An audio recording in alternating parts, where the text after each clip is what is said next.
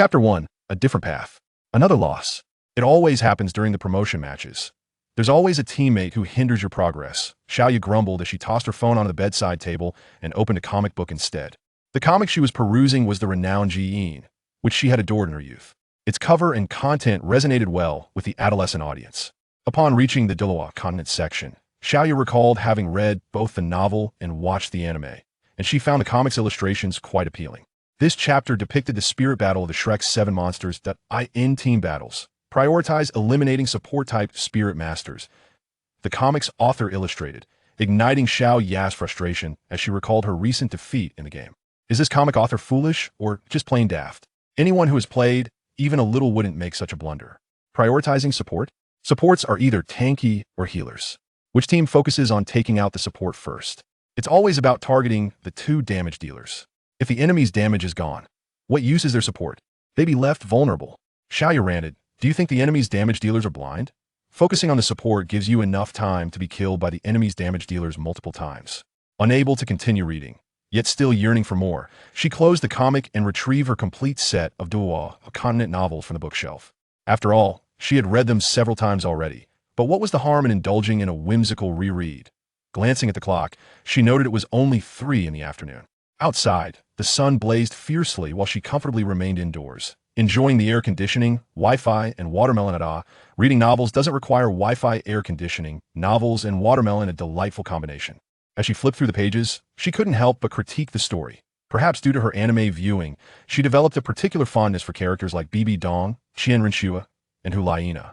Coupled with the actions of the main characters, Xiaoyu found numerous points to criticize, leaving her feeling wistful about the fates of these characters in the novels.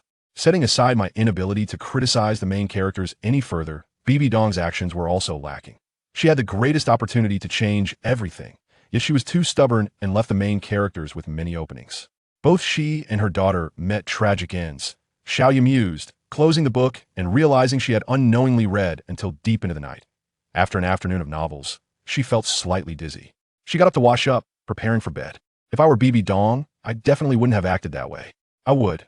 Xiaoyu murmured as she lay down after washing up, her thoughts still swirling with criticisms of the main characters. What would you do if you were Bibidong?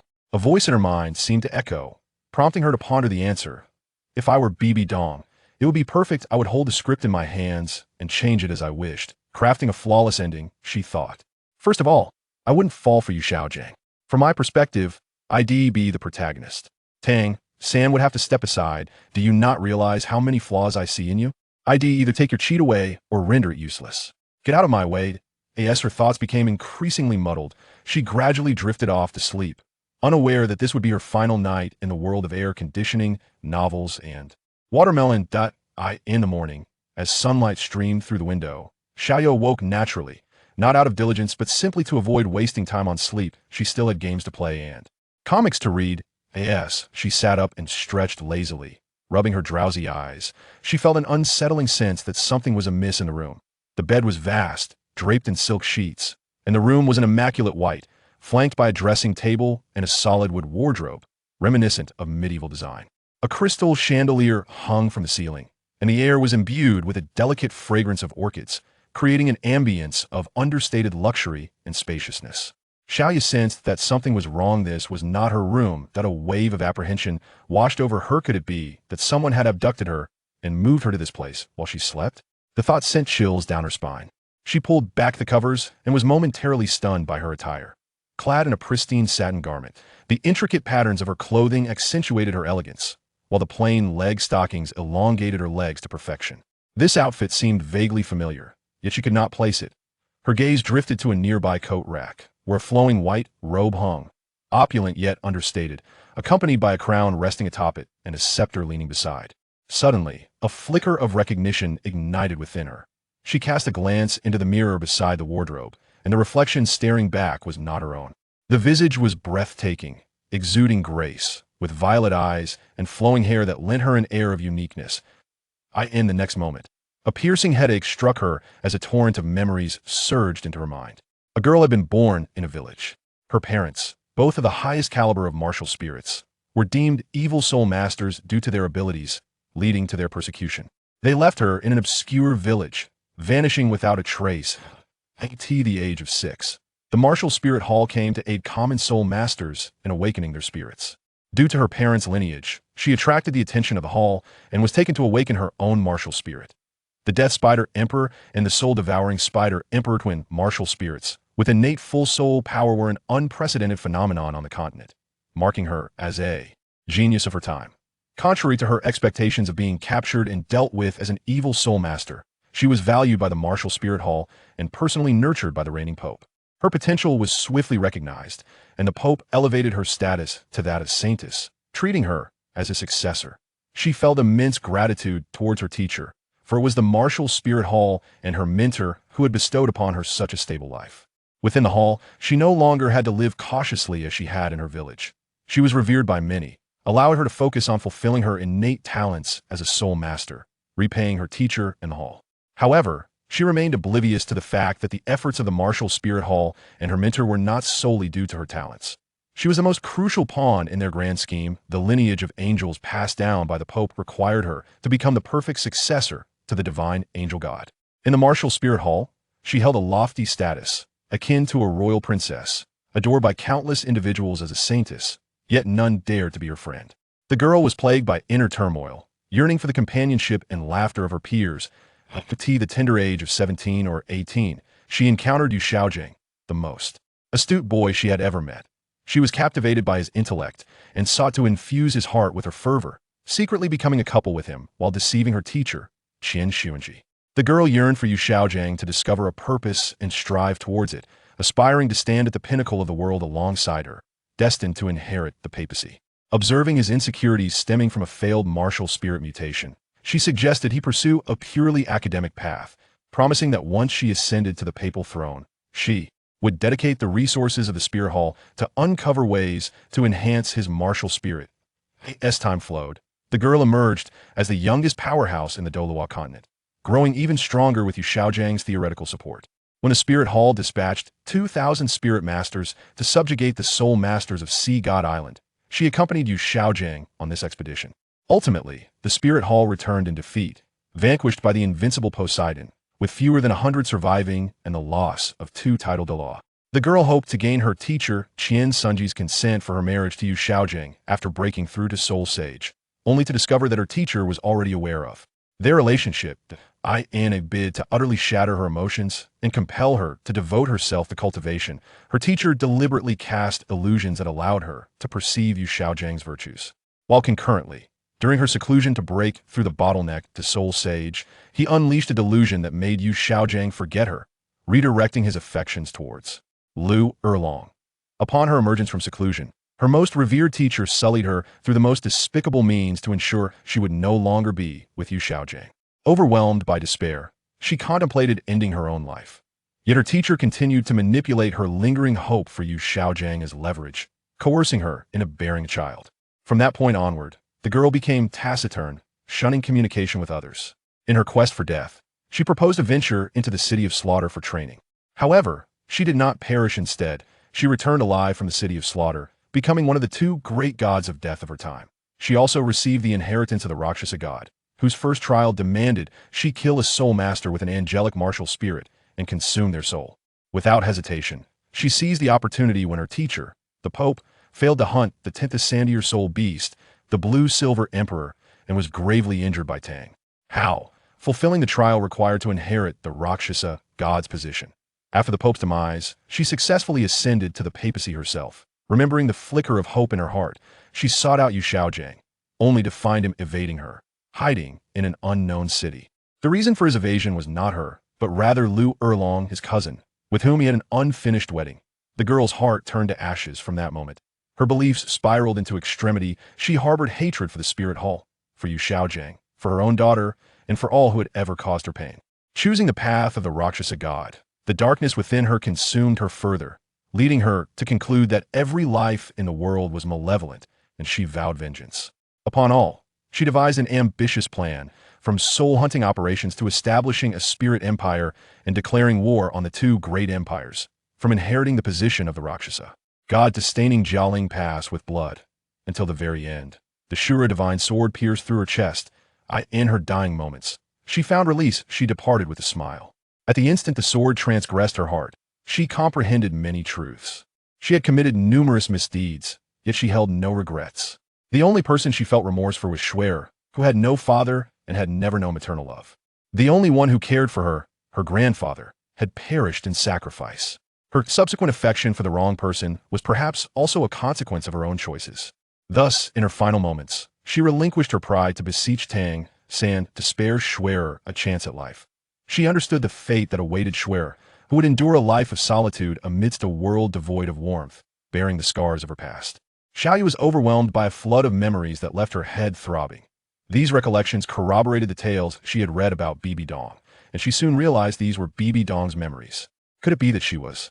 Though Xiaoyu had felt sorrow for the protagonist while reading the story, experiencing a first-person account of such profound memories stirred a tumult of emotions within her. Both the protagonist's feelings and her OWNAS, she sensed that deep sadness. Tears threatened to spill from her eyes. Yet, the memories were far from over. Xiaoyu was puzzled. According to the original narrative, this should have been the conclusion. Why were there still more memories?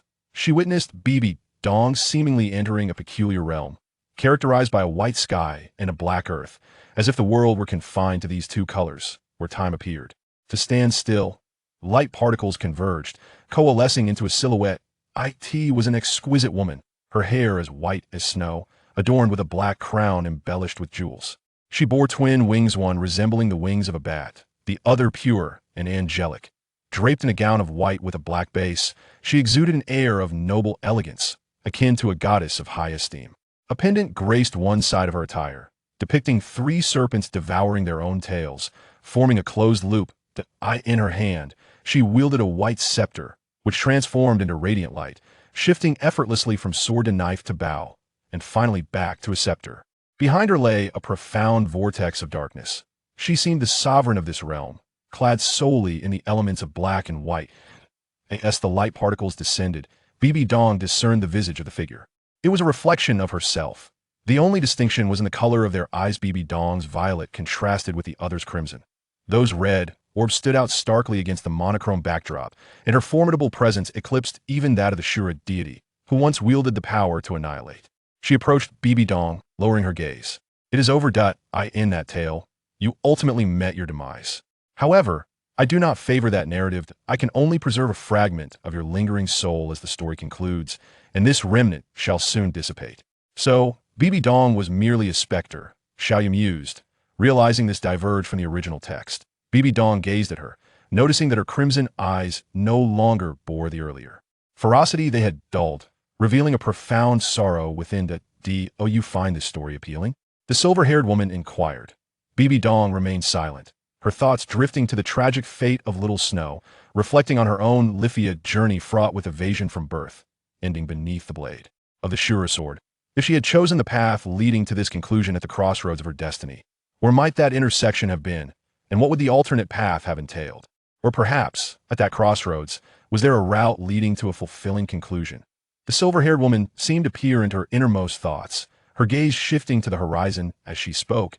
If I could turn back time to the moment you made your choice at that crossroads, would you be willing to start anew? Bibidong closed her eyes. Such power does not exist. Indeed, the Shura god is the sovereign of the divine realm. His will is divine decree. Those he judges are destined to remain in eternal silence. The silver-haired woman continued, even I cannot circumvent the rules he has established in this world. Your soul cannot be reborn, but I possess the ability to preserve this fragment of your essence, that I will reverse time to the crossroads you wish to revisit. Yet the divine decree issued by the Shura god cannot be altered. Your soul will remain unrevived, merely residing within your spiritual sea until you transform the world, perhaps by slaying the Shura god, at which point his decree would naturally lose its power, allowing you to be reborn. Would you be willing to have another take your place on that different path in the future? Bibidong sensed the gravity in her words. She opened her eyes and regarded the woman. Who are you, and why do you wish to assist me? The silver-haired woman smiled gently. I am the goddess of the end, or you may refer to me as the witch of the end. As for why I wish to help you, she pondered for a moment. I previously mentioned it is because I am displeased with the narrative of your story. Chapter 2. The Fallen Angel. Xiaoyu sat at the edge of her bed, her heart tumultuous and restless. This recollection unraveled many of her perplexities, but also birthed numerous new questions. Yet, she did not dwell on them. She simply remained seated, slowly recalling her memories of Little Snow. As her greatest unresolved sentiment while reading this tale, the authentic memories deepened her sorrow. Alone in a vast world, devoid of kinship, she faced an uncertain future, haunted solely by a past she wished to forget. In this boundless universe, where could one find a home? Simultaneously, she empathized with all that Bibidong had endured: the betrayal of her mentor, the abandonment by her beloved. She pondered whether, had she experienced Bibidong's life, she might have made better choices. In comparison to her own circumstances, whether she had traversed realms or was indeed the one chosen by the Witch of the Inn, she found herself more concerned with Bibidong's decisions. That if this was indeed the moment of the Witch of the Inn's time reversal, what time could it possibly be now? Or rather, where did Bibidong perceive the crossroads to be, and where was Little Snow was she yet to be born? It is now the 2nd year since Little Snow embarked toward the Heaven-Do Empire. A voice echoed in her mind. In the next moment, Xiaoya found herself in the vast expanse of her spiritual sea, where a figure stood before her, an exact replica of herself. It then dawned on her that this was the true Bibidong. I am aware of the questions you wish to pose, and I shall provide you with answers.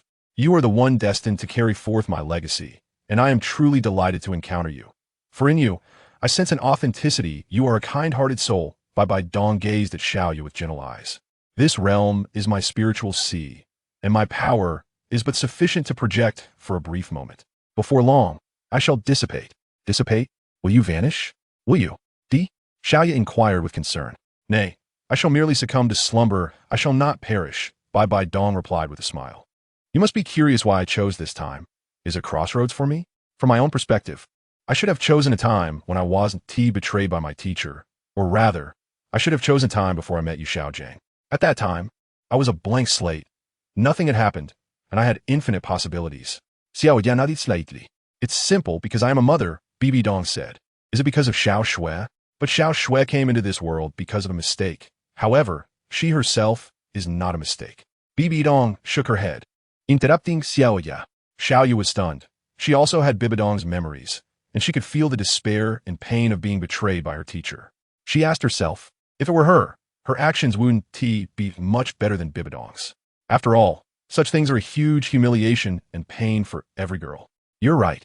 No girl can avoid hatred. I hate Qian Renxue. I hate you, Xiaojiang, because they let me down. However, I cannot hate Shui.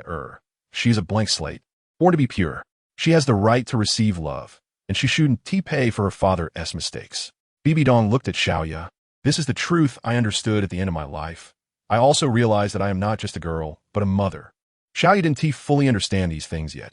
She remembered Bibidong's words and nodded. I remember. But if it's for Xiao Shui, why choose this time? Xiao Shui went to Tiando because she was arguing with you. She must hate you very much now, Xiaoya asked. Some things cannot be resolved by avoidance. I could also choose the moment she was born so that she could have a carefree childhood like ordinary children. But she has the right to know everything. I fear the choices she might make when she learns the truth is a test for her. Therefore, Shui has the right to know the mistakes I made. That will be fair to her, Xiaoya said. So you chose this time not for some crossroads choice, but to make up for mistakes and leave no regrets. Can you tell me why? Bibidong smiled. Shui suffered a lot in her past life. As a mother, I never gave her the maternal love she deserved. She's a child who lacks love. Her grandfather became her closest person, and he died sacrificing himself for her. After his death, I became her only support in this world, which is also the reason why she and I have been at odds for so many years and finally reconciled. In the end, I also left her. You are very smart and kind, a child who understands others well. So, you can understand that kind of feeling. Shui's ending is that she lost all her family and lives alone in this world. Ironically, the remaining life she has is also dependent on the enemy's grace. Everything she once had, her pride, her family affection, has vanished, leaving only an empty shell. Her soul power is only at level 89, and I don't know if she has the ability to protect herself or if she will be bullied.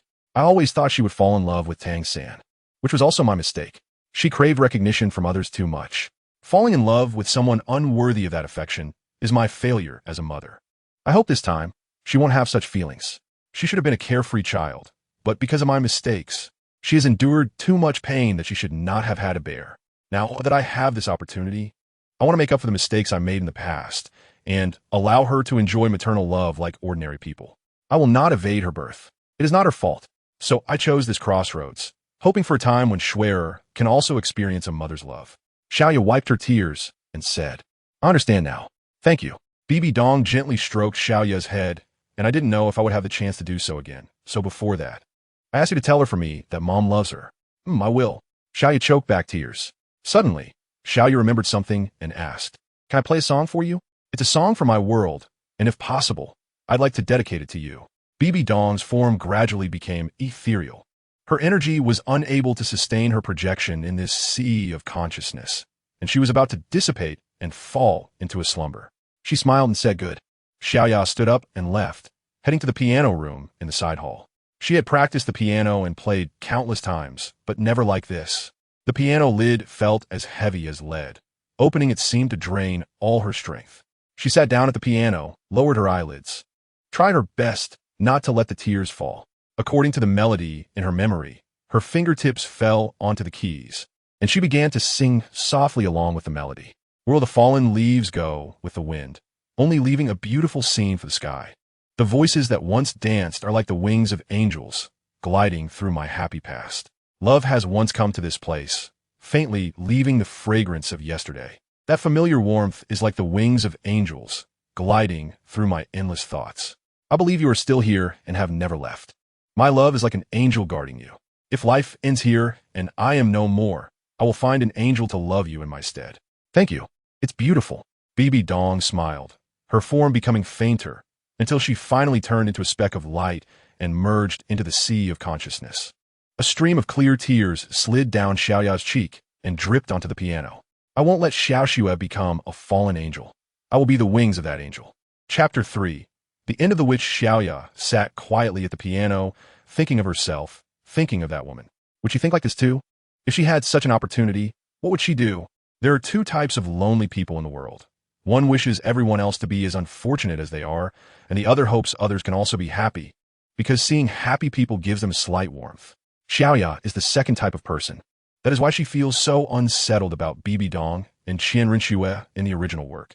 She hopes they don't have such stories, while the original text forces a tragic fate and ending upon them. And she deeply dislikes the protagonist Tang San, who imposes his luck without caring for others. She didn't know if this counted as an opportunity, a chance to change the story, but since she appeared here, she was definitely going to give it a try. However, Xiaoya suddenly remembered a fact too late. She had crossed over to the Douluo continent, and, as Bibidong, although she had learned the general situation from her previous memories and conversations, she still felt somewhat confused. Who was that person she saw in Bibidong's memories? Why did they have such powerful abilities? They said someone would come to replace Bibidong to rewrite the story's ending. If it was herself, then she was the one who brought herself to the Douluo continent. Why did they choose me? At this moment, a voice echoed in her mind. I'm sorry, chosen one. There are some questions I cannot tell you yet. Xiaoya was somewhat prepared for this and wasn't too surprised. She asked, Are you the Inwitch? Where are you? Can I meet you? No, I'm not that esteemed one. I am merely a divine seed. That esteemed one planted me in your sea of consciousness to guide you through the divine test and inherit her divinity. Divine seed? Inherit divinity? Xiaoya was taken aback, then focused and returned to her sea of consciousness. As if sensing Xiaoya's call, a white-haired woman who looked the same as Bibidong appeared before her. Unlike the end, which in her memories, this projection did not have wings and a crown, and her eyes were not red. Chosen one, regarding the identity of that esteemed one, you already know. I'm sorry I cannot disclose more information. What I can tell you is that she holds a position in the divine realm, just as the divine realm holds a position in the Douluo continent. Xiaoya was startled and pondered for a moment. The reason why the gods in the divine realm pass down their divine positions is that they seek to pursue a higher realm. Could it be that this esteemed one's realm is the higher realm that the gods of the divine realm pursue? As if knowing Xiaoya's thoughts, the white-haired woman said, That esteemed one cannot simply be measured by the heights of realms. However, in this world, her realm indeed surpasses that of the divine kings of the divine realm. Xiaoya looked at the white-haired woman and asked, How should I address you? I came to the Douluo continent, so it must be the intention of that esteemed one. Does she have anything to say to me? The white-haired woman replied, You will undergo the inheritance of the god of End. I am responsible for your divine test, and you may call me End. As for your arrival in the Douluo continent, it is indeed the intention of that esteemed one, and she left a message for me to convey to you. That esteemed one said, You and she are both people who dislike tragedy and dislike this story. Go and change it. I'm sorry she didn't consult you beforehand, but she shares a common wish with you. She believes you will agree. your world will not be affected, but here, you can genuinely rewrite the story. Xiaoya pondered for a moment and said, she is right. Thank her. What is this divine test about? I am currently undergoing the Rakshasa divine test to inherit the Rakshasa divine position. Am I like the original Tang San, existing with two divine positions? In smiled and said, it seems you have immersed yourself in the story. Correct, you are undergoing the Rakshasa divine test. But do you wish to inherit the Rakshasa divine position? Xiaoya thought about what the original work depicted. Although the Rakshasa god is a first-level god, in front of the Shura god, they are nothing. The previous and next generations are all closely related. Moreover, Bibidong's extreme and radical personality in her past life is probably also related to the Rakshasa god, Xiaoya said, compared to inheriting that esteemed one's divine position. The Rakshasa divine position is naturally optional for me. However, having it is better than not having it. I have two martial souls. Isn't it good to have one martial soul and one divine position? And shook her head. If you inherit the divine position of the divine realm, you can naturally coexist with two divine positions. As you can see, that esteemed one is not something the gods of the divine realm can compare to. If you choose to inherit the end divine position, you will have to give up the Rakshasa divine position. Even if you do not give it up, the power of end will completely suppress the power of Rakshasa. If you forcefully inherit it, the Rakshasa divine position will shatter. Xiaoya was greatly shocked. Such a situation could occur. Additionally, if you choose to inherit the end divine position, you'll have to give up your martial souls, soul skills, and soul bones, as they are not sufficient to bear the power of end. End added, what? Xiaoya was shocked. Without martial souls, soul skills, and soul bones, how can I change the story and inherit the divine position? End replied, I apologize for my imprecise wording. To be precise, you need to replace your existing two martial souls. Although they are top-tier martial souls, these two martial souls will shatter during the divine position inheritance because they cannot bear the power of end. Of course, at that time, you will give birth to a new martial soul due to the divine seed, which will be a divine-level martial soul, and it will be unprecedentedly powerful. All soul skills and soul bones must be given up, as soul skills are adapted to martial souls, and soul bones are similar to the angelic divine armor you know. You will be re-equipped with the end divine armor. You will obtain soul skills and soul bones during the end divine test. Of course, you do not have to choose to inherit the end divine position now. You can choose at any time. Once you choose to inherit, the divine test will begin, and it is irreversible. Xiaoya understood and sighed in relief. What about soul power and soul rings? The scope you just mentioned to replace seems not to include these two items. Xiaoya asked, soul power will naturally be retained. As for soul rings, because you have lost soul skills, the soul rings will naturally lose their effect, but the age of the soul rings still remains. In the future, when you obtain the divine granted soul ring through the divine test, it will directly enhance the current age of your soul rings. You currently have two sets of soul rings for your twin martial souls, which will merge after the inheritance begins, meaning the years of the two sets of soul rings will be combined. For example, if your first soul ring has a duration of 50,200 years and 500 years, then the first soul ring of the new martial soul formed from the inheritance will have a duration of 50,250 years after merging. Of course, there are no soul skills at this point. Soul skills will only be generated when you obtain a divine soul ring through the divine examination. If the divine soul ring you receive is 50,000 years in duration, then your first soul ring will ultimately be 100,000 years. And the soul skill will also be a 100,000-year soul skill. Zhongyan explained this very responsibly. Xiaoya nodded. She also had obsessive-compulsive tendencies. Having all 9 soul rings in red would be incredibly powerful. Even if Tang San had many cheats, he would have to crawl for her.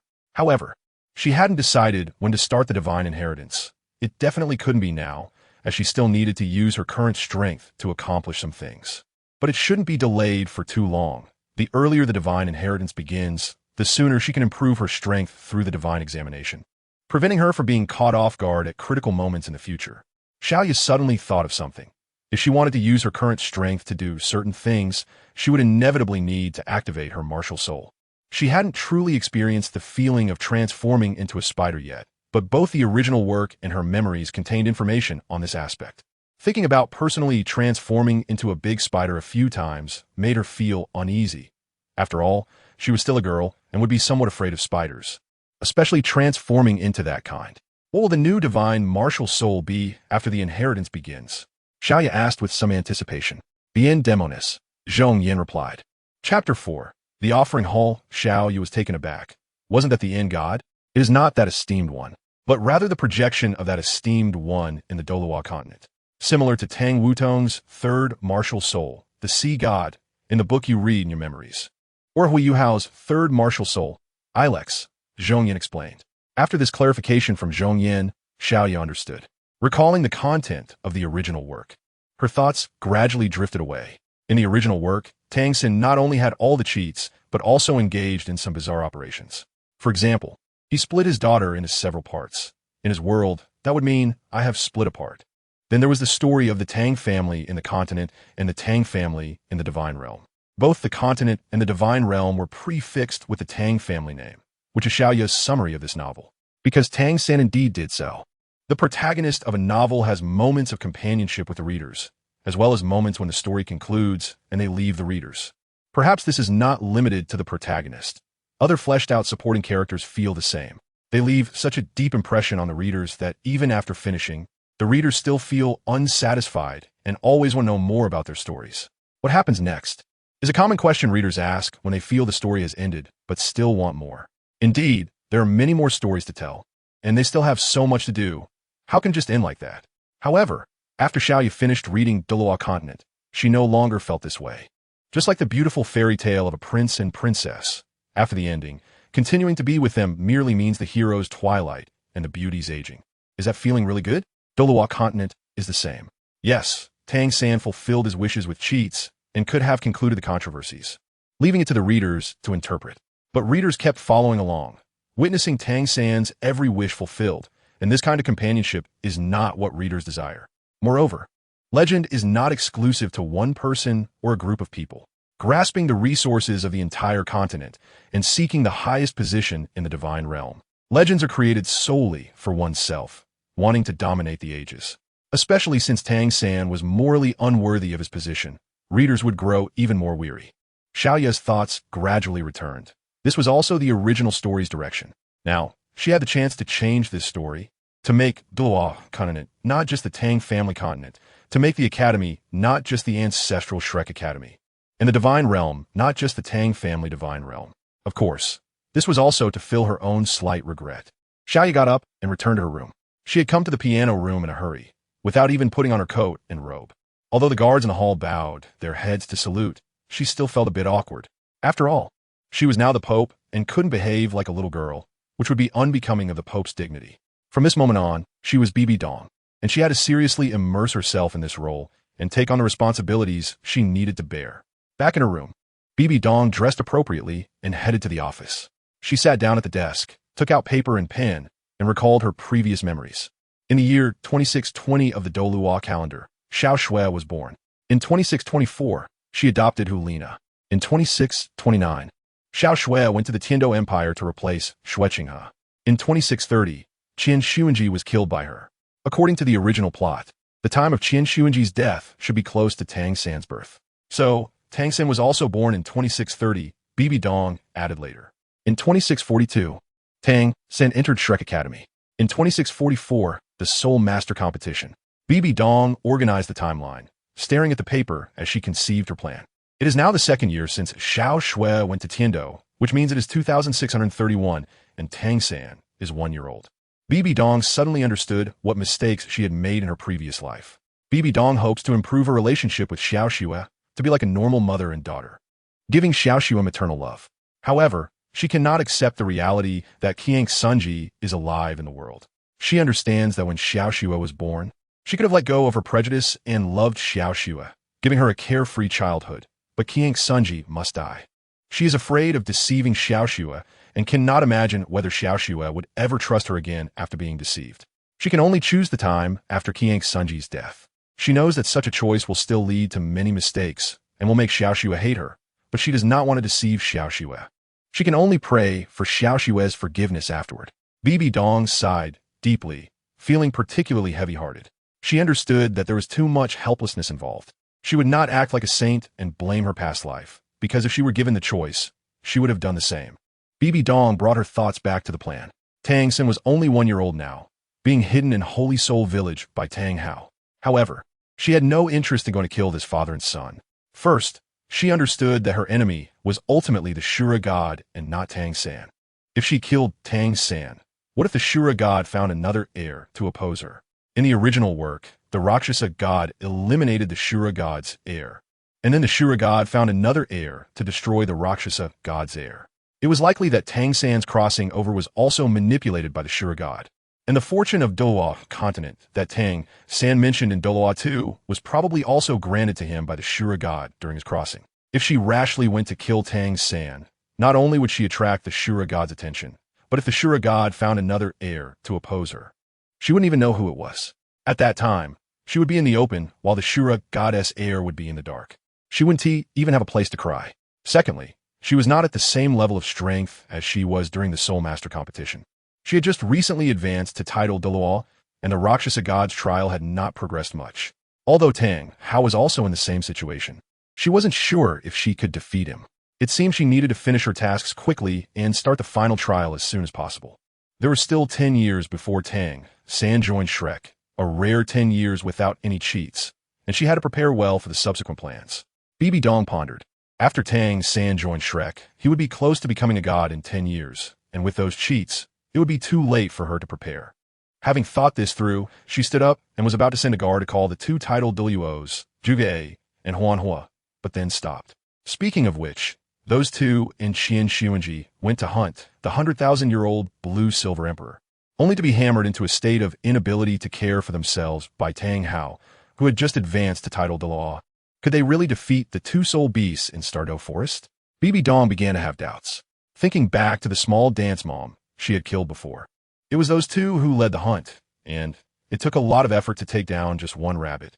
The two soul beasts were clearly much stronger than that rabbit, and if she took Zhuge and Huanhua, this configuration might not end well for her. Bibidong paced restlessly, thinking about hunting a 100,000-year soul beast, or rather two of them, which would definitely require the help of title Douluo level experts. However, the only title Douluo she could command at the moment were the two from the Zhu Ghost clan, and she didn't have enough manpower. Although the Spirit Hall had many title Douluo experts, they were all from a worship hall, and apart from the Grand Worshipper Qian Renxue, they wouldn't listen to anyone else. Did she really have to go ask Qian Renxue for help? Bibidong felt uncertain. Although Qian Renxue had pushed her to the position of Pope against the odds, she had killed his son and had not treated his granddaughter well. Would Qian Renxue agree to send someone to help her hunt the soul beasts? Even if he agreed, the few worshippers under him had a lot of opinions about her. Would they willingly assist her in hunting the soul beasts? However, these two soul beasts had to be killed. It wasn't that Bibidong coveted the 100,000-year soul rings. She could wait for the divine test to raise her own soul rings to 100,000 years. The key point was that if she didn't act, these two soul beasts would inevitably fall into Tang San's hands. She couldn't allow Tang San to take such a big advantage. It seemed she had to make a trip to the worship hall and hope she could persuade them. Bibidong walked nervously towards the Hall of Offerings. Chapter 5. The Promise. The road from the Pope's Hall to the Hall of Offerings was not short, and there were huge angel statues and 100 steps in front of the hall. As Bibidong walked, she contemplated her next course of action. Inside the Hall of Offerings, in front of the angel statue, the 7 offerings opened their eyes while meditating. They all sensed Bibidong's arrival simultaneously, as the aura of the Rakshasa god she inherited could not be well concealed, clashing with the angelic aura within the hall dedicated to the angel statue. What was she here for? The second offering, Golden Crocodile Douluo asked. A hint of doubt also flashed in the eyes of the leader, Qian Renxue. He waved his hand. There's no need for a visit without a reason. Let's see what this woman has to say first. In my opinion, this woman really doesn't know her place. Big brother, you overlooked past grievances and recommended her as the new generation pope. Yet she not only fails to appreciate it, but also supports factions within the Spear Hall, cultivates confidence, and has even allied with the two titled Douluos, Zhu Ghost. Now she boldly comes to my angel statue as the god of slaughter. Big brother, should I teach this girl a lesson today to temper her arrogance? Golden Crocodile, Douluo said. Enough said, let's first see what she intends to do. Qian Renxue frowned and interrupted Golden Crocodile Douluo. Outside the hall, Bibidong looked up at the enormous statue of the angel god. Although it was just a statue, the sacred aura it emitted still made her feel uncomfortable. It must be due to the fact that she bore the power of the Rakshasa god, Bibidong thought. After changing her divine position and inheritance, it should be better. Otherwise, it would be inconvenient to come to the Hall of Offerings in the future, as it would always be uncomfortable. Bibidong pushed open the door, and 6 offerings were seated on either side. In the middle, beneath the statue of the angel, stood a silhouette with their hands behind their back, facing away from the door. Bibidong stepped into the hall and felt a powerful force of oppression coming at her. Her soul power was not high at the moment, only at level 92.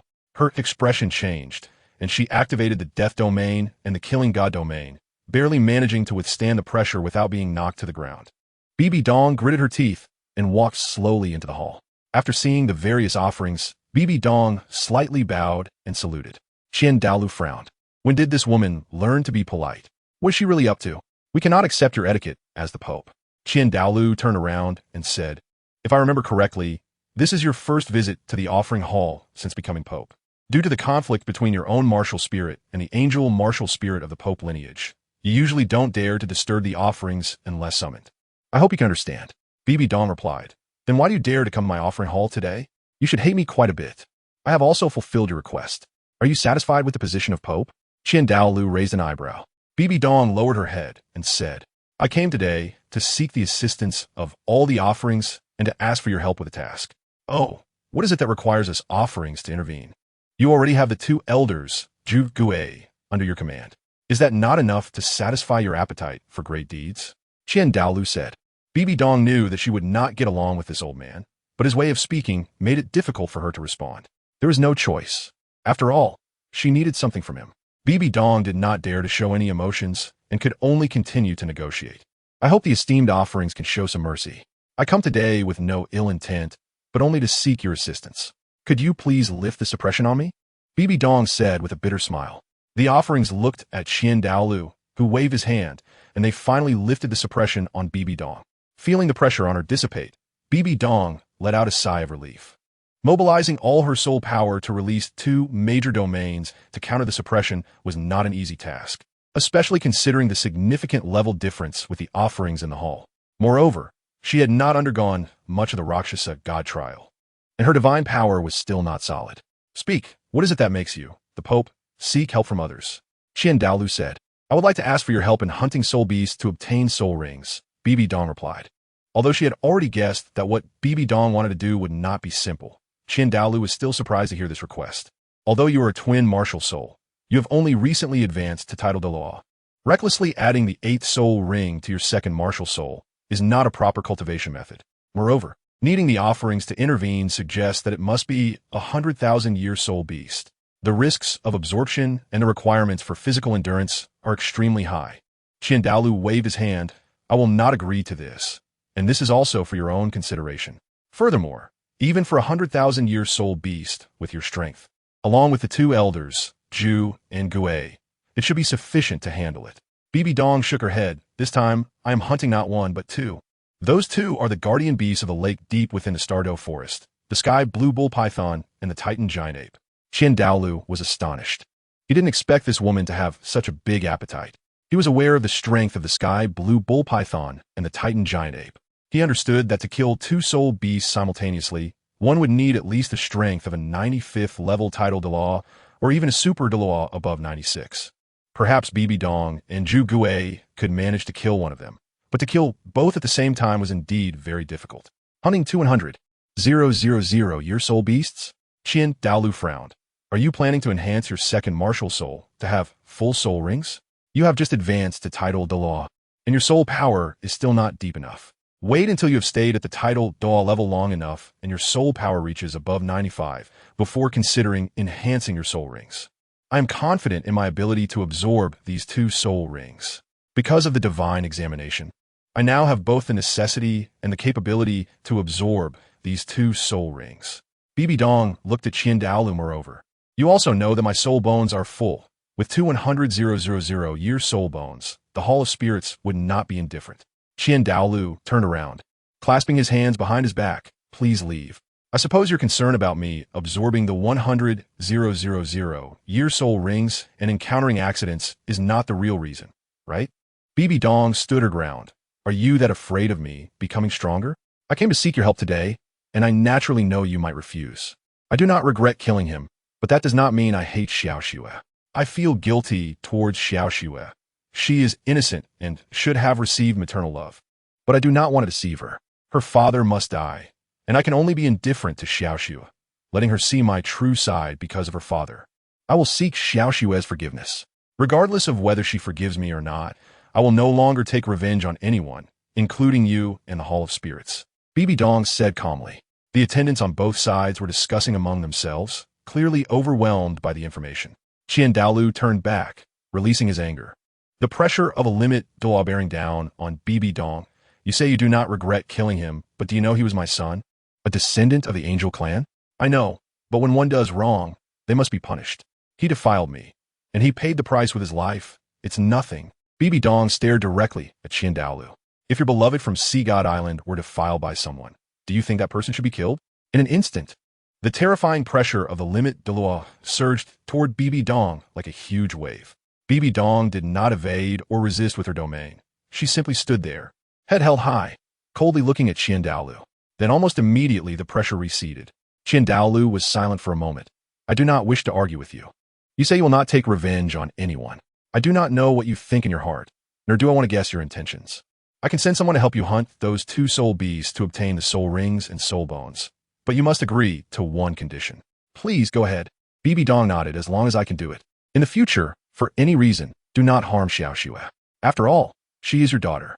I am getting old and cannot always be by her side. There will come a day when I leave. I hope you will not project the mistakes of her father onto her. Of course, if what you say is what you truly think, that would be best. In that case, with you and Xiaoxue, the Hall of Spirits' position on the continent would be unshakable. Bibidong nodded. I agree, I won't let you down. Douluo sighed. All right, 6th, you go hunt soul beasts with the Pope. And all of you, keep what you've heard today to yourselves. Don't reveal it to outsiders. Yes. The 6th responded respectfully. Bibidong turned and left, while Douluo stood up and followed her. Douluo stood under the statue, staring blankly at it, lost in thought. Chapter 6, The Killing Game. Deep in the Stardow Forest at the Lake of Life, 4 figures descended from the sky, standing by the lakeshore, quietly gazing at the surface of the lake.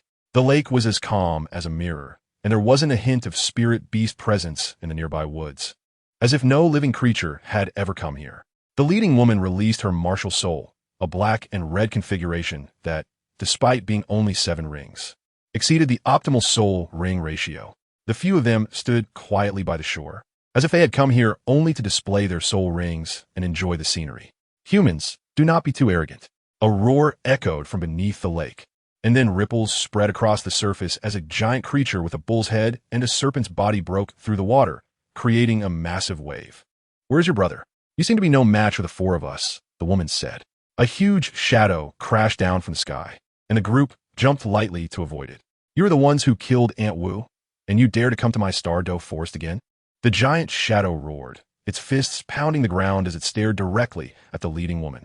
You carry Aunt Wu's soul ring and soul bone on you. Now you even dare to provoke me here. Today, even with so many title, though strong protectors around you, I will tear you apart. These 2 spirit beasts are the overlords of the Stardow Forest, the guardians of the Lake of Life, the Sky Blue Bull Python and the Titan Great Ape. Bibidong successfully provoked the 2 soul beasts to reveal themselves. The Sky Blue Bull Python's eyes were filled with anger. But considering the opponents were 4 titled Douluo, it calmed down.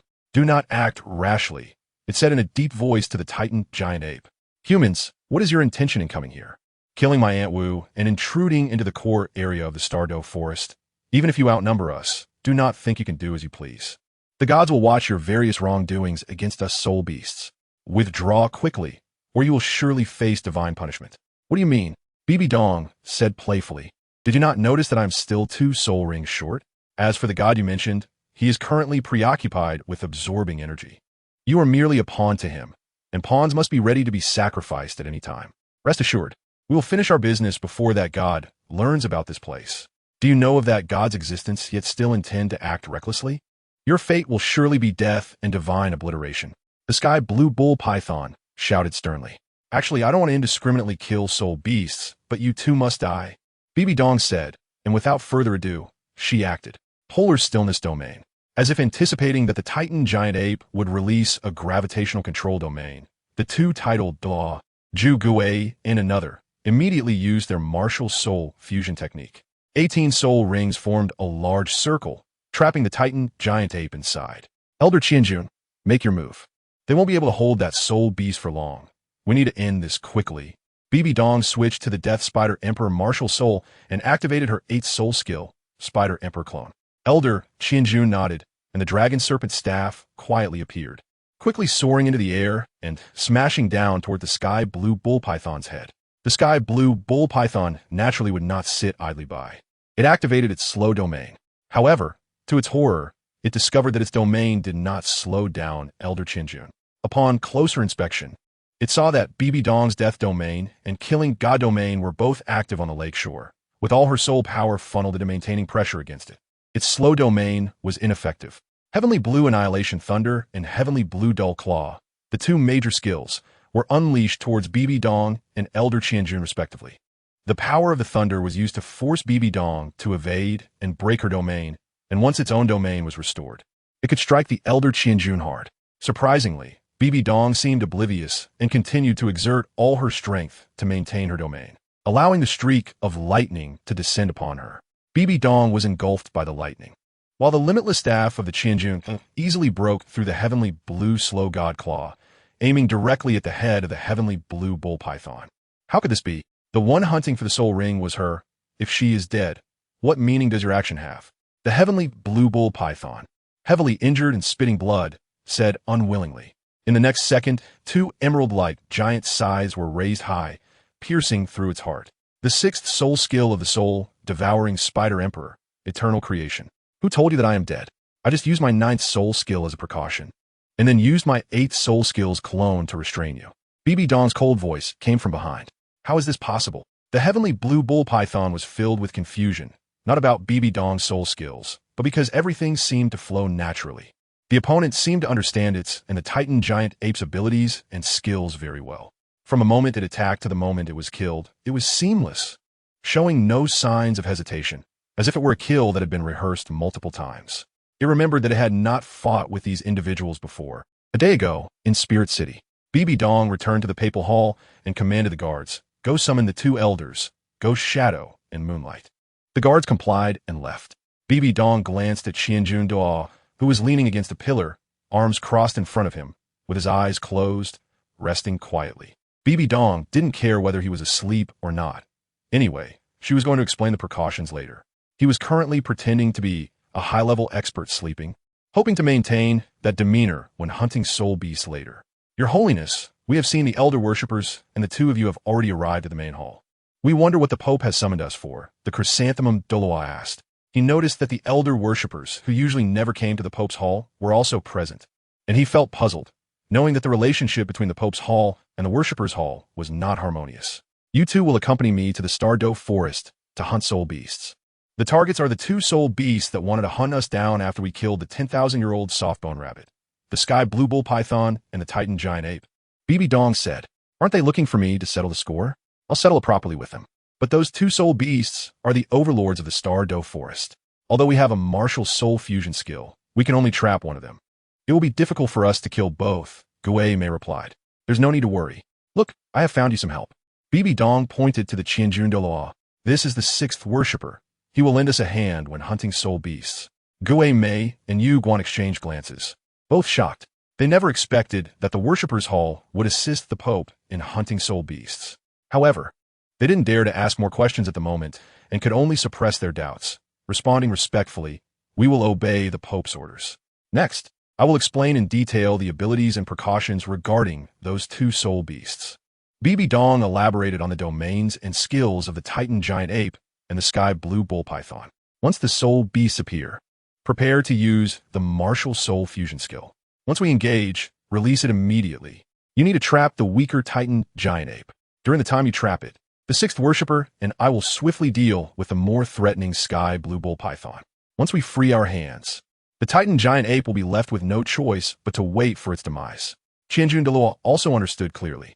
He opened his eyes and asked, Your Holiness, you have never fought against those 2. How do you know their abilities so well and in such detail? Bibidong said, I'm sorry, but I cannot tell you this. However, I guarantee in the name of the Pope that this information is accurate enough. Qianjun Douluo raised an eyebrow and said nothing more. However, Your Holiness, you need time to absorb the spirit rings.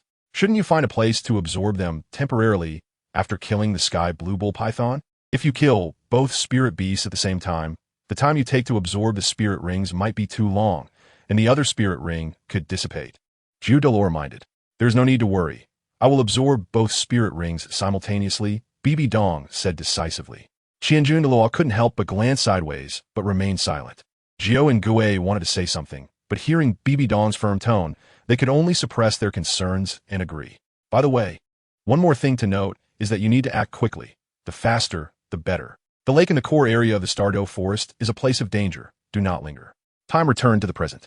In just a short moment, a red spirit ring rose from the corpse of the sky blue bull python. The Titan giant ape was heartbroken, roaring, "Brother!" The grief drove it crazy, breaking through the two poles of the stillness domain. Bibidong activated her external soul bone skill and quickly ascended into the air. There was only one soul beast left, and its only target was her, wanting to tear her apart to vent its hatred. She couldn't be bothered to muddle the waters any longer and quickly distanced herself from the battlefield, letting the other three deal with the giant ape. Go all out. Its attention is completely on me, so you need to act quickly. Take advantage of the fact that it can't focus on you and deliver a heavy blow. Remembering Bibidong's advice from yesterday and her previous conversation with the sky blue bull python, the three of them also sensed that this place was a land of chaos. They each unleashed their ninth soul skill and directed all their energy toward the Titan giant ape. The attack shattered the Titan giant ape's bones, and it fell down in pain. Bibidong descended, and the eternal creation easily pierced through the skin of the Titan giant ape, penetrating its heart. Chapter 7. The Incident. The red 100,000-year soul ring floated up, but Bibidong did not absorb it immediately. She turned over the corpses of the two soul beasts, and, as expected, there were these two soul bones, the left arm bone of the Titan giant ape and the right arm bone of the sky blue bull python. Bibidong stored these two soul bones into her soul guide, then pulled the soul ring of the sky blue bull python onto herself, sitting cross-legged and absorbing the two red soul rings simultaneously. Qian Renxue, Douluo, and Ghost Douluo each took up positions in three directions to protect Bibidong. The reason Bibidong dared to absorb 200,000-year spirit rings simultaneously, aside from her confidence in her own body's endurance, was that she was willing to give up her Rakshasa god position. She intended to use the Rakshasa divine power to protect herself. Of course, there was another reason for her actions. She was very afraid of the beast god Emperor Tian's appearance. She was well aware of her current strength. The inheritance of the Rakshasa god had only just begun, and her divine power was still shallow, with the inheritance of the end of days god position yet to be activated. It could be said that she had no trump cards when facing high-level enemies. This was a gamble. If the beast god Emperor Tian appeared, then the few people present would not be a match for him. At that time, it would truly fulfill what the sky blue bull python had said. Her fate would be death and the extinction of her divinity. Bibidong is now extremely tense, and she also has to distract herself from resisting the resentment contained within the two soul beasts while absorbing the soul rings. Human, you're seeking your own death. By absorbing the soul rings of both of us at the same time, we will never let you succeed.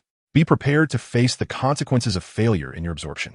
The resentment contained within the soul rings continuously impacts Bibidong's sea of consciousness. Bibidong felt a flash of anger in her heart.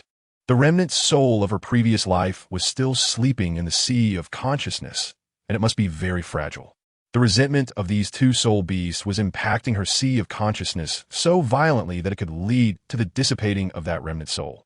Be quiet. Bibidong gathered all her divine power to suppress these two waves of resentment. Although the resentment of these two soul beasts was quite powerful, it was still insignificant in the face of the power of the Rakshasa. After several unsuccessful attempts to impact her sea of consciousness, their energy grew weaker and began to slowly dissipate. Bibidong managed to handle the spiritual impact of the two soul beasts, but absorbing 200,000-year soul rings simultaneously, with the immense energy contained within, required her to be extremely cautious. However, in order to leave as soon as possible, Bibidong gritted her teeth and accelerated the absorption process. Her body was in excruciating pain from suddenly bearing such a massive amount of energy. Despite her intention to speed up the absorption of the soul rings, she still underestimated the difficulty of absorbing 200,000-year soul rings. She persevered through the pain, and her sweat soaked her entire outfit. Finally, after 2 hours, Bibidong successfully absorbed the 200,000-year soul rings, raising her soul power to level 94. But it was still unstable and would require some time to adapt. Bibidong is now very tired, having gone through a great battle and the torment of absorbing the soul rings. She has no strength left to do anything else. As dusk approaches, Bibidong stands up. Elders leave quickly. The 3 elders, who were guarding her, nodded upon seeing that the soul rings had been fully absorbed and quickly retreated from the lakeside with Bibidong, heading towards the outskirts of the Stardow Forest. Bibidong advanced to the outskirts of the forest. Luckily, Tian did not come. She thought to herself. Suddenly, a voice spreading with terrifying soul power echoed throughout the Stardow Forest. Since you've come, just stay forever. Bibidong's beautiful eyes narrowed, filled with fear. Go, hurry! Bibidong shouted to the 3, urging them to escape the Stardow Forest as quickly as possible. Although the 3 were puzzled, having never seen the Pope in such a panic, they dared not ask further after hearing the terrifying soul power that enveloped the entire Stardow Forest. They gathered all their soul power and increased their speed to the maximum, flying towards the edge of the forest. You can't escape. A terrifying aura locked onto them, causing their movements to falter. The 3 elders were all titled Douluos with levels above 95, and they immediately used their vast soul power to break free from the pressure of this aura. Though Bibidong had not reached level 95, she activated her 2 domains, enveloping all 4 of them and isolating them from the aura, continuing to speed towards the edge of the forest. As they neared the forest's edge, Bibidong seemed to see a glimmer of hope. A man floated in the air, dressed in black with long hair. The terrifying aura he exuded made it hard for them to breathe, surpassing even that of the great offering, Qian Renxue. He glanced at the group before him, exuding an overwhelming presence, as if looking down upon all beings. Behind him was the exit of the Stardow Forest. Bibidong's heart sank. Clearly, this was the beast god, Tian, the 800,000-year golden-eyed black dragon king from Douluo 2. She didn't know if this beast god currently had 800,000 years of cultivation, but it was evident that no matter how many years he had, the few of them were not enough to contend with him. Aren't you supposed to be in the lake? How did you end up here? Bibidong asked unwillingly. I didn't expect that there would actually be someone aware of my existence, the man said in surprise. Don't you think it's too coincidental that you can safely absorb the soul rings by the lakeside, and I just happened to appear at the time you want to leave? Tian said with a mysterious smile on his face. Bibidong fell silent, and you've been waiting for us all along. From the moment you killed those 2 soul beasts, I'd already noticed your presence, said Emperor Tian. The reason I didn't take action was that I wanted to see what the Chosen Ones were truly capable of. You all should leave quickly. I'll hold him back. You can't defeat him, so there's no need for pointless resistance. Focus all your efforts on escaping this forest, Bibidong said, her voice sharp. The other 3 hesitated upon hearing this. If they couldn't defeat him together, how could the Pope possibly hold him back with her current strength? Bibidong knew that she would not be a match for Tian. The reason she asked the other 3 to leave was that this gamble was initiated by her. Now that she had lost, she could only bear the consequences alone, and she did not want to drag others down with her. I have a divine position inheritance. I have trump cards. You don't need to worry about me. Just go. Seeing that the others did not respond, Bibidong felt anxious and quickly made up an excuse to urge them. Hearing her words and the urgency in her tone, the others had no choice but to obey the order and quickly left in different directions, choosing other exits to leave the Stardow Forest. I know it will be difficult for me to leave here today, but they came to assist me in hunting soul beasts at my command. If you want to hold someone accountable, then come for me. It has nothing to do with them, Bibidong said. Huh, it depends on whether you have the qualifications to help them survive, Tian sneered. If you can hold out long enough under my hands for them to escape the Stardow Forest, then they can naturally survive. If you die before they manage to get out, then don't blame me for killing them. It's been a long time since I've fought with a divine position inheritor. Let me see how much skill your inherited god has taught you. Tian stood with his hands behind his back, observing the divine power emanating from her. It seems to be the Rakshasa god, one of the gods of killing in the divine realm. I wonder how strong the inheritor he chose is? He did not move. He was waiting for the other party to make the first move. Bibidong looked gravely at the enemy in front of her, quickly thinking of countermeasures in her mind. It was not about how to defeat the opponent, but how to preserve her life. The Death Spider Emperor's 9th soul skill, Immortal Body. Bibidong's body became ethereal as it transformed into energy. Bibidong switched her martial soul to the soul-devouring Spider Emperor, with 6 black and 3 red soul rings, which surprised Emperor Tian. The 7th soul skill, true body of the soul, devouring spider emperor. Having a dual martial soul at such a young age is truly remarkable. Emperor Tian praised. The first soul skill, Crescent Moon. 8 blades of light flew towards Emperor Tian. The 100,000-year torso bone soul skill, Deathlight. A massive red beam erupted from in front of Bibidong, powerful and aimed directly at Emperor Tian. Not bad. Among the same level, your talent is outstanding and extraordinary. Almost no one can withstand these few moves of yours. Unfortunately, your strength is still lacking. Emperor Tian shook his head, gathering black dots of light in his hand, coalescing into a black hole that swallowed Bibidong's attack entirely. The ultimate darkness attribute power made Bibidong sigh and close her eyes. Emperor Tian had already disappeared, appearing behind Bibidong in the next second, delivering a palm strike aimed at the weak point on her back. However, Emperor Tian frowned. His palm strike had missed. You can replicate my skills? Hee. Interesting, Emperor Tian said with a cold smile as he looked at Bibidong, who had suddenly appeared in another direction. But this is where it ends. So what if he can replicate my skills? I am the master of spatial power. With a gesture of his hands, Emperor Tian fixed the space where Bibidong was located. Bibidong realized that she could no longer use her spatial displacement skill, and despair surged in her heart. She maintained all her soul power on the 9th and 7th soul skills, combining her soul power with divine power. She disregarded the inheritance of the Rakshasa god. Even if the inheritance came to an end, she was prepared to withstand this blow. Emperor Tian raised his palm, and a black beam shot out from his palm, piercing through Bibidong's body. Chapter 8, Seeking Medical Help. Bibidong's body gradually became cold, her consciousness blurred, and her body fell like a kite with a broken string. Powerless toward the ground, a figure darted past and caught Bibidong in midair, carrying her out of the Stardew forest. In a fit of rage, Tian intended to kill that figure, but suddenly found himself momentarily restrained. The polar stillness domain.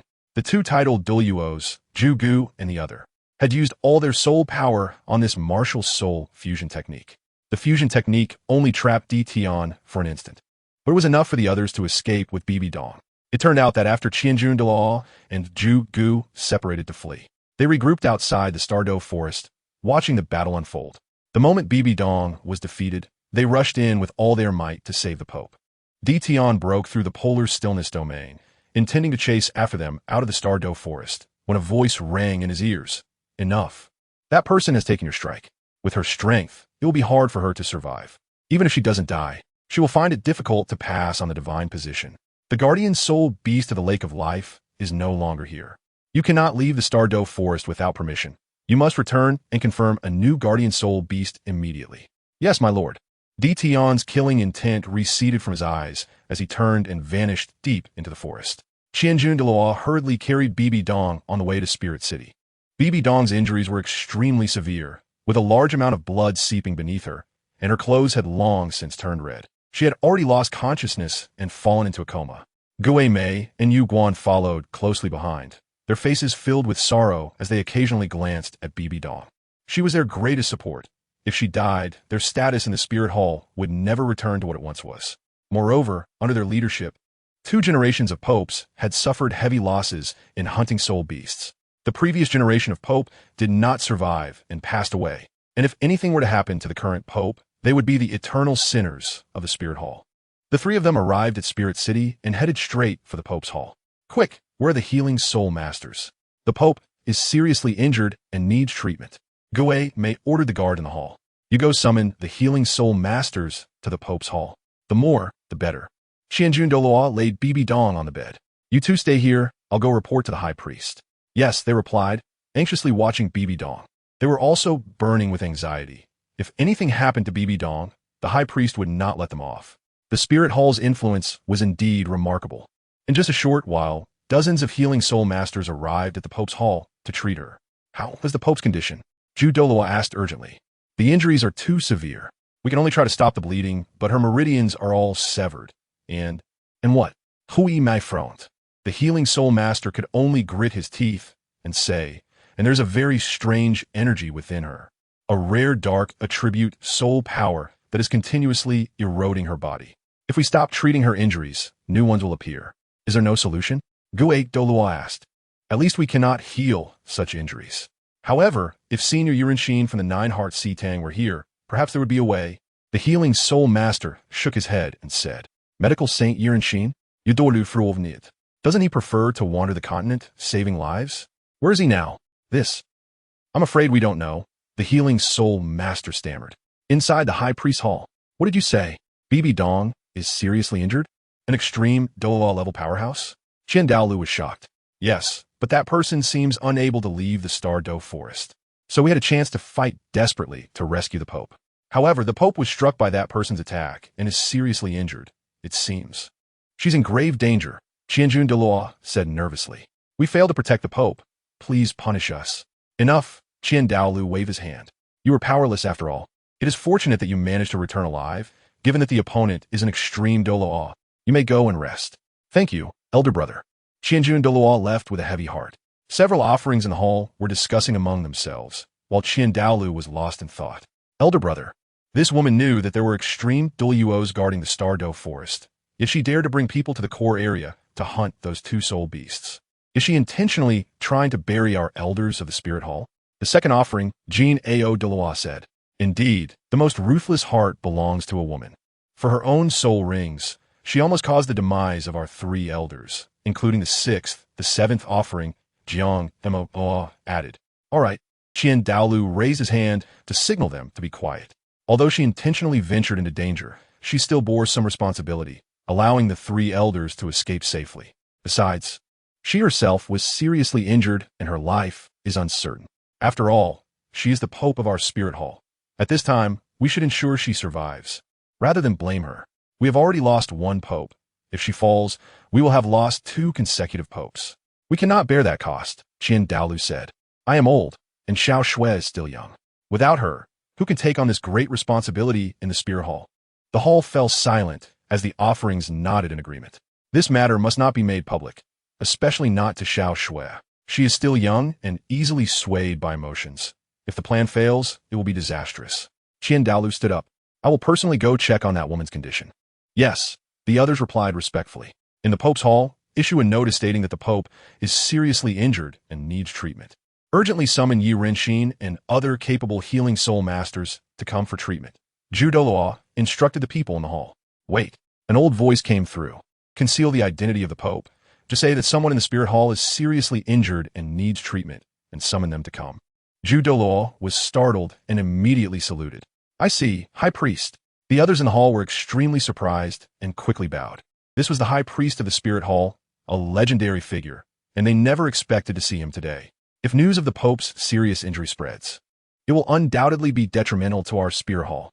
There may be some sects with ulterior motives trying to take advantage of this opportunity to shake the status of our Spirit Hall. Therefore, you must not spread the identity of the seriously injured person being the Pope. Do you understand? Qian Renxue said sternly. Yes, everyone replied. Qian Renxue walked to the bedside and checked Bibidong's injuries, immediately frowning. The extreme dark attribute, soul power, he murmured. Why would such a powerful being exist in the Star-Do forest? Why have I never heard of it before? He looked at Bibidong. From the time she came to borrow people, to her words, and now realizing the secrets of the Star-Do forest. Various factors made him increasingly unable to see through this woman in front of him. She must have some secrets. High Priest, how is the Pope? What is the realm of the person who injured her? Zhu Douluo asked anxiously. The injuries are very severe. The attacker possesses extreme dark attribute soul power, which must be some sort of super martial soul, Qian Renxue mused. No wonder her injuries are so severe. Such a soul power would be quite tricky even for me to face. Gui Mei and Yu Guan felt their hearts sink. It seemed they had to do something for the Pope, as well as for themselves. All right, let the healing soul masters take care of her around the clock for treatment. As for the others, Qian Renxue glanced around the hall. Go summon the capable individuals from the continent. I will not care what methods are used. Anyone who can heal the Pope's injuries will be generously rewarded by our spirit hall and treated as honored guests in the future. Gui Mei and Yu Guan, along with the others, responded and withdrew. Qian Renxue looked at Bibidong, who lay quietly on the bed. Her face was pale, but she still exuded an air of elegance and beauty. You can't blame me for not avenging you. I must wait for you to wake up and tell me all your secrets, Qian Renxue said as he walked out of the Pope's hall. Chapter 9. The situation in the palace hall of Tiando City. Long live your majesty. In the court, ministers of the Tiando Empire gathered, holding the daily court meeting. All rise. The snowy Night Emperor sat at the top. Although there were some white hairs in his temples, the golden crown and scepter highlighted his majesty. The orderly ranks and grand hall showed the solemnity of the place. What important matters do we have to report today? The snowy Knight Emperor asked. Reporting to your majesty. There seems to be news from the spirit hall these days, a minister reported. Oh, what is it? The snowy Knight Emperor became alert. He had deep apprehensions about this massive entity on the continent. The spirit hall is publicly summoning healing soul masters of soul saint level and above from across the continent to Spirit City, specifically naming Qian Renxue from the Nine-Heart Sea Tang. We do not know the reason, the minister replied. The minister reported. Suddenly, the Snow Knight Emperor furrowed his brow. Although this wasn't a major issue, upon careful consideration, it contained many problems. The Snow Knight Emperor scanned the audience and noticed two princes attending the court. Among them, Prince Xue Qinghe was lost in thought, while the second prince, Xue Luochuan, had bright eyes, looking at him as if he had something to say. Luochuan, it seems you have something to say. Please share your insights, the Snow Knight Emperor asked with a smile. Yes, father, said Xue Luochuan. I believe the summons from the Spirit Hall reveals at least 2 points of information. First, someone in the Spirit Hall has been injured, and the injuries are quite serious. Otherwise, with the healing spirit masters in Spirit City, they could easily be healed without such a grand summons of healing spirit masters from across the continent, especially singling out Qian Renxue. Second, given that the summoned healing spirit masters must be at least soul sage level, the injured person must not have a low rank. Furthermore, since the Spirit Hall is making such a grand effort to summon healing spirit masters, the injured person must hold a significant position within the Spirit Hall. Considering their rank, it is highly likely that this injured individual is an elder-level figure within the Spirit Hall, Xue Luochuan concluded. Good, my son is indeed remarkable, the Snow Knight Emperor said, his eyes filled with joy. Prince Xue Xing stepped forward and said, the second prince, at such a young age, has such ability, clear reasoning, and thorough analysis. He will surely be a pillar of the state in the future. Indeed, I initially thought Luochuan was too young at just 9 years old to understand state affairs, and that it was too early for him to attend court. It seems I was overly concerned, the Snow Knight Emperor laughed, his gaze sweeping over to Xue Qinghe next to Luochuan, his smile gradually fading. Qinghe, it seems you're a bit distracted today. What are you thinking about? You should learn more from your younger brother, the Snow Knight Emperor said earnestly. Xue Qinghe came back to his senses and smiled. Father, I was thinking that my brother seems to have missed 1 point of information. Oh, what else did he miss? The Snow Knight Emperor asked, intrigued. I was thinking, if the injured person is indeed an elder-level figure in the Spirit Hall, then they must be a title de law. The reason for a title de law's injury is likely due to being harmed by another strong individual. The one bold enough to seriously injure a title de law from the Spirit Hall must be a major force we know of. However, judging by the current actions of the Spirit Hall, it seems they are only seeking treatment and not seeking revenge, which is quite curious, Xue Qinghe said slowly. Instantly, the ministers in the court began to whisper and discuss among themselves. The Snow Knight Emperor was taken aback by Xue Qinghe's words and fell into deep thought. Are you saying that a title de law from one of the upper 3 sects injured the title de law from the Spirit Hall? Which is why the Spirit Hall summoned healing masters? The Snow Knight Emperor asked. Xue Qinghe shook his head. I am merely speculating. This is just a possibility. If it were indeed a certain sect that injured an elder from the Spirit Hall, it is indeed strange for the Spirit Hall to summon healing masters so grandly without seeking revenge and swallowing their anger. The Snow Knight Emperor nodded. Xue Qinghe made a valid point, and it was the most likely scenario. Thus, he refrained from saying more and ordered. Keep a close watch on the movements of the upper 3 sects in the Spirit Hall and report any situation immediately. Yes, the ministers responded. In Spirit City, at the Pope's palace. Is the teacher injured? Is it serious? When will the teacher wake up? Liena grabbed the door of Douluo, her eyes glistening with tears. Nana, don't cry. The Pope's injuries are not serious. They will definitely be healed. Look, I'm going out with Elder Gue to find healing spirit masters. Once we find someone who can heal the Pope, he will wake up. Juto bent down and patted Huliena's head, comforting her. Huliena nodded, her nose red. She and her brother had been orphaned since childhood and were adopted by the Spirit Hall. It was the teacher who took her in as a student, treating her like a daughter, and she regarded the teacher as her mother. Now, after not seeing the teacher for a few days, she returned injured, and she was afraid of losing her teacher. Can I go see the teacher? Huliena stopped crying and asked with red eyes. Her small face still bore traces of tears, making one feel particularly heartbroken. Douluo Sayed, Alikt. The Pope is in the side hall. You can go in with my token, but be careful not to disturb the spirit masters who are treating the Pope. Liena took the token, bowed to Douluo, and ran off. It seems I need to find out Qian Renxue's whereabouts quickly. I don't know how much longer the Pope can hold on. I hope not to disappoint Nana, Douluo thought as he watched Liena's retreating figure. At night, in the Tiando Palace. Young master, should we go back and inquire about the news? A figure suddenly appeared in Xueqing's room and asked. No need. My grandfather and the others won't engage in any confrontation. It must be the Pope's people, Xueqing has said, picking up a cup of tea and savoring it slowly. I wonder what that woman is doing, sitting still after losing a title Douluo. However, this Xue Luochuan is indeed quite clever. A glint of killing intent flashed in Xueqing's eyes. Relying on a bit of intelligence to show off in front of father. It seems I need to expedite my plans. Otherwise, once the ministers supporting him increase in number, it will be troublesome. You mean? Let's start with this Xue Luochuan, Xueqing has said in a low voice. Yes. The figure flashed and disappeared in an instant. Xueqing put down the teacup and walked to the window. Outside the palace, thousands of lights were shining. Through the window, he saw laughter and joy behind every family's window. Each family gathered for dinner. He didn't know why, but despite having seen the scene many times, he never tired of it. Every night, he would come to the window and quietly watch the city until it fell asleep. Chapter 10. Searching for people. Douluo and Gui all walked through Tiando City, concealing their presence with black cloaks. According to the information, Qian Renxue's last known location was in Tiando City. Have you figured out why he came to Tiando City? Douluo asked. Not exactly, but I've heard rumors that a few years ago, his granddaughter was born, and they have been dependent on each other for these years. He came to Tiando City to find a good academy for his precious granddaughter, Gui, Douluo replied. Where should we start looking? Let's split up. There are only a few junior soul master academies in Tiando City. We won't have trouble finding them. Gui Douluo said before turning into a shadow and quickly headed to the other side of the city. Douluo Saihid. A dignified title Douluo had to personally do such work of searching for someone. However, he didn't dare to be negligent and quickly went to an academy to inquire, as they needed to find Qian Renxue promptly for the sake of the Pope's safety.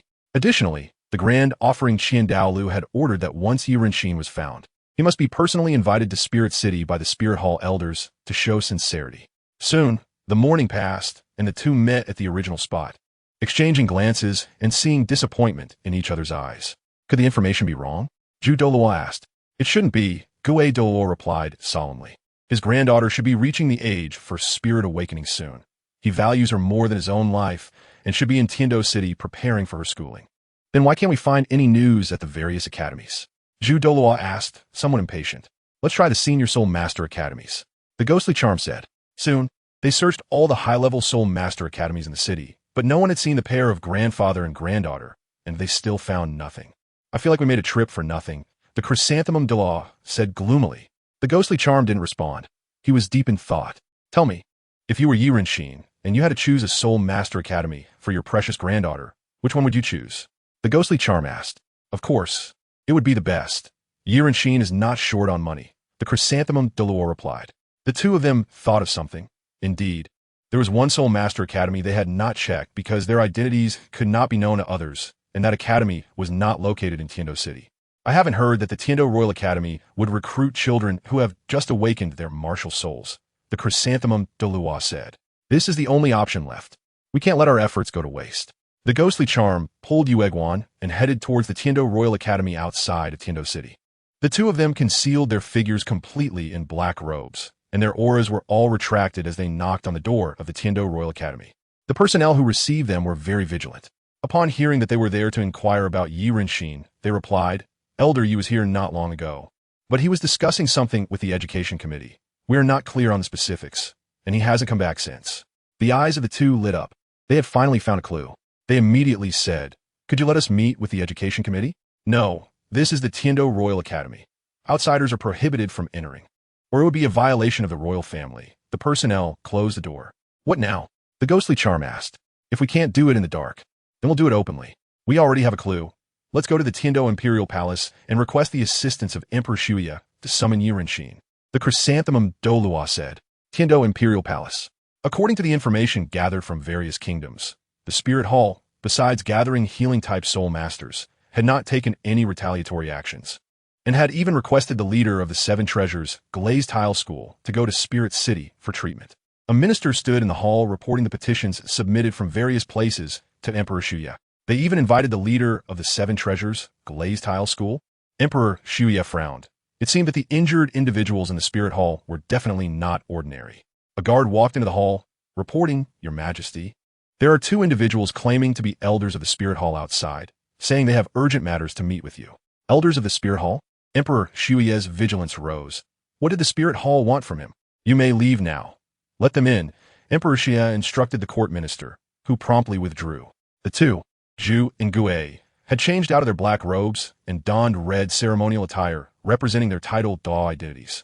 They entered the hall, bowed to Emperor Shu, and presented their elder tokens. We are elders of the Spirit Hall, sent by our master. We have come to disturb your majesty with an urgent request. Oh, what can my Tiando Empire help with? Please, tell me, Emperor Shuya said.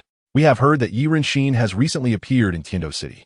According to the locals, he is here to enroll his granddaughter in the Tiando Royal Academy. We would like to request your majesty to allow the Tiando Royal Academy to provide us with Yi Renxue's whereabouts and relevant clues, the chrysanthemum Douluo said. If you assist us in finding Yi Renxue, the Spirit Hall will certainly reward the Tiando Empire generously. Emperor Shuya was greatly shocked that 2 elders from the Spirit Hall had personally come to seek and invite Yi Renxue. It seemed this matter was very important to the Spirit Hall. He thought to himself, I had not heard of this matter, but since it is the request of the elders of the Spirit Hall, my Tiando Empire is naturally willing to help.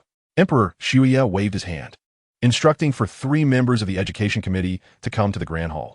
Spirit City, the Pope's Hall. The Seven Treasures glazed tile pagoda emitted a colorful glow, floating in front of Bibidong. Master Ning, how is her injury? Can you treat her? Douluo asked, as he was sent by the great offering to receive the soul masters coming for treatment from all over the continent, in place of Zhu and Gue. I'm afraid I will disappoint you. Ning Fengji shook his head. This type of soul power is something I've never seen in my life. Leaving aside its constant erosion of the body, the person who attacked her is also extremely powerful. My soul power is too far from that power and cannot dissolve it. May I ask who injured the Pope? It seems there is no force on the continent with such a powerful individual. Ning Fengji asked curiously.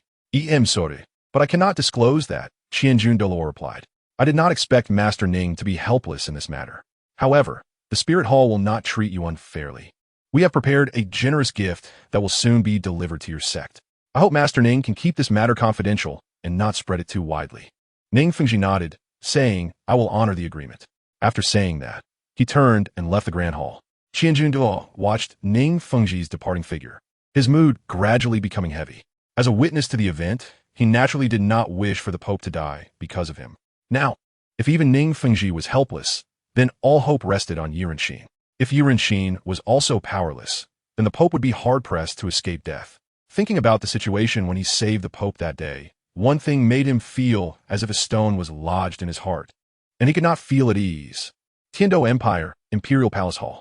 Meng Xinji by Baoshan and Ji Lin, the 3 members of the Education Committee, had already arrived in the hall under the guidance of the guards. We pay our respects to your majesty. We do not know why your majesty has summoned us. The 3 said respectfully. Did Yi Renxue come to the Tiando Royal Academy not long ago? Emperor Shuya asked. Yes. He came to the academy to see us about 10 days ago. It was for his granddaughter, and we agreed that she would come to our Royal Academy after awakening her martial soul. Although we intended to refuse, Yi Renxue was willing to serve our Royal Academy. So we had no choice but to agree, Meng Xinji replied. Do you know Yi Renxue's residence? Emperor Shuya inquired. It's near our Royal Academy. He mentioned that he doesn't like the city's bustle, so we arrange a place for him to live while he accompanies his granddaughter, Meng Xinji said. These are distinguished guests from my Tiando Empire. They have urgent matters to meet Yi Renxue. Please lead the way, Emperor Shuya instructed. Thank you, your majesty. Both Zhu and Gue were overjoyed. They bowed and withdrew, and the group headed towards the Royal Academy. Chapter 11. Shuer, Tiando Imperial Palace, in the sleeping quarters. Father, this is the tea I brewed for you. Please enjoy, Shueqing has said, holding a tray of fragrant tea as he entered the quarters to greet Emperor Shu. Emperor Shuya picked up the teacup and drank it all in one go.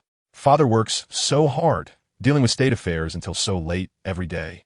I only regret that I am still young and cannot share more of your burdens, Shueqing has said, looking at Emperor Shuya with concern. Qinghe, as you expected, The Spirit Hall, gathering healing-type soul masters from across the continent, is not a simple matter, Emperor Shui sighed as he set down the teacup. Oh, has Father received any new information? Shui Qinghe asked discreetly. Just now, 2 elders from the Spirit Hall came, inquiring about Yi Renxue's whereabouts. They said Yi Renxue is at my Tiando Royal Academy and requested my assistance in finding him. Emperor Shui replied. 2 elders from the Spirit Hall? That means they are title Douluo level experts? Why would they personally come looking for Yi Renxue? Shui Qinghe frowned, saying that such matters should be handled by subordinates. This only indicates that this matter is very important to the Spirit Hall, and the injured person is indeed of elder level, holding a high status within the Spirit Hall. Emperor Shui shook his head.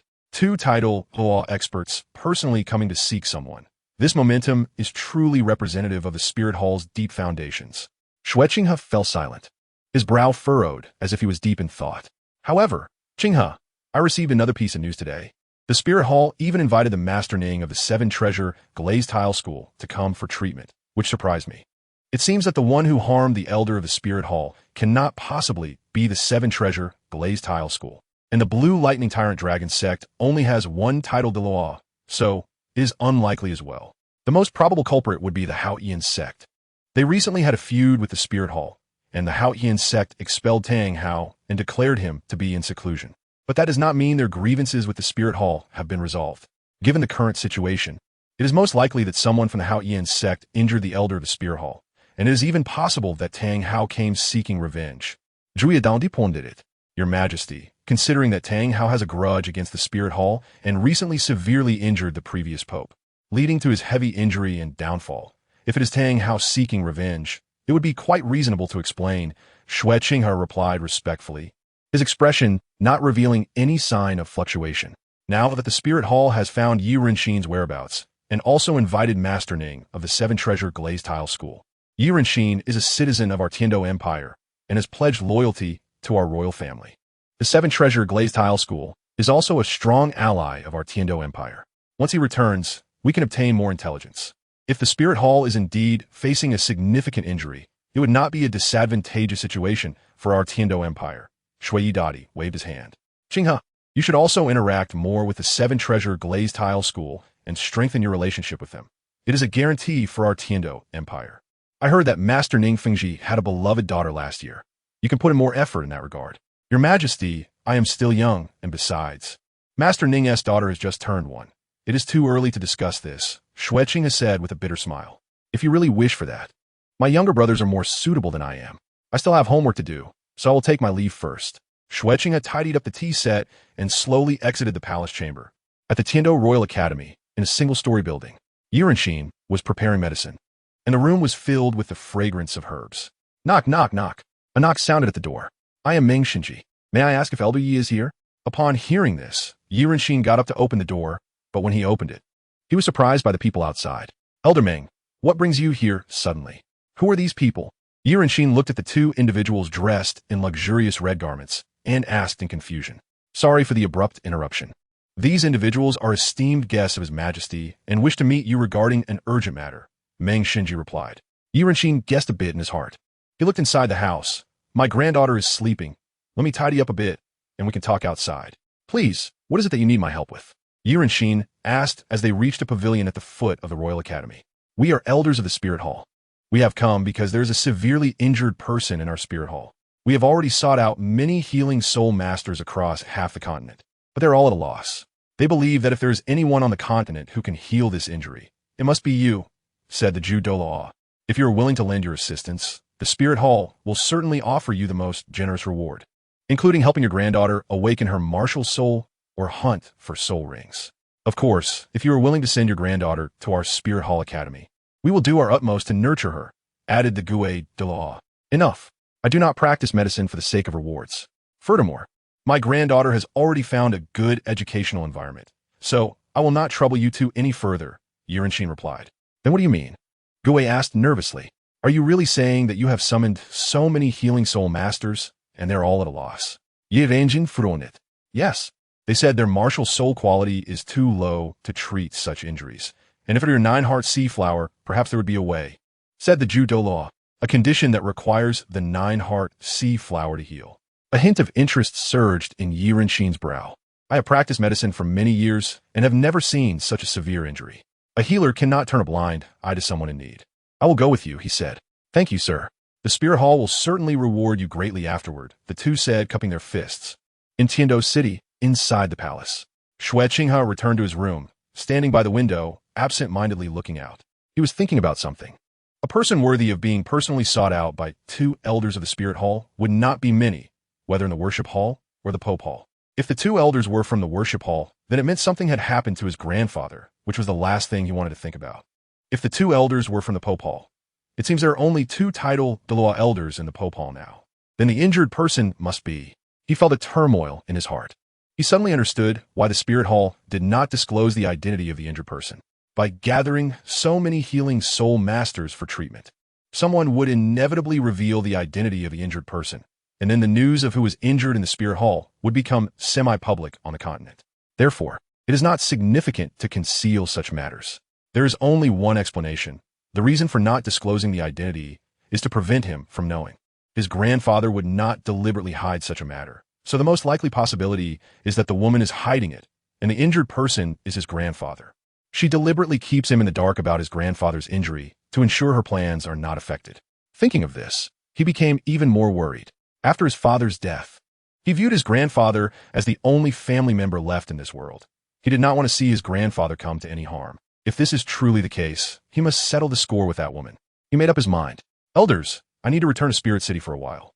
Please send someone to inform my father that I have found inspiration in my soul power and need to enter seclusion for a while, Xue Qinghe said solemnly. Is it about the Spirit Hall gathering healing soul masters? This matter can be investigated and reported by us. There is no need to trouble the young master. A figure suddenly appeared in the empty room and said respectfully. Xue Qinghe did not speak. For the one standing there was no longer Xue Qinghe. His white skin looked even more captivating under the moonlight, and a still youthful yet exquisite face emerged as the mask slipped away, with phoenix-like eyes containing might, exuding a cold and dignified aura. No, I must personally inquire about this matter. I shall set off now. A clear and crisp voice of a girl fell. Chapter 12. The road is too long. In the Pope's Hall of the Spirit Hall, the Grand Priest Qian Daolu, the Sixth Priest Qian Douluo, and the two elders Zhu Gui gathered here. This was the moment that would determine the life and death of the Pope. Everyone's gaze was fixed on Yi Renxue. If he failed, the Pope would have no chance of survival. A generation of twin martial soul geniuses would fall, and the Spirit Hall would face the cost of losing two popes in succession, leaving no one to take on this great responsibility.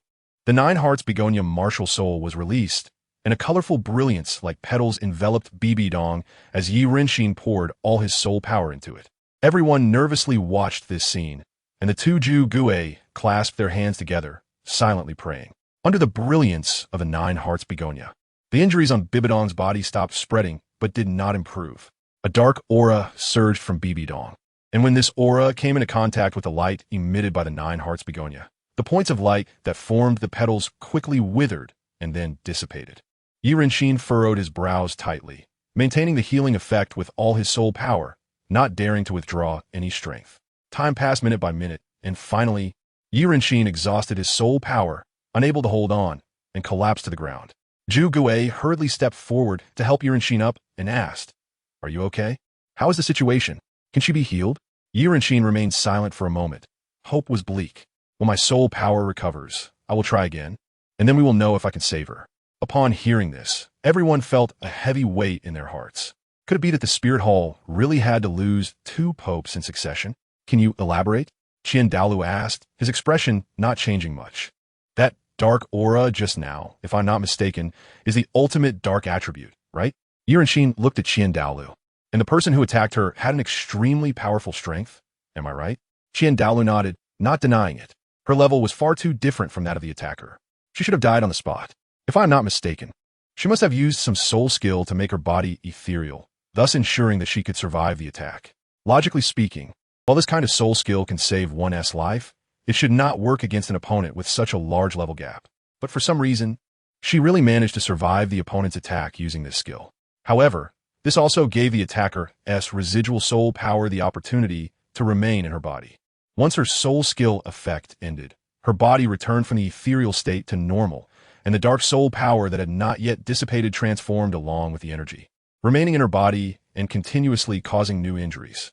Time had passed too long, and under the constant healing and destruction, her body's meridian tissues had become extremely fragile. With the quality of the Nine Hearts begonia, I have just used all my soul power to clear the remaining dark attribute soul power in her body. However, her meridians and other bodily tissues are already too fragile to sustain any further cultivation. I don't know if she can continue to cultivate after this, or even what? Qian Daolu asked. Even if she can withstand my second treatment to repair her body, this level of fragility may cause her to shatter the moment my healing soul power enters her body. Yi Renxue said softly. The hall fell into silence. Everyone was mute. Listening to these words that felt like a death sentence, the atmosphere became extremely oppressive. Yi Renxue continued. This is the first time I have encountered such a tricky situation in my medical practice, and it may also be the first time I have failed in treatment. I do not have the authority to decide whether to continue treatment. The decision is in your hands. If you decide to continue treatment, I will do my utmost. After saying this, Yi Renxue walked out of the room to rest in the lounge. The others stayed behind to watch over her. I need to return to the priest hall to discuss with the elders. We need to hold an elder meeting now. Qian Daolu turned and left, followed by Qianjun Douluo. Liena stood at the door, watching the two priests leave. She walked into the room, leaned on the bedside, and said nothing, staring blankly at her teacher. The two Ju Gue also didn't know how to comfort her. They were feeling complex emotions. Perhaps Liena didn't need comfort. She neither cried nor made a fuss. Just stood there quietly looking at her teacher. In the end, they said nothing, patted Liena's shoulder, and exited the room. In the priest hall, the elders gathered in the conference hall, sitting neatly on both sides of the long table, with Grand Priest Qian Daolu at the end of the table. The situation was already clear. No matter how he tried to save her, that woman could no longer shoulder this great responsibility. I think we should discuss the candidate for the new pope, said the second priest Jean Douluo. Qian Daolu remained silent, not knowing what to think. Brother, what is your opinion? Do you still want to save her and support her to ascend? Jean Douluo looked at Qian Daolu. Even if she can be saved, she won't be able to cultivate in the future. I am thinking about how to explain this to Xiaoxue. Qian Daolu shook his head. I understand the reasoning. I just think that Xiaoxue has just lost her father. If she loses her mother now, can this child bear such a blow? Even if Bibidong is cold to her, this mother-daughter relationship cannot be changed. Everyone fell silent. If the path of a genius is filled with hardships, then Xiaoxue is undoubtedly the one who has walked over many thorns, having lost her father's love since childhood, and now is about to lose one of the only two relatives in her life. When do you plan to tell me? The door was slowly pushed open, and a graceful figure stood quietly there, her youthful face full of exhaustion. Qian Daolu stood up in surprise. Xiaoxue, why are you back? Shouldn't you be in Tiando City? He scanned the room. I had the two elders bring me back. You don't need to blame them. Qian Renxue waved her hand, and the two elders Cheaton and Shimao walked out from behind the door, kneeling on the ground. We failed to keep the young lady in the palace, worried that she would be in danger on the way back. The two said nervously. Enough. Qian Daolu waved his hand. Everyone stepped back. I want to talk to Xiaoxue alone. The others exited the room in response. When Qianjun Douluo passed by Xiaoxue, he glanced at her, seeming hesitant, but he said nothing and still walked out the door, closing it behind him. How did you find out? Qian Daolu asked. What you just said, Qian Renxue said with a bitter smile. I thought you were injured, that she had blocked the news of your injury and summoned healing soul masters to treat you. So I rushed back overnight and just happened to hear you calling a meeting with the elders outside the door. Qian Daolu sighed. Xiaoxue, you were just too smart. Sometimes it can delay you. So you plan to keep this from me forever? Just let her leave me like this? Qian Renxue's voice carried a hint of tears. Qian Daolu slowly walked down the steps, carefully choosing his words. Xiaoxue, this matter was indeed wrong on Grandpa's part. Grandpa apologizes to you. However, Grandpa initially believed that someone would be able to cure her, and she would ultimately be okay. Grandpa did not want you to be distracted by other matters, especially for her. Do you remember why you went to Tiando in the first place? Of course I remember. She has always been cold to me. No matter what achievements I made, she looked down on them. I wanted to prove to her that I'm not inferior to her, Qian Renxue said. Exactly. She has never cared for you, treating you coldly since childhood and giving you not a shred of maternal love. Such a person, why should you worry about her? Qian Daolu walked up to Qian Renxue and said slowly. But she left me. Even if my plan succeeds, who can I prove it to? Qian Renxue looked up at her grandfather, her face already streaked with tears. You just said that I am her daughter after all. This relationship cannot be changed even if I don't acknowledge it. You said you didn't want me to be distracted, but do you intend to keep this from me forever? I've already lost my father. If she leaves me too, do you plan to keep it from me until the day I succeed in my plan? Only to tell me that I became an orphan long ago? Qian Renxue's emotions spiraled out of control, and she shouted, "Enough!" Douluo suddenly remembered something and stopped her, realizing he had misspoken, and quickly fell silent. Qian Renxue was silenced by her grandfather's sternness. She bit her lip, her eyes red from trying hard not to cry. Looking at her grandfather with a pained expression. "I'm sorry, I got a bit emotional." Douluo quickly softened his tone to comfort her. "I didn't mean to keep this from you. I just thought she wouldn't have any problems and didn't tell you. We only gathered Renxue today and learned all of this. I certainly don't want to see you lose her, and besides, she might still be treatable. Even if Renxue cannot cure her, I will definitely think of other ways to ensure you don't lose her." "Then who hurt her? How was she injured? After all, she is our spirit hall's pope. Who would dare to lay a hand on her?" Qian Renxue asked, calming down a bit. "She was injured while hunting soul beasts." Douluo said, "All right, Shuer. She has always been indifferent to you, yet you have always cared for her. Don't you think you are too kind? Love is mutual. If you cure her, and when she wakes up, she still treats you coldly, then everything you've done today is just self-movement." Qian Renxue wanted to say something, but found herself at a loss for words. "You've been traveling and must be tired. Go rest." Little Snow nodded and walked out of the main hall. Chapter 13. Difficult to let go. As soon as Little Snow exited the worship hall, she was stopped by Qian, who was waiting outside. "Grandfather, Qian, do you need something?" Little Snow felt a bit tired after her earlier conversation with her grandfather. Qian pulled Little Snow to a secluded place, hesitating for a moment. Then, as if making a decision, said, "Little Snow, there are things I must tell you. Because if I don't say them now, I fear I may not have the chance later." "What is it?" Little Snow asked curiously. "Did Big Brother tell you the reason for the Pope's injury?" Douluo asked. "Grandfather only told me it was due to injuries sustained while hunting soul beasts." Little Snow shook her head. Douluo sighed. "Even if Big Brother blames me, I must tell you, this matter has been bottled up in my heart for too long." "Do you know the reason?" Little Snow asked. "Yes, and I was an eyewitness to the event. I saw the Pope get injured because of that limit de law," Douluo said slowly. Little Snow's eyes widened in surprise. From Bibidong's promises to the worship hall, to the meticulous planning for hunting soul beasts, to holding back that mysterious powerhouse to help the three escape, to severely injuring that person's subordinate, Douluo laid everything bare. "When I saved the Pope from that person's hands, she was barely conscious, but she kept murmuring something. The situation was urgent, and I couldn't listen closely. I just wanted to take the Pope far away from the Stardew forest. It wasn't until I reached a safe place that I had the time to listen to what she was saying. At that moment, she was about to slip into a coma, her voice extremely weak. I had to concentrate to hear, and I found she kept repeating two words." Douluo looked into Little Snow's eyes. "Snow." Little Snow's mind went blank, frozen in place. "I don't know if I'm overstepping, but when Renxue said he might not be able to save the Pope earlier, I realized this might be the last few days the Pope lives in this world.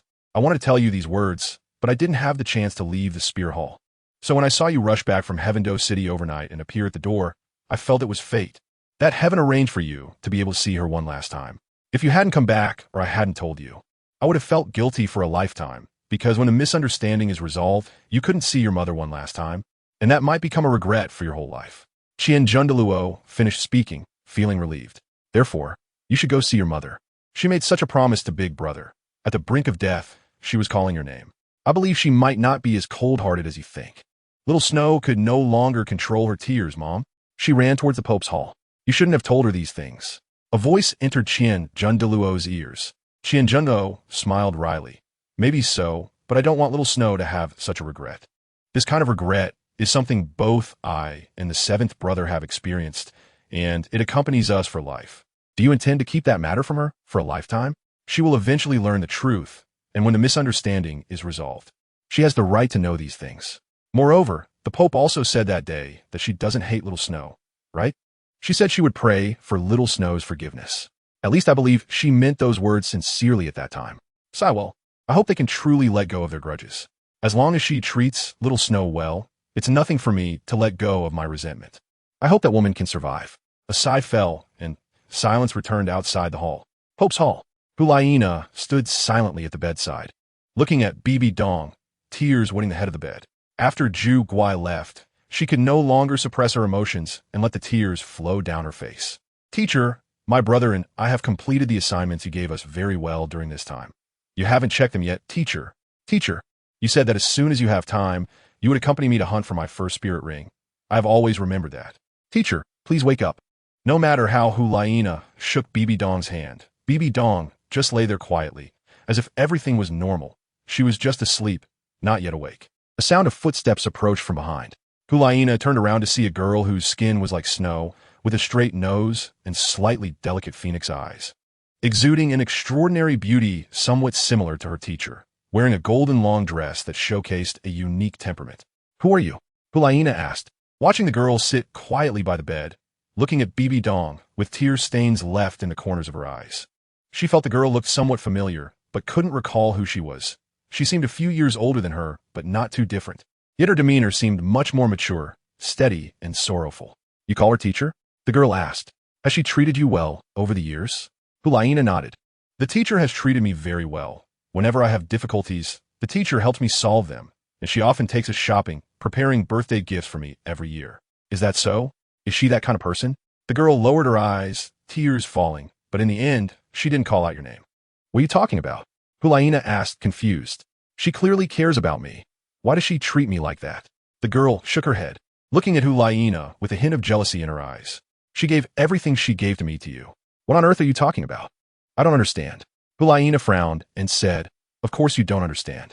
Ever since I can remember, she has never liked me, showing me indifference and disregard. I thought she treated everyone like this, but she dotes on you excessively. You do nothing and yet receive her affection and birthday gifts. But she has never given me a birthday gift. Even when I awakened my innate level 20 soul power, I happily went to tell her, and she slapped me. The girl shouted, You must have used some method to take my mother away. It must be. Liena was stunned. You are Sister Qian Renxue. She looked at the girl who suddenly went from calm to shouting, feeling at a loss. Liena wanted to argue, but she found herself unable to refute. Yes, the teacher also has a daughter, and she had seen Qian Renxue so few times that she didn't even recognize her. Could it be that I really took Sister Qian Renxue's mother away? Liena began to doubt herself. She looked at the crying Qian Renxue, feeling a surge of guilt. She wanted to comfort little Shui, but was afraid of her aversion. Don't talk nonsense, Shui. A gentle voice sounded. Nana, don't overthink it either. Chapter 14, Awakening. Bibidong had unknowingly opened her eyes at some point. She stroked the heads of the two and smiled gently. I'm so happy to see you when I wake up. This must be a gift from heaven, Bibidong thought silently. Even if I leave this world, I feel fulfilled. Mom. Xiaoxue looked at Bibidong, biting her lower lip, her eyes red, struggling to control her emotions. Xiaoxue, I don't know if it's too late to say these words now. I'm very happy to wake up and see you again, to hear you call me Mom again. Mom has made many mistakes, and I'm sorry for you. I apologize to you. I have always neglected you since you were little, and I haven't given you even a bit of love. I don't expect your forgiveness, but I hope for a chance to make up for everything. If I have the chance to live, I will spend the rest of my life loving you. Bibidong held Xiaoxue's hands tightly, her weak voice choked with emotion. Xiaoxue was already sobbing uncontrollably. She had never seen such a gentle side of her mother. The grievances that had accumulated in her heart for years were released in an instant. Mom, Xiaoxue could no longer hold back, throwing herself into Bibidong's arms, crying loudly. Mom knows you've suffered a lot and have many questions in your heart. It's okay. Mom will tell you everything. Bibidong gently stroked Xiaoxue's hair. In my heart, you have always been the best. My daughter is the most outstanding soul master in the whole continent. Don't blame Nana. It's not Nana who took Mom away. I promise you, I will tell you everything. Bibidong gently patted the already tearful Xiaoxue in her arms, speaking softly. Teacher, you're awake. I'll go tell the two elders right away. Liena was overjoyed, not bothering to wipe away the tears at the corners of her eyes, turning to call for the two from the Jew ghost. Wait, Nana. Bibidong stopped Liena. First, tell me what happened these past few days. Who brought me back? It was the three elders who went out with you. They brought you back, Liena replied. Also, the elders have found many healing soul masters to treat you these days and even personally invited Senior Yurenxin. Although he said this morning that it seemed like he couldn't cure you, but you're awake now. I need to thank him properly. I see, they've worked hard. Perhaps due to her injuries not healing yet. Bibidong's voice was a bit hoarse. Yurenxin, 9-heart begonia, I remember now. I didn't expect this 9-heart begonia to truly bring me back to life. I need to thank him properly. Is the teacher's injury still not healed? Hearing the weak voice, Liena became worried again. Senior Yi said he still needs to treat the teacher once more, but given the teacher's current physical condition, you might not be able to withstand the treatment. So the elders went to hold a meeting. Yes, right. I can't withstand another treatment. Bibidong felt the weakness within her body. It was the frail meridians that had reached a critical point, unable to endure any external soul power. So, I need to say a few words to you and those elders. Liena was stunned in place. Teacher, her voice trembled slightly. Xiaoxue stopped crying, looking at her mother with tear-filled eyes. Mom, are you going to leave me? Bibidong's smile carried a hint of helplessness. In fact, what I have is more of a sickness than an injury, a burden on my heart. Xiaoxue, it's okay. We will face it together. Nana, go tell the two elders, Zhu Guwei and the others, that I have awakened. Let them report to the worship hall and call them all over. I have something to say to them. Bibidong looked at Liena and said, Nana, don't worry, I'm still here. Liena nodded, but the worry in her eyes did not diminish as she left the room to inform the two elders. A burden on the heart, what does that mean? Xiaoxue was confused. Swear, you are a very smart child. Later, Mommy will tell you everything. You will know some things and doubt some things, but you must remember, Mommy has never hated you. If Mommy can still live, I will love you with the rest of my life. This is my promise to you, and it will not change, Bibidong said gently. I remember. Xiaoxue nodded and unconsciously tightened her grip on her mother's arm. Half an hour later, Qian, the two elders Zhu Guwei, Yi Renxue, and others all arrived at the papal hall.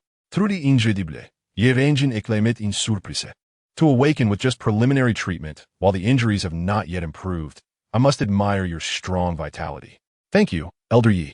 Bibidong had already sat up with the support of Liena and Xiaoxue. If it weren't for Elder Ye's accurate diagnosis and superb medical skills, I might no longer be in this world. You're right. I can feel the condition of my body. I can no longer withstand any healing soul power, so, Elder Yi, there's no need to trouble yourself for me. Bibidong shook her head and said. Yi Renxue sighed, nodded, and turned to leave the room. Elders, since I ascended to the position of Pope, you have been with me, working hard for me. I have no way to repay you. Bibidong took out 2 soul bones from the soul guide device on her body. These are the soul bones that fell from those 200,000-year soul beasts that day. Each of you take one and absorb it. Speaking of which, these don't even count as my possessions. Bibidong looked at Qian, saying this belongs to the spirit hall, but if I die, you take the 6 soul bones on my body and give them to the 6 elders of the worship hall. These 2 soul bones will be for them. After all, they are also elders of the spirit hall. Qian said nothing, silently accepting Bibidong's decision. Mommy, teacher, Xiaoxue, and Liena said worriedly from aside. Bibidong smiled and comforted them, then turned and said, Where's the 6th offering? Why hasn't he come? It was thanks to him that day. I haven't had a chance to say thank you. He's deliberately not coming. He said you save him too, so there's no need for thanks. His saving you was just part of his duty, and he didn't want to owe you a favor, Qian replied. All right, you said everything you needed to say, right? Qian waved his hand. You all can leave now. I have something to discuss with the Pope. The 2 of them, Zhu Guwei and Zhu Guwei, collected their soul bones and stepped back in response. Xiaoxue and Liena were reluctant to leave. They didn't want to go. Wait for me outside for a moment. It won't be long. Xiaoxue, I still have something to say to you, Bibidong comforted. Only then did they slowly walk to the door, turning back to take a good look at Bibidong before reluctantly closing the door. You must think I have many secrets, Bibidong said, looking at Qian. Indeed. From the day you came to request my help, to knowing the secrets of the Stardow Forest, and now you no longer have the aura of divine power. You must have exhausted your divine power to save your life. Giving up a divine inheritance in exchange for 200,000-year soul rings, you understand this better than I do. You wouldn't do that, Qian said sternly. Speak up. What made you give up your divine inheritance? And how did you come to know about the various matters in the Stardow Forest? Bibidong smiled. Who in the world would be foolish enough to give up a divine position's inheritance? Especially me, I would never do such a thing. Qian frowned tightly. As for what you see now, me giving up the inheritance of the Rakshasa god, the reason is simple. Bibidong looked at Qian teasingly. It's because I have obtained a new inheritance. Chapter 15. The true Qian was shocked, but he quickly reacted. Indeed, this was the most reasonable explanation. The only thing that could cause an inheritor to give up a divine inheritance was another divine inheritance. However, he still felt shocked and incredulous. A new inheritance? Qian suddenly found it somewhat absurd. When did divine position inheritances become so easily obtainable? It seemed that Bibidong noticed the surprise on Qian Renxue's face. And she said, "This is the answer you wanted. As for why I know the secrets of the Stardow Forest." Bibidong shook her head. "I'm sorry, I can't tell you. However, I can tell you about the origins of that powerful being. It is not some limit Douluo, but rather the golden-eyed black dragon king, beast god Tian, with nearly 800,000 years of cultivation." Still reeling from the previous news, Qian Douluo heard another shocking piece of information. He looked at Bibidong and found that after asking for answers, the secret surrounding this woman only increased, as if wrapped in heavy fog, making her impossible to see through. Why have I never heard of this?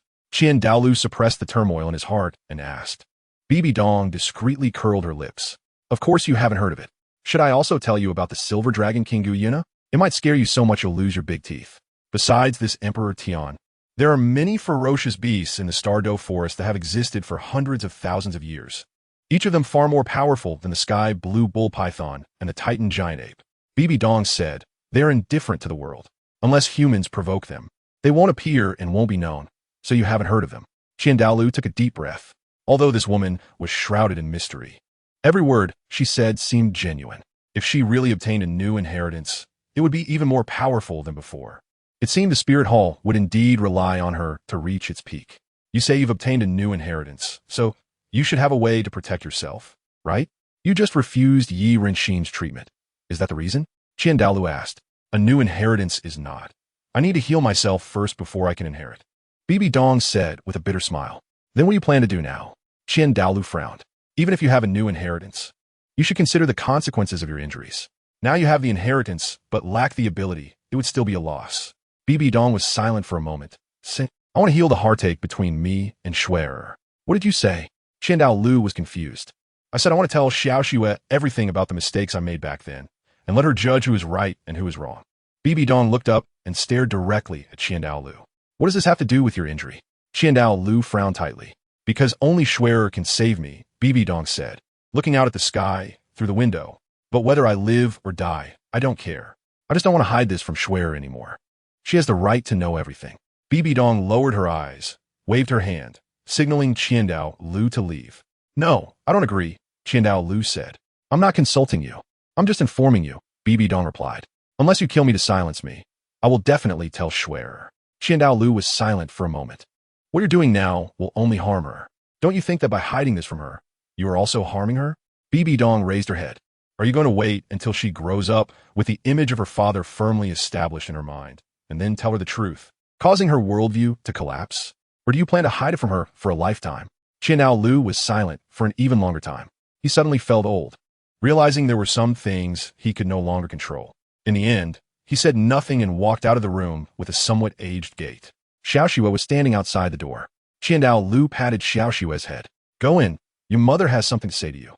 Xiaoxue was filled with confusion, wondering what it was that needed to be said. Her grandfather and mother seemed to be unhappy, as if they were going to tell her something significant. When she saw Schwerer come in, Bibidong closed her eyes. "Zhongyan, I may not be able to accept your inheritance. If Xiaoxue hates me, I will accept this outcome and await death." Bibidong thought to her spiritual sea, knowing that the divine seed could hear her. "However, despite this, I still want to do my best to change this outcome. I want to tell her everything I've experienced, so that Schwerer won't suffer like in the last life. At least not at Tang San's hands. So, Zhongyan, please help me. If that adult knows, she will understand me, right?" Bibidong opened her eyes and looked at Schwerer, her gaze filled with tenderness. "Schwerer, come here. Mommy has a lot to say to you." Bibidong pulled Xue closer, and the two sat side by side at the head of the bed. "Are you curious why Mommy used to be so indifferent, as if you weren't my daughter? While compared to Nana, she seemed more like my daughter." Bibidong said softly. Little Xue nodded. This was her biggest doubt, and she really wanted to know why her mother treated her this way. "It's because of your father." Bibidong looked at little Xue and said slowly. Little Xue's eyes widened in surprise. "Because of father?" She remembered that her mother didn't have much interaction with her father, and she had never even seen her mother say a word to him. "Father, what happened to him?" Little Xue looked at Bibidong nervously. "What you'll see later is all real. Some things may overturn your understanding, but don't be afraid. Mommy will always be here. Mommy won't lie to you. I promise you, I will definitely keep my word." A mark appeared on Bibidong's forehead, resembling the angelic mark on Xue's forehead when she awakened her martial soul. And it was a figure that looked similar to Bibidong. Bibidong supported Xiao Xue's head, pressing her forehead against Xiao Xue's, allowing her to make contact with the mark. When Xiao Xue touched her mother's forehead, she felt a chill, but the next moment, her mind seemed to spin, and the space around her suddenly changed. She found herself in a dilapidated village. She saw a girl living alone and desolate in this village. The girl looked somewhat familiar to her, and she wanted to reach out to her and talk. But she realized the girl seemed not to see her and passed through her body. This made Xiao Xue realize that she was an illusion, merely a spectator in this world. Without thinking much, she followed the girl and continued to watch. The girl awakened her twin martial souls and was taken away by the spirit hall, becoming a disciple of the Pope and being named Saintess. Xiao Xue realized who this girl was. She saw the girl fall in love with a man named Yu Xiaojiang. They were in love and soon to be wed, leaving behind a beautiful love story. Then, she saw the girl's Pope teacher, upon learning of this, put the girl under house arrest, scheming to make Yu Xiaojiang betray her. And after the girl's closed-door training ended, he even assaulted her. Xiao Xue gasped, covering her mouth in terror as she watched everything unfold.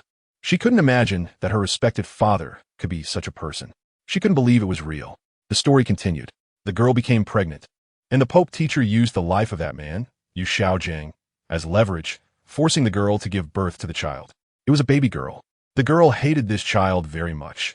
When the child awakened her angel martial soul at the age of 6 and ran to the girl to share the joy. The girl didn't hesitate to slap the child. When the child was 9, after a big argument, the mother and daughter separated in anger. A year later, the Pope teacher returned severely injured from hunting soul beasts, and the girl seized this opportunity, using the trials required by the inherited deity, to kill and devour the Pope. The story ended there. Xiao Xue's mind was in chaos. She didn't want to believe it was true. But this story explained all the doubts in her heart, including her father's death. Various details and phenomena corroborated what she knew, enough to prove its truth. She didn't know whether to hate this girl or take revenge for her father. However, as a girl herself, even as a bystander, she could deeply empathize with the helplessness and despair of being betrayed by a teacher. If it were her, she would have committed suicide without hesitation. Xiao Xue didn't know how to choose. Her mind was blank. She had never felt so lost before, and all thoughts ceased. The surrounding scene slowly returned to normal, and 2 lines of tears slid down Xiao Xue's cheeks. Chapter 16. Heartbreak, Mom. I don't know if I still have the right to call you that. Xiao Xue looked at Bibidong before her, closed her eyes, and said, "Kill me. I used to think that not receiving your love was your fault, but now I realize I was wrong. I don't have that right. I was born a mistake."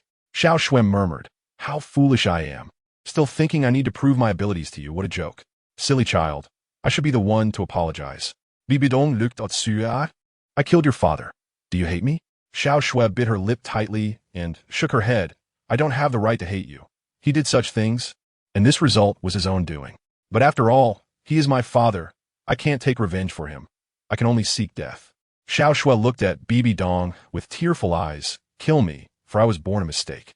"No, you are not a mistake, silly child." Bibidong embraced Xiao Xue. "Your father is not worth you dying for. You are innocent, and his mistakes have nothing to do with you. Have you forgotten what Mom just promised? No matter what happens, Mom will face it with you. Mom will always love you because you're my daughter, my one and only daughter." Bibidong tightly held the tearful Xiao Xue. A single tear fell. "Mom." Xue nestled closely in Bibidong's embrace, never having thought that her mother's embrace would be so warm one day. In the room, the mother and daughter held each other tightly. The barriers of 10 years finally melting away, leaving only open-hearted confessions and a long-delayed love. "You know, Mom has done many wrong things. Maybe you don't know, but I must apologize to you. I don't want to deceive you." Bibidong looked at Xiao Xue, who had calmed down a bit, and spoke softly. "No, Mom." Xue shook her head. "I don't hate you, Mom. Those things are in the past. Now I have you, and I've never been as happy as I am today." Suddenly, Xue remembered something. "Mom, your injury." Her eyes, still tear-stained, were filled with worry. "Actually, Xue, you know, Mom has died once already." Bibidong avoided the topic, looking at Xue affectionately. "Are you referring to when Mom was injured and woke up?" Xue frowned. "Mom, don't say such things." "No, I'm not talking about this time. I'm talking about a distant future where I died." Bibidong looked at Xue. "Mom must apologize to you because I didn't understand this truth because of this incident. I feel guilty and regretful that I took a lifetime to comprehend such a simple truth. In the future? Xue was confused. Yes, in the future. I died under the Shura sword. Heaven gave me another chance. Shui, I'm sorry. Bibidong once again pressed her forehead against Xiao Shui's. Mom promised to tell you everything. Xiao Shui sat quietly, closing her eyes. This time, the time they spent with their foreheads pressed together was long. A full day and night. And Xiao Shui, in her memories, completely followed Bibidong through the path of her previous life. Bibidong's complete memories from her previous life were etched in Xiao Shui's mind. As Xiao Shui watched, she felt surprise, anger, and worry at times. In the end, she saw Bibidong die under the Shura god sword and watched her mother put aside her pride to plead with Tang San for mercy. Xiao Shui fell silent, not saying a word for a long, long time. She suddenly felt that her more than 10 years of life were not as exhausting as today. She also witnessed Bibidong's choice before the god of end. Of course, there were also things Bibidong deliberately avoided letting Xiao Shui know, as some things were too cruel, such as Qian Renxue's sacrifice and the fact that her soul could not be revived yet. Xiao Shui's memories were filled with many new things: surprise at her own failures, disgust towards the master, overwhelming killing intent towards Tang San, and concern for her mother. Were all these really happening? Xiao Shui woke up on the third morning. The tear stains on her cheeks had dried. It used to be, but now it is not. Bibidong rubbed Xiao Shui's head and said, because this is a new world, a parallel world different from that story. Here, everything has not yet happened. I believe you, Xiao Shui, can write a perfect ending. Bibidong smiled, her face growing paler. Then what about you, Mom? Xiao Shui sensed something was wrong and quickly supported her mother, her voice already choked with tears. Mom, weren't you here to change all of this with me? Where are you going? After explaining all this, do you want to leave me all alone? I am sorry, Xiaox. Mom should have chosen the time of your birth to give you a happy childhood, but I can't forgive your father, so I don't want to deceive you.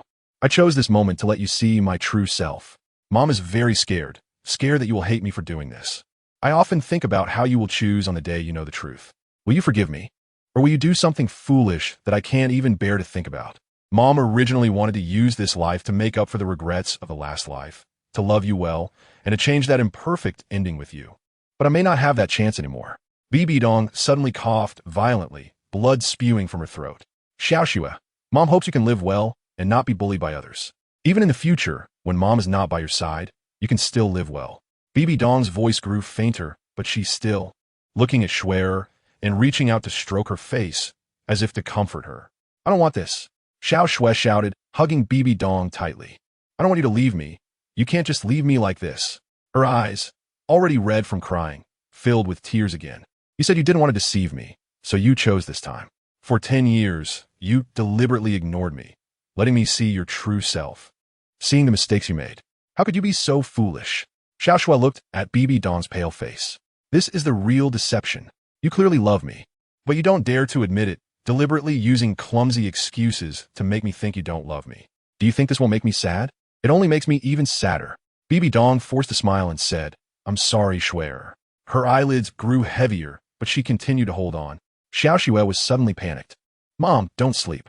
Mom, you have the help of that god. She must have a way to heal you, right? Mom, do you want me to be as lonely as in my last life? To grow old alone? After saying this with all her might, Xiao Shui's head drooped, and big tears fell. The sunset forest, ice and fire yin-yang eye. There's a flower, called Heartbreak Red. Bibidong closed her eyes. Chapter 17. Ice and fire yin-yang. Xiao Shui felt her mother's body gradually losing warmth, becoming colder. Xiao Shui didn't have time to be sad. She firmly remembered her mother's last words. Yes, she still had hope. Even if that hope was slim, she had to try. The door was gently pushed open, and Qian Douluo walked into the room. Looking at Bibidong, who had collapsed in Xiao Shui's arms, and the silent Xiao Shui, he sighed. Wasn't he also hoping for Bibidong to survive? The chosen inheritor by two gods, a genius with twin martial souls. The one most likely to lead the spirit hall to its peak. Xiao Shui, don't be too sad. Qian Douluo walked to Xiao Shui's side, patted her shoulder, and comforted her. Grandpa, do you know what the ice and fire yin-yang eye is? Xiao Shui suddenly asked. Qian Douluo was taken aback, thought for a moment, then shook his head. Grandpa has never heard of this term. Why do you suddenly ask this? Xiao Shui put Bibidong down and said, Grandpa, I want to go to the sunset forest. Please send someone to take care of Mom before I return. The sunset forest? Qian Douluo frowned. What are you going there for? To save Mom. Xiaoxue replied, her gaze resolute. Qian Daolu was stunned. The Xiaoxue in front of him seemed like a different person from the Xiaoxue of 2 days ago. Even though it had only been less than 2 days, he felt as if Xiaoxue had grown up overnight, with an inscrutable aura around her, as if she had experienced countless joys and sorrows. What did your mother say to you? Qian Daolu asked. Everything. Xiaoxue shook her head. Grandpa, please don't ask anymore. I know you hate Mom, but she's the most important person to me, and I don't want to be left with just you as my only family. Sometimes, living is so tiring that you don't know what you want. Xiaoxue smiled. I just realized that having Grandpa and Mom by my side is enough. Qian Daolu was silent. You've grown up. Xiaoxue stood up, having heard that elder Jew liked flowers, said, I want him to accompany me. Qian Daolu nodded. Grandpa thinks so too. I'll prepare a few elders to follow you. Your safety is the most important. I will set off now. Xiaoxue left a figure behind. From Spirit City to the Sunset Forest, Xiaoxue said nothing and hurried on her way. Elder Ju didn't mind. As a titled Douluo, he had enough spirit power to support him, and he had traveled this road countless times, long since accustomed to it. What caught his attention was Xiaoxue, who had just reached the Soul Master level, but had not stopped at all. The next day, on the outskirts of the Sunset Forest, we have arrived, Xiaoxue finally spoke. This seems to be the place where Douluo is in seclusion. Elder Ju frowned. I have some grievances with him and know some things about him. Douluo? Xiaoxue seemed to recall something, her expression displeased. Isn't he the one who killed tens of thousands of my people from the Spirit Empire? What is the young master talking about?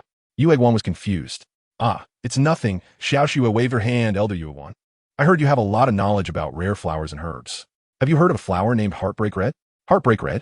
Yueguan was surprised. The young master knows about Heartbreak Red? Yes, I know a little, Xiaoxue said. Since you know, please tell me in detail about its characteristics. Yes, young master. Yueguan did not dare to be negligent. Heartbreak Red is the best of the celestial products. It is said that this item should only exist in the heavens. And how many can be heard of in the mortal world? The reason this flower is called the best of celestial products is that it is said to have a very tragic story. Yueguan detailed the story of a mortal falling in love with a fairy, which moved Xiaoxue. Therefore, to pick this flower, one must do so with the beloved in mind, sincerely, and drop a drop of blood on the petals. If there is any hesitation, even if one bleeds to death, they should not expect to pick the flower. Once the flower is picked, as long as it is kept by the owner, it will never wither. The stone under the flower is called Black Oblivion, if forcibly destroyed. This Heartbreak Red will also lose all its medicinal properties. Yueguan explained in detail. Mom is the one I love. Xiaoxue suddenly realized why her mother did not tell others about this, because only she had the possibility of picking this flower. And the medicinal effect, what is it? Hope rose in Xiaoxue's heart. It brings the dead back to life, flesh and bone, Yueguan said seriously, causing Xiaoxue's heart to tremble. Seeing Xiaoxue's expression, Yueguan seemed to guess something. Young master, if we can obtain Heartbreak Red, saving the Pope will definitely not be a problem. But this flower is legendary. It has never appeared on the continent. Did the young master perhaps obtain some clues? There's a treasure place in the Sunset Forest called the Ice and Fire Yin-Yang Eye. Heartbreak Red is within it. Xiaoxue walked into the forest, but I do not know its exact location. Let us split up and search. Once found, immediately signal each other. Elder responded affirmatively, deeply surprised. He had never heard of such a treasure in the Sunset Forest. Half a day passed, and a signal flare was heard from the other side of the forest. Elder Ju quickly turned and rushed toward the source of the signal. Elder Ju descended from the sky, and Xiaoxue stood in place. They were currently at the mountainside, and the road to the mountaintop was shrouded by a layer of poisonous barrier, making it impossible to enter the center of the forest. You just said Douluo is in seclusion in this forest, Xiaoxue said. Yueguan nodded. We have searched for so long without finding any clues, whether it is Douluo or the Ice and Fire Yin-Yang Eye. Yet, there is this poisonous barrier blocking the way to the center of the forest. Xiaoxue said with a playful smile, I remember Douluo's title is Poison. Does the young master suspect that the Ice and Fire Yin-Yang Eye is Douluo's hiding place, and that he has sealed it off to prevent outsiders from entering? Yueguan asked in surprise. Let us pay him a visit. Douluo seems to be at a lower level than you. Can you take me across this poison barrier? Xiaoxue glanced at Yueguan. Of course. Elder Ju unleashed his spirit power, shielding Xiaoxue from the poison barrier's onslaught. Finally, they reached the mountaintop, and the sight before them was breathtaking. Yueguan was deeply shocked. Before them was a basin. In the center was a rather peculiar lake. Half of it a fiery red like lava, the other half covered in white snow, emanating an oppressive coldness. Surrounding it was lush greenery, with countless plants growing, all rare species not seen outside. Xiaoxue was also astonished, but quickly regained her composure. It seemed that Heartbreak Red should be here, and she had to find it immediately. Is this the Qilua tulip? Yue Guan was overwhelmed by the plants here. Is this the autumn water dew? The fragrant Qilua, celestial product? He was dazzled by the various celestial products before him. Xiaoxue looked at the seemingly crazy Douluo, pouted, and continued searching for the Xiangxi Duanshanghong. Oh my, is this? Qirong Tong Tian Yu. Douluo was obviously extremely excited, shouting out loud. What are you talking about? Xiaoxue was impatient, walking over to Douluo to see. Forgive me for losing my composure, young master. Yuan awkwardly adjusted his demeanor, saying, You may not know, but these flowers are all celestial products. Although they may not be as precious as Xiangxi Duanshanghong, they are indeed celestial products. If given to the right person, the effects are absolutely transformative. Take this Qirong Tantianju, for instance. Its effects on a person are not just about enhancing strength and all attributes. If I consume it now, although the effect won't be as good as when I was younger, it can still help me break through to level 96, which I could never have reached before. And I can even climb to higher levels in the future. If given to the younger generation, like the young master consuming a suitable celestial product. Yuan looked into Xiaoxue's eyes, speaking word by word. The potential is limitless. Moreover, these celestial products have no side effects. They are all nourishing and foundational. Xiaoxue suddenly understood that the reason this place had so many celestial products unknown to others was that her mother had guided her here, leaving her a treasure in the end. I understand now. I'll look for Xiangxi Duanshanghong first, and I'll come back here later. Douluo occupies such a good place. His powerful strength must also rely on celestial products. Huh! A glimmer of killing intent flashed in Xiaoxue's eyes. No one has come to the old man's courtyard as a guest before. Today, you are the first. The old man has been neglectful. As the two spoke, a cold voice came from above. Chapter 18. Rebirth. The two looked up, seeing Douluo standing high above, with a cave behind him, overlooking the valley from the cliff. Guan, I didn't expect it to be you. You have a grudge against me, and I usually fear you a bit, but today, you don't know what's good for you, daring to intrude on my resting place. In my territory, don't expect to gain any benefits. Douluo glared at Douluo and said, You hold him off. I'll continue searching. Xiaoxue glanced at Douluo and then turned away, focusing on finding Xiangxi Duanshanghong. Douluo then noticed a girl beside Douluo. Although she was young, she had a delicate appearance and exceptional temperament. Seeing Douluo show respect to her, he felt uneasy. Who are you? Come into my courtyard. Douluo asked cautiously. Our young master has taken a liking to a flower in your courtyard and would like to borrow it. Douluo looked at Douluo with a half-smile. Young master? She is the young master of your spirit hall? Douluo was taken aback. He had never heard of such a figure in the spirit hall. If she really is the young master, then there may be other elders nearby.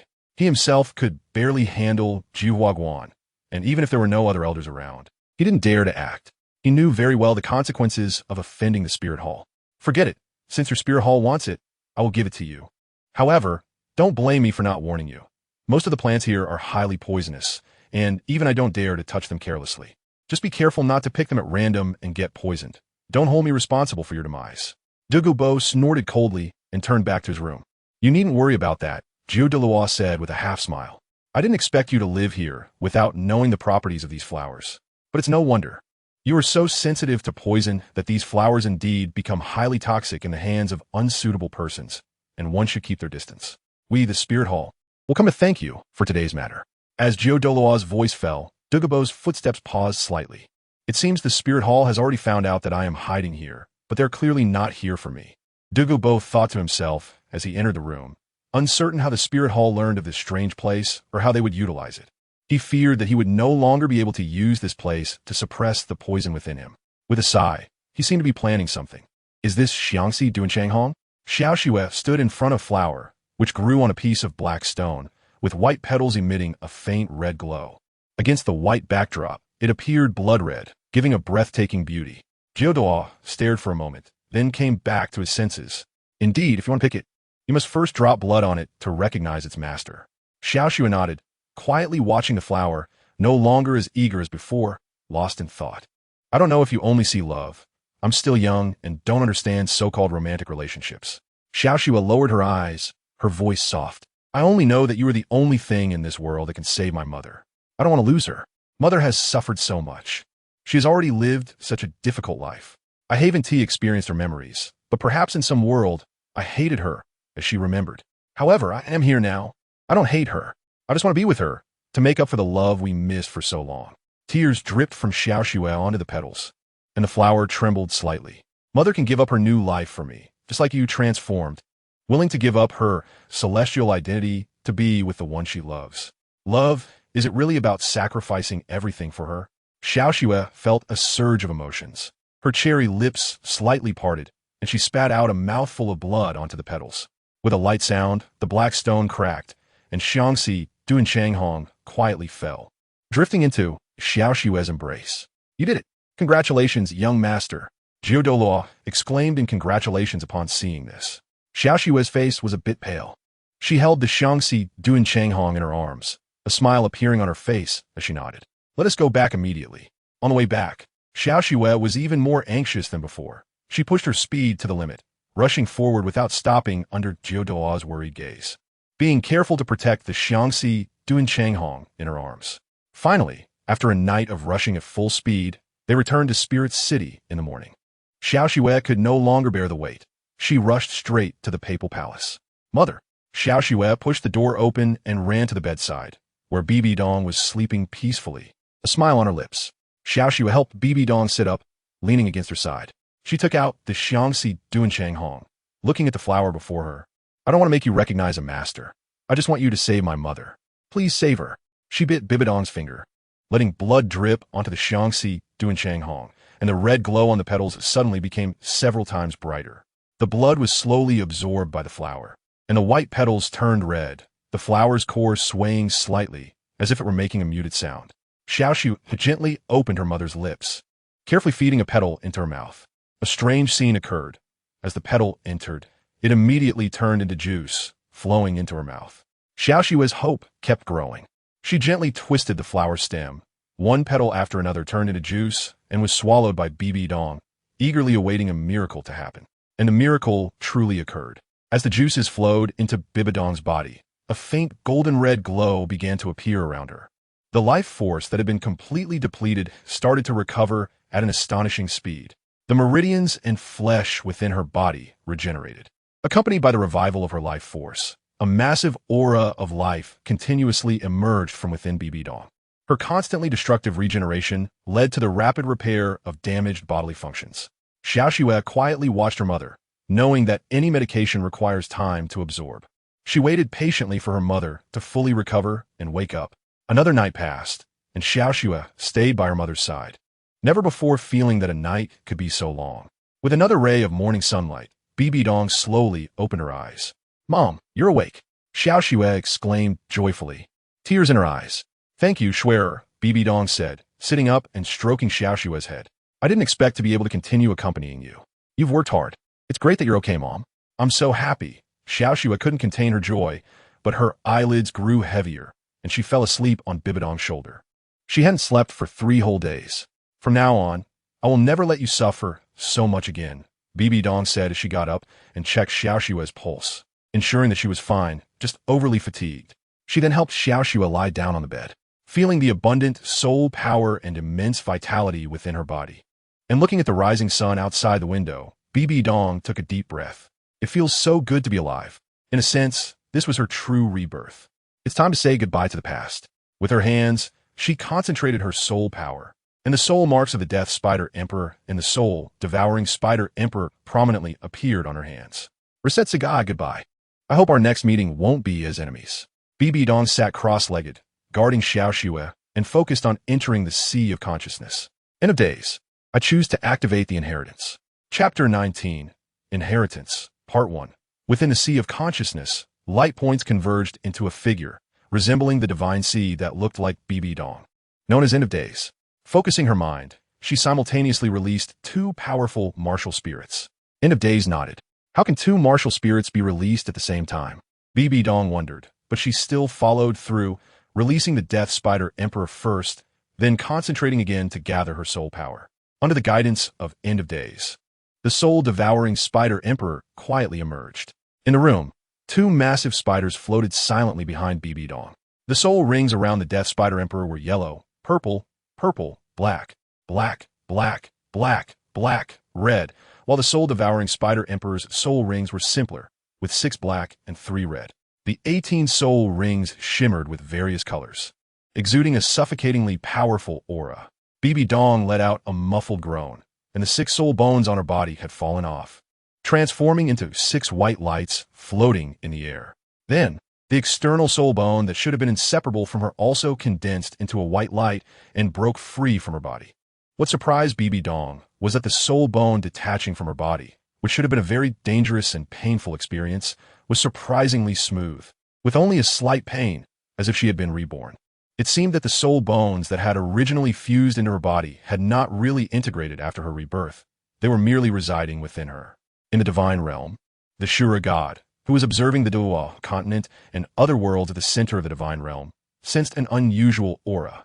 He looked up at the sky, where dark clouds gathered at the top of the divine realm space, slowly swirling to form a deep black hole that reflected the vast starry sky, as if it led to another dimension. A beam of light, accompanied by an aura that made even him tremble, surged from the black hole, piercing through the space of the divine realm and heading towards the Douluo continent. What is going on? The Shura god sensed the aura, and even as the supreme god-king of the divine realm, he felt extraordinarily insignificant under this aura. The gods of the divine realm all noticed this anomaly and rose in unison. The aura shook the entire divine realm. Among them, the one frowning the most was the Rakshasa god. He knew that his inheritor had encountered a problem, his divine power exhausted, and the inheritance ended. But he still had not given up on this inheritor. After sensing Bibidong's recovery, he planned to guide her to accept his trial again, reopening the Rakshasa god trial to continue his inheritance. However, after sensing this aura, he clearly felt that his connection with that inheritor had been severed. This meant that the Rakshasa god aura he had left on Bibidong had been erased by some force. Generally, this situation could only occur if another god had also chosen this inheritor. But even so, to completely erase the aura he had left behind, it would at least take a god of king level. Thinking about the 5 god kings who were at odds with him, the one most in need of a divine inheritance recently was Shura. Not long ago, he had also set his sights on the inheritor chosen by the Shura god, intending to lure him into falling to inherit his divine position. Unexpectedly, he was discovered by Shura and had to give up, thus forming a grudge between them. Thinking that since the inheritor could no longer inherit the Shura divine position, why not be generous and let it go? Why should he not get it and force him to find another? The Rakshasa god thought viciously, but now, his newly chosen inheritor had already given up his inheritance and severed the connection with him, while a certain god had erased the aura he left behind. Is it the Shura god who did this? Is he trying to take my inheritor? The Rakshasa god immediately suspected this, but then denied the thought. Given the enmity between the Shura god and himself, along with his proud nature, he did not believe that Shura would come to steal his inheritor. Moreover, the current situation seemed to explain this point better. After the emergence of this powerful aura, the Rakshasa god aura he left behind was erased. This felt more like an unknown god had chosen his inheritor, and the strength of this god seemed to come from a higher realm. The Rakshasa god felt a surge of anger. Inheritors were hard to come by these days. Otherwise, he would not have risked defending the Shura god to snatch someone. And now, he had chosen a suitable inheritor only to have him stolen by another. This left him feeling trapped.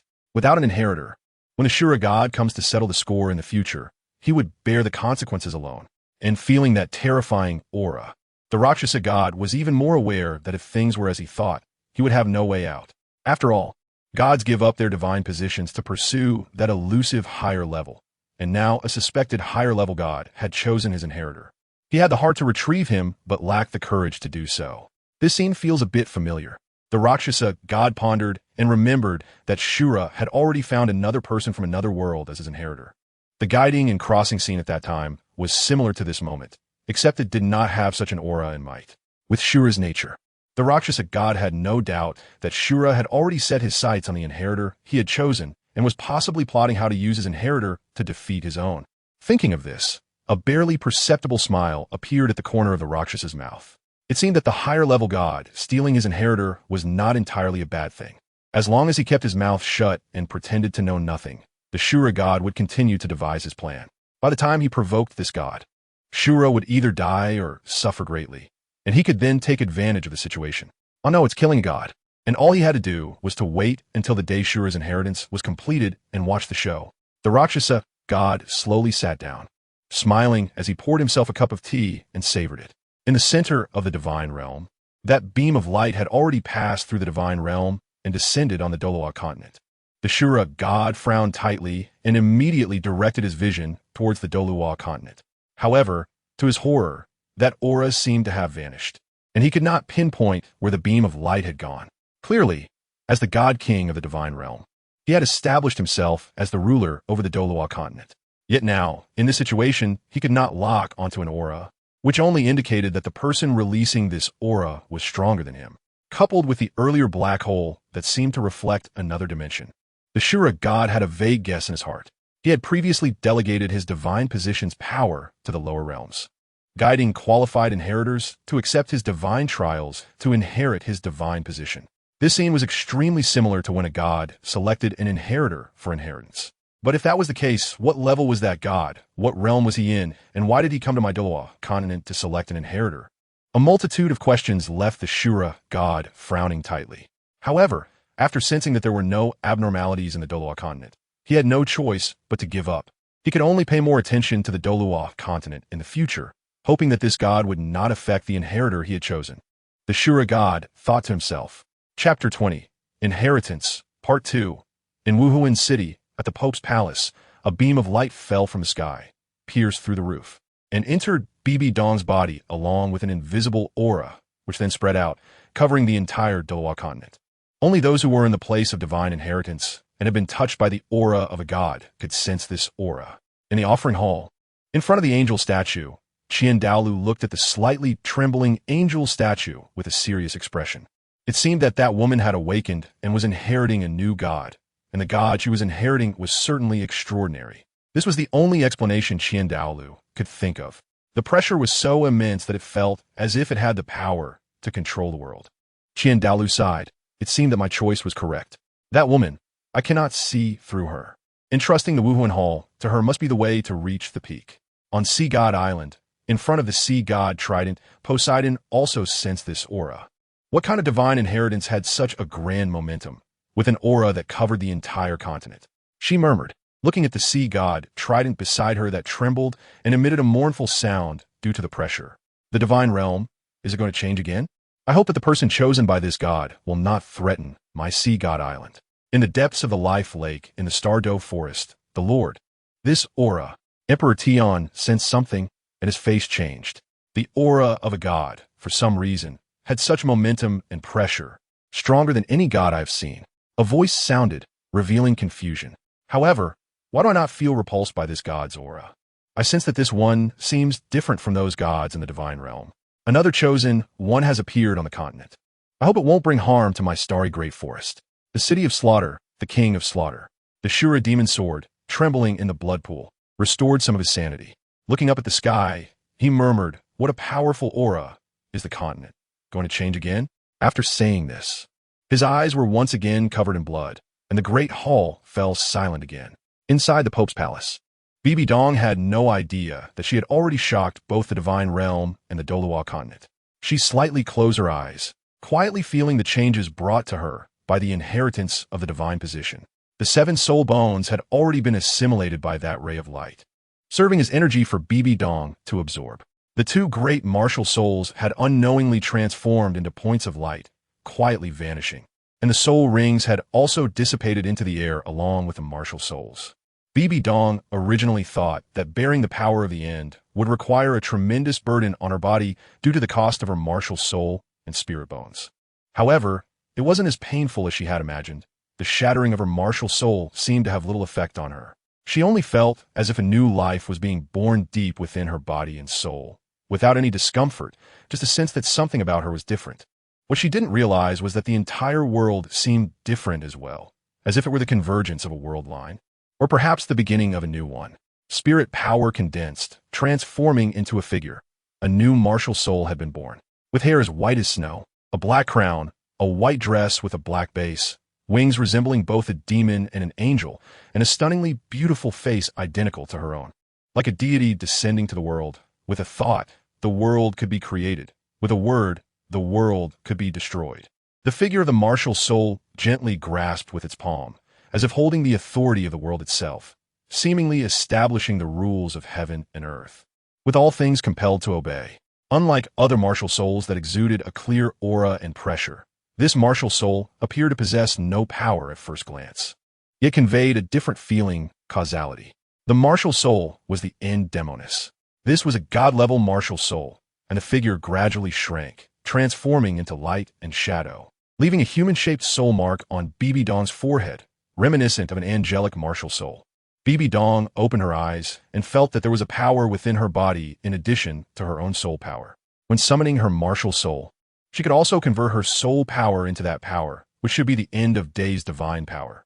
As her soul power condensed, the end of days which martial soul quietly emerged. But what made Bibidong frown was that there was no soul ring above it. Where's my soul ring? Bibidong thought, asking in her spiritual sea, I remember you said that the soul ring would be retained after the fusion time limit. Divine Chosen, you are not mistaken. Your soul ring has already fused, but it has no soul skills, so it can only exist in the form of soul power within your body and cannot manifest. In other words, only after obtaining the God-given soul ring through the divine examination will the years of your previous soul ring be granted to the God-given soul ring, forming your own final soul ring. The voice in her mind replied, So, I currently have level 95 soul power but no soul ring and no soul skills, and I can't hunt soul beasts to obtain a soul ring myself. Bibidong's face showed more frustration.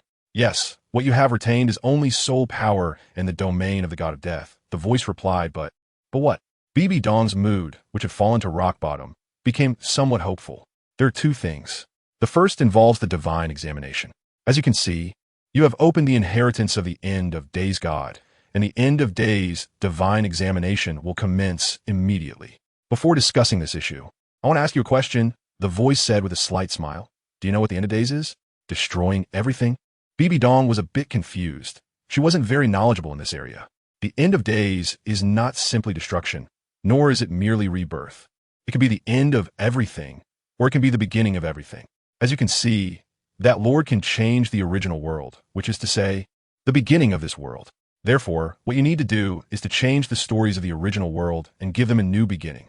This is the content of the end of days divine examination, the voice slowly explained. Bibidong fell in a deep thought as she was trying to understand this sentence.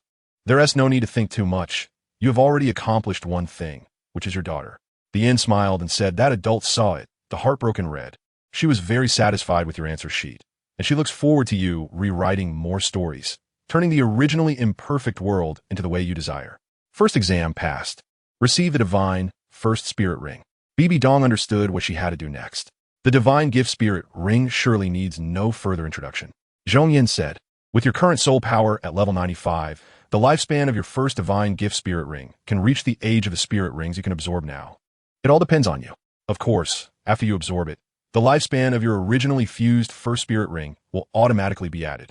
I have one more thing to ask. Bibidong looked at the sleeping Schwerer. In that world, Tang San's sea god assessment allowed his Shrek 7 monsters to also obtain divine gift spirit rings. That esteemed one surely won't be stingy compared to the sea god, right? Naturally, she will have divine gift spirit rings, and she can absorb them at any position and any time, depending on you, Zhongyan replied. As for the future, as long as you wish, that esteemed one will also grant her an assessment. Although your assessment is not within the secret realm, it doesn't mean there isn't a Zhongyan secret realm. Hurry up and absorb it. There's another matter. Chapter 21. The key to the end. Bibidong sat cross-legged, a circle of soul rings appearing beneath her. White flashed by, followed by yellow, then purple, and finally transformed into a circle of deep black soul rings. The colors did not stop changing. The black deepened continuously until it turned red. Clearly, for someone like her, a 95th level title Douluo, the soul ring's age she could endure would not be less than 100,000 years. The red continued to deepen, but the speed of the color change had slowed down. Having experienced the simultaneous absorption of two 100,000-year soul rings, Bibidong was about to reach the limit of the soul ring age she could withstand. She suddenly felt that not having a soul ring might not be a bad thing. Her current situation was akin to a twin martial soul cultivator, possessing the strength of a title Douluo level while having a martial soul without a soul ring. She could maximize the age of all her soul rings. And her first soul ring's age could easily surpass the ninth soul ring of most titled Douluos, even exceeding her original self. Finally, the depth of the red stopped changing. Bibidong sensed that the age of this soul ring was approaching 200,000 years. It was regrettable that she did not break through the 200,000 year limit, which should be related to her lack of soul bones and reduced physical endurance. After the color of the soul ring stopped changing for a while, it suddenly deepened again, breaking through the 200,000 year limit and settling at a level of 250,000 years. This should be the addition of her original soul ring's age, Bibidong thought. Glancing at the circle of red rings, under the influence of divine power, a faint golden glow was plated on it, and eventually, the glow condensed into two golden patterns on the soul ring. Is this the golden pattern representing the 100,000 year age? Bibidong stood up, having no time to feel what soul skills this 200,000 year soul ring brought. She was waiting for the second thing that End of Days would say. As you can see, you have lost your soul bones, so there was some obstruction during the absorption of the soul ring. Therefore, along with passing the divine trial, you will receive a complete set of soul bones of the End of Days divine armor, and you can choose one from the 7 soul bones to absorb. Of course, you must absorb all the soul rings before you can absorb the soul bones, because the carrying capacity of the End of Days divine armor requires a strong physical endurance, which must be supported by soul rings, End of Days said. Bibidong relaxed her mind. At least she was no longer as empty-handed as before. She could obtain a soul bone and possess a soul skill, which wasn't bad. She remembered that including external soul bones, a person could only absorb 7 soul bones. Bibidong recalled something. Yes, a person could absorb a maximum of 7 soul bones. Zhong Yin replied. But there is one more test. Bibidong questioned. As expected of the chosen one, you must have sensed something different. Zhong Yin smiled and said, you have met that adult, and you inherit her divine position. You will eventually become her. The staff that you remember from that adult is the divine artifact owned by the god of the End. Just like the divine artifact of the Shura god, the Shura demon sword, and the sea goddess artifact, the sea god trident. Zhong Yin paused. The weapon used by that adult is that staff. You will obtain this divine artifact in the remaining test. This weapon also has a name, called the Key of the End. The Key of the End. Bibidong murmured. You just said that for every test I pass, apart from obtaining a soul ring, I can choose a soul bone to absorb. Now that I have passed the first test, can I choose this divine artifact instead of a soul bone? Bibidong asked expectantly. After all, a soul bone could provide a maximum of 2 skills, and even then, her skills might still be insufficient in battles. Most of the time, she would need to rely on soul power to suppress her opponents. In comparison, the enhancement brought by a divine artifact would be much greater. Yes, but the Key of the End, being the weapon used by that adult, cannot be fully controlled by your current strength. Even if you choose it, the abilities you can exert will only be 1/10 of its power. Zhong Yin shook his head. Are you sure you want to choose the Key of the End? Moreover, as you know with the Sea God Trident, a divine artifact not only showcases its power based on the user's strength, but also requires the acknowledgement of the artifact itself to be used freely. I originally planned to wait until your progress in the divine test was halfway through, when you have a deep understanding of the God of the End, to hand it over to you. Since you have chosen this weapon, let's give it a try. A white light appeared before Bibidong, and the light condensed into the shape of a scepter. In fact, it didn't originally look like this. It was just that the esteemed one liked to use it as a scepter. What should it actually look like? Bibidong asked curiously. It has no shape, just a beam of light. If you wish, it could take any form, said the End of the Path. Once you gain its recognition, I will explain it to you in detail. Bibidong nodded, no longer hesitating, and reached out to grasp it. The moment she caught that beam of light, it seemed as if she heard a voice beside her, and everything went dark. She could see nothing. Why do you want to change all of this? A voice echoed in her ears. It felt like she had fallen into an abyss, and the environment suddenly turned icy cold, causing her body to lose control in that chill. It seemed that only by answering this question could she escape from this coldness. Was it because of Tang San? Although Tang San was detestable, it didn't seem to be a valid reason for her actions. Was it because of herself and Renxue? Yes, she and Renxue had already lost and missed too much. She didn't want to witness such tragedy, so she wanted to change everything. But was this the real answer? It felt as if a consciousness had awakened in her mind. Indeed, she should have been an outsider. This mother and daughter were merely passers-by from different worlds to her. Why was she so unsettled by this story? Or rather, when did she start to dislike tragedy?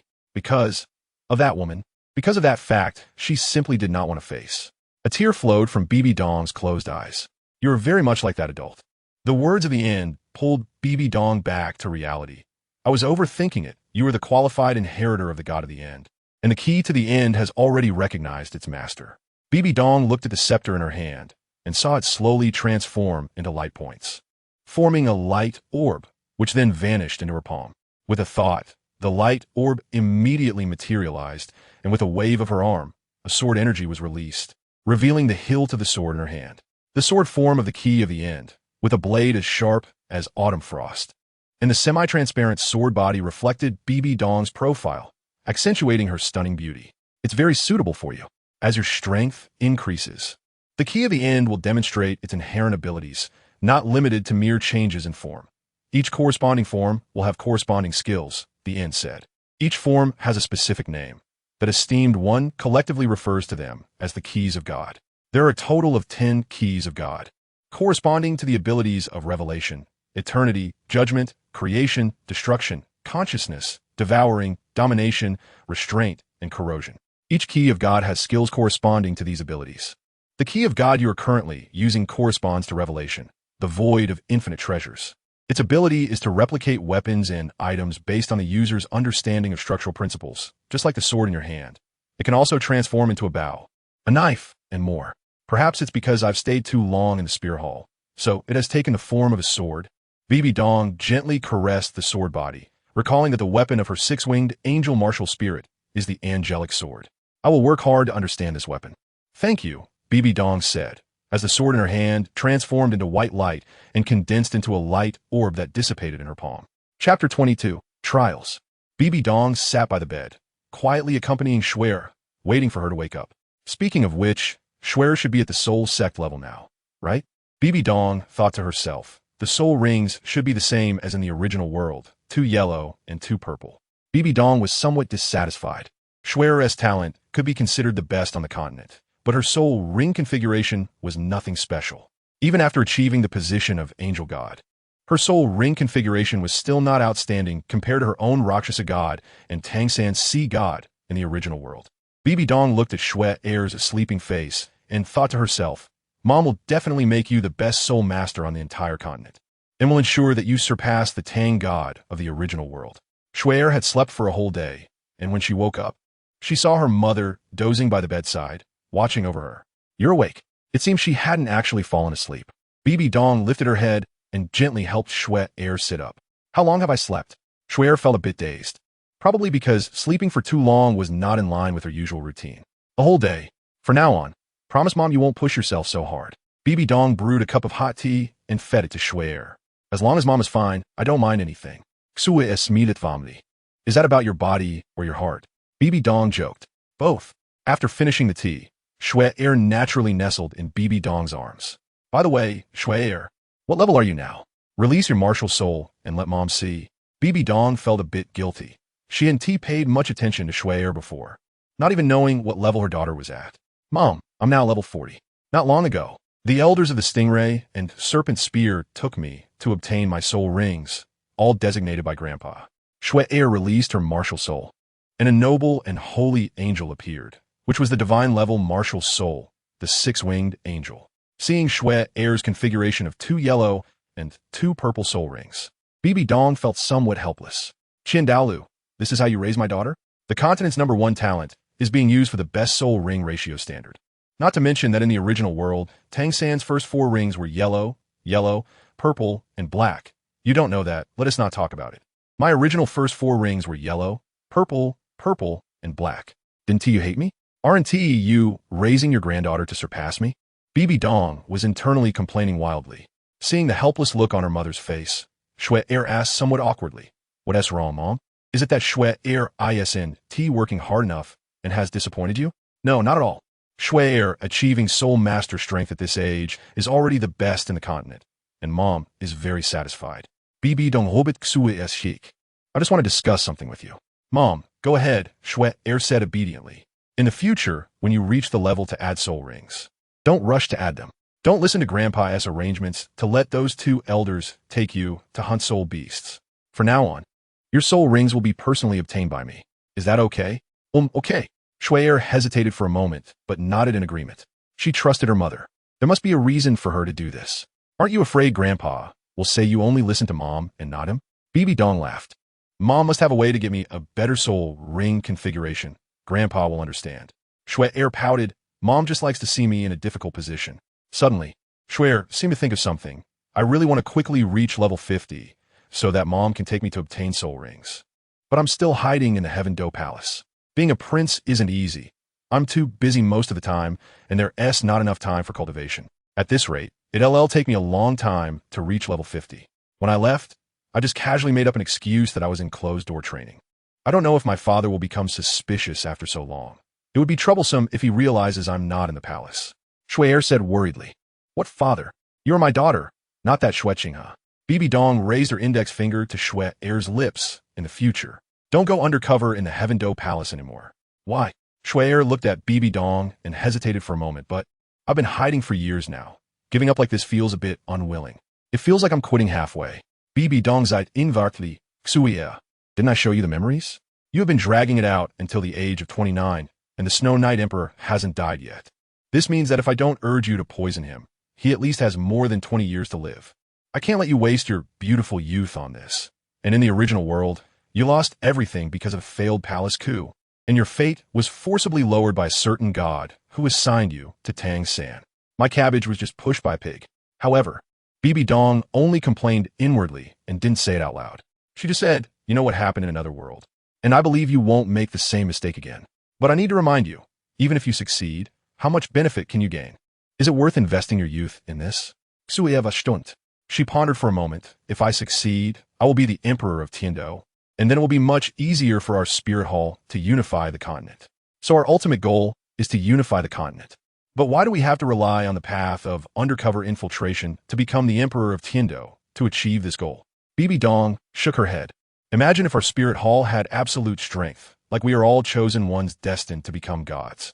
Plus enough title daw and nurturing a group of geniuses and strong ones like the Shrek 7 monsters you saw in your memories. And we know the future, taking all the advantages. Then we can crush through with absolute power and unify the continent without having to be sneaky.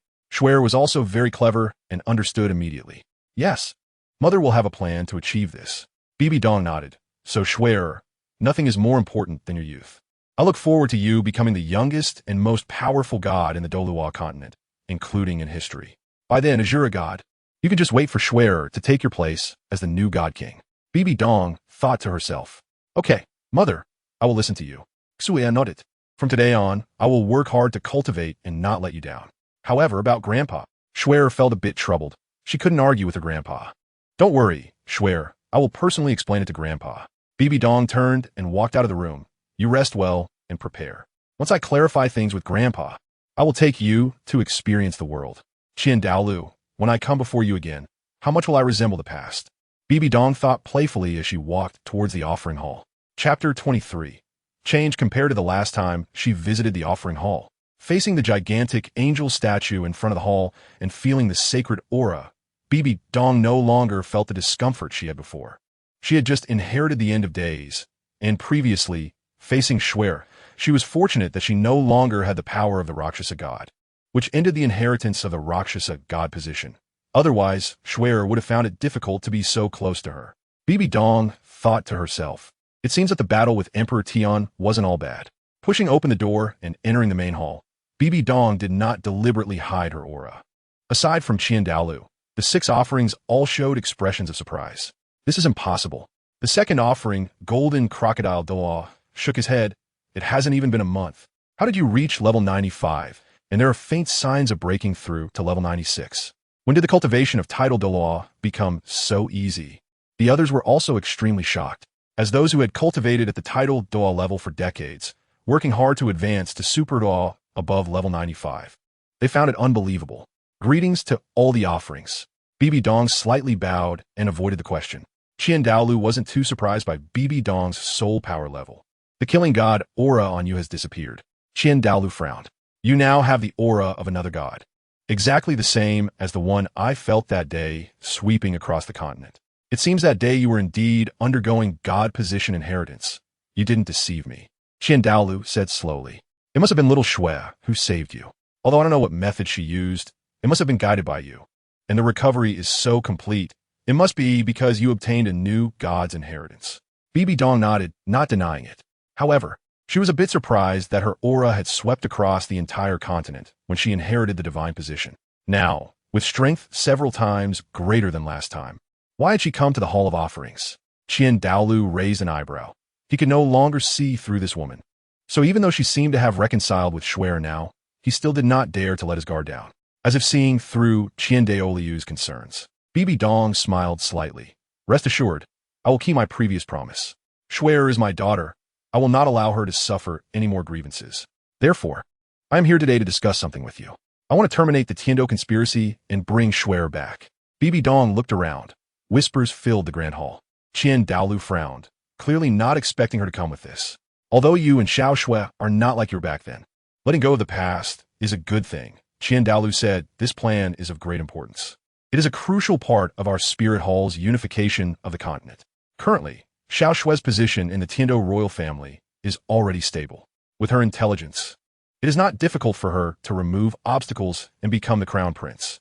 In the future, once Xue Yi dies, Tiando will belong to our Spirit Hall, and more than half of the continent will be under our control. Therefore, whether our Spirit Hall can unify the continent and reach its peak in the future is a key part of this, and we cannot easily give it up. Qian Daolu pondered. Moreover, as the Pope of the Spirit Hall, you should think for the Spirit Hall and strive to promote it. Bibidong curled her lips. It seemed she needed to have a serious talk with this old man today. Then let me calculate some accounts with you. Bibidong said meaningfully as she glanced at him. How did you cultivate my daughter Xue? Qian Daolu looked puzzled, wondering what this woman was trying to say. Just say it directly. There's no need for such roundabout ways, Qian Daolu said, somewhat displeased. Next year, Xue will be of age to enter a high-level Soul Master Academy, just like other outstanding Soul Masters on the continent. Some self-proclaimed excellent academies have a graduation standard of reaching level 40. Xue has already met this requirement before her enrollment age, so it seems my Xue's talent can be considered the best on the continent, Bibidong stated. However, with such talent, her soul ring configuration is yellow, purple. Bibidong shifted her tone, looking at Qian Daolu. Is there a problem? Qian Daolu still frowned. You should remember my soul ring configuration. Don't you care at all about the colors of the first 4 rings of my first martial soul? Bibidong thought to herself. If it weren't for the fact that I currently only have 1 ring, I would have shown you long ago. Soul rings are not necessarily better the higher their years. What suits her is the best, Qian Daolu said in a deep voice. Our angel lineage has always obtained soul rings from fixed soul beasts. This has never changed through the generations. Moreover, little Xue has great potential to become the god of angels, and with such soul ring years, it will not limit her future achievements. I've seen what the standard soul ring configuration of the angel lineage is capable of. I don't want my Xue to end up like that, heavily injured by someone who just became a title, Bibidong mocked. Qian Daolu's forehead was bulging with veins, but he rarely lost his temper and said calmly, What do you want? What do I want? I want to give Xue the best resources. I want her to become the youngest god in history, and I will also help her become the most powerful god. Bibidong said, her tone firm. If you let her go to Tiando to hide, it will only waste her training time and squander her talent. That would be a waste of her potential. Oh, from your words, do you have a way to provide little Xue with a good training environment? Qian Daolu raised an eyebrow. As for my daughter, I have my own methods to teach her. For someone with divine testing like me, it's not difficult at all. Bibidong said. On the contrary, aren't you the one who cares most for Xue?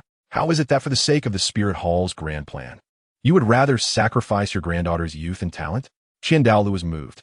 To him, the Spirit Hall's grand plan was indeed important, but he wanted to see Xue achieve the status of the god of angels and restore the glory of the angel lineage. Bibidong's words struck at his soft spot. Can you guarantee it? Qian Daolu continued to test her. I know you don't trust me, so I will make a promise to you. If I give up the plan and let Xue come back, I will ensure she becomes the youngest god. Of course, you can check Xue's strength at any time to see if I'm lying. Additionally, I have ways to unify the continent without seizing the Tiando throne.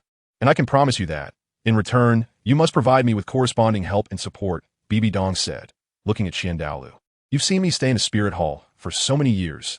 Do you really think I would joke with you and paint a big pie? Qian Daolu waved his hand. Forget it. I'm just concerned about little Shui. As for the rest, I have my own judgment. If you truly have that kind of determination and ability, I will definitely help you. It seemed he was still worried that I might be too radical, Bibidong thought. After all, I had tried to initiate the soul hunting plan early on, only to have it vetoed by the Elder Council. It was normal for him to have such concerns after all these years of being consistently radical. Agreed? Bibidong turned to leave. I need to take a leave of absence. During this time, I will arrange for the elders to handle the affairs of the Spirit Hall. Of course, if you want to arrange for the Hall of Offerings to manage, I have no objections. What are you going to do? Qian Daolu asked. Take Shui out to play. To tour the continent, Bibidong replied. If you don't agree, I'll resign. Bibidong left behind her back. This woman has changed. The golden crocodile Douluo was surprised throughout the whole conversation, and only then did he come back to his senses. Yes, she has changed in every aspect. It seems that the god of slaughter has influenced her too much, Qian Daolu sighed. Chapter 24. The planned Bibidong returned to the papal hall and summoned the 2 elder members of the chrysanthemum goes to inform them that she would be taking a leave of absence for a while, and that they would act on her behalf as the pope. If the high priest arranged for the management of certain specific affairs, they were to follow their instructions. Bibidong waved her hand, indicating that this was about it. I may take a few months to return. During this time, please take good care of Nana, as well as Shiyue and Yen. Do you have any other questions? We understand and will obey the Pope's orders. The 2 elders of Chrysanthemum Ghost replied respectfully. Go and call Nana over. She must be very worried about me during this time, Bibidong said. Although she now had Shui, she couldn't be biased. Nana was also a child with a difficult fate, and Bibidong still couldn't let go of her in her heart. Yes, the 2 elders replied and took their leave. Didn't they also worry about the Pope? However, when they heard the Pope summon them to give instructions, and saw her sitting in the great hall as she used to, their hearts were more excited than anyone else's. The anxiety of these past few days could finally be put to rest, especially when they sensed that the Pope's aura was no less than their own. It indicated that her soul power level had reached the same standard as theirs. Besides surprise, their hearts were filled with excitement and joy. After all, their status was linked to the Pope. The stronger Bibidong became, the more solidified her position in the Spirit Hall, and the higher her prestige grew. As loyal elders, their status in the Spirit Hall naturally rose with her. They had also received 2 pieces of 100,000-year-old soul bones from Bibidong, and their soul power level had broken through its shackles, reaching level 96. They had been wondering what would happen if the Pope couldn't be saved. They would have no one to repay their loyalty to, and might have to live with guilt for the rest of their lives. Therefore, when Bibidong informed them that she would be taking leave and asked them to handle the affairs of the Spirit Hall, they were surprised and puzzled, but did not show it. They were determined to do their utmost to help the Pope ease her burdens. Bibidong sat on a chair, closing her eyes to rest. She didn't ask what skills those 2 soul bones brought to Zhu Gui. They were just the same 2 soul bone skills from Tang San in the original world. It felt great to snatch Tang San's cheek. Teacher, Liena had already arrived at the hall, greeting obediently. Nana. Bibidong came back to her senses and walked over to Nana. You've worked hard these days, and I'm sorry to have worried you. Don't be sad, teacher. I promise I won't leave you. Look, my injuries are completely healed. Bibidong hugged Liena and rubbed her face. She noticed some redness in her eyes. It seemed this girl hadn't been at ease these past few days. Yeah, it's good that the teacher is fine.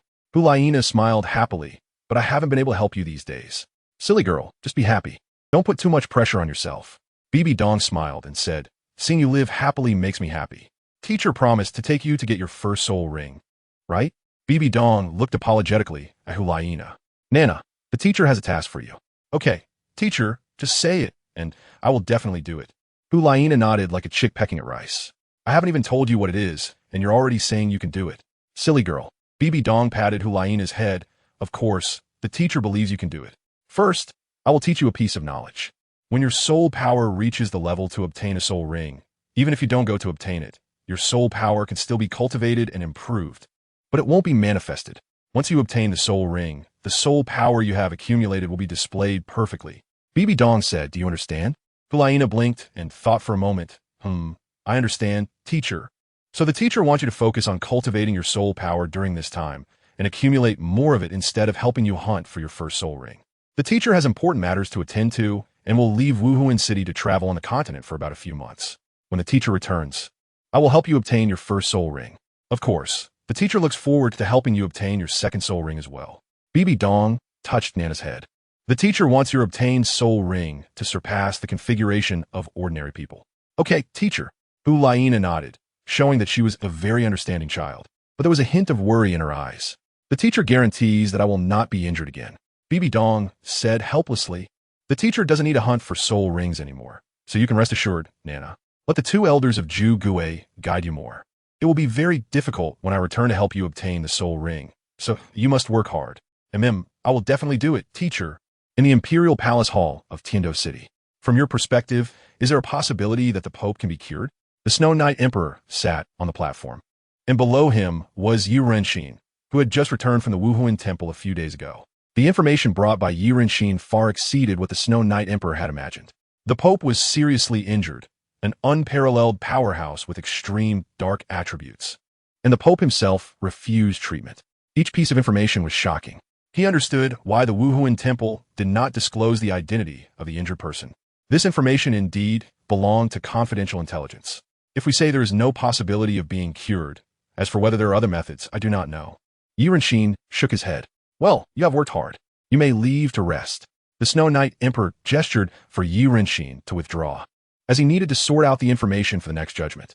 It seems that the Wuhuan Temple is bound to lose another pope, which is undoubtedly a heavy blow for the temple. Losing this most likely reformer, the influence of the Wuhuan Temple on the continent will inevitably weaken, and the threat to the three sects and the two empires will also be significantly reduced. If I continue to allow this platinum bishop in Tiando to give the Wuhuan Temple more management opportunities, letting him expand the negative image of the Wuhuan Temple in my Tiando Empire, then it will be reasonable to unite with the three sects to eliminate the Wuhuan Temple. The Snow Knight Emperor pondered. Unfortunately, Qinghe is not here at this time. Among the princes, only Qinghe has reached an age where he can handle political affairs, which will be a good training opportunity for him. The Snow Knight Emperor shook his head, thinking he needed to connect more with the Seven Treasure Glazed Tile School. In Wuhuan City, in a luxuriously decorated hotel, two women were dining in a corner of the hall. Mom's cooking is not bad, right? Bibidong fondly. Eat slowly, don't choke. I didn't expect Mom's dishes to be so delicious. I want to eat Mom's cooking every day. Shui gobbled down her food. I thought Mom brought me out to shop for good food, but I didn't expect her to cook herself. Mom has already asked Grandpa for leave, and he also agreed that you won't go undercover in the Tiando Imperial Palace. Bibidong smiled. It's a rare and precious break. So Mom thought of taking you to travel around the continent during this time. You've been bored in the palace, right?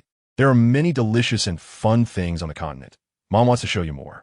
Mom is definitely taking me to cultivate on the continent. When I was in Tiando, Shui also said the same to me. Qinghe, how about playing the court?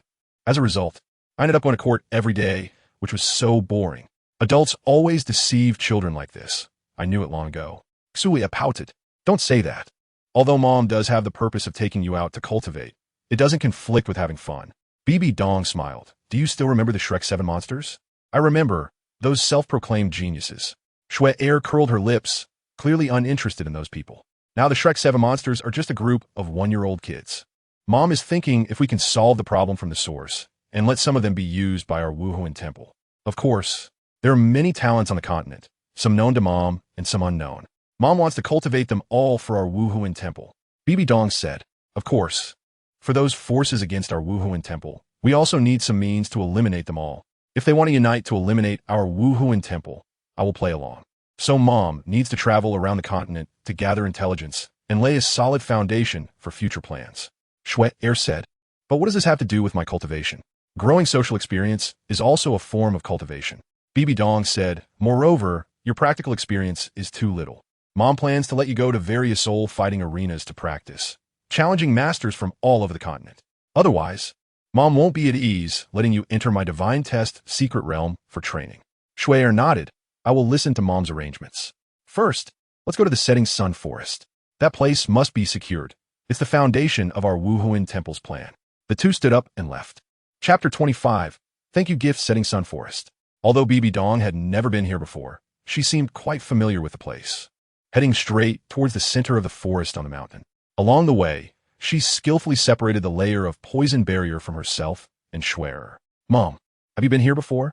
Shui asked in surprise, as she had not seen her mother visit this place in her memories. No, but I have been here in my dreams. Bibidong fabricated a reason. It might be a secret realm left by that deity. I was guided in my dreams to come to this place. Shuer nodded, then recalled something. Mom, this place is where Douluo secluded himself. He probably consumed the immortal herbs here, which is why his strength rose from what I remember to the level where he slaughtered thousands of my people in the Wuhuan Empire at the Jialing Pass. Now he has become enemies with Elder Ju, showing resentment towards our Wuhuan Hall, and is subtly leaning towards joining the Tiando Empire. If we don't stop him, it might turn out like that world. You're right, Bibidong nodded. So, Shuer, what do you think we should do to stop him? Naturally, we should kill him. Although his strength is not as great as that of other elders in our Wuhuan Hall, his poison skills are unparalleled on the continent. In large-scale battles, he can basically annihilate anyone whose strength hasn't reached the titled Douluo level, Schwetter said. Such an enemy cannot be left alive. Have you never thought about turning him from an enemy into an asset for us? Bibidong smiled. With such strong abilities, we would naturally have a headache when he is our enemy. But what if he were one of our Wuhuan Hall members? Then our enemies would be the ones with the headache. Shuer pondered. You still think things through, Mom. But how can we make him submit to us? How did you obtain the Heartbroken Red last time you came here? Tell me the details of that situation, Bibidong asked. Elder Ju revealed my identity, and he didn't dare to act recklessly. Shuer recounted the events of that day to her mother. I see. Elder Ju was right. We should thank him. Bibidong vispiret in Xua sea. Mom has a plan. Douluo frowned. This was the second time someone had visited his secluded courtyard since the last time at the Juhua Pass. When he stepped outside and looked down from the cliff, he saw two stunning women, exuding noble elegance, picking flowers and herbs from his courtyard.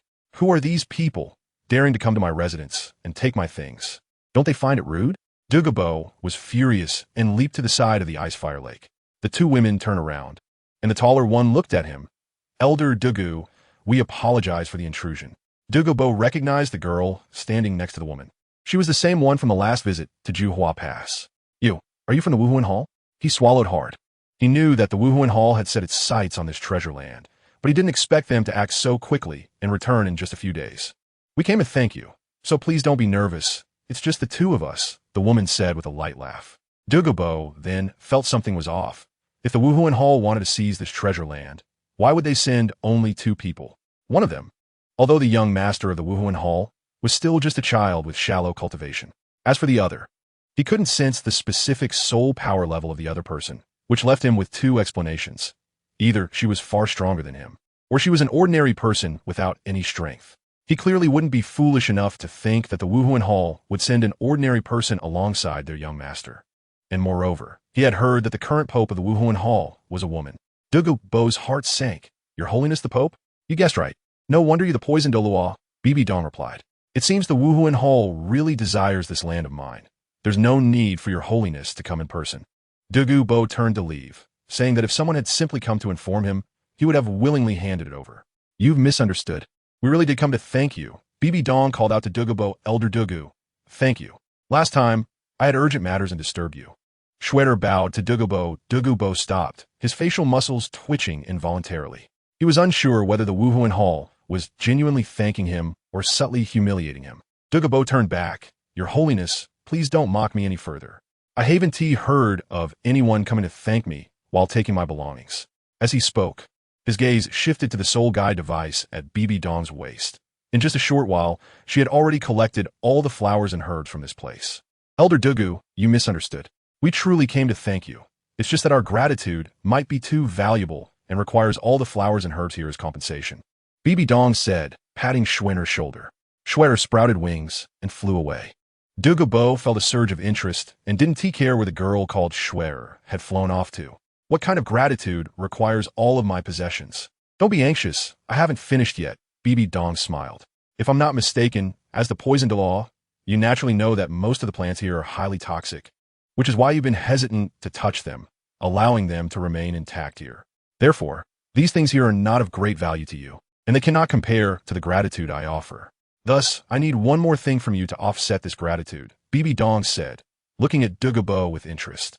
Douluo understood that this so-called gratitude was merely a transaction, but he wondered what the Wuhuan Hall could possibly want from him that would warrant the Pope coming personally to negotiate. Douluo frowned. What else does your Holiness require from me? Bibidong smiled and said, your life. Dugu Bo's expression changed, and he stepped back. Do you want to kill me?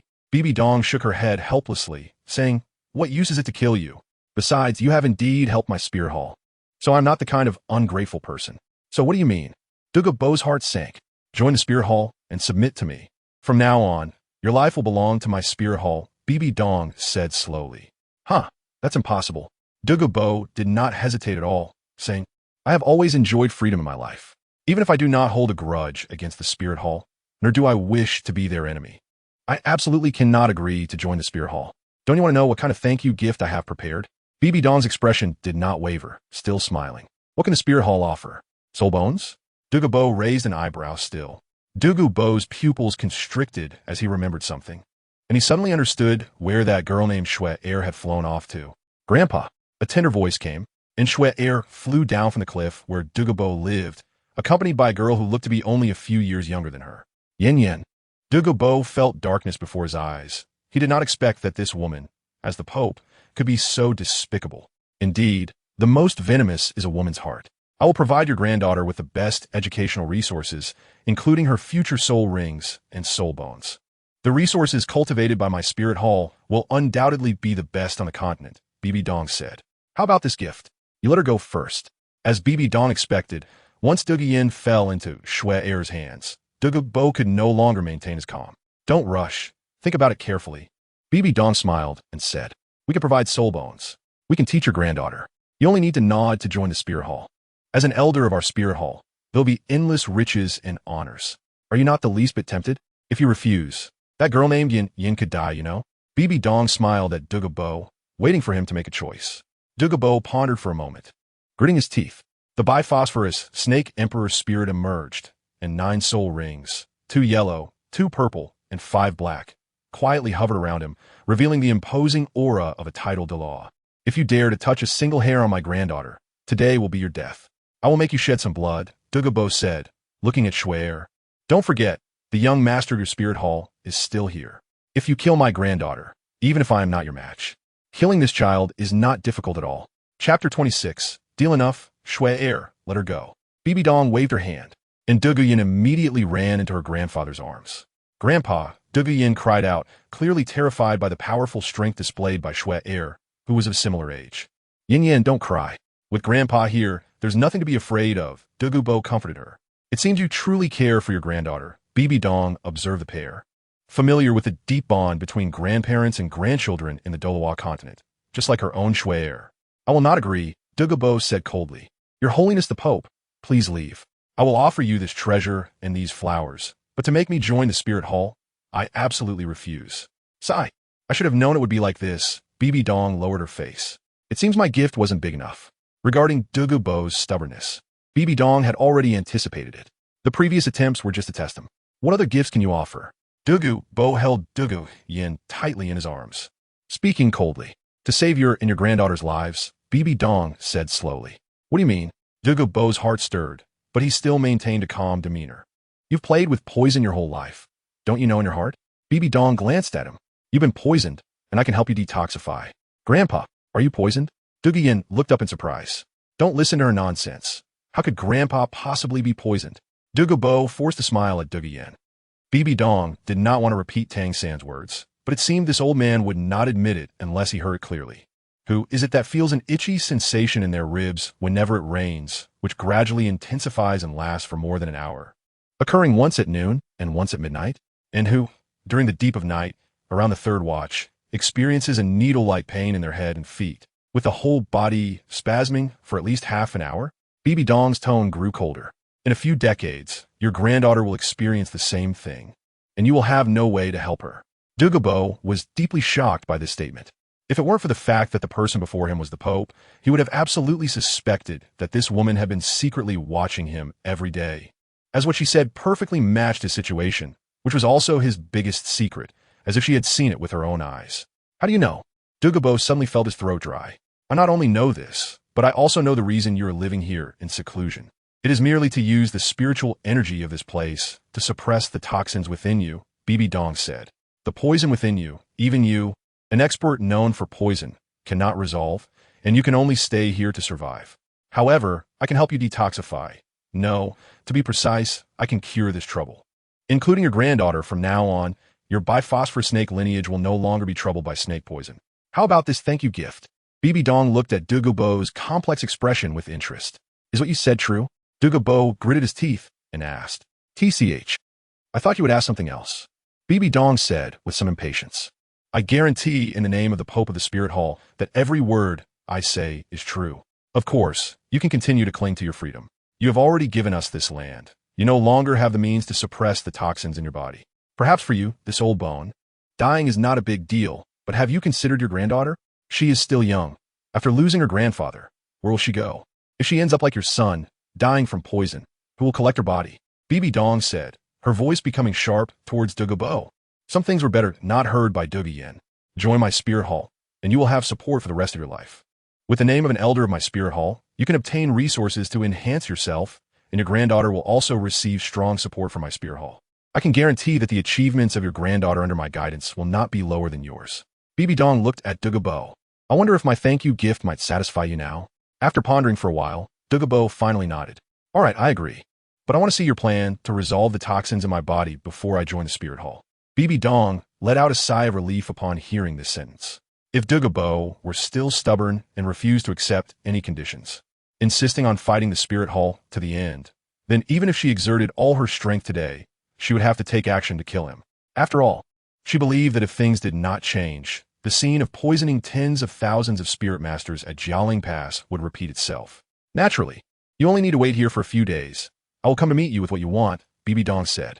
Now, as a deposit, I will take these things away. Douluo nodded. Just as he said, even if the spirit hall forcibly took them, he could only offer them with both hands.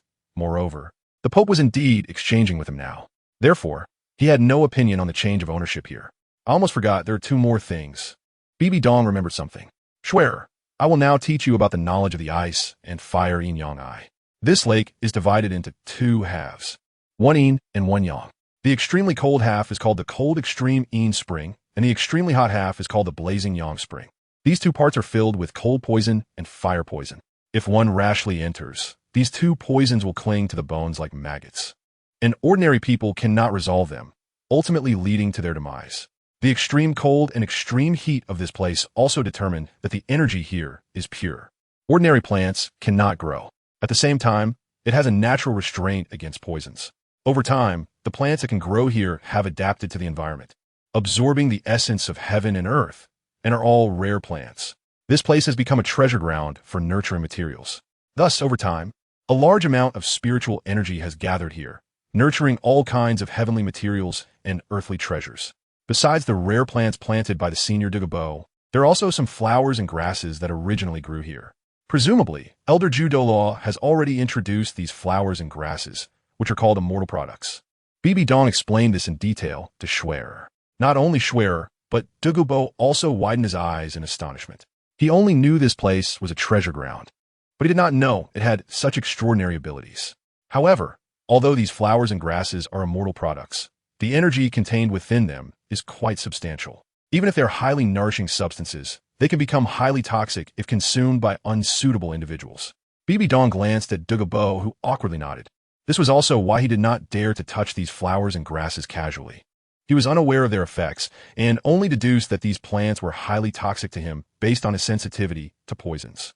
Schwerer nodded as she was understanding this knowledge. Bibidong looked at the icy fire lake with a somewhat complex mood. The lake was deep and bottomless, but she knew that beneath it lay the Ice Dragon King and Fire Dragon King among the 9 great dragon kings. This made her involuntarily think of Guyu-Na. The story of this Silver Dragon King also seemed less than satisfactory. Since she wanted to change this world, she should also give her a beautiful ending. Therefore, there would be a challenge involving Guyu-Na in her divine test. Mom, I understand. So, does Mom have any arrangements? Schweer's voice pulled her back from her thoughts. Do you see those 2 flowers at the ends of the cold extreme yin spring and the hot extreme yang spring? With Bibidong's reminder, Schweer shifted her gaze to the sides. They were called octagonal profound ice grass and fiery apricot blossoms. I will pick these 2 herbs later. Schweer, when I tell you to eat them, you must swallow them immediately and then. Bibidong's gaze turned to where the 2 springs converged, jumped down. Schweer was a bit surprised, but she believed that her mother would never harm her. Without asking more, she replied, Okay, I remember. Douluo, who was nearby, also heard what Bibidong said. He was curious. He usually wouldn't dare to approach these two herbs, let alone pick and consume them, and the water contained deadly poison. What was the purpose of this pope? In his view, a flash of white light appeared in Bibidong's hand, and a beautifully crafted long sword was gripped in her hand. He couldn't see where the sword was drawn from, but he felt a bit of fear from the aura of the sword. With a flash of the sword light, the octagonal, profound ice grass fell in response, and a chill spread out, covering the surrounding land with a layer of white frost. Bibidong quickly arrived at the other side, using the same method, and with a flash of sword light, the fire apricot blossoms fell to the ground. She knew that picking the fire apricot blossoms could not be done with metallic objects. But the key of the end was not a metallic object either. It was essentially just a beam of light. Returning to the center, Bibidong used her soul power with both hands to draw the two plants to her side. As the two herbs made contact, they lost their original extreme aura and transformed into ordinary appearances. Now is the time. Quickly take it. Shuer nodded and consumed the two herbs. Chapter 27. The Secret Realm of the End. As ice blue and blazing red colors alternated on Shuer's body, Bibidong knew the medicinal effects were taking effect. At this moment, Shuer was enduring the impact of two extreme auras within her body, appearing to be in great pain. Shuer, hold on. The next step is the body refinement process. It will be a bit painful during this period, but only by persevering can you be reborn. Bibidong said with concern as she watched Shuer. Shuer nodded, enduring the immense pain, biting her lip tightly, and jumped into the convergence of the spring water. As the spring water surged, Shuer sank into it, and the water surface seemed to fall back into calmness. With her powerful spiritual perception, Bibidong kept a close watch on Shuer's condition. She noticed that Shuer did not fall into a coma like Tang San did upon entering. Although Shuer was also enduring great pain, she still retained a wisp of consciousness and maintained a state of wakefulness. Your Holiness, is she going to be okay? Douluo asked awkwardly. With his strength, he didn't dare to consume these two things, let alone jump into the spring water. My daughter, would I harm her? Bibidong shot Douluo a glance. You help us watch over this place. Do not let anyone disturb it. I will guard her until she comes out. Douluo was once again shocked. No wonder this girl was referred to as the young master of the Spirit Hall. She turned out to be the Pope's daughter. But when did the Pope have a daughter? Douluo didn't dare to ask, as he wasn't one to overstep boundaries regarding internal affairs of the Spirit Hall. As Douluo left, Bibidong sat cross-legged on the shore. She needed to guard Shuer while also opening the secret realm of the end. What is the method to open the secret realm of the end? Bibidong asked in the Sea of Spirits. She had previously learned a bit about this secret realm of the end. It was essentially a series of independent spaces where the internal space was folded and time stood still. They were remnants of the divine power of the end left on the Douluo continent due to that Great One changing the world and rebooting the world line. They existed dependent on the Douluo continent, so everything within them, including the energy, species, and even the world rules, were identical to those of the Douluo continent, just as she had learned about the misty country of Nibelungen in Norse mythology. According to the introduction of the end, the places where the energy of heaven and earth gathers are more likely to accumulate the divine power of the end and form secret realms. However, in the mythology she knew, there was no mention of how to enter such spaces, so she couldn't help but feel a bit curious. What do you think is correct? These spaces are referred to as secret realms under the rules of the Douluo continent, indicating they are remnants left by the gods in your known world. It is called Nibelungen, the end said to her during the introduction. However, Bibidong didn't have time to ponder why that Great One seemed to know about her original world. She wanted to know how to enter the secret realm of the end, both to pave the way for Shuer's future trials and to help Douluo obtain the poison core. Indeed, Douluo's martial soul originated from the Phosphor Serpent King, and humans possessed this martial soul due to the bloodline theft of the Phosphor Serpent King clan in ancient times, similar to how Tang San inherited the bloodline of the Blue Silver Emperor. The emergence of humans with the Phosphor Serpent martial soul likely belonged to this situation. Although the bloodline of the Phosphor Serpent King was stolen by humans, the inner core cultivated by them could not be inherited by humans. The Phosphor Serpent clan had this method of cultivating poison skills, condensing their inner core, which was their inner Dan, allowing them to be unaffected by their own snake poison. In contrast, humans inheriting this kind of martial soul, without obtaining this cultivation method, naturally fell into the harm of their own snake poison. Of course, Bibidong was unsure if there were still any Phosphor Serpent soul beasts on the Douluo continent, but upon learning of the characteristics of the secret realm of the end, as a realm that had never been disturbed. She had no doubt that the so-called Phosphor Serpent King must exist within the secret realm of the end. Therefore, during her negotiations with Douluo, she had leverage to trade the inner Dan of the Phosphor Serpent King and their clan's cultivation method of poison skills. The divine power of the end remains scattered across the Douluo continent, but no one can perceive it, so it has no impact on the people of the Douluo continent. The end responded in her mind. However, as the inheritor of the divine power of the end, you can control this divine power, allowing you to gather the scattered divine power of the end in the nearby heaven and earth to open the entrance to the secret realm of the end. To enter the secret realm, a certain medium is needed. Do you remember the characteristics of this space? Dependent on the Douluo continent and reflecting everything about it, so... Bibidong pondered. So, this medium is something that can reflect the world, such as water or a mirror, the end replied. Understood. Bibidong looked at the ice and fire yin-yang eye before her. This lake was her passage to enter the secret realm. The key of the end appeared in her hand, and the end demoness martial soul was released, with soul power continuously transforming into divine power. Bibidong carefully sensed the thin presence of the divine power of the end in the world, gathering all the nearby divine power. Bibidong kept a wary eye, leaving a trace of her divine power on Shuer, so that even if she entered the end of day's secret realm, she could sense Shuer's condition at any time. The surface of the lake seemed to change, becoming incredibly deep. At that moment, Bibidong closed her eyes and jumped in. The sensation of jumping into the lake was not like the scorching heat and extreme cold of the ice and fire springs.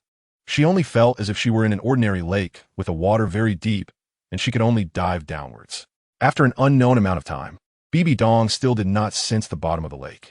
In this endless descent, her soul power was being consumed at an alarming rate. Finally, Bibidong seemed to sense something. She must have reached it. She exerted herself to sink further down, but the expected contact with the lake bottom did not occur. Instead, she surfaced, shaking the water off her face. Warm air rushed into her lungs. When Bibidong opened her eyes, she saw a lake reflecting red and blue hues alongside a green sky, with strange clouds floating in the sky. Sunlight pierced through these clouds, casting colorful rays in the forest surrounding the lake. Is this the land of the dead? Bibidong curiously surveyed her surroundings. No. It would be more appropriate to call this the end of day's secret realm. Nearby soul beasts sensed the emergence of an uninvited guest from the lake and scattered in all directions, disappearing into the forest. Bibidong came ashore and felt a sense of familiarity. Seeing the lush flowers and grass along the lakeshore, she remembered that this should be the sunset forest, and this lake should be the eye of ice and fire. The divine power of the end of days happened to form a secret realm at the eye of ice and fire. And everything here was no different from the eye of ice and fire at the center of the sunset forest in the Douluo continent. What surprised Bibidong the most was that time here seemed unchanging. The vegetation was incredibly lush, and the various flowers and plants were extraordinarily large compared to those on the Douluo continent. Even the immortal varieties like the heartbroken red and Qian tulip were exceptionally huge. As if there was no death here, only the eternal, unchanging cycle of growth day after day. Bibidong moved forward, plucked a celestial gray plant, and sure enough, the broken stem began to grow again, visibly returning to its original form in no time. Bibidong confirmed one thing: time does not flow in this space, and nothing here will die. Everything retains its living state, eternally fixed by unchanging time, yet everything seems to have detached from nature, neither born nor dead, neither old nor young, as if sealed in time. This is, in a sense, a form of death, where life and death reach a bizarre balance in this space. Zhongyan, I have a question, Bibidong asked in her mind. If the ice and fire yin-yang eyes on Douluo continent were destroyed, would this space still exist? This space, although dependent on the ice and fire yin-yang eyes, is independent of them. The only passage connecting them is the water mirror formed by the ice and fire spring. Therefore, if the ice and fire yin-yang eyes on Douluo continent were destroyed, this space would still exist, but the passage would close and could never be reopened, Zhongyan replied. It seems we must send someone to guard the ice and fire yin-yang eyes closely. The value of this place has greatly increased because of the secret realm. Bibidong thought to herself. This secret realm seems limited to the area of the sunset forest. After walking for half a day, Bibidong found she could not exit the forest. The path down seemed endless, and after walking in circles, she would unconsciously return to the starting point. She concluded, this must be the legendary ghost wall, right? If it weren't for knowing the peculiarities of this space, newcomers would surely be scared to death. Is there really a biphosphor snake emperor in this forest without human disturbance? Bibidong felt uncertain. There is. The Zhongyin secret realm has only a few locations on the continent, but it encompasses almost all varieties found on Douluo continent, including different eras. From the 10,000-year, 9-rank ginseng king to the 10,000-year holy soul grass, from the ancient divine beast, the 10-headed burning sun snake, to the 100,000-year biphosphor snake emperor. And the sunset forest, being one of the two forests in the secret realm, just happens to have the 100,000-year biphosphor snake emperor. Zhongyin promptly responded, dispelling her concerns. One last question. Bibidong stopped, sensing the aura of a 100,000-year soul beast ahead. If one dies in the secret realm, will they really die? Yes. And when a person is in the secret realm, if the passage is destroyed from either the outside or the inside, the secret realm will close, preventing anyone from entering or exiting. Besides these two situations, there is one more situation you should be aware of. Zhongyin suddenly fell silent for a moment. What situation? Bibidong had a bad premonition. When the residual divine power of Zhongyin, corresponding to a certain area of Douluo continent, dissipates, the secret realm will lose its foundation for existence, and this space will collapse and eventually disappear. If a person is inside, they will dissipate along with the space. Zhongyin slowly explained. This. Bibidong was somewhat shocked. That Lord's remaining power won't dissipate naturally, right? As for people, they can't even sense it, let alone dispel divine power. That's correct. It won't dissipate naturally or be sensed by others. However, gods are another matter, especially divine kings. Although this is an almost impossible situation, precautions must be taken to ensure everything is foolproof. I understand. Thank you. Bibidong collected her thoughts, preparing to face the unknown, powerful soul beast ahead. Chapter 28. 10-rank Ginseng King Bibidong concealed herself under a tree, hidden among the bushes, completely masking her presence as she quietly observed the direction where the aura of a 100,000-year soul beast emanated. After all, she was currently just a titled law with a single ring, despite having a soul power of level 95. She had to be extremely cautious when facing a 100,000-year soul beast. If she were to get injured here, not having enough soul power to return would pose a significant problem. However, there seemed to be no movement in front of her. Although she was certain that there was a powerful soul beast ahead, likely not inferior to 100,000 years, the area was eerily quiet. Not even a single bird was present, let alone a soul beast. Could it be that she had already been discovered by this soul beast and was now hiding? Bibidong felt a bit anxious in her heart. Had it found her hiding place? Were they both waiting for the other to make a move first? Soon, Bibidong noticed a new development. Another powerful soul beast appeared, and its aura also indicated that it was at the 100,000-year level. Bibidong's heart sank. 200,000-year soul beasts made the situation immediately tricky. Regardless of whether the other party had discovered her, she had to escape. I know you're here. A clear voice came, accompanied by the rustling of leaves underfoot. The soul beast, emanating the aura of 100,000 years of cultivation, exuded immense pressure. Had she been discovered? Cold sweat broke out on Bibidong's forehead, and her body, ready to flee, froze in place. I just want to borrow your energy. Why are you hiding from me? The soul beast seemed a bit angry. If you don't come out, I'll stay here. The owner of the voice said stubbornly. This area fell into silence again. Bibidong remained motionless, nervously lurking under the aura of the 200,000-year soul beasts. She didn't know how long it had been, but the sun had not yet set, and Bibidong was starting to lose patience. Right, this seems to be the end of day's secret realm. Time doesn't flow here. No wonder the sun hasn't set. Bibidong suddenly remembered. How much longer did she have to hide? Forget it. If you don't want to, then fine. So stingy. Can you give it to others, but not to me? The soul beast, standing in the forest, waiting for something to appear, finally couldn't hold back and left. However, Bibidong did not breathe a sigh of relief because she could still sense another aura here. The soul beast that had been hiding all along had not yet appeared. Phew, finally gone, that girl. A voice rang out. Bibidong looked in the direction of the sound, and a ginseng-shaped plant emerged from the grass, accompanied by a surge of energy gathering on its surface, transforming into a humanoid figure resembling an old man. Could this be the 10,000-year 9th grade ginseng king? Bibidong was astonished. The item Tang San had sought in the world was unexpectedly encountered by her in this secret realm. However, she did know the characteristics of the 10,000-year ginseng king. 1,000 years corresponded to a grade, and the 9th grade meant 90,000 years of cultivation. given the rarity and uniqueness of soul beasts like the Ginseng King. It was not an exaggeration to say that a 10,000-year ninth-grade Ginseng King could rival a 100,000-year soul beast.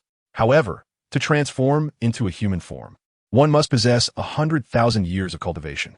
If this soul beast was indeed a Ginseng King, then its ability to transform into human form indicated that it had reached 100,000 years. In that case, it could no longer be referred to as a 10,000-year ninth-grade Ginseng King. The title of 10th-grade Ginseng King might be more appropriate. The 10,000-year ninth-grade Ginseng King has the effect of reshaping human form and undergoing a transformation. Bibidong silently thought. She did not know what the effects of a Ginseng King cultivated to 100,000 years would be, but it could only be stronger than that of a 10,000-year ninth-grade Ginseng King. Suddenly, she understood what was going on earlier. It turned out that she had not been exposed. It was just that this 10th-grade Ginseng King was hiding here to avoid being found by another 100,000-year soul beast. Perhaps the 100,000-year soul beast searching for it needed its help to transform. With this thought in mind, Bibidong crouched down and stealthily approached the 10th-grade Ginseng King. It's not that I can give it to others. It's that it bound me and forced me. The 10th-grade Ginseng King sighed, preparing to leave. Don't move. A cold and sharp sword was placed against the Ginseng King's neck. Wow, where did another one come from? The Ginseng King was startled by the situation. You. Who are you? It scrutinized Bibidong. I've never seen you before. I know that all the soul beasts in the forest want to capture me to assist in their transformation. Although I can't sense what kind of soul beast you were before your transformation, since you've already taken human form. Why are you trying to kidnap me? The Ginseng King said irritably. Huh? Bibidong was confused by the situation before her. Am I a transformed soul beast? How didn't he know? However, she did not reveal this at the moment. It was fine if it regarded her as a soul beast. Soul beasts trusted other soul beasts more. Recklessly exposing her human identity would not be wise. I have some questions for you. Answer them, and I will let you go. Bibidong said. Who was that just now? The Ginseng King widened its eyes. No way. Weren't you hiding here the whole time? Your ability to transform indicates that you've cultivated for 100,000 years, yet you don't even know the most famous soul beast in the forest. The radiant dragon butterfly? It was her. Bibidong maintained her composure. I wasn't hiding here the whole time. I just passed by and inferred that someone had come based on your muttering. The radiant dragon butterfly, Bibidong recalled, realizing that it was Tang Wudong's martial soul from the world. The radiant dragon butterfly she had seen earlier must be a 100,000-year soul beast. This secret realm was indeed extraordinary, containing rare species that had vanished from the Douluo continent, leading to a multitude of 100,000-year soul beasts here. I am looking for the 100,000-year emerald phosphor snake emperor. Do you know where it is? Bibidong moved the sword away slightly. I came just to ask this. The Ginseng King shivered. Why are you asking about it? There was a hint of confusion in its eyes. It was the last time it bound me and forced me to help it transform. That venomous and ruthless creature. Are you looking for trouble? Don't talk nonsense, or I'll cut off your beard to make transformation grass. Bibidong raised her sword. It's in the big cave to the west. It asked me to help it transform recently, and it is no longer in its original snake form, so be careful. The Ginseng King quickly replied. Okay, goodbye. Bibidong put away her weapon and turned to leave. Wait, even in human form, I should still be able to sense what kind of soul beast she is. The Ginseng King watched Bibidong's departing figure, frowning deeply and pondering. Could it be that she has abandoned her cultivation to be reborn as a human? But that aura comparable to 100,000 years of cultivation is definitely real. What is going on? A hint of confusion flashed in the Ginseng King's eyes. Chapter 29. Emerald Phosphor Snake Emperor's Secret Realm. A certain location in the Sunset Forest. Bibidong saw the cave, but she didn't dare to rush in. If she charged in directly and found the Emerald Spirit Snake Emperor, she would say, I want your inner core and the method of your poison cultivation. Please hand them over. Besides possibly provoking the wrath of a 100,000-year soul beast against herself, she would likely be seen as a fool. However, at that moment, Bibidong couldn't think of a good solution. It seemed that besides overpowering it and forcing it to hand over what she wanted, there were no other options available. Bibidong frowned, as if a certain scent was drilling into her nose. It's poison. Feeling the numbness gradually spreading through her body, Bibidong was startled and quickly urged her soul power to dissolve the toxin, then sealed her mouth and nose with her soul power. Detected? A flash of white light appeared in Bibidong's hand as she tightened her grip on her sword, ready to fight. Today, a delicious meal has come to her doorstep. Accompanied by the hissing sound of a serpent's tongue, An old man with gray-green hair appeared at the cave entrance. Oh, another transformed soul beast. Is the old stubborn of the king of serpents helping you? The old man's dark green eyes narrowed slightly. This was rare. I haven't heard of him helping anyone else transform. Why is he helping you? Did you force him, or does he covet your beauty? The old man said with a hissing voice that was extremely unpleasant. However, with my eyesight, I can't tell what kind of soul beast you are, the old man pondered. But to be able to transform means you have a cultivation of at least 100,000 years. You must not be nameless in this forest. Tell me, which clan are you from? What brings you to my territory today? The person in front of me should be the 100,000-year-old Biling Snake King, right? Bibidong assessed the old man. The aura he emitted was comparable to the two guardian beasts of a life lake in the Stardew forest, and he was staring at her with malice, as if he wanted to swallow her whole. Bibidong knew a bit about the rules of the soul beast world. Every powerful soul beast had its territorial awareness. She had intruded into his territory, which was a serious provocation in the soul beast world. No. Why was she identifying herself with the identity of a soul beast? Shaking off this strange thought, Bibidong felt increasingly puzzled. If the king of serpents mistook her for a soul beast by coincidence, then the Biling Snake King saying the same thing was problematic. Could it be that she was truly a soul beast in this secret realm? Bibidong felt something was off. Since there were no answers to her questions, she might as well offend him. The Biling Snake King saw the woman in front of him staring blankly at him and was not polite. He waved his hand, and an energy ribbon made of poison gas rushed towards Bibidong. Clang! The sound of her sword blocking the attack rang out, and the poisonous energy ribbon was shattered, disappearing without a trace. Seeing the attack was ineffective, the Biling Snake King no longer held back. The energy on his body condensed and became completely transparent, releasing a terrifyingly corrosive poison. The powerful poison technique of the Biling Snake clan, Biling Divine Light. I wonder what it would taste like to consume such a beautiful person. The Biling Snake King flicked out his crimson tongue and licked his lips. By the way, there's another rule in the soul beast world, the law of the jungle. Bibidong recalled. No wonder the Biling Snake King had been eyeing her covetously since their meeting. It turned out he saw her as a soul beast and wanted to devour her to increase his cultivation.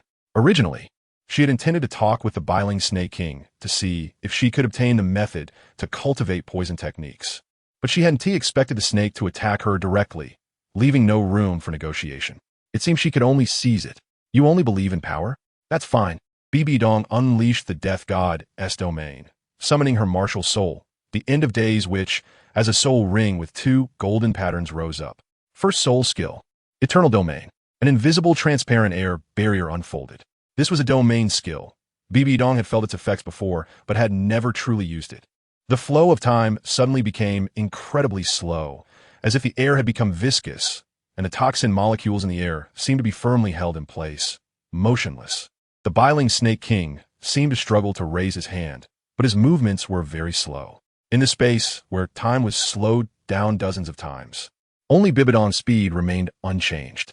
She sealed her mouth and nose to avoid inhaling the toxins and walked up to the Biling Snake King, making a cut on his throat with her sword, but it only grazed the surface before returning to her original position.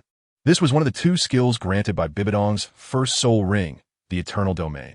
Unlike the slow domain of the sky blue bull python, the former slows the movements of enemies within the domain without altering the time dimension, while this domain effect extends the user's perception of time. As the user's strength increases, the duration of the slowdown becomes longer. With Bibidong's current soul power level, the maximum she could extend was about 50 times, meaning 1 second in her perception equated to 50 seconds in reality, altering the time dimension, allowing her to operate in the gaps of time. Of course, maintaining this domain required continuous consumption of soul power. The longer it lasted, the more soul power was depleted exponentially. At her current soul power level, she could only delay real time for up to 1 minute. Moreover, for those with higher soul power levels than her, the influence of this domain was lessened. At the level of tidal Douluo at 98 or 99, they would be almost unaffected. When the end of days introduced the secret realm, it also mentioned that this time dimension of the domain was a different concept from the stagnant time in the end of days secret realm. The unchanging time in the end of days secret realm resembled a macro state of stasis, in contrast to the day-night changes, aging, and death in Douluo continent. The end of days secret realm froze time in a macro way. The time delayed by the eternal domain, however, was specific microscopic time, As the saying goes, all martial arts can be broken. Only speed is invincible. The next second, the Biling Snake King suddenly stumbled, blood blooming from his throat. He realized the skill was forcibly interrupted, and he said, "You are." What shocked him even more than the ghostly speed of the person before him, and the sword that could injure his energy-formed body, was that this person was not a soul beast. The 100,000-year soul ring and the suffocating sense of oppression from the mysterious humanoid martial soul all indicated that she was human. "You are human? Why do you have the same aura as us?" The Phosphor Snake Emperor asked in astonishment. It turned out that in the End of Days secret realm, the End of Days divine power could assimilate one's aura into that of a soul beast. Suddenly, Bibidong understood. It was no wonder that the soul beasts in the secret realm were already familiar with this, as the secret realm was a derivative of the End of Days divine power on the continent, and they absorbed the End of Days divine power within the secret realm as if it were a natural energy. "You do not have the right to ask me questions," Bibidong said. "I am here for two things. One is the inner core within you, and the other is the poison cultivation method of your Phosphor Snake clan." "Huh. You humans have taken the bloodline of my Phosphor Snake royal family, and now you want my inner core and poison cultivation method? Wishful thinking." The Phosphor Snake Emperor gritted his teeth and said, "As the Emperor of the Phosphor Snake clan, I would never betray my clan. You should understand that it was not me holding back. You would already be dead." Bibidong glanced at the Phosphor Snake Emperor, who was retreating into the cave. "So what? Even if I die, I will destroy my inner core. As for the poison cultivation method, don't even think about it." The Phosphor Snake fled into the cave. In the next second, he was kicked to the ground by Bibidong. "Don't you see the situation? If I want, you won't even have the chance to destroy your inner core. I could disembowel you right now." The cold voice came, like the pronouncement of death. "Will you speak or not?" Bibidong pointed her sword at the Phosphor Snake Emperor. Looking at the Phosphor Snake Emperor's unyielding demeanor, Bibidong sighed. It seemed that a hard approach wouldn't work. "Have you ever been curious about where I come from? Or have you ever walked out of the forest?" The Phosphor Snake Emperor was momentarily taken aback by Bibidong's sudden question. "I don't know," he coldly replied. "I don't want to leave this forest either. Outside is your human territory. Humans kill my soul beasts. We have always been irreconcilable. Then do you want to protect this forest?" Bibidong summoned her martial soul again. This time, the key of the end appeared in the hands of the End of Days, which, radiating light and absorbing the End of Days divine power in the secret realm. "What are you doing?" The Phosphor Snake Emperor sensed something was wrong. It felt as if the life force of the Sunset Forest was being absorbed by this sword, and he exclaimed in fear. "You can understand it as the gods giving you this forest. As a messenger of the gods, this sword is proof of my identity. As for what I am doing, you have already sensed it, right? Choose. Preserve the pride of your clan, or protect the entire forest. Is the messenger of the gods so despicable?" The Phosphor Snake Emperor calmed down. Although Bibidong was scaring him and did not intend to destroy the secret realm, she still felt a bit guilty upon hearing the Phosphor Snake Emperor's words. "If you hand over the inner core and the poison cultivation method, as you can see, I can also bring life force to this forest."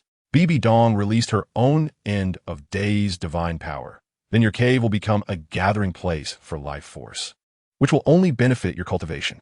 How about it? Your attempts at compensation are just hypocrisy. They cannot change the greedy and hypocritical nature of your kind." The Phosphor Snake Emperor shook his head. "Using the fortune of the entire forest to coerce my Phosphor Snake clan.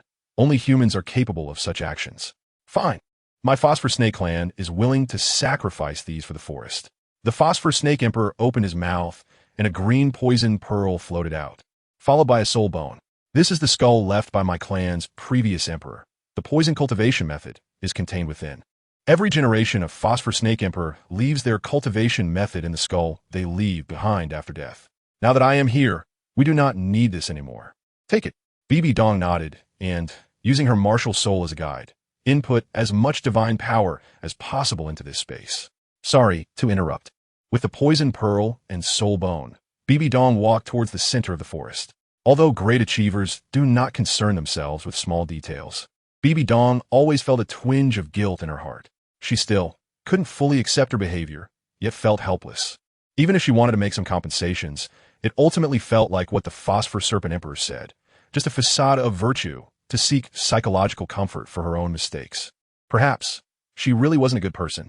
Arriving at the Eye of Ice and Fire, she harvested all the surrounding herbs, leaving the roots to continue growing, and then jumped into the lake, continuously diving down. Chapter 30, Gratitude, Part 1, Sunset Forest, Eye of Ice and Fire. Bibidong stayed by the shore, continuing to watch over Shuer. Under the continuous observation of her spiritual power, she knew that Shuer had made it through and was in the final process of absorption and transformation. The lake's surface was calm, the sun gradually setting, and stars quietly twinkling in the sky. Everything felt so natural, as if the previous journey in the secret realm was merely an illusion. However, taking out the soul bone from the soul guide device, the intermittently visible green glow reminded Bibidong that everything that had happened was indeed real. She had spent what should have been a day or two in the end of days secret realm, and upon returning to the Douluo continent, she found that it had only been a brief moment. One day in the divine realm equated to a year on the ground. It seemed that one day on the Douluo continent was equivalent to a year in the secret realm. Bibidong muttered to herself. Of course, this year in the secret realm was relative to the Douluo continent. Time did not flow there, and there was no concept of time. Thinking about her future plans, the importance of the secret realm had already become evident.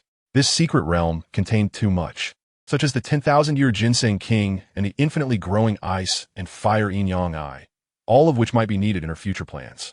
Therefore, this was one of the most important secret realms on the continent. It seemed necessary to seal and hide this area, as well as to have someone guard it. With a splash, a head popped out of the water, pulling Bibidong back from her thoughts.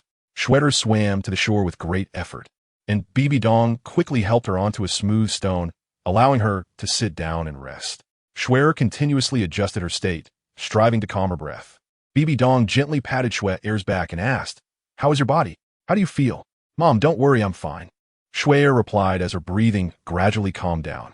"What are the effects of these two herbs? I feel like I've changed a lot. These two herbs are originally poison-free substances. Ordinary people will freeze or turn to ashes if they come within 10 meters of them for even a short while, let alone consume them. However, the concept of yin and yang counteracting each other and the interaction of ice and fire means that when these two extreme herbs are combined, they neutralize each other and their toxicity is greatly reduced. That is also the only opportunity to consume them. After consumption, the two toxins of ice and fire transform from mutual repulsion to mutual assistance, having the effect of altering the body. When combined with the method of absorbing the ice-fire spring water, it can achieve the effect of being impervious to water and fire. The ice-fire spring water has a restraining effect on toxins, and the spring water itself is immune to all poisons. By absorbing these two herbs in it, you can form an effect similar to the Eye of Ice and Fire, granting you immunity to toxins in your body. Bibidong explained in detail. Of course, your six-winged angel represents the spirit of light and possesses ultimate attributes, so being impervious to water and fire won't enhance you much. However, they can serve as a natural converter, allowing you to release your soul power in the form of extreme fire or extreme ice attributes. Xue nodded. I can feel that I've acquired 2 additional attributes of soul power. After I finish absorbing them, I also feel much more harmonious with this environment. Unfortunately, they cannot directly enhance your soul power. Bibidong shook her head. There are herbs that can increase your strength, but they should not be overused. Given time, once you further absorb and refine these 2 herbs in your body, I will give you an immortal-grade herb. All right, you've worked hard. Let us take you to rest. We will set off early tomorrow morning, Bibidong said as she carried Shuer in her arms and flew towards Douluo's residence. Set off? Where to? Xue asked curiously. To Heaven-Do City. Mom is going to get something, and you will go challenge experts at the Great Spirit Arena. Bibidong teased as they landed in front of Douluo's villa. Bibidong pushed open the door and found a room to settle Shuer down. She kissed Shuer's cheek and said, "Shuer, hurry and sleep. Mommy has some matters to discuss with Senior Douluo." Shuer nodded, reluctantly watching her mother exit the room and gently close the door. "Your Majesty the Pope really doesn't treat herself as an outsider." A voice came from above. Bibidong looked up in the direction of the voice and saw Douluo standing on the second-floor corridor, looking down at her. "Is it wrong for me to stay overnight at the residence of the elders of the Spirit Hall?" Bibidong took out something and threw it to Douluo, who caught it steadily. Upon closer inspection, it was a Spirit Hall Elders token. Douluo frowned. "According to our agreement, I will only join the Spirit Hall after you provide the method to detoxify. Giving me this thing now is a bit too early, isn't it?" "It's not early. I have brought the items, and I can give them to you tonight. Let's go out and talk. Both Shuer and your granddaughter are asleep," Bibidong said as she walked out of the villa. Douluo frowned. She had previously mentioned needing a few days' time, during their negotiation. So the detoxification method shouldn't be with her yet. How could she have it so soon without leaving this place? However, considering her identity as the Pope, it was unlikely she would deceive him, so she must really have the method. Douluo's heart suddenly became restless. The toxin that had troubled him for many years was about to be resolved. After putting away the Spirit Hall Elder's token, Douluo followed her out. The two arrived at a secluded spot by the cliff. Do you really have the detoxification method? Don't play tricks on me. Douluo couldn't hold back any longer and asked first. Bibidong did not answer, and with a flash of light, she took out a bead emitting a greenish-blue glow from the soul guide. Take this. Unlike the poison pill you cultivated by yourself, merging this bead into your martial soul will reveal its true nature to you. Douluo looked at the bead in front of him, hesitating a bit. However, he thought that if the person before him wanted to kill him, there was no need for such roundabout methods. Taking a deep breath, he snatched the bead and swallowed it. As the poison bead entered his mouth, his blue phosphor snake emperor martial soul involuntarily summoned itself. He quickly sat cross-legged on the spot, feeling the changes within him. The poison bead gradually merged with his blue phosphor snake martial soul as it circulated through his soul power. At the same time, the toxins that had scattered throughout his limbs and bones, causing him unbearable pain, also merged with it. With the integration of the poison bead, his blue phosphor snake emperor martial soul's aura and pressure increased more than tenfold. The blue phosphor snake emperor martial soul seemed to have gained vitality, opening its massive mouth to reveal an energy black hole formed by toxins. The terrifying toxic energy contained within could cause great trouble even for titled Douluos below level 95.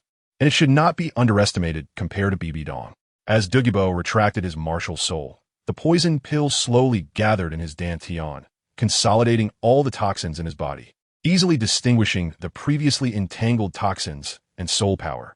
Soul power could be transformed into toxic power, carrying toxins through the poison pill, while toxins could also be converted back into soul power, creating a continuous cycle that perpetuated itself. Douluo's eyes, eyebrows, hair, and skin, which had been harmed by toxins, returned to normal. The soul power that had been suppressed by toxins also became purified. As long as he released it from the depths of his body's meridians, he could easily break through the 91st level he had been stuck at for many years. After exhaling a breath of turbid air and opening his eyes, Douluo's face was filled not only with shock, but also with gratitude. Thank you, Your Holiness the Pope. I have nothing to repay you with, so I shall join the Spirit Hall from now on, serving as an elder under your command, he said joyfully, bowing to Bibidong. I don't know where this poison pill came from, but it fits perfectly with me and the blue phosphor snake emperor martial soul, without any side effects. It complements each other as if it were heaven sent, Douluo asked respectfully. It was obtained by chance. There's only this one in the world, Bibidong replied. Chapter 31. Favor. Part 2. Douluo was somewhat shocked and immediately asked, what about Yin? You have practiced for many years, and the depth of your poisoning has already reached a critical point. If you do not take the poison pill and cultivate on your own, you might not even be able to condense it before meeting your end. Bibidong shook her head. Your cultivation level is that of a titled Douluo, and it is difficult to cultivate a poison pill that can absorb the toxins from your titled Douluo level all at once. It takes a long time. As for Douluo, her path as a soul master has only just begun. It is easy for her to condense her own poison pill through cultivation, and this poison pill will strengthen as her strength grows, thus accelerating her cultivation and enhancing her power, creating a virtuous cycle. Moreover, this way of condensing her own poison pill is the optimal solution that fits her best. Douluo was incredibly surprised. He never expected that after taking the poison pill, his strength would be greatly enhanced, solving a problem that had plagued him for a lifetime. If this was not the optimal solution, then how powerful would the strength enhancement from the optimal solution be? Your Holiness the Pope, you must also have that kind of cultivation method, right? Douluo expressed his gratitude. I thank you on behalf of Yin. Bibidong nodded, taking out a soul bone from the soul guide. The cultivation method was contained within this head soul bone. By absorbing it, one could gain the knowledge within. The way to condense the poison pill of the blue-silver snake martial soul would be learned instinctively. Douluo looked closely and couldn't help but be moved, his voice trembling slightly. This is a 100,000-year head soul bone? Bibidong nodded slightly, holding the skull of the 100,000-year-old phosphor snake emperor. I know you already have a head spirit bone, so this is prepared for Yin. When the time is right, she can absorb this spirit bone, and then the problem that has plagued the phosphor snake lineage will no longer exist. Your phosphor snake lineage will thrive for generations. Douluo's throat suddenly felt a bit dry. He could no longer find appropriate words of gratitude. Your Holiness, this is too precious. I'm never stingy with my own people. Bibidong waved her hand. If you are willing, let Yin Yin come to my spirit hall to cultivate. I can take her as my disciple. I have said before, those I cultivate will achieve results no less than yours in the future. Take it. Bibidong pressed the spirit bone into Douluo's hands. Douluo valued his granddaughter more than his own life. Now, not only had Bibidong solved the poison afflicting him, but she also provided him with a method to cure the phosphor snake spirit lineage's poison and gave his granddaughter the most precious treasure in the spirit master world, the 100,000-year-old spirit bone. It should be noted that even those with a 100,000-year spirit ring may not possess a 100,000-year spirit bone. This kindness is truly significant. Douluo's eyes turned red as he nodded. He had already made up his mind to let Yin follow Bibidong in her cultivation. There was no need to keep this 100,000-year spirit bone for himself. But he also understood that Bibidong's actions were to show her sincerity and put him at ease. I accept the spirit bone. Your Holiness, I am grateful beyond words and honored. I will call for her to apprentice tomorrow morning. No need. The apprenticeship may have to wait until our next meeting. Bibidong shook her head. I will be leaving early tomorrow. That's right. The Pope is busy with many affairs and cannot stay long. I will go call Yin Yin now. Douluo lifted his foot to walk into the house. Wait, don't disturb the child. If you suddenly call her up to say she must apprentice, she might be cranky and confused, and she won't be very willing or happy about it. Bibidong stopped him. Next time won't be too late. Douluo helplessly nodded. All right. Now, Elder Douluo, I have a task for you, Bibidong said. Please instruct. Your Holiness, Douluo replied respectfully. After experiencing everything just now, he was even more determined to follow the Spirit Hall, because this woman was not only serving the Spirit Hall, but was also willing to go to great lengths, even sacrificing her life if necessary. This place is called the Eye of Ice and Fire. Although I have taken all the medicinal herbs, it still holds great value, especially this lake, which is a gathering place of heavenly and earthly spiritual energy. It will be very helpful for your lineage's cultivation. Since you are hiding here and have set up a poison barrier to conceal this place, I command you to continue living in seclusion here and guard this area. No one is allowed to enter without my order. Bibidong said solemnly. I will obey the Pope's command, Douluo responded. Since you have obtained the poison pill, you should be able to make a breakthrough soon, Bibidong said. I have already seen the might of the phosphor snake. It is very powerful. Even a 95-level title Douluo must treat it with caution. However, you must not be satisfied with this. Guarding this place is not a simple task. There may be very powerful individuals who might intrude. The importance of this lake is not only vital for our spirit hall, but also crucial for your own cultivation. You can use the toxins here to enhance your training. Set this poison barrier so that even title Douluo dare not enter. Douluo nodded. I understand. I will strive to cultivate diligently. I hope that in 10 years you can surpass Tang Hao. Bibidong suddenly smiled. I won't disappoint you, Your Holiness. Tang Hao is just a little brat. I have been a title Douluo for many years. If it weren't for the toxins in my body, how could he catch up to me? Douluo said disdainfully. Now that my poison has been eliminated and I have this precious land granted by the Pope, and with 10 years given by you, if I am still outdone by that kid, I would have no face to see the Pope.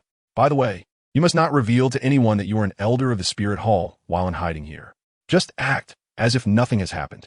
You are a free person. If the Tiando royal family wants to recruit you, just agree. As for the other elders of the Spirit Hall, I will let those who need to know your identity be informed. Therefore, you must not disclose your elder status when dealing with people from the Spirit Hall. Douluo, having lived for so many years, was quite perceptive and immediately understood Bibidong's meaning. Yes, I understand. Then, I will leave at dawn. I won't return to Spirit City. So when I come back later, I will pick up Yin Yin. Bibidong took out 2 fruits, one small and one large. These are celestial products that grow here, called Earth Dragon Golden Melon. Don't ask me why there are 2. You should take the smaller one first. This is the most suitable celestial product for your phosphor snake lineage, a substance for solidifying the foundation and nurturing essence. The smaller you take, the better. After you take it, you will understand its effects. As for the remaining one, you will know what to do with it without me saying. After finishing her instructions, Bibidong walked into the room. Looking at Bibidong's departing figure, Douluo sighed inwardly. Your Holiness truly regards this old man highly. This kindness is something I and Yin will have to repay for a lifetime. Chapter 32. Entering the city in Tiando City at the city gate entrance. Watching the heavily guarded city gate, soldiers were strictly inspecting and questioning the incoming pedestrians. Bibidong couldn't help but frown. What's going on? Was Tiando City like this when you left, Xue? Bibidong turned to Xue, who was also frowning. It wasn't like this when I left, Xue replied, puzzled. Could something have happened in Tiando City during my absence? Let's find someone to ask. Bibidong led Xue to a tea stall beside the official road outside the city and sat down to have tea. 2 pots of steaming high-quality tea were served. Bibidong opened his mouth to ask, shopkeeper, what happened in Tiando City? I remember that major cities shouldn't be like this unless there's a special situation. You two must be guests from afar. The shopkeeper glanced at the two. Although they were dressed plainly, they had an extraordinary demeanor, similar to those nobles who usually reside in Tiando City, so he didn't dare to neglect them. No wonder you are unaware. Yes, we are from a star Luo Empire, and we wanted to visit an old friend. We didn't expect Tiando City to be in such a state, Bibidong said. We're not too clear about the specifics. I heard that something happened to the royal family. A certain prince suddenly went missing and is unaccounted for. The royal family sealed off Tiando City overnight, imposing martial law, and are currently investigating house by house. Exiting the city is out of the question, and entering is also difficult. If you don't have certain connections, it might be tough. The shopkeeper replied. However, since you have friends in Tiando City, it should be easy for them to help you get in. But this martial law could last for an unknown period, and once you go in, you might not be able to come out. You two should think carefully. Bibidong and Xue exchanged a glance, both understanding the current situation. It turned out that the events had originated from them. For such a long time, Xue had made no movements, and it was likely that the Snow Knight Emperor had discovered some clues and found out that Xue was not in the palace but had gone missing. However, it seemed that Xueqinghe's identity had not been exposed. The Snow Knight Emperor would not suspect that Xue had slipped out of Tiando City herself, but would think that someone had kidnapped Xueqinghe, which was why he ordered a citywide search. What should we do now? Xue asked. Should we not go to Tiando City? There are so many cities. It's not like there's only one great soul arena in Tiando City. Bibidong pondered for a moment. It was indeed true, but the item that her mother needed to retrieve was extremely important. If it didn't get it soon, her mother wouldn't feel at ease. What is it? Xue asked curiously. The sea god's heart, a necessity for inheriting the sea god's divine position, Bibidong said slowly. Xue choked on her tea. A divine artifact? In Heaven-Do City? Her face was full of surprise. This was the first time she had come across information about deities other than herself and her mother. Tang San must have obtained it to successfully inherit the sea god's divine position, right? Xuener's voice grew colder. Her mother was right.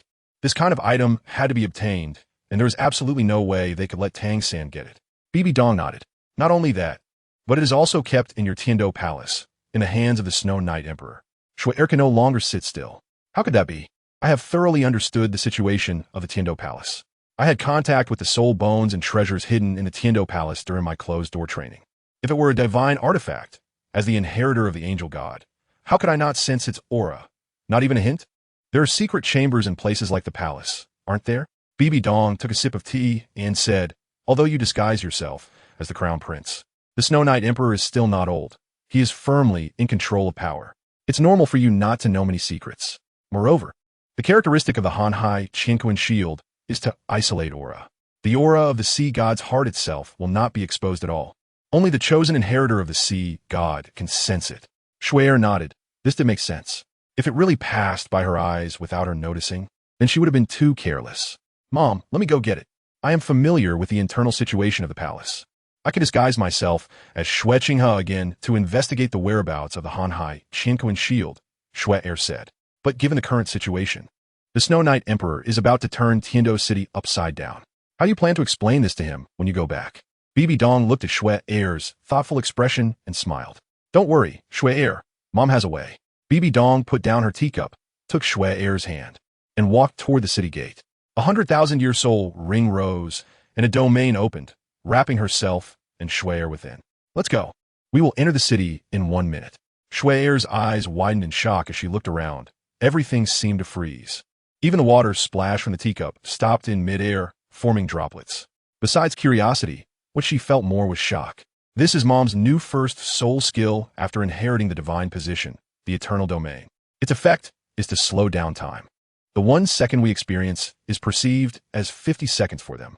When we enter the city in 1 minute, it will seem like only about 1 second to them. It feels like we have passed through a wind. Bibidong pulled Shui air into the city, so you don't need to worry. Even if Mom stands in front of the Snow Knight Emperor in the Tiando Palace, he won't notice. Xue evas deeply shocked. Does this domain work on everyone? It is not very effective against those with a higher soul power level than oneself, Bibidong replied, having already pulled Shui air quickly through the city gate. But don't worry, there is no one in the Tiando Palace with a soul power level higher than Mom. Shui nodded. It was indeed a practical and powerful skill. Then Mom could be an assassin, and the person being assassinated probably wouldn't even know how they died. You could say that, Bibidong said somewhat helplessly. In fact, there is no need to assassinate those with a lower soul power level, and the effect of the domain is not great against those with a higher soul power level. It still has certain limitations. The mother and daughter were already walking on the street, turning into a secluded alley, and then withdrew the domain. If 2 people suddenly appeared on the main street, the pedestrians and soldiers would definitely become suspicious. Coming out of the alley, they were still wearing very ordinary coarse clothes and did not cover their figures with black cloaks. In Bibidong's view, during this period of martial law, walking on the street in a black cloak would not only fail to keep a low profile, but it would likely attract the attention of everyone on the street. Mom will first take you to a hotel to check in, then we can go shopping and buy some delicious food. And by the way, find out if the Great Soul Arena is still open. If it is, I'll send you there tomorrow. Bibidong and Shui air walked hand in hand on the street, where there were few pedestrians, and occasionally, soldiers patrolled in formation. Did you notice anything strange? Bibidong frowned. Why are the ones leading the team from my spirit hall? Yes, I noticed. It really is strange. Why would the Snow Knight Emperor let my spirit hall intervene in this matter? Xue evas isoposit. Forget it. We'll ask about it later. Bibidong took Shui air to the Tiando Royal Hotel. Let's find a place to stay first. Pushing open the hotel door, the lobby inside was luxuriously decorated. Not inferior to the hotels in Spirit City. Are you 2 here to book a room? The staff approached enthusiastically, showing no signs of neglect due to their ordinary attire. 2 top-tier rooms. Bibidong took out a top-tier VIP card. This was given by the hotel in Spirit City. It is valid throughout the continent. I am sorry, distinguished guest, but we only have 1 top-tier room left in our hotel. However, we do have slightly lesser ones available. How would you like to arrange this? The staff looked at the top-tier VIP card with an apologetic expression. Bibidong frowned. As the Pope, she was naturally accustomed to this kind of luxurious discomfort. What was going on? Then just 1 room, please. Schwer, you can squeeze in with your mother. Schwer nodded vigorously beside her, eager to sleep with her mother. I'm really sorry, but since yesterday, the city has suddenly imposed martial law, so the guest rooms are a bit tight. You 2 are quite lucky, as there is still 1 last top-tier room available. According to the martial law issued by the royal family, may I ask you to leave your names for registration? The waiter respectfully handed over the paper and pen. Bibidong helplessly wrote down 2 words on the registration book. Dong, Shui. All right, here's the room key. The room is on the top floor, and the room number is on the key card. I wish you a pleasant stay. The attendant bowed and went back to work. What a hassle. Bibidong shook her head. Let's go, Shui. I'll take you to the Great Spirit Arena. Chapter 33. Spirit Battle outside the Great Spirit Arena in Heavendo City. It seemed that the citywide martial law had not affected the arena, which was still as bustling as ever. Bibidong looked at the crowd coming and going, shaking her head. Indeed, the Heavendo royal family still dares not offend the many nobles. Such a gathering place for nobles must continue to operate. Xue, you never been to a place like this, have you? Bibidong smil.suat? I've heard about it, and have wanted to come for a long time, but I've always been too busy in the palace. Shui replied helplessly. When we get in, you should say you're 15 years old. No one on the continent at level 40 can be 11 years old. If you reveal your real age, it will surely cause a stir and attract unnecessary attention. Bibidong reminded her. Okay, I understand. Shui followed Bibidong into the Great Spirit Arena. The hall inside the venue was large and new, with many areas to explore. Fortunately, as the Great Spirit Arena of Heavendo City, the various signs and indicators were very detailed, so the mother and daughter would not get lost in the crowd. What is that stone tablet in the middle for? It has so many words on it. Xuya Uskit, the names of those who died in spirit battles. Aside from the ordinary forms of competition, the Great Spirit Arena does not restrict life and death. If the opponent intends to kill, there is nothing that can be done, except for the severe injuries resulting from spirit battles, Bibidong explained. Although Shui was more mature than her peers, She was still a child and couldn't view the matter of killing with a calm heart. You're not wrong in your thoughts. I also despise those who kill without knowing each other in spirit battles. Such behavior is despicable. Bibidong gently stroked Shui Er's head. So, in spirit battles, unless someone is obviously trying to kill you and you can retaliate in self-defense, even against notorious individuals, you must not recklessly take their lives. It's not about becoming a saint. You just need to remember one thing: why you would kill and whether it is necessary to kill. Mass killing is a form of degeneration. The sword in your hand should obey your heart, rather than be driven by its bloodthirsty ability or blind your heart, Bibidong said slowly. In real combat, when you walk on the edge of life and death, you will understand this deeply. Shui Er nodded, deeply remembering her mother's words. Bibidong brought Shui Er to the area for the battle arena.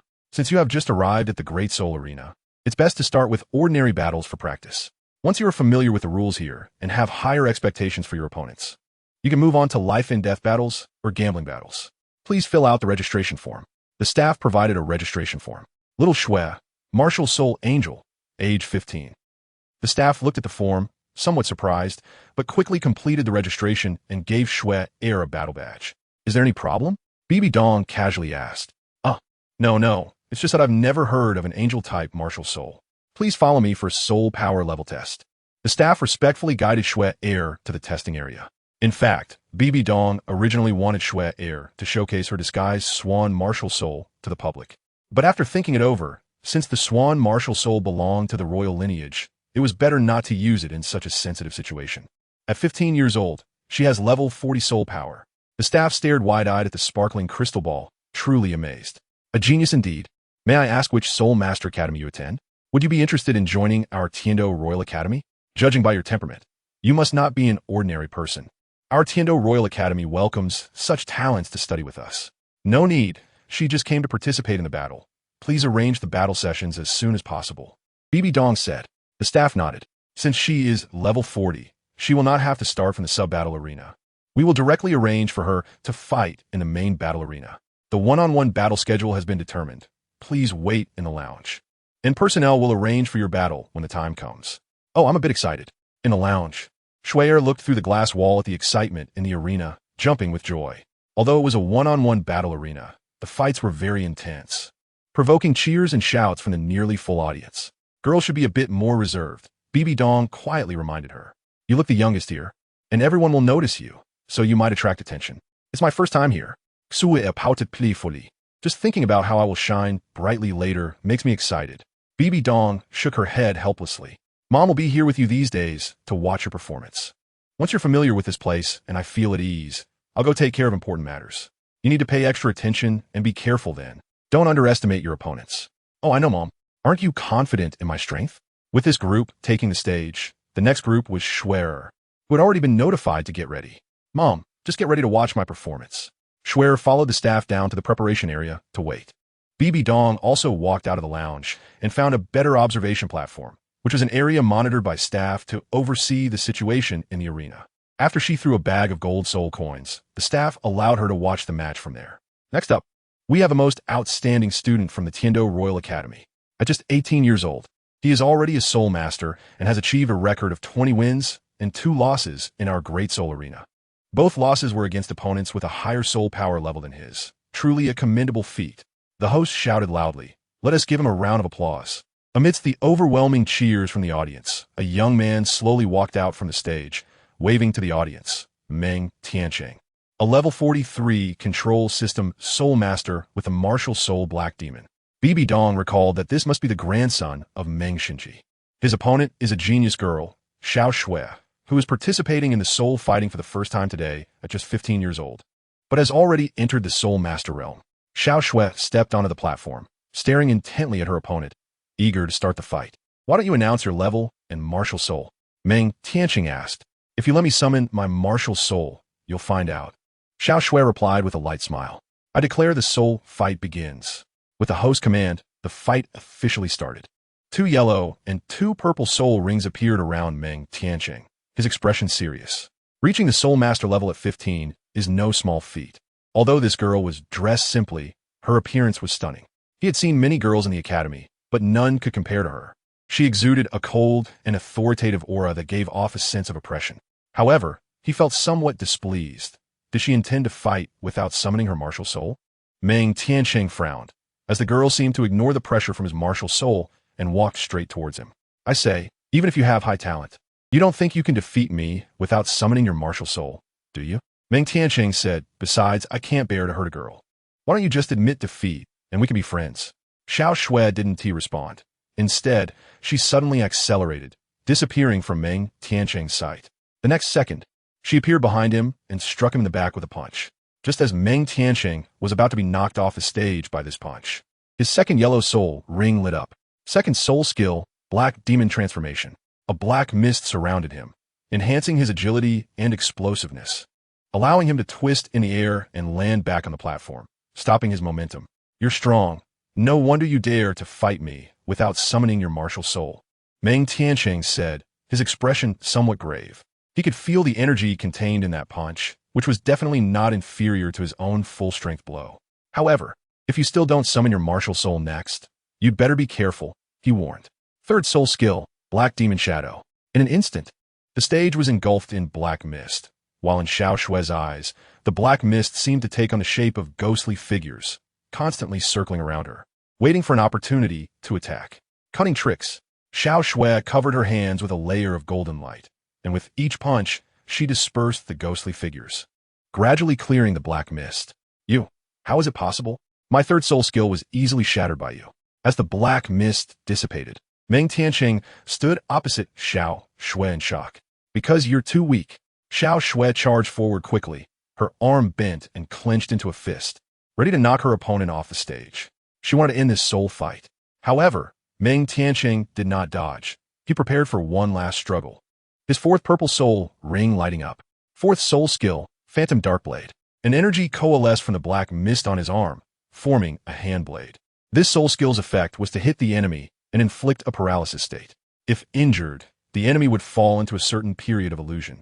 As Xiao Shui was speeding forward to attack, she saw that he had released a massive fourth soul skill and was clearly intending to clash with her head-on. But it was too late to stop. She could only brace herself for a hard hit. I declare the result of this soul fight. Xiao Shui wins. As Meng Tiansheng flew off the stage, the host shouted loudly to announce the result. The audience fell silent for a moment before erupting into deafening cheers. Xiao Shui. Xiao Shui. They saw that this girl had sent her opponent, who had a higher soul power level, off the stage without using any soul skills or even summoning her martial soul. But Bibidong understood that at the last moment, Xiao Shui did summon her martial soul and used her first soul skill, Angel Assault, because Xiao Shui summoned her martial soul and withdrew it in such a brief moment. The audience did not see it clearly and all thought she hadn't summoned it. Well done, Xiao Shui. Bibidong back in the lounge hugged Xiao Shui as she rushed towards her. Come on, let's go have dinner. Chapter Action I'm sorry, Mom. In the end, I still summoned my martial soul and didn't manage to send my opponent off the stage without using it, Xiao Shui said, cuddling Bibidong. No, you did the right thing, Xiao Shui, Bibidong replied. You shouldn't put yourself in danger just to show off. Countering the opponent's moves is the correct approach in actual combat. If you had gotten hurt because you didn't use your first soul skill to block his attack, I would have had to criticize you. Xiao Shui nodded, I understand. Let us go. Mom will take you to explore Tiando City in the next few days. Now, let's go eat something delicious. Bibidong held Xiao Shui's hand as they prepared to leave the Great Soul Arena. On the way, they encountered Meng Tiansheng, who was packing up to leave. Seeing Xiao Shui, he hesitated for a long time, but finally mustered the courage to call out to her, Miss Xiao Shui. I want to ask you a few questions. Xiao Shui stopped, looking at this defeated opponent. What do you want to ask? Hurry up, I'm busy. Seeing Xiao Shui actually speaking to him, Meng Tiansheng felt awkward and blushed. I want to ask, why do my third and fourth soul skills have no effect when clashing with you? It felt like my soul power was being dissolved and suppressed upon contact with you. It's because of martial soul suppression. Your martial soul has a bit of dark attribute, while my martial soul happens to be light attribute, so it's not surprising. Xiao Shui waved her hand. If there is nothing else, I'm leaving. Miss Xiao Shui, Meng Tiansheng called out as she turned to leave, disregarding his reddened face. Which academy are you studying at? I'd like to be friends with you. No comment. Xiao Shui replied without looking back, pulling Bibidong along as they walked away. On the way, Bibidong finally couldn't hold back her laughter and burst out. Mom, what are you laughing at? Xiao Shui asked, slightly annoyed. My little Xiao Shui's aura is just different. In just one soul fight, she gained a huge following and a fan who admires you, Bibidong teased. Mom, please don't tease me. I don't want friends. When I was Shueqinghe, I made friends every day. Now, just hearing about making friends scares me. Xiao Shui said, hugging her mother's arm and acting cute. All right, I won't joke about it anymore. To reward you for your victory, tell me what you want to eat, and Mom will take you out. Bibidong smiled. Xiao Shui's eyes lit up. I want to eat the dishes Mom makes. All right, what do you want to eat? Mom will go buy the ingredients. The mother and daughter were laughing together as the sun set, casting their gradually elongating shadows, creating a particularly warm scene. More daily episodes to follow. This scene continues from the Dong Shui special. In the blink of an eye, more than 10 days had passed, and Shui had already become very familiar with the rules of the Great Soul Arena. In a match of the gambling fights, she had only participated in a few soul battles, all of which ended with her defeating her opponents before unleashing her martial soul. Therefore, Bibidong brought Shui to participate in the life-and-death battles. In the life-and-death fights, the opponents were much fiercer than those in the previous gambling fights, as those who came to participate in life-and-death battles were all prepared to risk their lives. Shui also had to unleash her martial soul in the life-and-death arena, exposing it to the public, showcasing the advantages of her angel martial soul and her practical combat talent, and skillfully utilizing it, maintaining an undefeated record up to this point. Of course, Bibidong was still worried about Shui, and she watched the matches from the shadows during each of Shui's life-and-death battles, keeping a close eye on the situation in the arena. If any accidents occurred, with her assassin-like soul skills, Shui would find it difficult to get into trouble. Fortunately, Shui's strength was indeed unmatched at the soul ancestor level. With the advantages of her god-level martial soul and the ability to freely convert the attributes of extreme fire and extreme ice, Shui was able to turn dangers into safety and effortlessly defeat her opponents each time. Moreover, Shui remembered her mother's words. So even when her opponents used lethal moves in the life-and-death battles, she only neutralized their attacks, causing them to be injured and lose, never taking their lives. As a result, those opponents who were spared by Shui were mostly filled with gratitude, including the initial Meng Tianqing. They all paid special attention to Shui. Whenever there was a match featuring her, they would always watch and cheer for her. Bibidong could see all this clearly from the observation platform, feeling helpless in her heart, looking at the increasing number of people in the one-on-one battle arena due to Shui, and those few who came every day to cheer for her. It seemed that if Shui stayed any longer, the entire audience of the Heavendo Grand Soul Arena would be her fans. It seemed it was time for me to take action. Heavendo City, Spirit Hall Branch. Your Holiness, it's been more than 10 days with no clues. Should we stop and report back to Shui? A black-clad man bowed respectfully, his voice somewhat hoarse, with his black cloak obscuring his face. No need. Shui asked us to investigate, so we will. He is merely using the name of our spirit hall to intimidate the forces that abducted Shueqinghe, helping him find a person. This is also a good opportunity for our spirit hall to establish its authority and reputation. An old man leaned back in his chair in the hall, saying, if we can't find them, keep looking. Increase our efforts to determine which force abducted Shueqinghe, especially keeping an eye on the 3 great sects and the Star Luo Empire. Yes, the black-clad man moved swiftly and quietly withdrew. Shui is really confused. The old man rubbed his forehead. He was the platinum bishop of the spirit hall, Salus. Is this an attempt to show weakness and curry favor with our spirit hall? Recently, he's been asking our spirit hall to participate in various imperial affairs, even seeking our help regarding the prince's disappearance. Now, our spirit hall has influence in all aspects of the soul master world in the Heavendo Empire, and compared to the past, our control over soul masters within the empire is even stronger. Given time, our spirit hall will surely be able to swallow the Heavendo Empire. What you Shui cannot accomplish, let our spirit hall help you achieve. Shui, Mom is going to the Heavendo Imperial Palace for official business today. You can go to the Grand Soul Arena by yourself. Be careful and don't underestimate your opponents.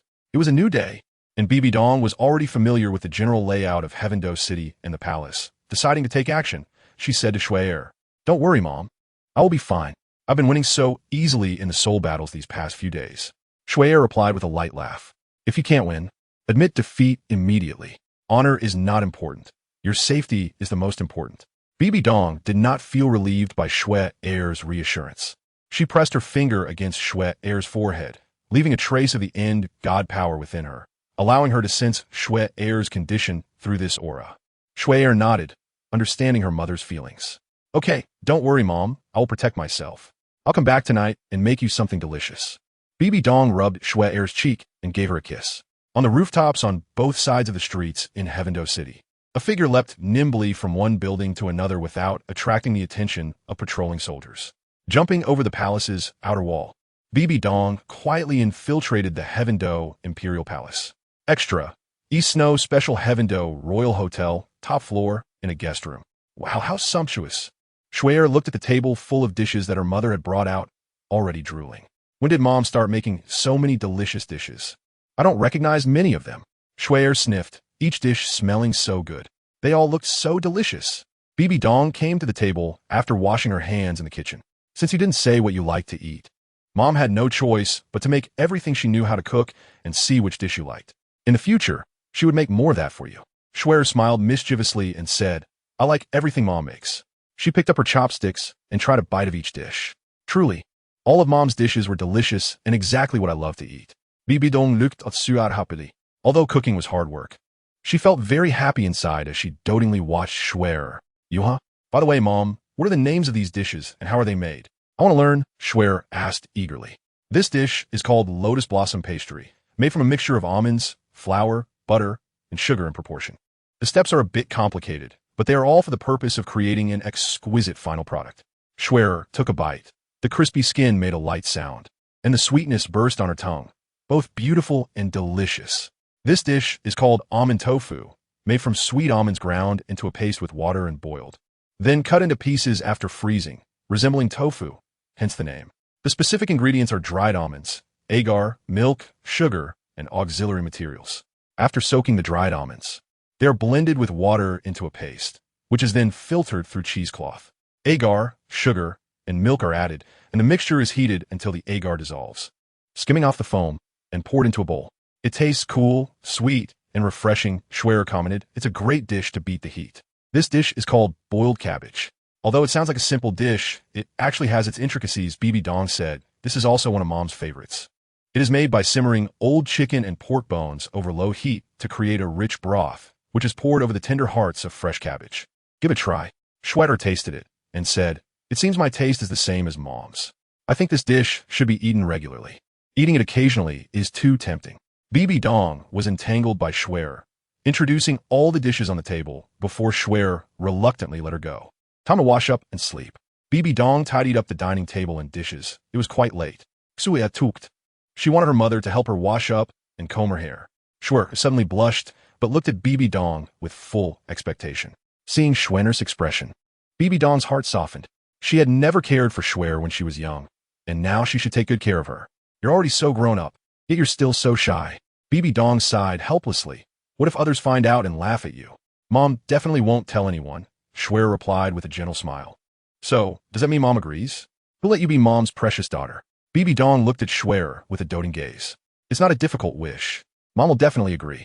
Mom is the best. Xue'er pulled Bibidong, took off their clothes, and entered the bathroom. Inside the bathroom, it was a scene of beauty. Mom, help me comb my hair. Xue'er suddenly closed her eyes. In front of the mirror covered with steam, Bibidong carefully combed Xue'er's silky strands of hair. Although Xue'er was still young, her hair had already grown down to her waist. Mom, actually, I've always had a wish in my heart, Xue'er suddenly spoke. That is, I can always be like this, eating the dishes made by Mom and having Mom comb my hair. Xue'er said softly, I've never been as happy as today. Winning the competition in front of Mom, eating Mom's cooking, and having Mom comb my hair. Bibidong felt a stir in her heart and reassured Xue'er, don't worry. My dear, Mom promises to always be with you. Your wish has already come true. From now on, we could be this happy every day. Xue'er's voice seemed a bit choked. All right, I know you want to sleep with Mom. Bibidong looked at Xue'er, who was eagerly holding the quilt and looking at her, and helplessly said, this bed is so big, it won't be crowded. Xue'er made the bed and said good night. Mom, you've worked hard today. There will be the soul fighting tomorrow, so you need to rest well. Bibidong lay down on the bed. I'll turn off the lights. Xue'er turned off the light, and the room fell into darkness and silence. That night, both of them slept soundly and sweetly. In the morning, Bibidong woke up and, as soon as she opened her eyes, felt something pressing down on her. Moreover, it seemed her clothes had been lifted. Startled, Bibidong looked beneath her. Schwer was tightly hugging her, lying on top of her, skin against skin, sleeping soundly. What has this child done to me? Did she stay like this after I fell asleep last night? Bibidong thought. However, she didn't want to wake Schwer, as the child had worked so hard yesterday and needed to rest well. So she decided to take a nap. Before she knew it, the day had brightened. Schwer opened her eyes and reluctantly moved away from her mom. As she felt the pressure on her body lessen, Bibidong opened her eyes and said, Schwer, you're awake. Did you sleep well? I slept very soundly, Suargigle. Today after the soul fighting, Mom will take you shopping. Bibidong smiled. All right. Xue was overtures. But then remembered something, but the Heavendo city is under martial law now. There's not much fun. We can go around the noble residence, even during martial law. It will be much more relaxed there, Bibidong replied. I know where that is. Schwer nodded. I'm familiar with Heavendo city. In the evening after the soul fighting, Bibidong and Schwer sat on the rooftop of a luxurious courtyard. As the sun gradually sank below the horizon, the thousands of lights in Heavendo city gradually lit up. Although many of the usual stalls for night markets had disappeared, the lights and the laughter from behind each window remained unchanged. Mom, do you know, when I was in the palace, I liked to stand by the window at night and watch the thousands of lights. But I don't know why, after leaving the palace, I no longer felt that way, Schweder said. That's because you are now among these thousands of lights, Bibidong said, looking at the stars in the sky. Downstairs, in the streets, the crowd in the houses let out a gasp, and moments later, brilliant light illuminated the night sky. It was fireworks set off by a noble celebrating a birthday. What birthday gift do you want this year? Bibidong asked. I'll only say it on my birthday. Hehe, Xue giggled. In the deep blue night sky, small points of light mixed with the sound of the wind as they ascended.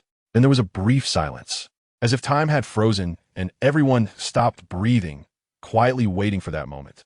At that moment, the fireworks burst forth, and the dazzling light swept across the night sky above, as if it were within reach. This scene had been etched in the girl's heart, and this burst of fireworks would never fade from her heart. Epilogue. Daily Life of Dong Schue. Part 1. Early morning. Bibidong felt Schwer lying on her, and decided to take a nap. In the morning, the mother and daughter sat at the dining table having breakfast. Why are you eating so much in the morning? You'll get fat, Bibidong said with concern. It's all because Mom taught me not to waste food. Also, why are you eating so little, Mom? Are you saving it all for me to fatten me up? Schwer suddenly speared something with her fork and opened her mouth. What are you doing? A piece of fruit was stuffed in her mouth. It was Bibidong's favorite lychee, already pitted. At noon, I'm so tired, Mom. Let's take a break and go eat.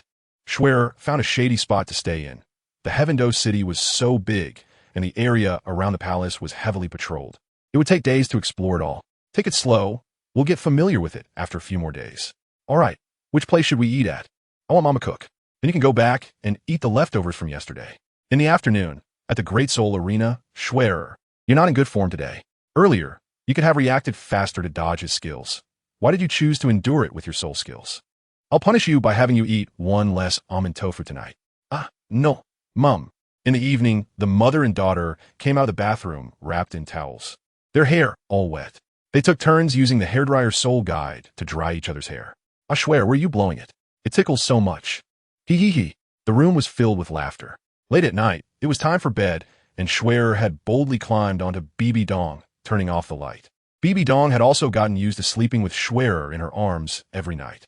The mother and daughter nestled together, inhaling each other's faint, fresh fragrance, feeling particularly at ease. Good night. Good night. Chapter 35. Seizing the throne in the Daitu Great Soul Arena, in the life and death soul fighting area, within a one-on-one soul fighting arena. To Schweder's surprise, her opponent today was someone she knew, General Galong's son, Gordon, who was 27 years old this year. As the son of a prominent general in Heavendo, he naturally had quite a bit of interaction with her, the crown prince. However, she was no longer Schwetchingha, so he did not recognize her.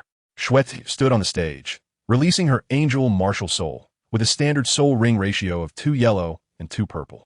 She looked seriously at her opponent, who was a level 50 soul master, also with 2 yellow and 2 purple soul rings. Just 1 soul ring away from becoming a soul king. It seemed he had been training in the Great Soul Arena until he reached level 50 and had not yet obtained a soul ring. However, she felt no fear at all. On the contrary, her eyes were filled with determined fighting spirit, revealing a belief in her inevitable victory. She knew that her mother had been watching her during the previous life and death matches, and she would not be injured because of the competition. Yet, This also meant she could not truly experience the feeling of facing life and death alone, and she understood her mother's concern for her, so she said nothing. Today, however, she could truly engage in a life and death battle with her opponent, which made her value this opportunity greatly and eager to try her skills. A level 50 strength attack, Soul Master, Gordon. The opponent released his martial soul and soul rings, embodying the aura of a killer, befitting the son of a general. This was the first time Schwer had seen the martial soul of someone she usually addressed as brother. It resembled a flying dragon, with claws like thorns, which was quite rare. Fortunately, Schwer had been exposed to a wealth of learning materials and literature about soul masters and soul beasts in the Martial Soul Hall and the Heaven-Do Imperial Palace, and she recognized it as a thorn dragon, a type of dragon martial soul, sharing the same origin as the blue lightning tyrant dragon, but of lower quality. A level 40 strength attack Soul Master, Lil Schue, please teach me. Gordon nodded, and without further ado, his figure moved swiftly, instantly arriving near Schwer. He showed no mercy because of Schwer's beauty and executed a whip kick. However, Schwer was also skilled in close combat and made no attempt to dodge, blocking the attack with her arm infused with soul power. As they exchanged blows, both of them were evenly matched. To be able to reach my level with a level 40 soul power, you are quite strong. Gordon looked at Schwer, who was unharmed, with indifference. Next, let us see the true power of our soul skills. In the Heaven-Do Imperial Palace, in the treasure vault, Bibidong easily took the key from the guard's waist using the domain of eternity to unlock the door and then returned it, quickly sneaking inside. Bibidong's first time as a thief in this life, and the last, even though she has the eternal realm, the soul power consumption is enormous. So she wouldn't activate it unless absolutely necessary. Thus, she felt a bit nervous and guilty. The 8 treasures soft armor, the wishful 100 treasures bag. Bibidong glanced over.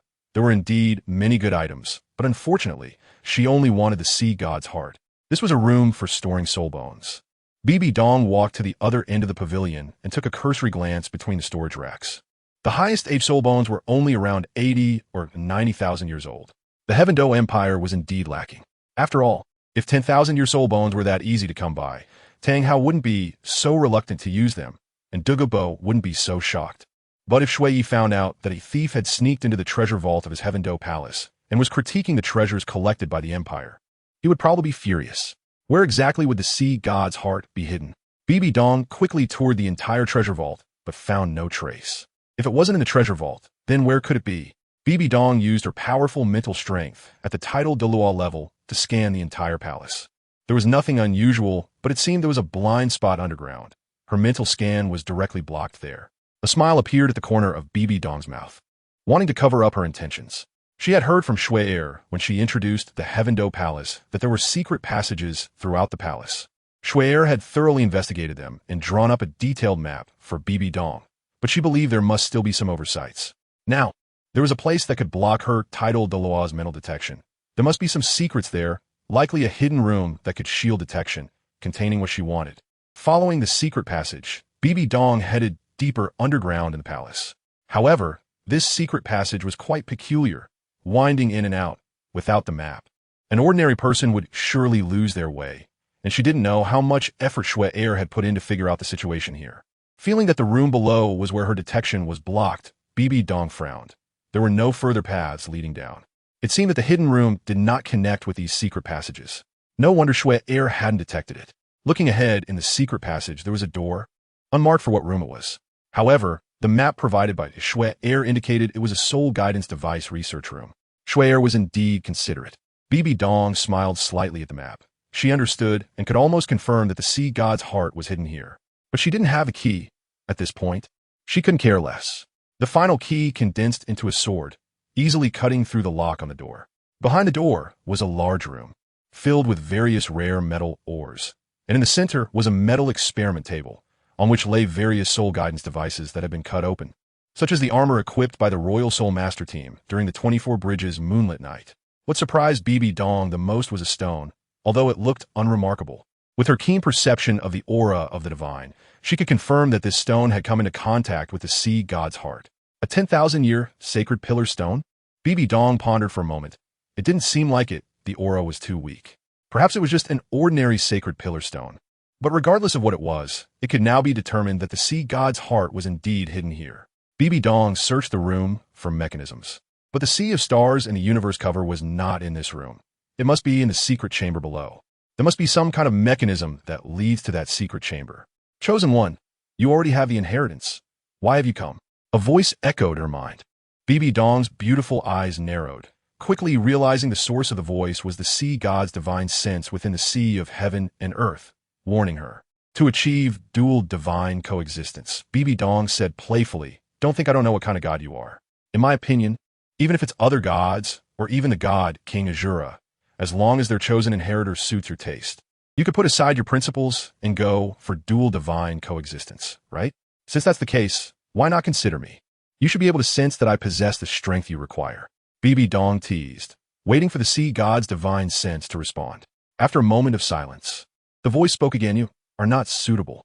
You're not the person I'm waiting for." Bibidong started to complain inwardly. "Who are you waiting for?" "Waiting for the sea god."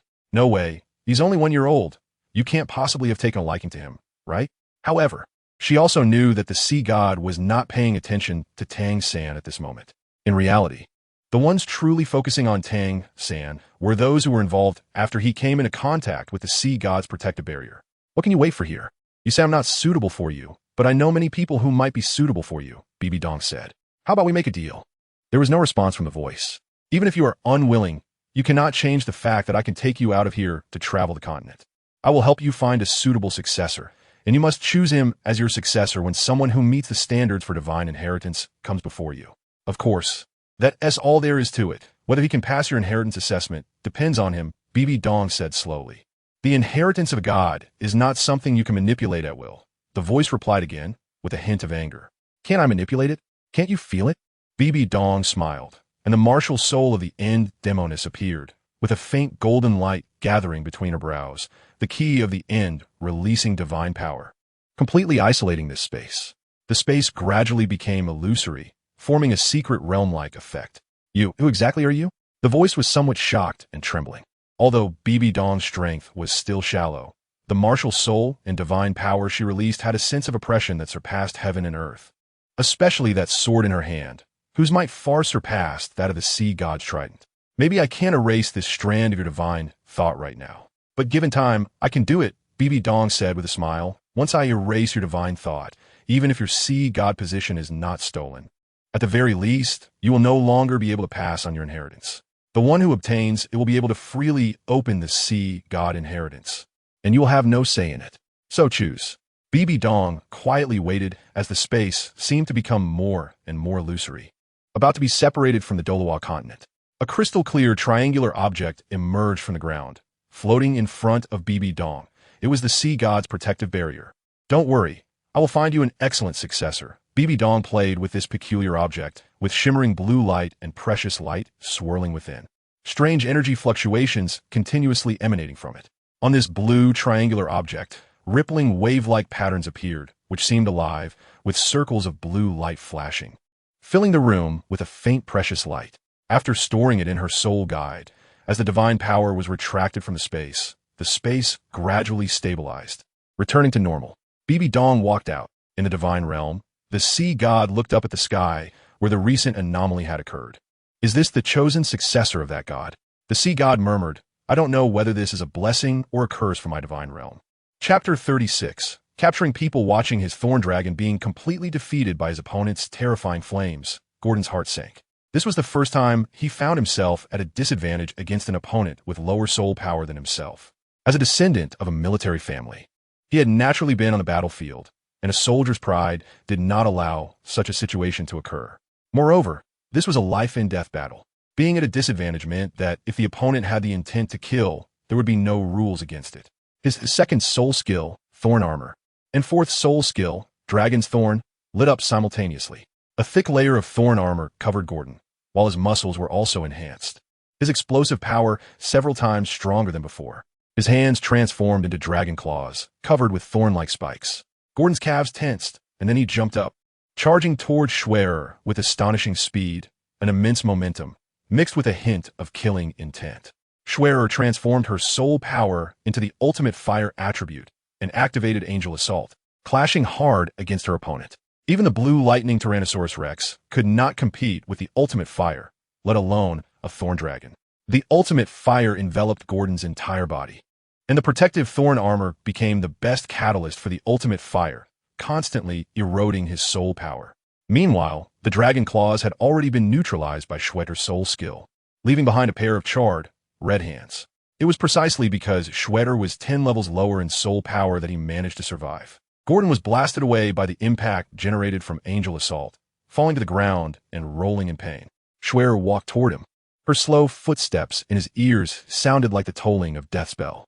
"I admit defeat," Gordon shouted while holding his head. Although this battle caused him to lose face as a soldier, he did not want to die here. "The match is over, and Schwetter wins," the announcer shouted, and the audience erupted in cheers, mixed with countless sighs. This was a match that had been heavily promoted by the Heaven Do Great Soul Arena for several days. With Schwetter's rising fame, more and more people began to pay attention to her, while Gordon, as a representative of the younger generation of the Empire's military, naturally drew a lot of interest in who was stronger. However, the outcome surprised most people. The son of the first general of the Heaven Do Empire was actually defeated by a 15-year-old girl with only level 40 strength. Moreover, the girl appeared to win with ease. Schwetter was unaware that she was already being watched by many, including General Galong, who was observing from the shadows. Who is this mysterious girl, and what is her background? This was the most sought-after information that people were trying to find out about in the Great Soul Arena. However, besides her name, age, and martial soul, everything else remained unknown.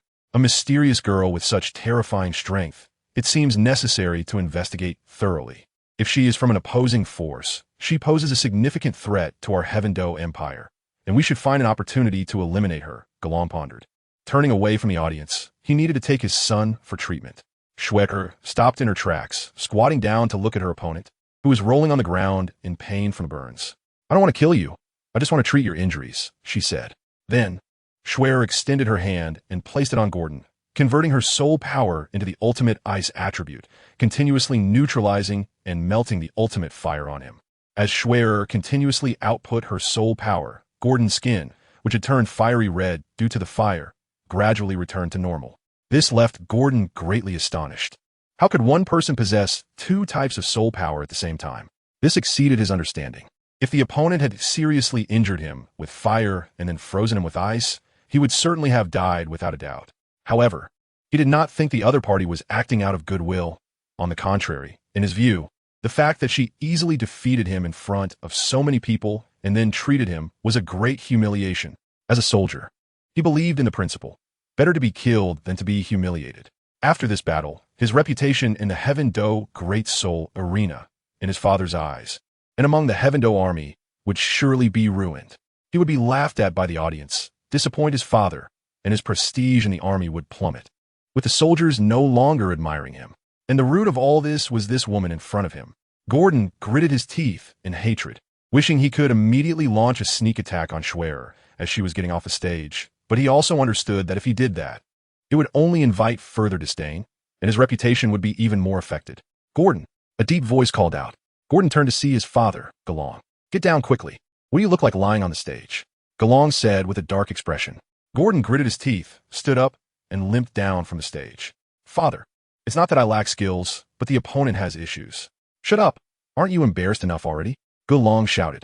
"As a soldier, you must dare to face failure and not make excuses for your own defeats. If this weren't the Great Soul Arena, but a real battlefield, you wouldn't even have the chance to admit defeat. You'd already be a corpse." Gordon gritted his teeth, yes, but during my battle with her, I did notice some clues. "What is it?" Galong frowned, looking displeased. "Her strength is definitely above level 40. She has hidden her power." Gordon's eyes flickered. "She possesses 3 different attributes of soul power, which are definitely not her own. While I just fought her, she gave me a familiar feeling, somewhat like the missing prince. Schwetchinghe. I have interacted with Schwetchinghe before. She must have some kind of devouring ability that allows her to absorb and utilize soul power of different attributes. I'm wondering if this familiar feeling is due to her having devoured Schwetchinghe's abilities." His statement was half true, half false.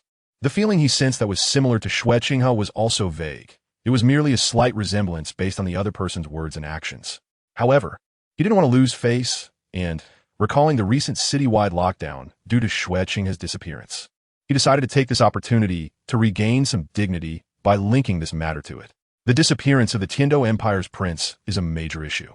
Once the other party gets involved, They will face a strict investigation from the Tiando Empire.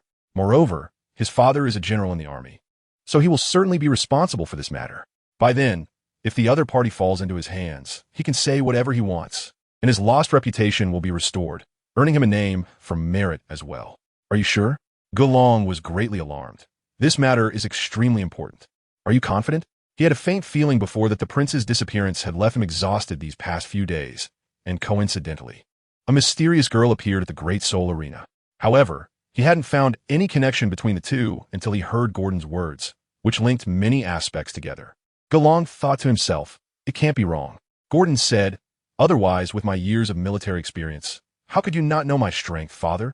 A 15-year-old, no matter how talented, can only reach the Soul Zone level. How could she so easily defeat someone at the Soul King level like me? Gulong nodded. You gather people and follow this person. I will report this matter to His Majesty immediately. Yes, Gordon replied. After exiting the Great Soul Arena, Shui Air, like her mother used to do, circled around a few times to ensure there were no fans trailing her before returning to the hotel. But she did not know that the ones following her this time were no longer fans, but spies from the Tiando army. Gordon reported this situation to Gulong, making Gulong even more suspicious and increasingly confident in his current judgment. Tiando City, Martial Soul Sub-Palace. Your Excellency, the Bishop, General Gulong has sent someone to report that he has discovered clues related to the missing prince. The suspect resides in the Tiando Royal Hotel. Please lead the team personally, Your Excellency. A shadow silently descended, making no sound in the hall. Oh, after so many days, are there finally clues? Is Gulong so certain? He even wants me to go personally. It seems he has already confirmed the identity of the kidnapper. Salas said lightly. It is a girl of unknown origin, whose strength is unfathomable. She defeated General Gulong's son with her level 40 power, but unexpectedly during the battle. She was seen through by General Gulong's son, who deduced that she had had contact with Shui Qinghe. If nothing goes wrong, she is the one who kidnapped Shui Qinghe. Mysterious girl? Do we know which force she belongs to? What if she is from some major sect? Salas Fronith. This. General Gulong did not say. However, he has asked you to go personally, which is also a consideration in this regard. After all, on the continent, no force is stronger than the Martial Soul Hall, and with your title as bishop going there, it should not complicate the situation, the man in black respectfully said. Forget it. I'll give Shui Yi some face. Let us go and capture her. Salas stood up. Chapter 37. Surrounded, Bibidong returned to the treasure vault from the secret passage. At that moment, she heard a commotion outside. What happened? Is there something going on in the palace? Have I been discovered? Bibidong felt a bit nervous. She quietly opened a corner of the window and cautiously observed the situation inside the palace. That person dressed in luxurious attire and holding a scepter must be the Snow Knight Emperor, right? These people seem to be hurriedly leaving. What could be happening? Bibidong felt puzzled. Overthinking was of no use, so she put her thoughts aside. No matter where Snow Knight was going, she had already succeeded. It was crucial to leave this place quickly while Snow Knight was away and the palace's defenses were relaxed. Bibidong's domain opened quietly, slipping out from the window with the grace of a swallow between the city walls and rooftops, heading towards the hotel. Surround this place completely, and don't let anyone escape. Salas stood downstairs. The soldiers had surrounded the Tiando Royal Hotel tightly. Where's that old guy going? He calls for the church, but is nowhere to be seen. Salas frowned and asked, looking somewhat displeased. My father has already reported to His Majesty and is presumably on his way here. Please be patient, Your Excellency. Gordon, standing beside him, smiled broadly, requesting that the bishop lead the team to capture the rebel and rescue the prince. Once my father and His Majesty arrive, the rebel can be handed over to my father for disposal, and the father and son can be reunited. Salas waved his hand. The church naturally knows that. But I ask you, which room does the rebel stay in at this hotel? This. We only know she is staying at the Tiando Royal Hotel, but we do not know her exact room. Gordon hesitated and said, however, she registered under the name Xiao Xue at the Great Soul Arena. So the hotel must have a record. A quick check will reveal it. Is this how your intelligence work is done? Salas raised an eyebrow. Knowing nothing about her background or strength, not even if she has accomplices around her, you're treating my spirit hall as a tool to use. Your Excellency, forgive us. We indeed did not investigate thoroughly, but we have found out about the person and the hiding place. As long as we capture her and interrogate her strictly, we are not afraid of not knowing these things, Gordon said with an awkward smile. Salas waved his hand. A team of soldiers and several vice bishops followed him into the hotel. Aren't you coming in? Salas paused and turned back to look at Gordon, who was standing still. I recently had a confrontation with her, and now during the capture, it is naturally inconvenient to meet her, Gordon said with a broad smile. Forget it. Salas led everyone into the Tiando Royal Hotel. The hotel staff and manager were already frightened by this situation and didn't know why the adult had come to my royal hotel. The manager's voice trembled slightly. We are here on His Majesty's orders to capture the rebel, Salas said, with his hands behind his back. Hand over your hotel registration record for inspection.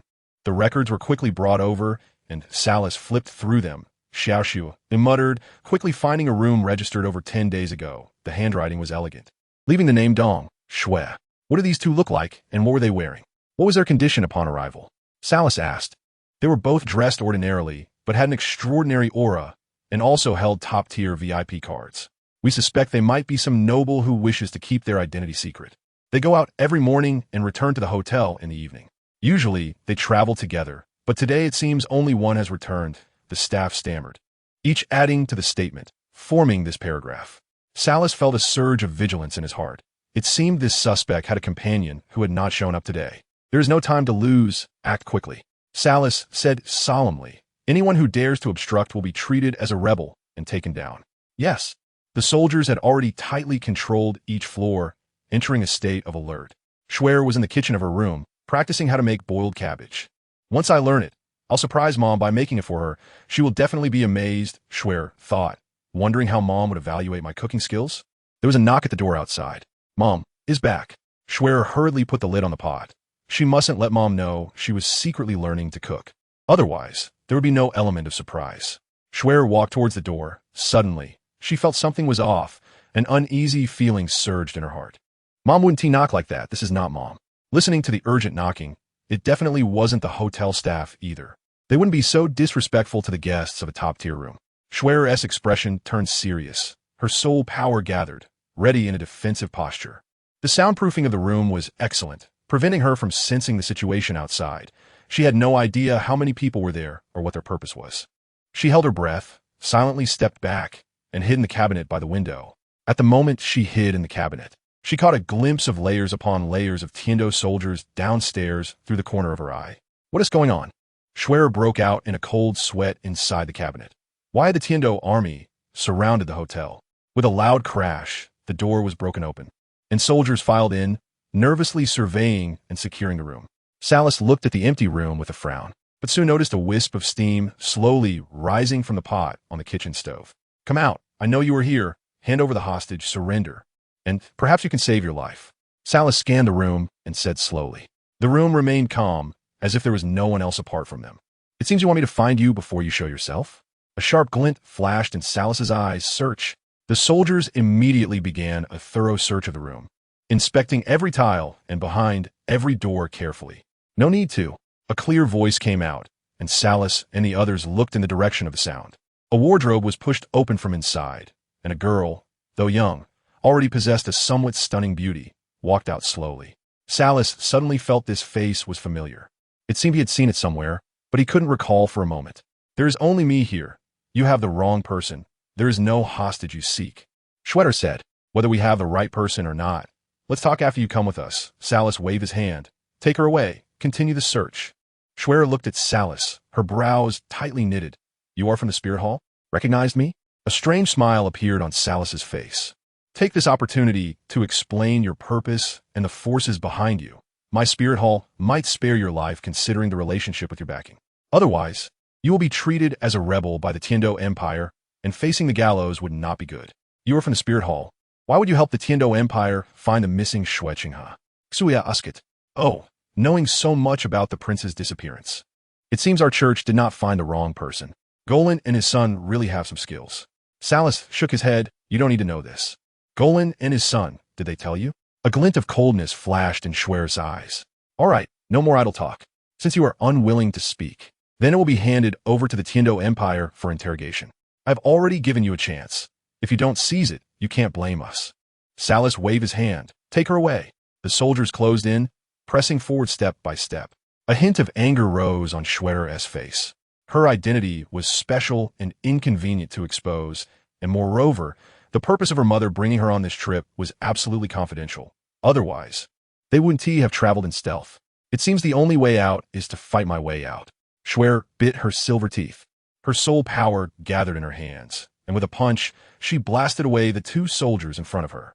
A spinning kick sent the two around her sprawling on the ground. First soul skill, Angel Assault. Xue charged towards the door.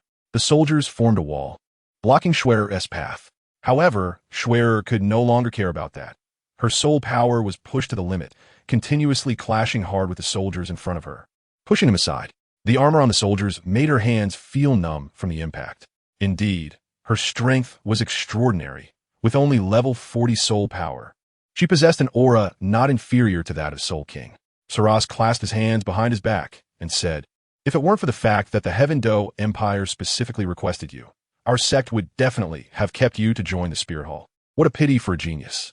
After saying this, 8 soul rings slowly emerged around Saras as he prepared to take down the girl before him. Chapter 38. The game. Saras' soul rings lit up, and he clawed his hand toward Xue.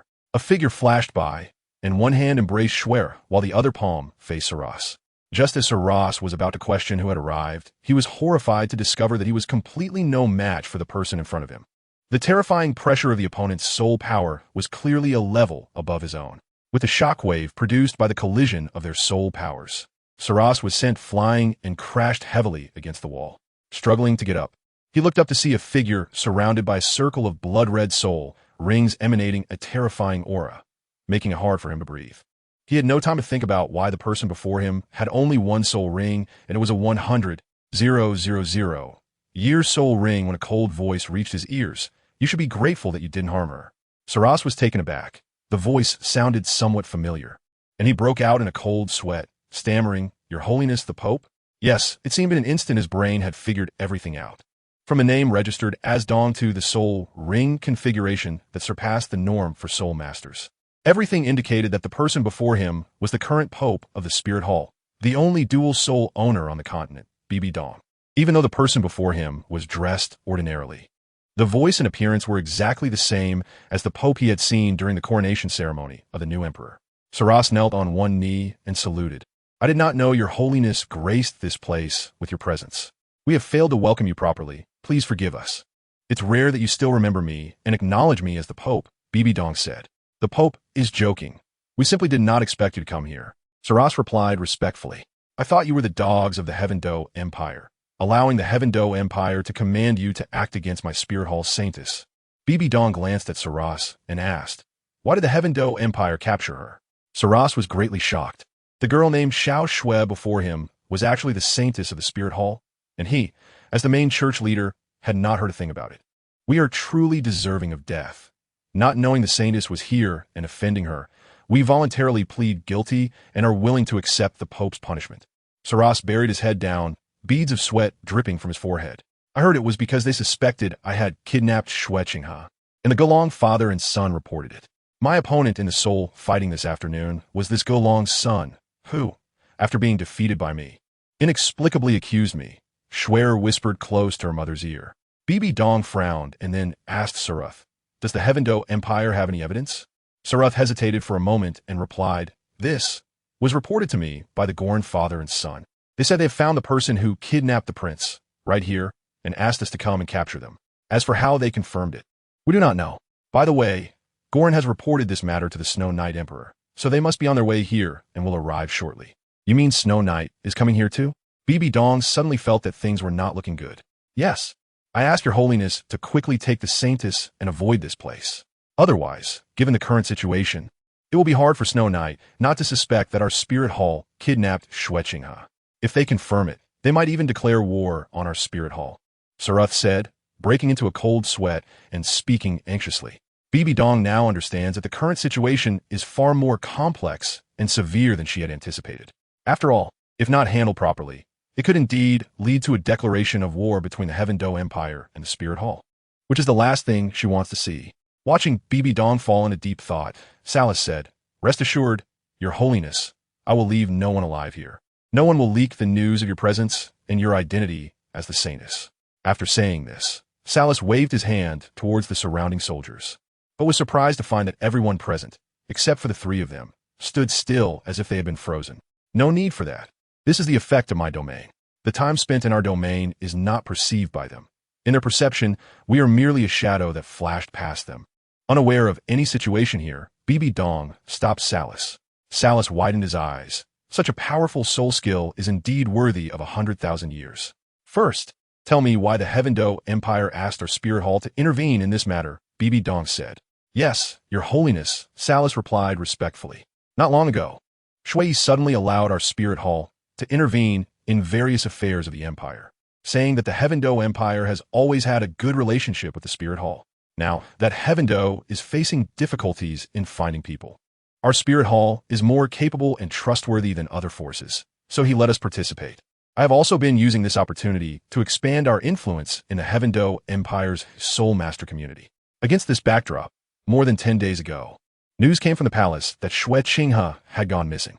Shui suspected that it was the work of certain forces that infiltrated the palace and kidnapped Shui Qinghe. He was furious and ordered the army to thoroughly investigate Heavendo City to find the prince. At the same time, he also sent people to our spirit hall for help.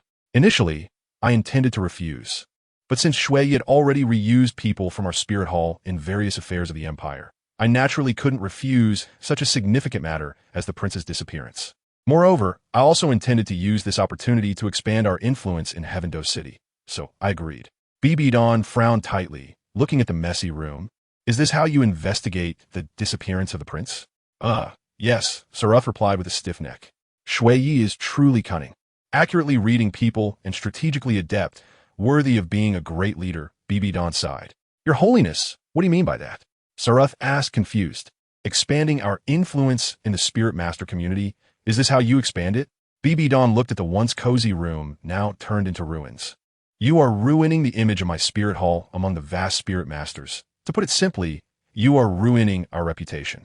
Shui is truly cunning. He knows your character and what actions ruin reputations. So, when he wants to reform or do something that would ruin reputations in the Tiando Empire, he uses my spirit hall to do it. Over time, the image of my spirit hall in the Tiando spirit master community will plummet. Now that Shui Qinghe has gone missing, Shui is anxious, but at the same time, he does not dare to offend many nobles and certain major sections. Thus, he needs a very good knife to borrow, which he found in you, using my spirit hall's hands to offend the nobles and sect powers of Tiando City. If Shui Qinghe was kidnapped by other forces, then it would be perfect for the spirit hall to be the one seeking justice. Because no force on the continent can compare to my spirit hall. We can easily resolve the tangled disputes of sect interests and shift all the responsibility onto our spirit hall, while he remains uninvolved. However, if Shui Qinghe was not kidnapped by other forces, but by my spirit hall, Bibidong paused, then the situation would turn into us lifting a rock to smash our own feet, while he, Shui, could watch us make a fool of ourselves. Just like now, Shui is about to arrive, and we are helpless, Bibidong said slowly. This is a game, and he has the upper hand. Chapter 39. Qian Renxue. At this moment, Saruth was already sweating profusely. He had become a pawn used by the great Emperor Shui Yi through the spirit hall. If the great Emperor Shui Yi's actions against the Tiando Empire were akin to scraping bones to cure poison, then the spirit hall was that sharp knife, and he, Saruth, had become the handle of the knife. Your Holiness, we truly deserve to die 1,000 deaths. We are trapped in Shui Yi's scheme without realizing it. And now we are being used to act against the holy maiden of my spirit hall. We truly feel ashamed before the spirit hall, and we have no face to see your holiness again. Saruth heavily knocked his head on the ground. Your sins can be atoned for later. Bibidong looked at the kneeling Saruth. The Tiando Empire needs to scrape bones to cure poison, and so does my spirit hall. What commands do you have, your holiness? We will do our utmost, even if it costs us our lives, to restore the reputation of my spirit hall, Saruth said sadly. This matter can be discussed later. I have my own plans. The most urgent thing now is how to handle the current situation here. Bibidong raised an eyebrow. Do you have a strategy? I implore your holiness to swiftly take the holy maiden away, Saruth said. As for Shui, leave it to us to negotiate.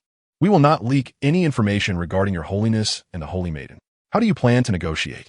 The suspect breaks out of the encirclement led by you. A soul Douluo and escapes? Bibidong said. Do you think Shui will believe your words? Saruth hesitated. Even if Shui doesn't believe it, he has no leverage against my spirit hall. But he will suspect that Gulong, his most trusted general, provided clues that were cut off by my spirit hall. Isn't that just what he originally thought? If the prince was kidnapped by my spirit hall, he could watch us make a fool of ourselves. Bibidong said slowly. If you go to Shui Yi with this claim, it will solidify in his mind that Shui Qinghe was taken by my spirit hall. When a real war breaks out, any crime can be pinned on us, and the reason for declaration of war will have another point, placing my spirit hall in an unfavorable position in public opinion. I implore your holiness to clarify. Sarath buried his head and spoke respectfully. Isn't Shui Yi planning to use my spirit hall to scrape bones, to cure poison? I will turn the tables on him, Bibidong said seriously, and you, Sarath, will be a key part of this plan. I will do my utmost, hoping to atone for my sins. I indeed need you to die, but I also need you to live to atone. Bibidong took out a herb. This herb is called Wangxing Gushun. Taking it will put you in a state of false death, but it is no different from true death. However, within 36 hours, as long as you take the antidote herb Changxing Gushun, you can live. If you miss the time limit and do not take it, you will truly die. What does your holiness mean? Sarath's eyes were full of confusion. Use your name of death to cover up the actions of other forces. Shui Yi spoke up beside them. You are not even as good as a teenage girl, Bibidong chuckled. This. Sarath was filled with astonishment. The Holy Pope was indeed sharp-witted, but in today's continent, there are not many forces that can kill a soul Douluo, and even fewer that dare to kill a soul Douluo of my spirit hall. As long as they inquire afterward, they can uncover the truth. Can't they? Bibidong said. Exactly. But since your holiness has thought of this, you must have a solution. Sarath understood. I will definitely follow your holiness's orders. Indeed, if I want to pin this on other known forces, none of the forces would be ideal scapegoats, because with the influence of the Tiando Empire, it would not take long to investigate, and the illusion would break down. Therefore, I want a force that has never been heard of on the continent to take the blame. Of course, it has not been heard of in the past, but I hope that in the future, this force will become known across the continent. It should be a mysterious yet powerful organization hidden in the shadows. Of course, it will not be affiliated with my spirit hall, but will be on the opposite side of my spirit hall, letting the people of the continent know that it is the greatest obstacle to the rise of my spirit hall.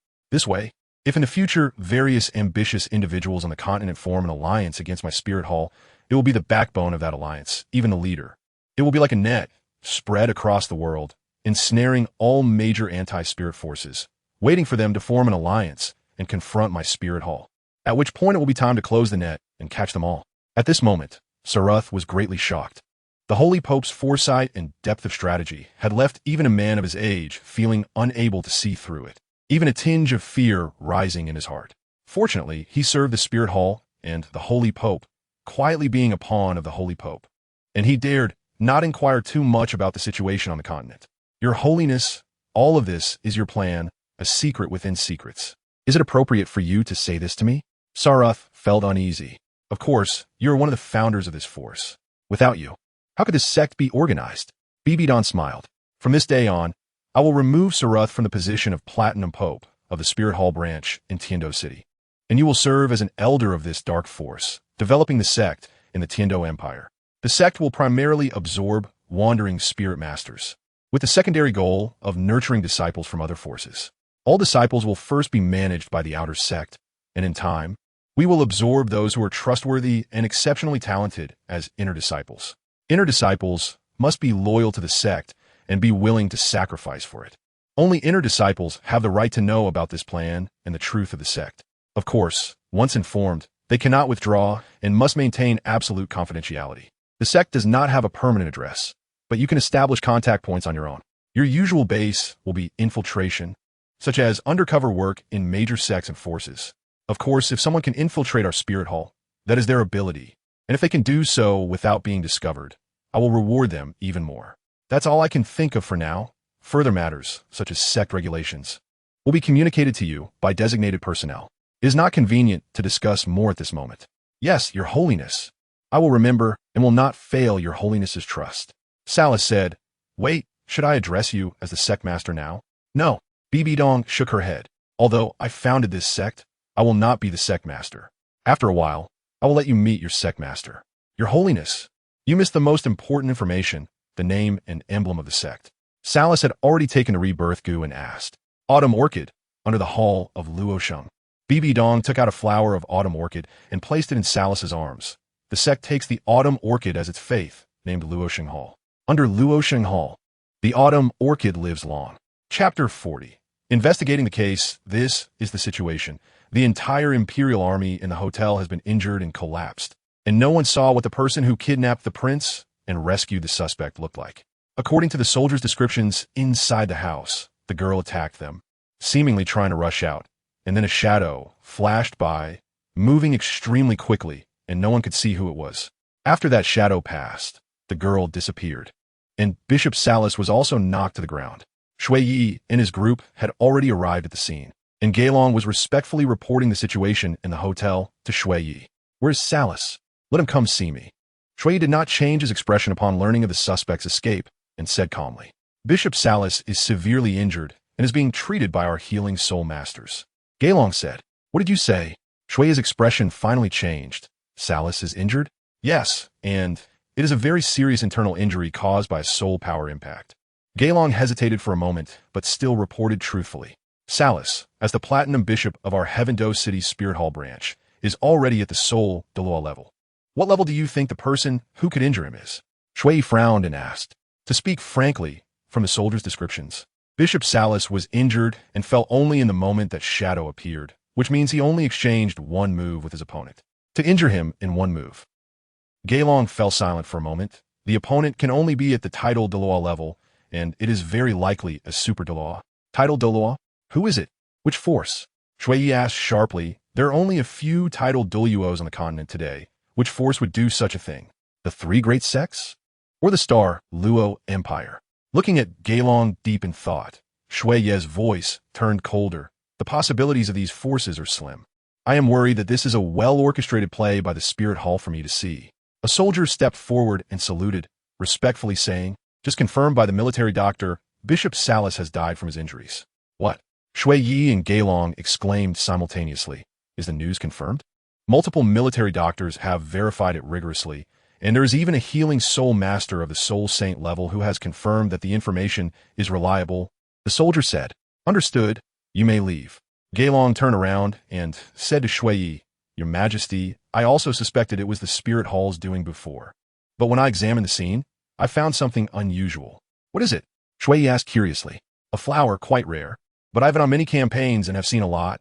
I recognize this flower. It's called autumn orchid." Gailong took out the flower. "This is it. I found this flower on Salas's chest while handling the scene, right where he was injured." Shui Yi examined the flower. "Is there a place in Heaven-Do City that grows this flower?" "As far as I know, this flower only grows in forests, and it is quite rare in the suburbs.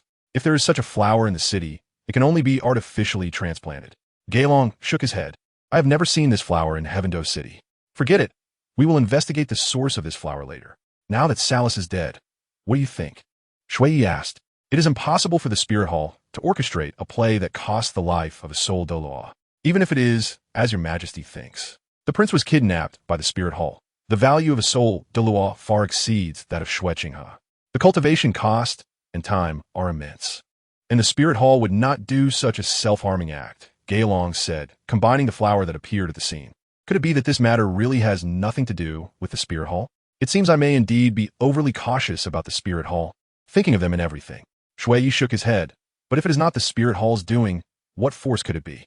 There are only a handful of titled Douluos on the continent today, and they are all well-known figures. Who would come to Heaven-Do City to carry out such a secretive act?" Shui Yi felt a sense of unease in his heart. He originally thought that the person who kidnapped Xue Qinghe was just a small thief, but the events that unfolded now made him feel that the waters were deeper than he had anticipated. A title Douluo carries too much weight. Even with the strength of the Heaven-Do Empire, it must be weighed carefully. There are very few useful clues at the scene. So I have also investigated all the relevant information about the girl who was active at the Heaven-Do Great Soul Arena and the hotel where she stayed before. But aside from knowing that there was a mysterious woman accompanying the girl named Xiao Shui, we know nothing about what that woman is called or her background. The registration form has had a page torn out, indicating that the other party is very cautious about counter-surveillance, Gailong said solemnly. "What do you think their forces could be?" Shui Yi asked in a low voice. "This, I cannot say, but I have a conjecture," Gailong said. "What kind of conjecture?" "There are many sects and forces on the continent, and among them, there are certainly some hidden sections. Having a title Douluo does not necessarily mean it is only the three great sects and the Star Luo Empire. There may be some sects we do not know about that also have title Douluos," Gailong said slowly. Shui Yi fell silent. Although he still had some doubts in his heart, This was indeed the most reasonable and likely explanation at the moment. Therefore, I believe the key clue still lies in this flower. It appeared at the crime scene and is incongruous with the surroundings. If we can clarify the origins of the flower, it may lead to a significant breakthrough. In that case, I need to figure out how to explain this to the Spirit Hall. Losing a Douluo bishop on my territory in Heavendo City. Sacrificed while helping my Heavendo royal family. I need to go back and think carefully about how to negotiate with the Spirit Hall. I hope the worst outcome does not happen. Shui waved his hand. You stay here and continue the investigation. I will return to the palace. Your Majesty, safe travels. Gailong watched Shui leave, but felt uneasy in his heart. Father, did the suspect escape? Gordon asked as he looked at Shui leaving. Yes, all clues have been cut off. I initially thought we could close the net, but now it seems there are even more mysteries. Gailong sighed. But you also played a crucial role. At least you recognize the suspect. Their swift killing and escaping further prove that they are indeed the ones who kidnapped the prince. Gordon felt a surge of joy in his heart. Originally, he was just talking nonsense and thinking about how to impose the crime on the other party in case they denied it. Now it seemed that the other party was indeed feeling guilty, which made him a bit smug. He could take credit for a great achievement this time. However, he did not show his joy on his face, instead pretending to be sorrowful as he said, I only regret not going up with Bishop Salas, which resulted in a lack of clues. Gailong patted his head and replied, It's good that you didn't go up. If you had, you might not have made it back. Your father is grateful for your safety. The portrait of the girl had been completed. Please take a look, Major General. A soldier presented the portrait to Gailong and his son. Not quite like her. It's indeed difficult to capture her extraordinary beauty with a brush, Gordon sighed, suddenly sensing that his father's expression towards him was off, and quickly changed his words. No, I just can't remember clearly. It might look something like this. I'll go issue a wanted notice right away. Watching Gordon leave, Gailong shook his head, looking at the flower in his hand, lost in thought. Chapter 41. All beings on the outskirts of Tiando City. Rain fell in a drizzle. Two figures walked along the muddy mountain path. Mom, why we have to hide in this mountain? It's wet and cold, and I'm hungry, Shui asked, holding her mother's hand. There's no choice. Tiando City must be plastered with wanted posters looking for you. I haven't shown my face in front of Gordon, but you have. If we stay in Tiando City any longer, I'm afraid we might be discovered, and the soldiers will chase us all over the city. Do you want to play hide and seek? Bibidong said helplessly. After 2 days, when I infiltrate the military camp in Tiando City and get Salas to take the longevity goo, we can leave this place. I can change my appearance. And Mom, you have that domain. How could they possibly discover us? Besides, on this mountain, where are we going to stay? I want to stay in a hotel in Tiando City. I don't want to sleep rough in the mountains, Schwetter pouted. If I were Gailong, I would order all hotels and other businesses in the city, as well as all residents, to report immediately if they see a woman with a girl. Otherwise, they would be treated as harboring a fugitive. Bibidong shook her head and said, This isn't something you can just disguise yourself to get past. We can no longer stay in Tiando City. Don't worry, Mom won't let you sleep outdoors. We'll find a village family to stay with for a couple of nights. Bibidong comforted her. Once everything is arranged, we can set off for the next place. The next place? Where are we going this time? Xuya Uskitko Yusli. The Xing Luo Empire, Gongxin City, Bibidong replied. What are we going there for? Shui was puzzled. I remember that place seems to be called the capital of metal, and there aren't any powerful soul masters there. It seems there is no challenge for me to fight souls there. Fighting souls is just part of it. In fact, you need to observe and think more during the journey about the various phenomena on the continent, about the current system, Bibidong said slowly. Have you ever thought about where those hidden weapons that brought us great trouble come from? Shui, being clever, replied, I understand Tang San is the one who gathered them. Why can Tang San gather them? Bibidong asked. Because they are at odds with my spirit hall, and he took advantage of that, Shui answered without hesitation. Why are they at odds? Bibidong continued to probe. This, Shui couldn't come up with an answer. When we get there, you'll understand, Bibidong said. You have already experienced the attitude of the Spirit Hall. When you were the holy maiden of the Spirit Hall, Salas respected you. But what if you are not anymore? There are countless soul masters in the world. Not everyone has the same status as you. How would they deal with such matters? If I hadn't shown up back then, you would have already fallen into their hands, unable to say a word in your defense. Shui fell into deep thought. This was her first time reflecting differently on her experiences in the Spirit Hall. Having thoughts is a good thing, compared to achieving soul power through cultivation. What I hope for even more is that you can be someone who has independent thoughts and correct values, Bibidong said softly. I remember Mom's teachings. I will learn well from you, Schwer replied obediently. In the future, you will have many negative examples. Shrek has many. Bibidong laughed. There's a family over there. Smoke is rising from their chimney. They must be making breakfast. Let us go see if we can stay with them for a couple of days. Okay. The mother and daughter held hands and walked toward the farmhouse. Knock, knock, knock. Bibidong tapped on the somewhat dilapidated wooden door. Is anyone there?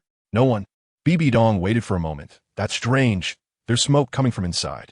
With a creaking sound, the door opened, and an old man with white hair and an unkempt appearance peeked out. Who are you? Hello, Grandpa.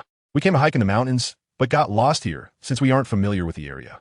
We've been wandering in the mountains all night and would like to borrow a place to stay for 2 nights. We'll leave once we find a way down. Is that convenient for you? We won't disturb you, right? Bibidong said respectfully. Oh, lost kids. Good, good. The old man squinted at the mother and daughter, a smile spreading across his wrinkled face. It's tough to wander in the mountains all night. It's cold here at night. I'll go get you some hot porridge so you can warm up. Grandpa, we won't take advantage of your kindness. Please accept this. Bibidong took out a bag of gold soul coins and pressed it into the old man's hand. Oh dear, you kids.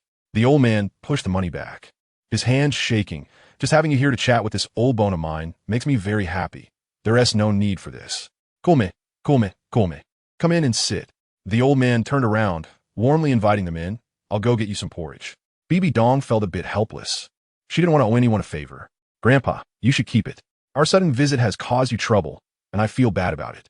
Bibidong placed the pouch of money on the table. The porridge is ready. The old man quickly brought over 2 bowls of steaming porridge, his face wearing a kind smile. Grandpa, did you give us all the porridge? Bibidong felt a bit embarrassed. Oh, I'll make more. You eat.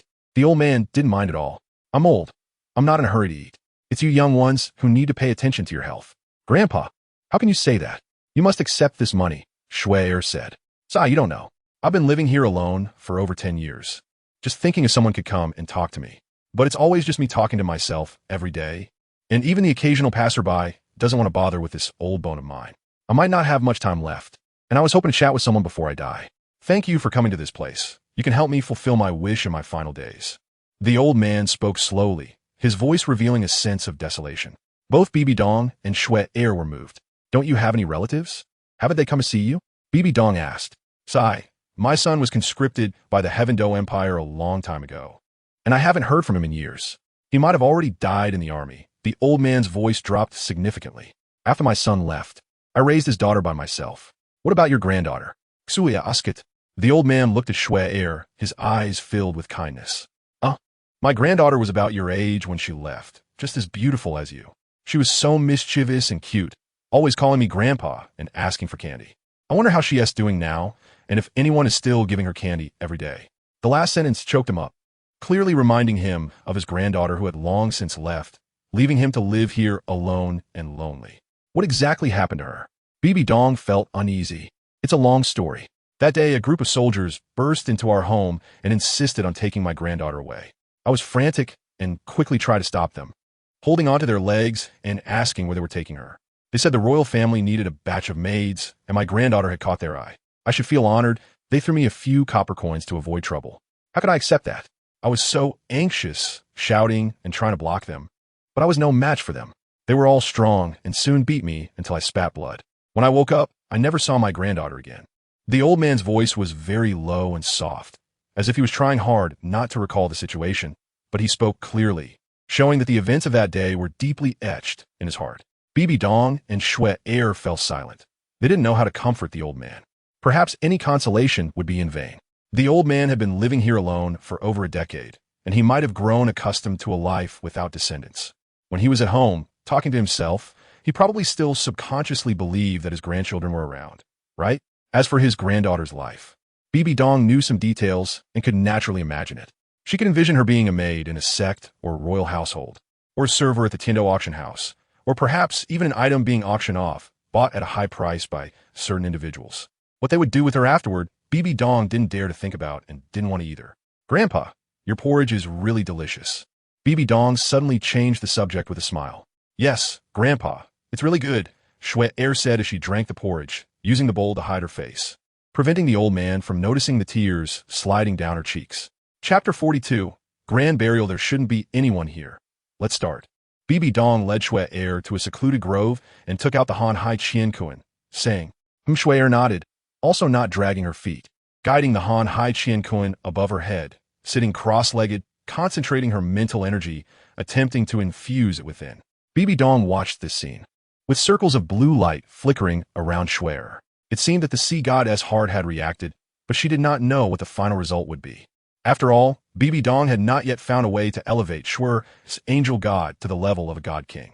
There was a divine position here, and it was a first-level divine position willing to coexist with dual gods, so Bibidong naturally wanted to give it a try.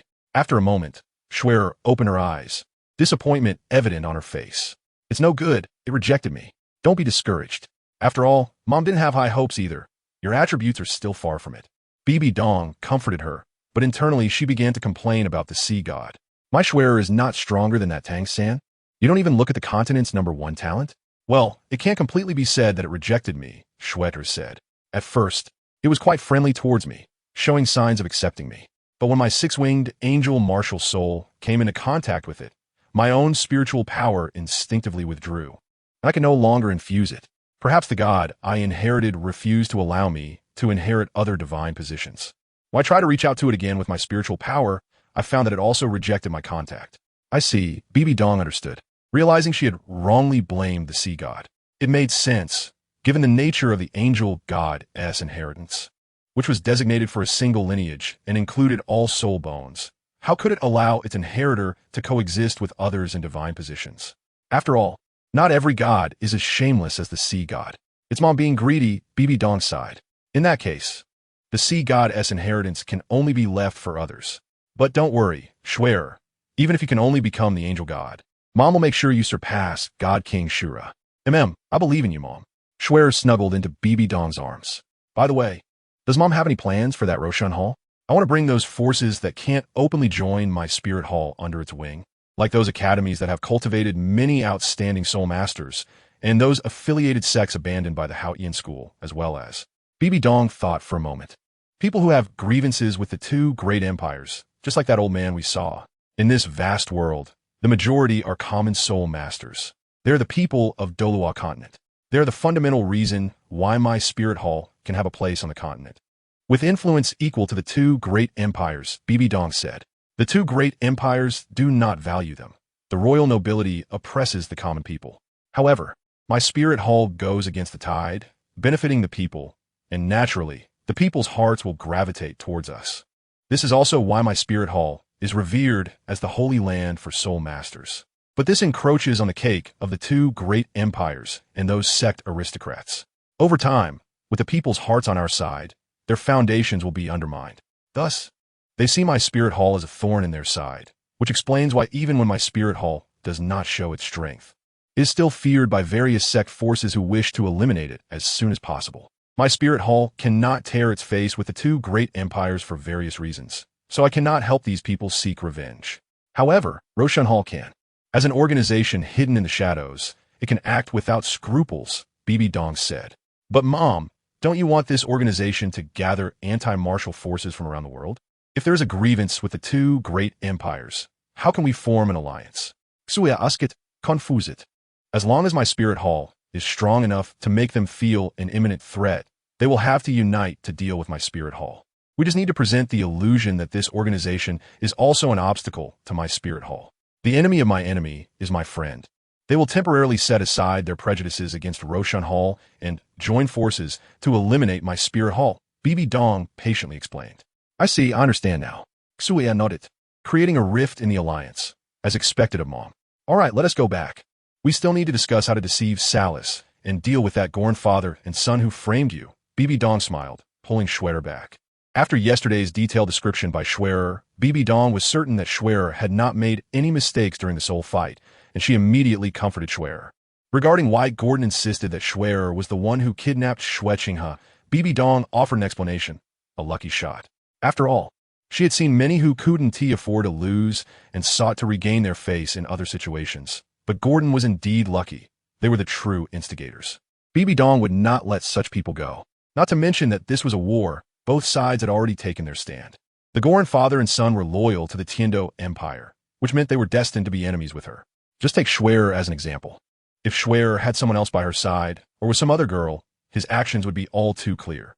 Thus, no matter how much Bibidong thought of helping the world, she would not show mercy to such enemies. As the mother and daughter returned to their farmhouse, Bibidong suddenly stopped, becoming alert. "What's wrong, Mom?" "Xuya asked, puzzled."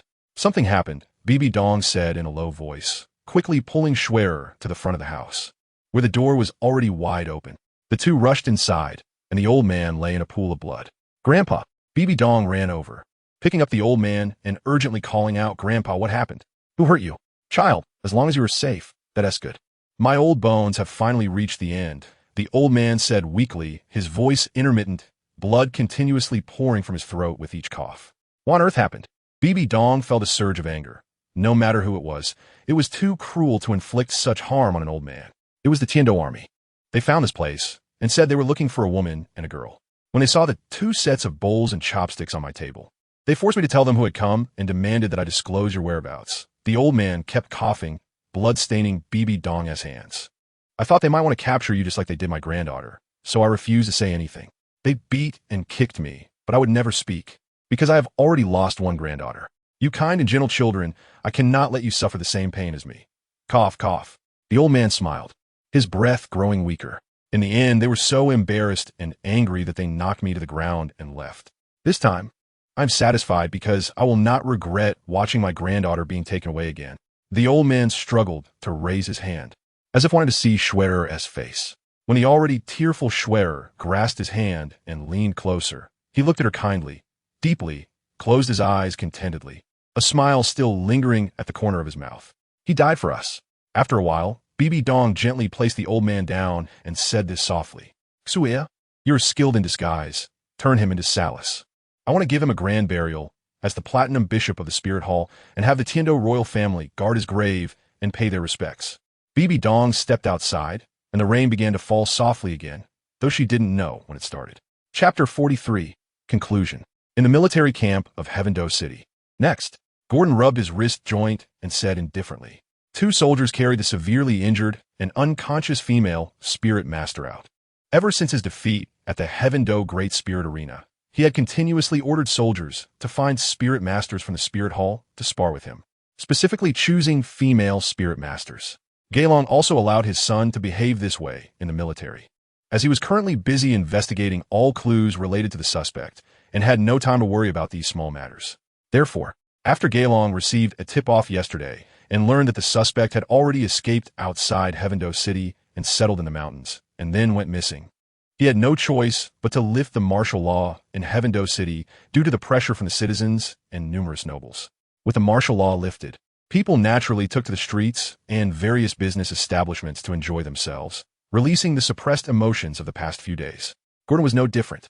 In addition to venting with female spirit masters from the spirit hall, he also frequented various entertainment venues, searching for women resembling the one who had left a deep impression on him. In a dark corner outside the military camp, this person has a problem. Snow Air stood in the shadows, watching from afar, frowning and saying, "What kind of skill is it to bully weak women? When you were in front of Xue Qinghe, was he like this?" Bibidong smiled. "No." Snow Air shook her head, saying that he had always been upright and military-like in front of her. Nobles are like this. They only show respect to those of higher status and trample on the weak without any empathy. Nobles are just a self-glorifying term for them. Bibidong shook her head, saying, "All right, let's get started." Snow Air nodded, picked up a body bag, and quickly entered the military camp under Bibidong's domain enhancement, heading straight for the mortuary. "Next, it's your turn." Bibidong tidied up her gear and walked toward the martial arts arena inside the military camp. Next, another female spirit master was knocked to the ground by Gordon, crying out in pain, clearly severely injured. "Take her away. Don't cry here," Gordon said impatiently. This time, the person carrying the injured individual away was not a soldier, but a woman in black, who silently took the injured person away. "Who are you?" Gordon squinted at the woman in front of him. She had a beautiful figure and an unusual aura, elegant and captivating. "I am the spirit master they found to spar with you." Bibidong turned around, and Gordon was momentarily stunned. Her features were exquisitely carved, with no flaws, and her violet eyes revealed a unique beauty. Although she was merely wearing ordinary black attire, it couldn't hide her beauty, such as the beauty of the world. What made Gordon's heart tremble even more was that the person in front of him bore some resemblance to the girl he had previously lost to at the Great Spirit Arena. Gordon was overjoyed and said, "Good, good. Those useless fools have finally done something that doesn't disappoint me. Please." Bibidong chuckled. "You probably don't want to end up like that person just now, do you? I wouldn't want that either. How about you serve me well for one night? Make me comfortable, and I'll consider making you a general's wife. How about that?" Gordon leered. Bibidong couldn't be bothered to argue with a dying man. What? The son of the great general of Heaven Do is just an animal that thinks with his lower body? Refusing a toast only to drink a penalty drink. Gordon's face instantly darkened. He had already made up his mind that after defeating this woman in front of him, he would cripple her martial soul and soul power, and then teach her a lesson, making her pay for her contemptuous words. Imagining how this proud beauty would cry and plead for mercy under him excited Gordon. Soon, Gordon's eyes turned red, and he was panting heavily. Bibidong frowned, wondering what filthy thoughts were running through this person's mind. "In fact, I usually don't show my face in public because being seen is a troublesome matter." Bibidong said lightly, "Of course, there's one kind of person I don't mind, as they want to think of me." Gordon's fantasies were pulled back by her words, and he became a bit more alert. "What kind of person?" he asked. "You'll find out soon," Bibidong replied. "Aren't you going to summon your martial soul, Major General?" "I'm playing tricks." Gordon activated his martial soul, and 5 soul rings of yellow, purple, and black appeared. The black soul ring lit up, and Gordon flew forward, deciding to use the fastest means to eliminate the woman in front of him and knock down her arrogance. Bang! Without any techniques, nor the activation of any martial soul or soul skills, just a casual punch that seemed almost effortless, Gordon was sent flying in terror and disbelief, his internal organs shattered, and blood gushed from his throat. How is this possible? Despair and disbelief filled Gordon's eyes. Yu, accompanied by Bibidong's unhurried footsteps. Gordon's body trembled uncontrollably, too terrified to call for help. "How did you frame that girl named Xiao Shui?" Bibidong asked. You are the murderer. You are the one who kidnapped the prince." Gordon suddenly remembered something and shouted, "Someone catch the fugitive." "No one will hear you," Bibidong said, "and you are wearing down my limited patience. Will you still babble nonsense until you die? You are convinced that the person who kidnapped the prince is her. Do you have any evidence? Or have you lied for so long that you've deceived even yourself?" Gordon looked at the person in front of him in terror. "What do you want? It seems you value your reputation more than your life," Bibidong pondered. "That's fine. Let the Heaven Do Empire think so. After all, there needs to be a suspicious force. Correcting the facts would only be troublesome." Gordon understood what kind of person she had referred to earlier. He shouted, "Spare me. I was just talking nonsense. I was publicly defeated and treated and couldn't face the audience, my father, and the military, so I framed her. I was shameless, trying to pin a crime on her and take her by force." "Xiao Shui, did you hear that? Don't blame yourself anymore." The scene fell silent, and only Bibidong's voice remained. "Well, I didn't expect to encounter such a person." Xiao Shui emerged from the shadows carrying a body bag. "It's all done. The eternal life, goo, has been fed to him. All right, let's go." Bibidong took the body bag on her shoulder, feeling a bit tired from maintaining the domain. "What about this Major General? Should we leave him here?" Xiao Shui asked. "Of course, we want the Heaven Do Empire to discover this. Otherwise, how will my Luo Shengtang be uncovered?" Without enough motivation, Gordon probably wouldn't work hard to dig out this organization hidden in the dark, Bibidong said. "All right, almost forgot." The two walked further away, and an autumn orchid slowly fell from the sky, landing on Gordon's chest, which had long since lost its breath. Chapter 44. Holy Soul Flower at night. In the office of the Pope's Hall, all was silent. A desk lamp illuminated the room, appearing exceptionally dim in the excessively dark night. Bibidong leaned over the desk, handling documents reported by the various halls of martial spirits. The tip of her pen sliding continuously across the paper, producing a rustling sound. Suddenly, a gust of wind blew in, and the door opened, letting the cold air from outside. Bibidong shivered. She put on her coat and walked to the door, peering out into the empty corridor, which was devoid of anyone. After working at the desk for a long time, she had become a bit drowsy, but the cold air that met her at the doorway helped to wake her up a little. Bibidong listened carefully to the sounds outside. All she could hear was the whistling of the wind passing through the hall. It was getting cold, and she needed to remind Schwerer to add some more clothes to avoid catching a cold. Bibidong thought to herself as she closed the door. "You must be that ant who wants to kill me and change the world, hiding in a place like this, truly able to sit still." A deep voice came from behind her, causing Bibidong's nerves to tense up suddenly. her pupils contracting as she turned to look inside the room. A powerful hand covered Bibidong's mouth, fingers pinching her cheek as she was pressed against the door. Bibidong looked at the person in front of her in terror. With long white hair cascading over her shoulders, a pair of blood-red eyes reflecting strange patterns, and an aura exuding a terrifying killing intent. Bibidong's mind went blank. God, King Shura.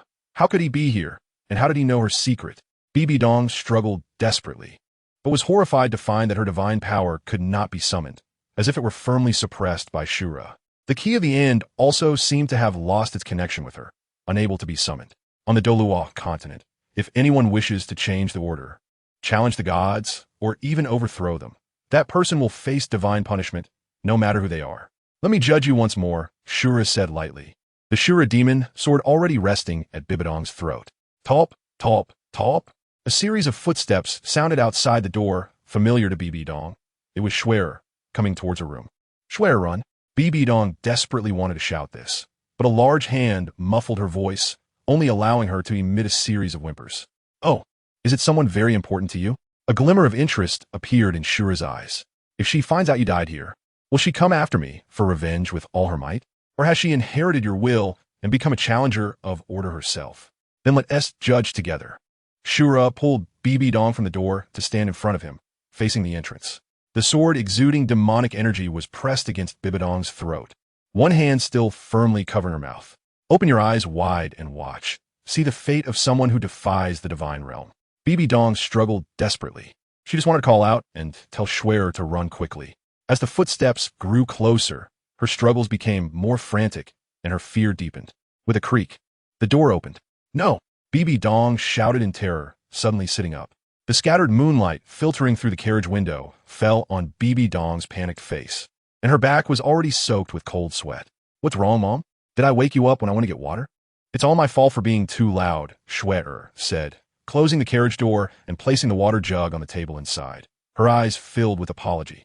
Bibidong came to her senses and said, No, Mom had a nightmare. What kind of nightmare? Shwer stepped forward and asked with concern. Bibidong tightly embraced Shwer in her arms, murmuring, Shwer, Mommy will definitely protect you, definitely. Shwer was a bit taken aback, but then gently hugged her mother back. Where are we now? Bibidong asked. We are already in the Star Luo Empire, and in a few days, we will reach Gongxin City, Shwer replied. Should we contact the local spirit hall to arrange for patrols? No need. Our purpose this time is to conceal our identities to gather evidence. To change the situation on the continent, we must start with ourselves, Bibidong said. I also need to send a letter back to the papal palace, so they can properly bury the fallen platinum bishop and investigate the Roshan Hall together with the heavenly dough. How is the 8-pointed xianbing grass and the fierce fire apricot blossom you absorbed? Bibidong asked. After the practical training at the spirit arena, I absorbed them very quickly. I can now freely convert my soul power between the fire and ice attributes, Shwer said. Take this immortal herb, and tomorrow take another one of the autumn water dew. Bibidong took out an immortal herb. This herb was called the Holy Soul Flower, which is different from the Holy Soul Grass. It is a herb comparable to the Heartbreak Red, said to have been left on the Douluo continent by the first generation of the angel god when he ascended, purging all evil and leaving behind a radiant and holy aura to deter ghosts. And this flower was born from the convergence of that aura. It will greatly benefit your future purification power in your domain, the energy intensity of the light attribute, and your physique. The Eye of Ice and Fire definitely does not have this flower. Mom, where did you get this? Xuya Askitin Sapais. I heard about it in ancient texts. There is only one in the world, and it has been consumed by an ancestor of the angel lineage, who is also the most glorious generation of our spirit hall. In the secret realm, under the Eye of Ice and Fire is my divine test secret realm, where this flower exists. Bibidong teased Shwer by rubbing her nose. Did I not tell you that I learned about the Eye of Ice and Fire through the guidance of the god, who passed on to me in a dream? The lake beneath is the secret realm, where this flower is. After we finish our business on the continent, Mommy will let you enter for training and enhance your strength through the divine test. So you need to prepare well and accumulate practical experience, so you won't be caught off guard during the divine test. I will work hard, Shwer said with a pout. Wait, I jumped down last time. Why didn't I find it? It requires a special method to open, so you will need Mommy to help you unlock it, Bibidong said. All right, absorb it now. It's midnight, the cold is heavy, and it will help you absorb the radiant and hot energy emitted by this flower. Mom, what immortal herbs are you giving me? What about yourself? Shui said somewhat unhappily. Mommy will also absorb what is suitable for herself. Immortal products are not limited to just this one.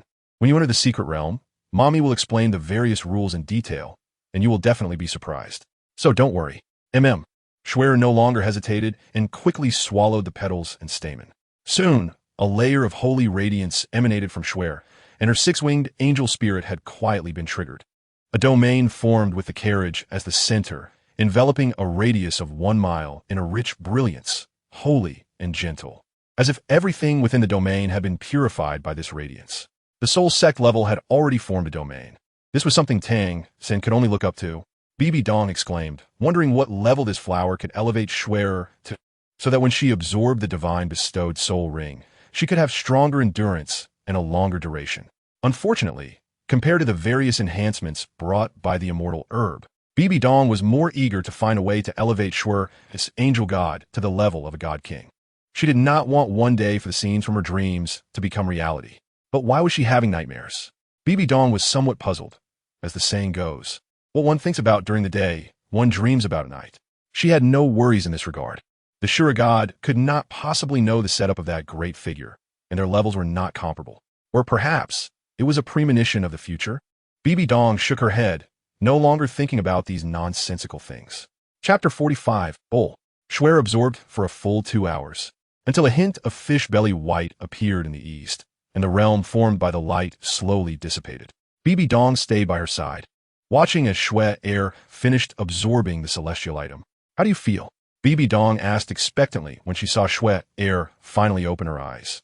It feels as if my martial soul has undergone a second awakening. It's like, it can't be compared to before, it feels alive. Shui said as she carefully sensed her changes. Moreover, I already have a domain, which I was originally supposed to gain only when awakening my martial soul's true form at the soul sage level. The purification and light power of this domain are several times stronger than those in that world. Level 50 soul power. Bibidong felt the fluctuation of soul power and was a bit embarrassed. Then she thought about it and realized it made sense. After all, the celestial item could be said to have been left by the god of angels, exclusive to the angel lineage. And Shui was the most outstanding inheritor of the angel lineage in hundreds of years, so it wasn't exaggerated to raise her soul power by 10 levels. I didn't expect to reach level 50 so quickly. Mom could take me to hunt for soul rings now. Shui clapped her little hands. Don't be too proud. Although you are indeed unique on the continent right now, achieving the rank of Soul King before the age of 12. The goal I set for you is not easy at all, Bibidong said, ruffling Shui's hair with a smile. What goal? I can definitely achieve it. Shui said confidently.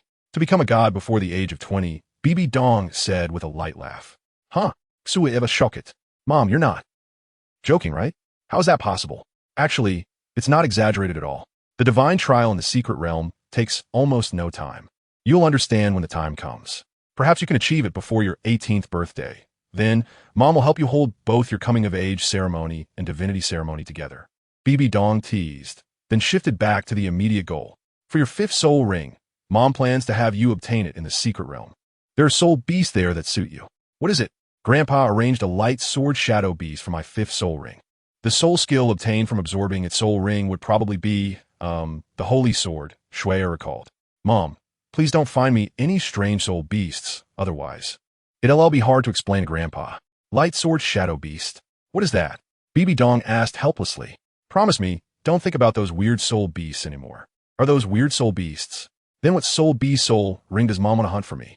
Shui blinked her eyes in confusion. 100,000-year light butterfly.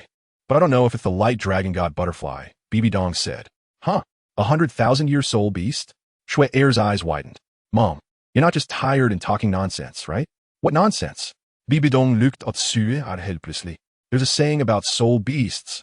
The bolder the person, the greater the rewards. Tang San's 6th soul ring was also 100,000 years, right? You don't want to be compared unfavorably to Tang San, do you? But this is my 5th soul ring, and Tang San obtained is through sacrifice, which doesn't count, Shui pouted.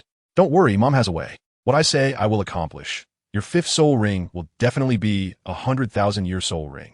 Bibidong asked, are you tired? Not tired. I just finished absorbing the celestial item. I'm very energetic, Shui replied. Then you should drive the carriage. Mom will take a nap. Last night might have been too cold, and I had a nightmare. I'll catch up on sleep during the warmer day, Bibidong said as she pulled up the blanket. Wake me up at noon. You still need to take a dose of the autumn water dew. Got it, Mom. You sleep well. Shui said as she walked to the front of the carriage and drove. Although they spent most of the day traveling, Shui still underestimated the distance to Gongxin City. Although it looked like a short distance in the southwestern inland region of the star Luo Empire on the map, it actually took several days to walk. Bibidong also knew that she could not wait any longer. Therefore, while passing through a main city, she handed the prepared letter to the local Wuhuan temple bishop, expressing the elder's order and asked for someone to quickly deliver it to Wuhuan City. Finally, after more than 10 days of bumpy travel, they arrived at the metal capital, Gongxin City, the headquarters of the Continental Blacksmith Association. The two got off the carriage and looked around, already able to see the tall city walls. The walls of Gongxin City were entirely iron gray, giving the impression of being cast from metal. Although they had not yet entered the city, they could vaguely sense the metallic aura that Gongxin City exuded. For some reason, upon seeing the city, Bibidong thought of another place, the Mingda Hall. Unfortunately, I do not know soul guide technology. 1,000 years later, the soul tools of the Sun and Moon continent are far superior to those inconspicuous hidden weapons of Tang San. Bibidong thought to herself, if given the chance, I should turn this blacksmith association into my Mingda Hall of Douluo continent. After entering the city, look for 3 items. Bibidong turned to Shui and said, the first is the bored crystal gold, a somewhat cloudy crystal. If only looking at the crystal, it seems to have very poor quality, not very transparent. In itself has a slight yellow hue, the color being impure. However, within this crystal, there exists a large area of shimmering golden light. The second is the cold heart iron essence, also known as cold iron mother, a large piece of black ore. The surface of the ore emits a faint chill, looking like a piece of black iron ore, with no impurities in the blackness and a very high density. The third is the deep-sea sunken silver mother, a piece of ore that appears entirely gray. This ore has a few faint metallic lusters on its surface, looking like an ordinary stone. But when it is struck by other metals, the impact point reveals a silver sheen. After taking the autumn water elixir, your mental power is no weaker than that of Tang San from that world, and you can easily identify these 3 items. Mother is waiting for your good news. Then what about you, Mother? Are we going to act separately after entering the city? Shui nodded and asked. Yes, Mother needs to go to the auction house. Only there can I establish a connection with the Blacksmith Association. We will meet at the inn next to the Blacksmith Association, Bibidong said. All right, then I'll go look for them. Shui turned and left. Bibidong naturally does not believe that these 3 treasures appeared specifically during the days Tang San arrived here. Day after day, year after year, these 3 items must have always been in this city, waiting for their discerning master to recognize them.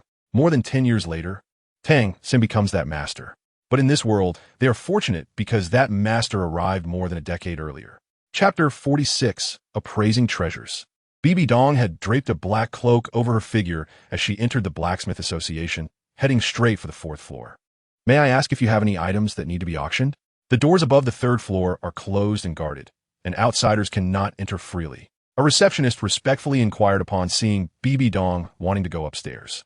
Yes, please ask some skilled blacksmiths who are knowledgeable about ores to come for identification. I have a rare ore that needs to be auctioned, and ordinary blacksmiths might not recognize its value, Bibidong replied. Please wait a moment. The receptionist led Bibidong to the appraisal room and had her sit down, saying, I will contact a professional to come for the identification right away. Moments later, a muscular blacksmith arrived at the appraisal room. What kind of ore is it? We blacksmiths deal with ores all our lives and have heard of all kinds of ores in the world. There are many who claim to have high-grade ores, but they all turn out to be ordinary ores, just the less commonly used types. Bibidong was too lazy to waste words. If she wanted to catch big fish, she naturally had to use these people to create momentum first. And what she intended to use to create that momentum was, of course, the piece of holy column stone that was secretly taken from the underground of the Heaven Do Imperial Palace. Bibidong took out a stone from the soul guide. The stone was very regular, with shimmering on it, making it appear quite exquisite and strange. The blacksmith was immediately astonished by the stone that emanated a powerful energy.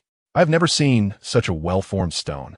Ores are born from the essence of heaven and earth, often rugged and uneven. This stone seems to be a decorative item crafted by humans? Whether it is a decorative item, you will know once you feel it.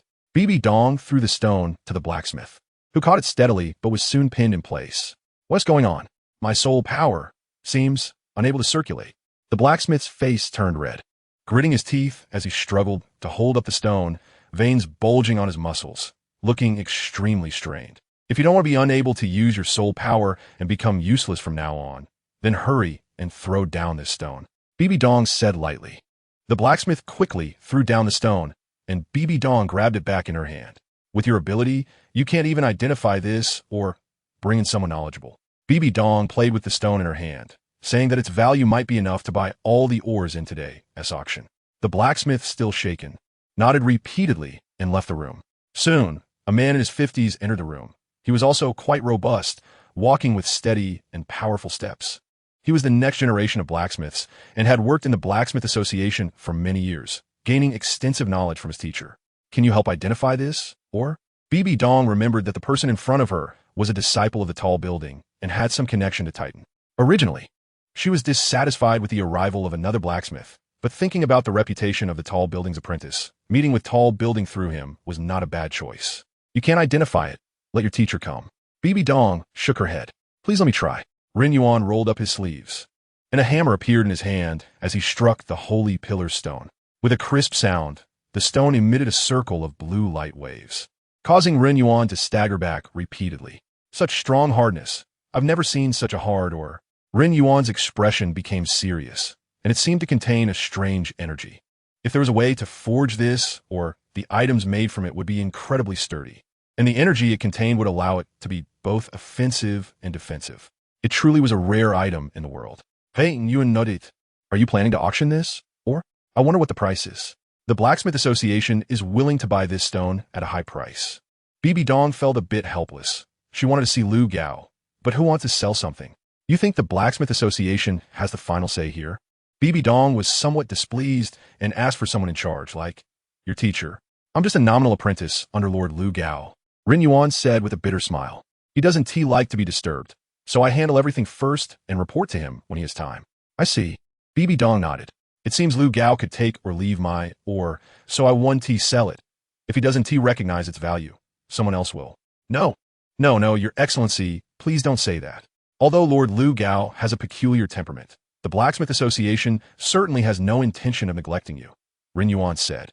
I remember Lu Gao has a few direct disciples. You can let them come too, Bibidong said. Lord Cidi's child is still young and has no time to attend to the Blacksmith Association, and Lord Long and you are currently out purchasing, so I am handling matters on their behalf and reporting to the teacher, Renyuan said. Then I will leave this or here, whenever Lord Lu Gao has time. You can show it to him. If he is interested, let him know that the owner is very dissatisfied with his attitude and wants to come to the hotel to apologize in person. Bibidong stood up to leave. If he is not interested, then it would be my own overthinking. This stone is a gift for you. Bibidong walked out of the Blacksmith Association and headed towards a nearby hotel. She wanted to see the character of the people in the Blacksmith Association and whether they would betray her for greed regarding her piece of stone. Although it was an ordinary holy pillar stone, it was still a magnificent or comparable to cold iron essence and contained immense energy. She didn't believe it wouldn't move her heart. From afar, Bibidong saw Schwerer standing at the hotel entrance, waiting for her arrival. Mom. When Schwerer saw Bibidong, she happily rushed into her mother's arms. This wishful water dew was truly magical.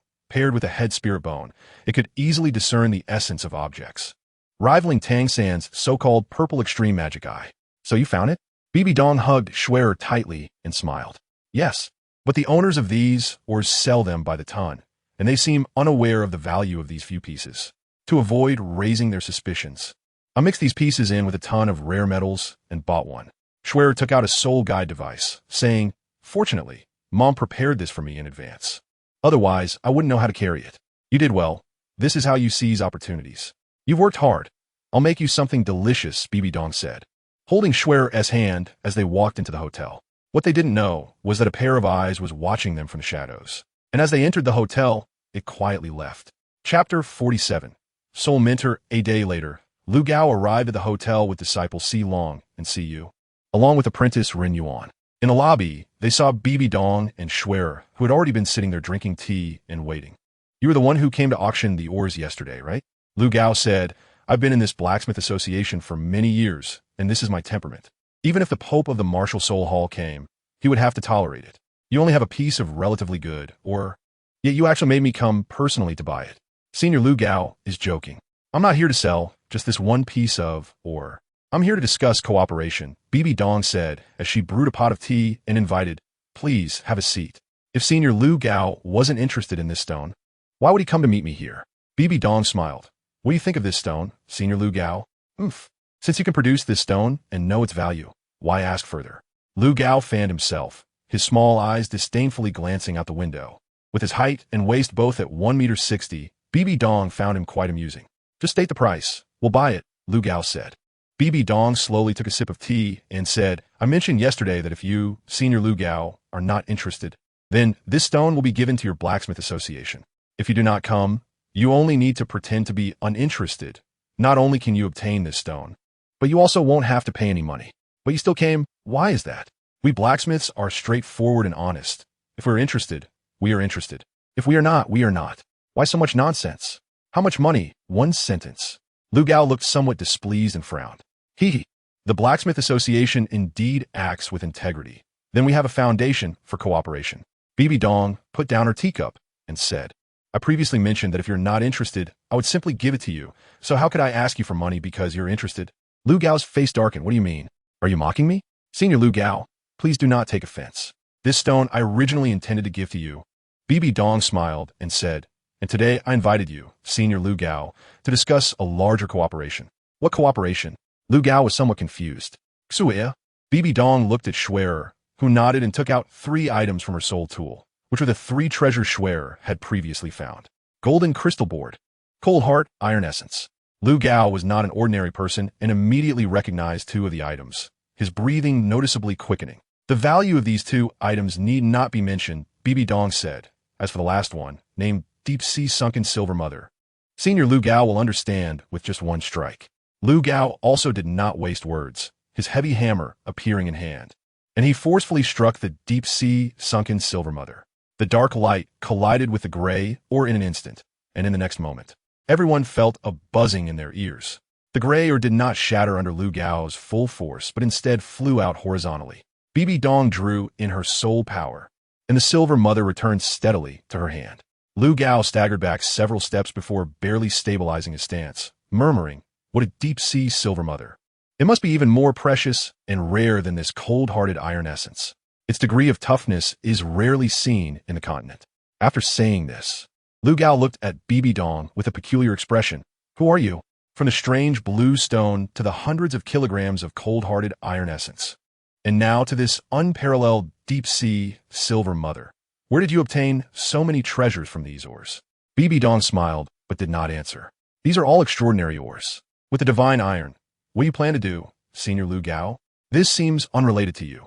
You just need to tell me what price you want us to offer. Lu Gao took a deep breath, believing that the other party would not bring it out just to show off in front of him. Have you heard a type of item called a soul guide? Bibidong did not answer Lu Gao's question, seemingly speaking casually. Lu Gao frowned. The way the other party talked, not directly quoting a price, made him unsure of what she was trying to do. Who doesn't know about soul guides? They're just devices powered by soul power, such as lighting and storage soul guides. Lu Gao decided to stop asking further and went along with her words. These are just the most basic and simple ones. Bibidong shook her head. Soul guides are generally divided into 3 major categories: close combat soul guides, long-range soul guides, and fixed equipment soul guides. What you just mentioned is merely the lowest level soul guide, used for daily life. The real soul guides are used for combat. After obtaining precious soul guides, soul masters can refine and inscribe them to upgrade and enhance their power. Have you heard of a profession called a soul master? Bibidong said with a playful smile. A soul master? Lu Gao exchanged glances with his disciples, all seeing the surprise in each other's eyes, and then shook their heads. We only know about blacksmiths, not what a soul master is. Let me show you. Bibidong's hand emitted a light, and the light particles gathered like petals, forming the shape of a flower. The key of the end, the key of consciousness, feather crossing dust. As Bibidong infused her mental power into the key of the end, feathers began to fall like rain before the crowd, and they seemed to fall into a peculiar space. This is the skill effect of the key of consciousness. It is a consciousness illusion constructed by Bibidong. She wants these people to see the consciousness related to the extraordinary Tang sect era in her mind. What is presented before you is the era of soul masters. Just as soul masters are categorized by ranks, soul masters are also divided into levels from 1 to 9, corresponding to the 1 to 9 ring soul masters in the soul master world. As for what the soul guides look like and how they battle with soul masters, just watch. The crowd widened their eyes in astonishment, immersed in what they saw. It felt like another world, yet their instincts told them it was still the world of Douluo continent. Scenes flashed rapidly before them, from the continuous development of soul guides to the appearance of soul ring storage devices and the like. From the carving knives used to make soul guides to the vast array formations for advanced soul guides. Bibidong tried her best to construct a complete system concept of soul guides and soul masters in the minds of these top craftsmen and master blacksmiths on the continent. Finally, Bibidong concluded the long journey of consciousness with the death god Douluo's death god tower releasing the light of death, instantly killing dozens of titled Douluo powerhouses. How was it? Bibidong looked at everyone with a meaningful gaze. The crowd was still immersed in the overwhelming aura radiating from that soul guide, feeling shocked and unable to extricate themselves. They were just ordinary soul masters, having never seen such a scene, their faces pale and terrified. Lu Gao was the first to react. Who are you? What are your intentions? He already had a faint guess in his heart. The status of this soul master was certainly not lower than that of a soul master, and they, as blacksmiths, might become this world-changing profession. Chapter 48. Submission. I want to cooperate with you. I have this divine iron and a way to change your status as blacksmiths. As long as your blacksmith association is willing to join us, you will be the first batch of soul masters on the Douluo continent, and future generations will admire you. Bibidong said slowly. Lu Gao had already guessed in his heart. Who are you? What place did we just see? And how did you make us see these things? I am the current Pope of the Spirit Hall. What you just saw was the recorded imagery soul guide, documenting the Spirit Hall's research on soul guide technology. Bibidong poured another cup of tea. How about it? Upon hearing this, it was as if the truth had been revealed. Lu Gao and several disciples were greatly shocked, and then fell into a long silence. For a long time, their blacksmiths had not been valued on the continent, only gaining some status in this Gongxin city because the headquarters of the Blacksmith Association was located here. In contrast, the Spirit Hall was essentially just a soul master association on the continent, their status compared to the blacksmiths being like clouds to mud. This was also the reason why the Spirit Hall found them both unpalatable yet regrettable. As the president of the Blacksmith Association, Lu Gao had not only his skills as a master craftsman, but also a heart, one that sought to promote the profession of blacksmithing. Now that the opportunity had come, it was offered by the Spirit Hall, which they had always found somewhat disagreeable. Why is she the Pope of the Spirit Hall? Why do such treasures and this opportunity lie in the hands of the Spirit Hall? Lu Gao's expression fluctuated, as he had little fondness for the Spirit Hall. Yet he was quite interested in the divine iron and the profession of soul master in her hands. I see that Senior Lu Gao seems to have some hesitation. Do you have any concerns? Bibidong seemingly asked casually. After a long time, Lu Gao finally seemed to make up his mind and said through gritted teeth, joining the Spirit Hall, our Blacksmith Association refuses. However, my disciples and I are willing to leave the Blacksmith Association and join the Spirit Hall. Upon hearing this, Bibidong shook her head. What I want is your entire Blacksmith Association. You should want to promote the profession of blacksmithing, right? What you're doing is letting down your fellow blacksmiths. When you become soul masters, the others in the Blacksmith Association will still be doing the bottom-level jobs on the continent. Is that what you wish for in your heart? Everything is negotiable. Feel free to express your concerns, Bibidong said. Then I will speak frankly. Lu Gao grabbed the teacup in front of him and took a hard sip. Due to the status of the Spirit Hall and our blacksmiths on the continent, the Spirit Hall often suppresses and bullies the blacksmiths in the Blacksmith Association, leading to a significant number of blacksmiths harboring ill feelings towards the Spirit Hall. Therefore, to have the entire Blacksmith Association join you, I fear my persuasion alone will not be enough. Oh, is that so? Can you give an example? Bibidong raised an eyebrow. Let me talk about what happened to my disciple a while ago. The bishop of the Spirit Hall in Gongxin City, Myers, actually had ill intentions towards my disciple Sidi's wife. After my disciple confronted him and drove him away, he did not restrain himself at all, even saying that the Blacksmith Association occupies 80% of the income in Gongxin City, demanding we pay him 50% as tax for the Spirit Hall's expenses. Lu Gao said angrily, in my opinion, that Myers wants to take our Blacksmith Association's income under his wing as a marketing venture, to line his own pockets and indulge himself. We send at least 1 million gold soul coins to the main hall every year. Bibidong frowned. Did he really say that? Absolutely true. I also know that your spirit hall provides stipends to soul masters for the awakening of martial souls for the common people. However, as blacksmiths, we truly feel the unfair treatment of the spirit hall towards us. Lu Gao said, perhaps it's just some rats in the spirit hall bringing you trouble. I apologize on behalf of the spirit hall. Bibidong said, I will dismiss him. From now on, the spirit hall's policy towards blacksmiths will be consistent with that of soul masters. For excellent blacksmiths, there will also be qualifications to study in my spirit hall and become a soul mentor. With a loud bang, the hotel door was heavily smashed open, and 7 or 8 people dressed in the attire of the spirit hall's staff walked in. The leader, who seemed to be about the same age as Silong, had a hooked nose, small eyes, and a big mouth. The skin on his face looked as ugly as dried orange peel, but his eyes revealed a disdainful expression. The people following him appeared to be looking up at the sky, their arrogance evident in their demeanor. Report to the bishop, the girl is right here, one of them said obsequiously to the leader. The group, led by Lu Gao, who were having tea and discussing matters, were interrupted by this loud noise and looked displeased towards the hotel door. Oh, I didn't expect to see these blacksmiths here. Wow, isn't this Lord Lu Gao? It's rare to see you. What brings you here? The leader, upon seeing Lu Gao and the others sitting nearby, approached with a forced smile. Silong's expression darkened as he gritted his teeth and said, Miles, President Lu Gao, there's no day like today. Since we met, how about considering the proposal I mentioned earlier? Joining my spirit hall has many benefits, Miles said with a laugh. Don't be too arrogant. This is Gongxin City. Even the city lord has to show some respect to our teachers, so you better watch your tone, Silong retorted angrily. Miles sneered, so what? Even the city lord of Gongxin City has to be polite when he sees me. Get lost. Good dogs don't block the way. As he spoke, he waved his hand, and immediately a powerful force pulled Silong to the side. Bibidong and Schwerer were already frowning.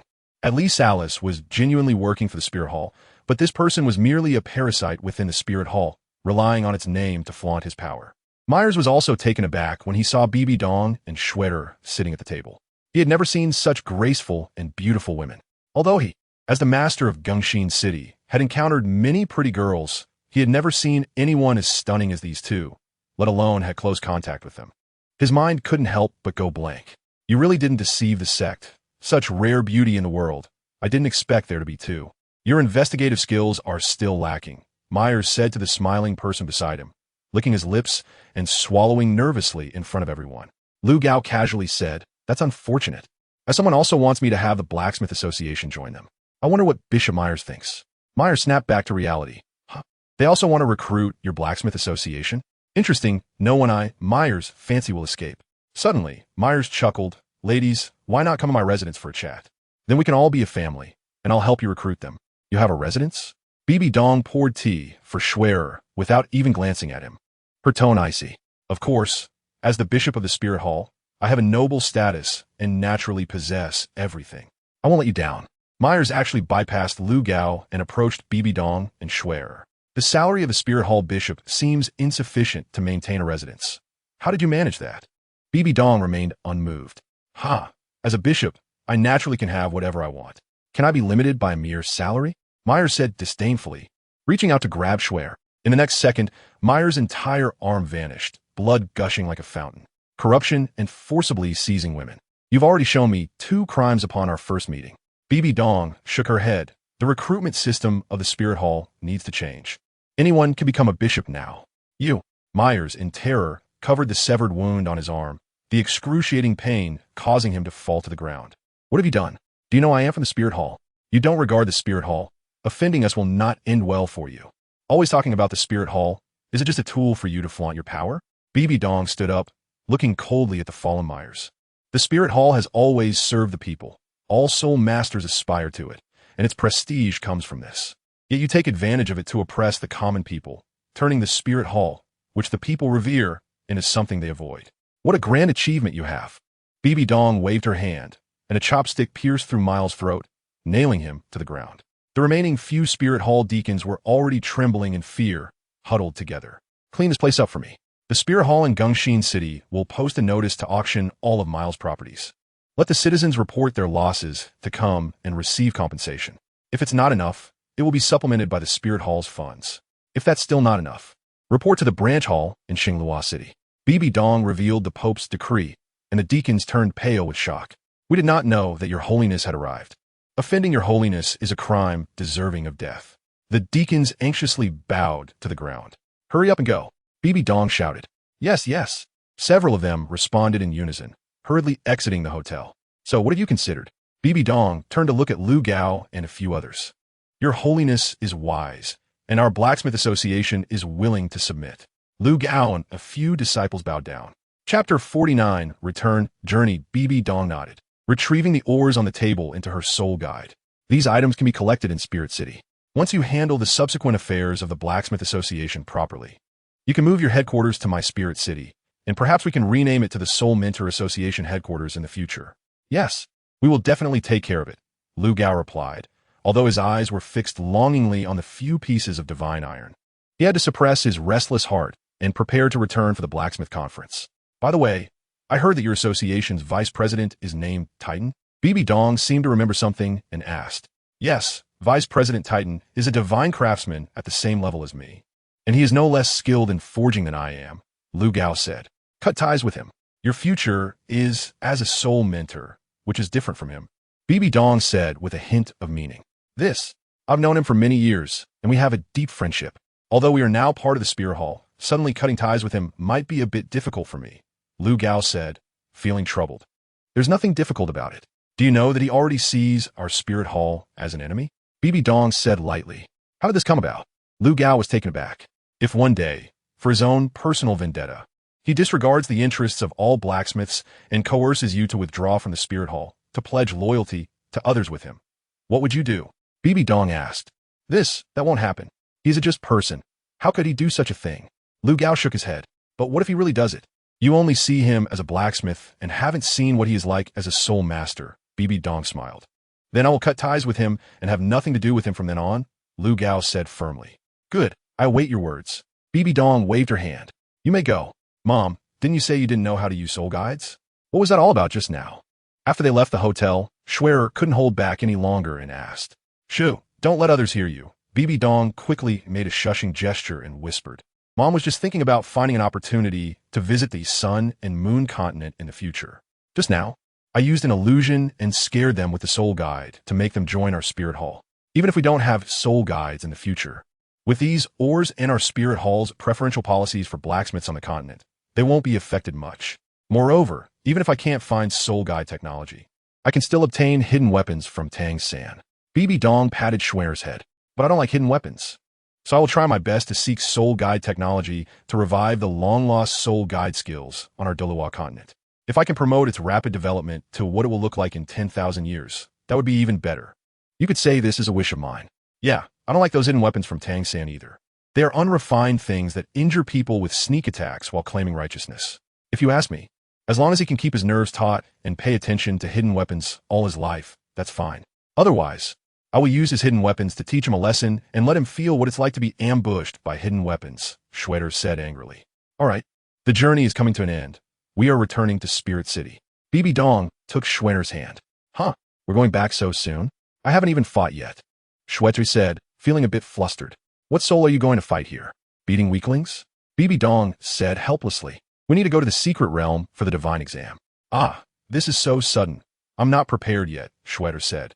Mom, don't you still want to recruit a few disciples? You haven't found a way to sway the Shrek's 7 monsters yet. We have plenty of time. Nurturing you is the most important thing, Bibidong said. And you also saw that there are too many rats in our Spirit Hall, and reform is imminent. The situation in Tiando, how is the development of the Luo Sheng Hall, the Dugabo grandfather and grandson, and Nana? There are too many matters. We've stayed outside for several months, and it's time to return to handle the backlog of issues. Bibidong squatted down. Gulme, what for?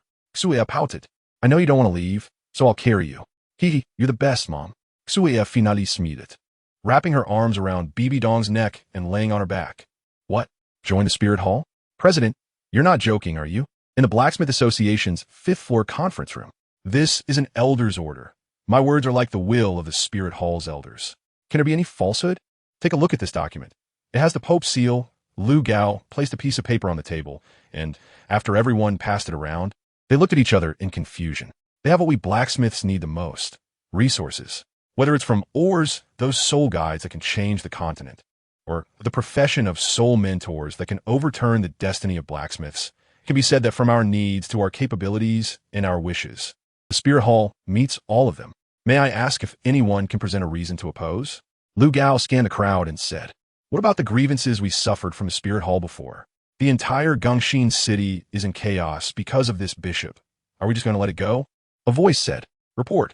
The spirit hall in Gongxin city has issued an announcement asking those who suffered losses due to Myers to come forward to claim compensation. There are many other matters written on this flyer. They apologize for it, and their attitude has changed to the point that I hardly recognize them. An association staff member said excitedly while holding a piece of paper. Myers has been executed by the spirit hall. Do you have any objections? Lu Gao looked at the surprised expressions of the crowd receiving the flyer and said lightly, I can't find a reason to oppose, so I have no objections. A vice president cast a vote in favor. Seeing this, everyone cast their votes in favor. President, should we inform Vice President Titan? He hasn't officially withdrawn from our blacksmith association and is still considered one of us, a voice said. No need. If he really considers himself a member of the blacksmith association, he wouldn't be following Tang Hao everywhere. Wherever Tang Hao goes, he goes, over the years. Has he ever asked us how we are doing, or if we have any difficulties? Lu Gao waved his hand. He is a sole Douluo. We small characters cannot afford to climb up to him. Then it's settled. On a chosen day, our blacksmith association will move to Spirit City. The meeting room reached a conclusion. On the road, Bibidong drove the carriage while Schwerer sweetly rested her head on her lap, sleeping soundly. Flurries of snowflakes fell, landing on Schwerer's head. Bibidong gently brushed away the snow. It was snowing, and winter had arrived. She remembered that when she gave birth to Schwerer, it was also winter, and snowflakes were falling outside. That's why Qian Daolu named his daughter with the character for snow. Unfortunately, she had hardly watched the snow with Schwerer or celebrated a birthday with her. But now, she could make up for this regret. The journey was always exhausting, which was why she wanted to return quickly, allowing Schwerer to enter the secret realm and obtain her 5th spirit ring as soon as possible. Then, they could happily celebrate a birthday and welcome the new year home. Chapter 50, Restructuring in Spirit City at the Pope's Palace. Welcome back, Your Holiness. The young master has returned. From a distance, Zhu Guwei and his companions led the crowd to greet her in the square of the Pope's Palace. And Nana's face was exceptionally joyful. There is no need for such a grand welcome. Let us go inside. It's especially cold outside. Bibidong smiled and said, yes. Zhu Douluo led the crowd to follow Bibidong into the palace. It seemed that after several months, the Holy Pope had changed a bit. Oh, a hint of interest emerged on Bibidong's face. What has changed? You seem more approachable, and your demeanor gives a warm feeling, Zhu Douluo cautiously said. Is that so? Maybe it's the change that Schwerer brought me. Bibidong smiled gently. Now enough about me. Let us talk about what has happened in the Pope's palace during this time. Nana, how are your results? Teacher, Elder Yueguan said, I'm just a little bit away from reaching level 20. Just a little bit. As long as I obtain a spirit ring, I can reach level 20 and then obtain another spirit ring. I haven't slacked off, who Liena said, tugging at Bibidong's sleeve softly. That's great. Here, Nana. Take this. It will definitely help you make great progress. Breaking through level 20 will be a piece of cake. Bibidong took out a bottle of Wangchuan Qiushui Lu, patted Nana on the head, and said, after you take it, absorb it completely as you usually do during your cultivation. This is a task assigned to you by your teacher. Go on. Hu Liena nodded and ran off to the cultivation room. As for Xie and Yan, it was that Bibidong was biased. She simply didn't know what to give them or what would be suitable. She could only take out 2 herbs below the immortal grade, Baibao Ginseng. You too, take these and cultivate, ensuring you absorb them completely. The effect of Baibao Ginseng is that for each level the user rises. It stabilizes their current spirit power and enhances it by 1 level while also speeding up the cultivation process. It's a universal herb that anyone can absorb, but the foundational effects of immortal grade herbs have already encompassed all its benefits, which is why it ranks below the immortal grade. You have some too. Bibidong looked at Zhu Guwei and his companion. This is Qirong Tongtian Zhu. I knew you wanted it. Guwei Mei, this is the Wanxingyan flower. It's suitable for someone with your type of martial spirit. I also have some herbs similar to the immortal grade, more than 10 of them. You can take them to the offering hall for the several offerings and elders like the cuttlefish serpent spear. The rest, store them in our spirit hall's collection room. In the future, when someone from our spirit hall advances to a title de law and becomes an elder, they will be rewarded with these. Thank you, Your Holiness. We will obey your orders, Zhu Guwei and his companion said joyfully. Schwer, you should go back and let Grandpa see you. He must be worried about you and me being out during this time. Go let him have a good look at you to ease his mind. Bibidong touched Xuere's face. Xue nodded and ran towards the offering hall. All right, now that the doors are closed, let's talk about serious matters. What is the situation with the Heaven Do Empire? Bibidong sat in the main seat, her aura seemingly returning, still the imposing pope. We have already followed your instructions and issued a serious diplomatic letter to the Heaven Do Empire, accusing them of pushing the search mission in Heaven Do City primarily onto our spirit hall without fulfilling their duty to assist, which resulted in the sacrifice of one of our platinum bishops. Douluo said, the Heaven Do City side has expressed a willingness to compensate our spirit hall for the losses and to apologize in person. The sacrificed platinum bishop has been buried in accordance with royal etiquette, and there are dedicated personnel guarding the tomb and holding memorial services. There is no need for an in-person apology. Shui probably still thinks I'm dead. We are keeping the news confidential. Otherwise, he wouldn't dare to jump around and cause trouble using our spirit hall. Bibidong waved her hand, instructing them to inform the Pope's palace that they were not receiving guests and to have them issue a public apology. This way, Shui will only continue to suspect what he wants to suspect. Understood, the two replied respectfully. And what about the investigation into the murderers? Our spirit hall has issued a notice to the entire continent, stating that we will thoroughly investigate the murderers. The Heaven Do Empire has also expressed unconditional support and cooperation with us. Shortly after the assassination of Bishop Salas, General Galong's son from the Heaven Do Empire was also murdered, and the scene was identical to that of Salas' murder. The Heaven Do Empire has investigated and stated it was the same group of people responsible.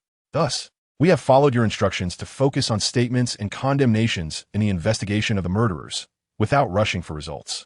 It has always been the Heaven Do Empire that has been anxious, frequently urging our spirit hall to investigate the case and share clues.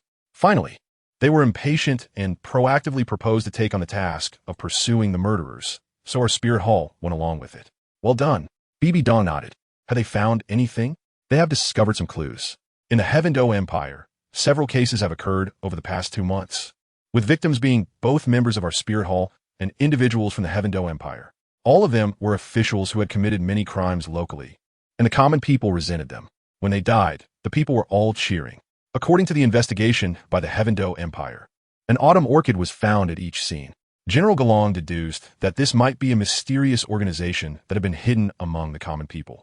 According to a survivor's description, he pretended to be dead to escape a calamity, and after the murderer left, he left behind an autumn orchid and a phrase. Under the Roshan Hall, the autumn orchid lives forever. Therefore, this mysterious organization should be named Roshan Hall. They are a sect with titled Douluo powerhouses, and their strength currently seems to rival the top 3 sections I understand.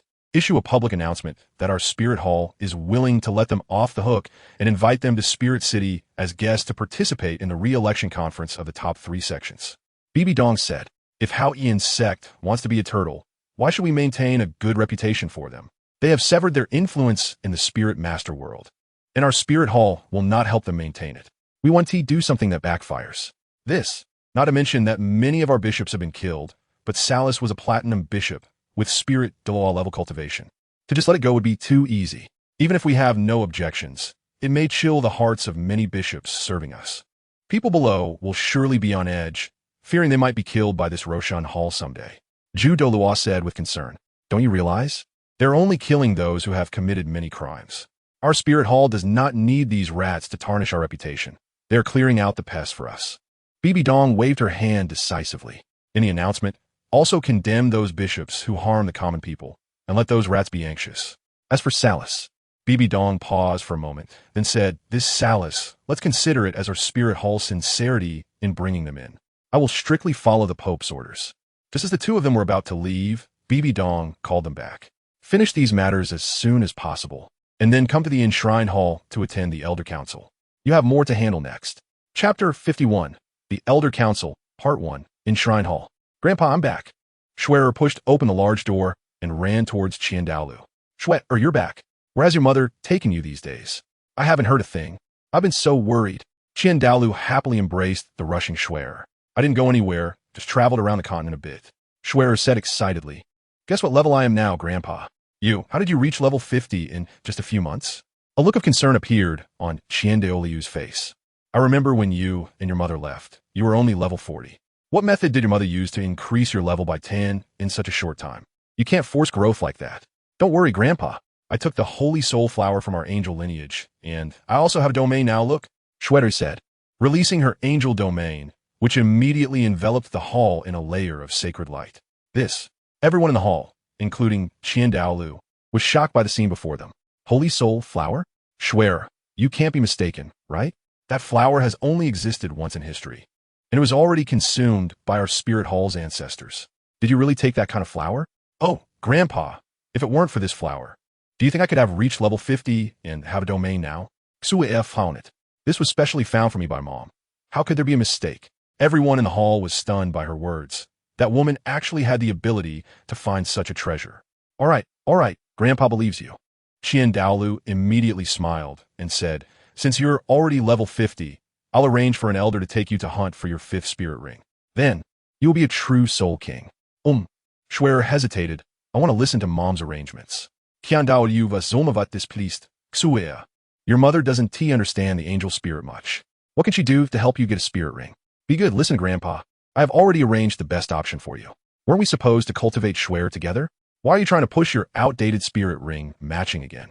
A voice came from outside, and Bibidong entered the main hall. You're here. Qian Renxue looked at Bibidong and couldn't help but say, your abilities are indeed extraordinary. I can't see through you. Forget it. I won't argue with you. I'm not here to argue with you. I want to hold an elder council. I have several proposals that need your approval for implementation throughout the spirit hall, Bibidong said. Oh, I didn't expect you to call for an elder council right after taking a few months' leave. It seems you haven't been idle during this time. Qian Renxue raised an eyebrow. Let Shweta attend as well. It will officially convene tomorrow. Everyone should prepare well, Bibidong said. These matters are all significant, and I hope the elders can have an objective and rational understanding and not overlook the real issues due to their prejudices against me. After saying this, Bibidong left the Enshrine Hall. One day later, Bibidong yawned as she brought the 2 members of the Chrysanthemum Ghost into the Worship Hall conference room. They currently had no speaking rights and were merely present to listen, facilitating the execution of the proposals once passed. The conference room exuded a solemn and dignified atmosphere, with over 10 titled Douluos gathered here. No force on the entire Douluo continent could match this level of power. If an external force were to witness this scene and spread the word, various sects across the continent would be filled with anxiety. The worshippers sat on either side of the long table, dressed in luxurious robes with golden silk borders, embroidered with their respective martial spirits, creating an overwhelming sense of pressure. Qian Renxue sat at the end of the long table, but Bibidong did not take a seat at the other end. Instead, she pulled Shweta to sit in her place while she stood. This was the Elder Council, and, as the Pope, she had to maintain the dignity of her position. Qian Renxue frowned slightly, noting her constant yawning, which was quite inappropriate. Bibidong smiled bitterly and said, I'm sorry, I was writing the proposal until very late last night. There were too many heavy matters to cover in too short a time, so I have to stand here to convey the meeting proposal to everyone. The first item is to grant the Blacksmith Association the treatment of soul masters and accept the relocation of their headquarters to our spirit city. Bibidong walked around the table and distributed the materials to each elder. This is the material regarding the Blacksmith Association's complaint against our spirit hall's unfair treatment, as well as an analysis of a soul tool technology they control. As we all know, soul tool technology is one of the lost techniques of the Douluo continent. Up until now, the soul tools that embody this technology are merely convenient aids for daily life. However, according to my investigation, the technology they currently possess can be applied in warfare. If we absorb them into our spirit hall, it could promote the development of this technology. Once it matures, our spirit hall could lead the continent and be at the forefront of the times. What do you all think? Bibidong looked around and said, I have a question. If the soul tool technology they possess cannot be effectively applied in warfare, or if it cannot develop at all, then supporting them would be a waste of resources for our spirit hall. We need to calculate this carefully, the second elder, Golden Crocodile, Douluo asked. Good question. As far as I know, the blacksmiths are responsible for forging military supplies for the 2 great empires, such as armor and weapons. If we do not absorb these blacksmiths, they will most likely be lured by the 2 empires. If in the future they create powerful weapons, they will be used by the 2 empires against us. Bibidong said, there is something called a hidden weapon, just like this. Golden Crocodile, Douluo, felt something fly over his head, turned to look, and saw a silver needle stuck in the wall, feeling a bit frightened. That needle was shot by my soul power. If there were a mechanism that could shoot that silver needle with the same force without using soul power, Then what material could such a mechanism be made of? Bibidong looked at everyone meaningfully. Qian understood. It must be made of metal. Such things can only be produced by blacksmiths. Exactly, Bibidong said. And I have discovered someone on the continent who knows how to make such mechanisms. Schwer can testify to that. Therefore, whether for our spirit hall itself or to avoid future troubles, we must do this. It is merely about absorbing an affiliated force, which is insignificant to our spirit hall. Qian agreed. I support your first proposal. Immediately, the other elders also voted in favor, and the proposal was passed. I think it's mostly because I have Schwer sitting here, and he wouldn't dare to trip me in front of her. So he readily agreed to these matters that are of no concern to the spirit hall. Bibidong thought to herself, but her face remained unchanged. The second proposal is to reform the personnel appointment and dismissal system of the spirit hall and establish a supervisory committee. Bibidong placed the thickest set of materials on the table for everyone to read and slowly said, Chapter 52, The Elder Council, Part 2. The materials above are reports from various places, complaints from ordinary soul masters and commoners about certain bishops of our spirit hall. Some involve embezzlement, some pertain to unauthorized charges for awakening spirit abilities, and others involve using the influence of the spirit hall to harm local people, such as abducting women. Bibidong recounted, and the faces of the elders grew increasingly grim as they listened. Where did you get this information, Your Holiness? Golden Crocodile Douluo couldn't hold back and asked. These are filtered messages from documents reported by various spirit hall main temples, corroborated with memorials submitted to the Tiando royal family by Schwer in Tiando City. What? Is there a problem? Bibidong paused and looked at Golden Crocodile. You believe the memorials from the Tiando Empire? They are all attacks, smearing our spirit hall to find excuses to target us, Golden Crocodile said disdainfully. All right, let me tell you about my personal experience in Tiando City. Bibidong briefly summarized the actions of the sub-temple in Tiando City. What do you think? With our spirit hall's arrogant and overbearing approach in the Tiando Empire, will our popularity among soul masters increase or decrease? Qian nodded. The style needs to change. But it hasn't reached the level where we need to reform the personnel appointment and dismissal system. Not to mention the huge opposition. Implementing this would be extremely difficult. And if done poorly, it could harm the fundamentals of our spirit hall. Bibidong sighed and said, some of the spirit hall's bishops have even set their sights on Schwer. Grandpa, let me speak. Schwer quickly took over Bibidong's words and detailed the actions of the spirit hall in Gongxin City. Qian expression started to darken. He clenched his fists, wishing he could skin Myers alive. Sensing Qian anger, Bibidong calmly said, The person has already been killed by me.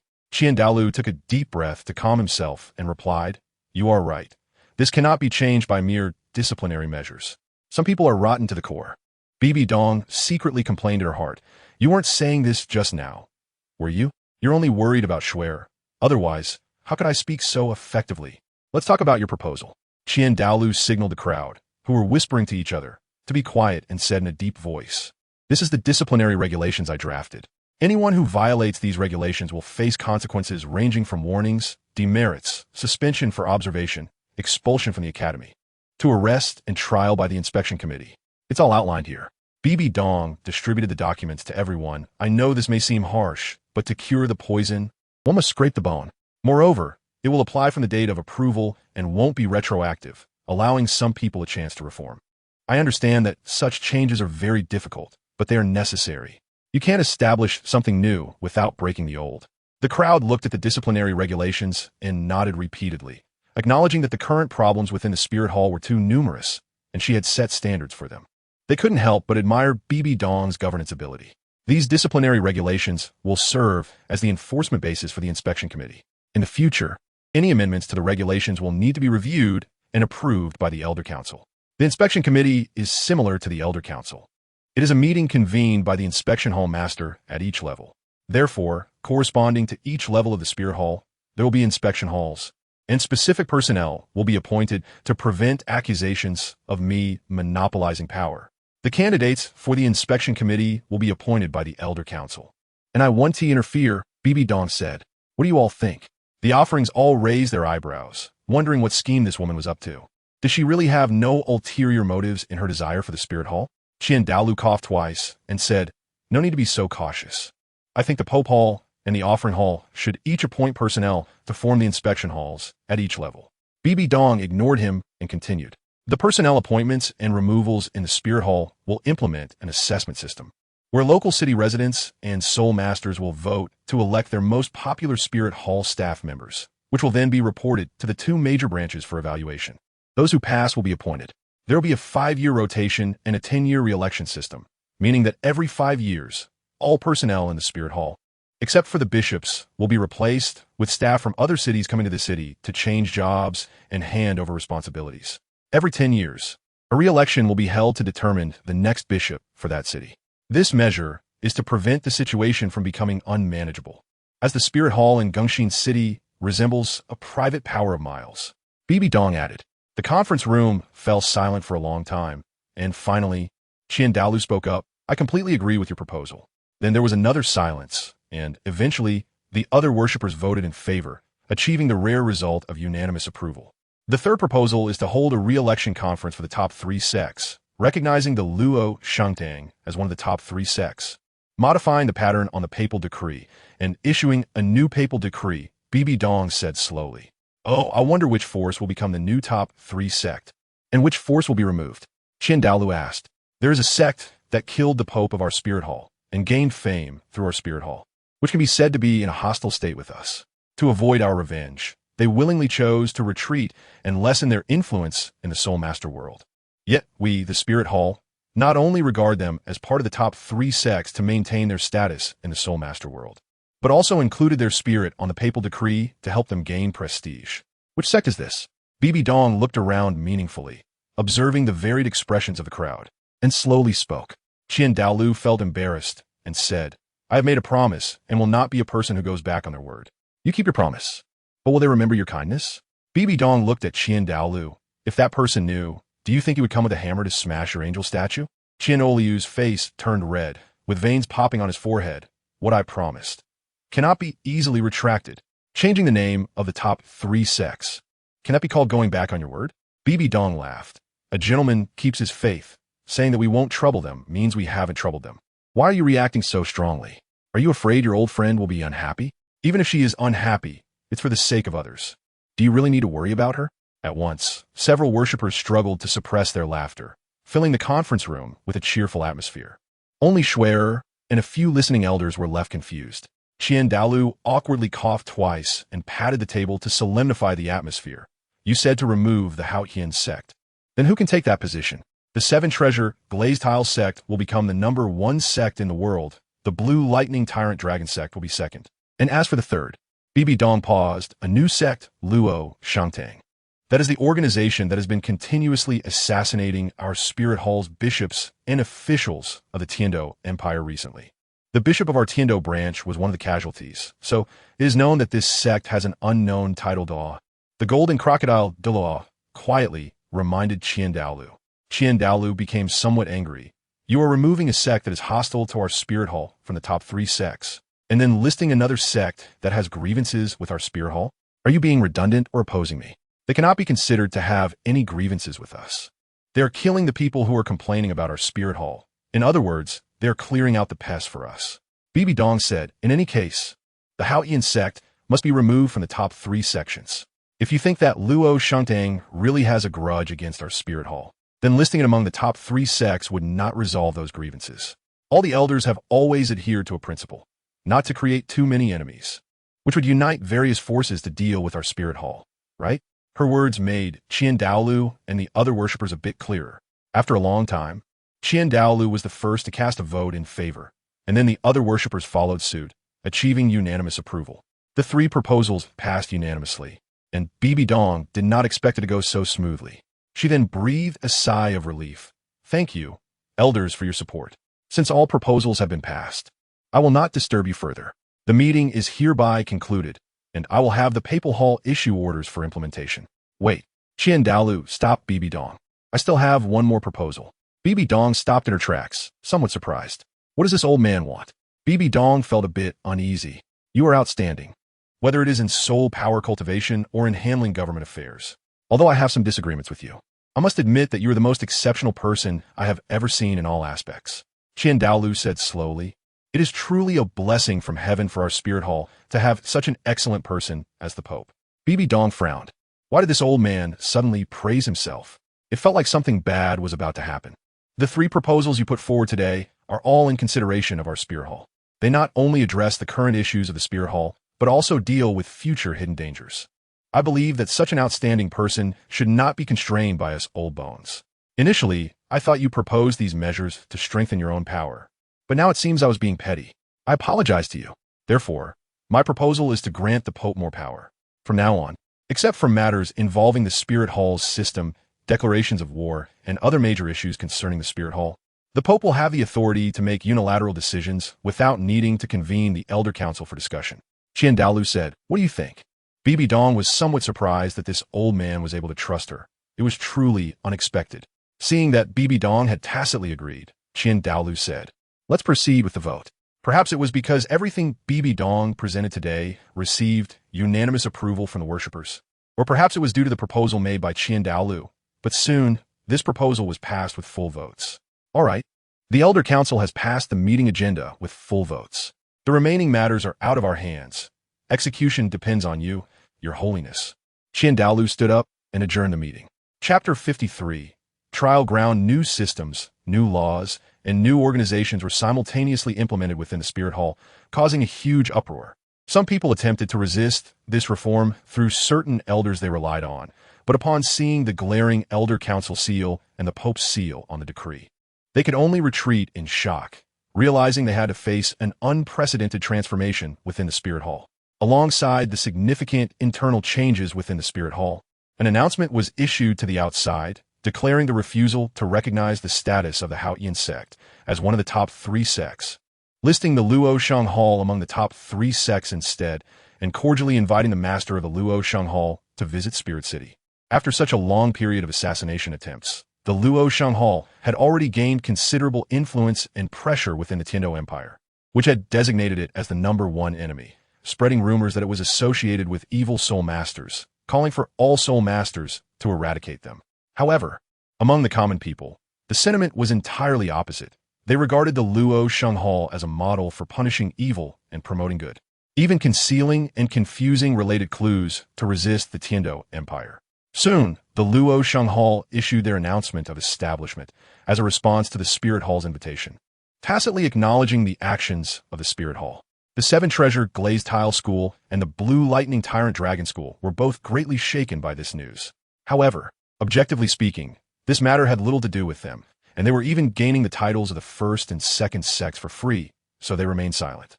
Thus, a new papal decree was issued, identical to the previous one, except that the original position of the Haotian hammer was replaced with an autumn orchid. The Spirit Hall also dispatched messengers to retrieve the original papal decree from the 2 major sects and provided them with a new papal decree. Regarding the Luo Sheng Hall, Bibidong still had one concern. The position of the hall master was vacant, and she needed someone to take the stage. Otherwise, someone would eventually see through her plans. In Tiando City, the Imperial Palace Hall, the Spirit Hall is truly overstepping their bounds. Shui tore up the announcement issued by the Spirit Hall and the establishment announcement of the Luo Sheng Hall, throwing them down. These 2 are singing in harmony. Do they think our Tiando Empire can be bullied? What do they mean by punishing evil for the people? Even they don't believe this rhetoric, right? They clearly want to pull this faction to deal with our Tiando Empire, thinking we can't see through it? Shui said angrily. Gulong, have you found out where this sect is located? Gulong gritted his teeth and replied, "These people are like rats in the gutter, only coming out at night to bite you. I have scoured all the kingdoms and principalities under our Tiando Empire, but found nothing. Why not we infiltrate Spirit City, wait for their sect master to appear, and then capture them?" Gulong suggested. "Don't let your anger cloud your judgment." Shui took a moment to calm down. Spirit City is not a place we can enter at will. Moreover, the Spirit Hall has already shown goodwill in an attempt to win them over. We must not push them toward the Spirit Hall. Doing so would make us enemies with both sides, which is not beneficial for our Tiando Empire. I don't know what the Haotian sect is thinking. They seem indifferent even after being removed from the Spirit Hall's list. Shui felt pity for the Haotian sect's misfortune and frustration at their lack of action, sighing. I also don't know the true strength of the Luo Sheng Hall and what level their titled Douluo is at. If they're just an ordinary titled Douluo, that would be fine, but if their strength is extraordinary. Shui shook his head. You go on and continue investigating. I need to think this over carefully. Gulong could only suppress his indignation and respectfully took his leave. Days passed, and Bibidong was extremely busy during this time, appointing and dismissing personnel in various halls, arranging supervision work, and handling cases of corruption reported from various places. She experienced what it means to work a 996 schedule. Your Holiness, the delegation from the Blacksmith Association has arrived in Spirit City. Douluo walked into the office and said respectfully, "Let them settle into the prepared venue and arrange personnel to assist them."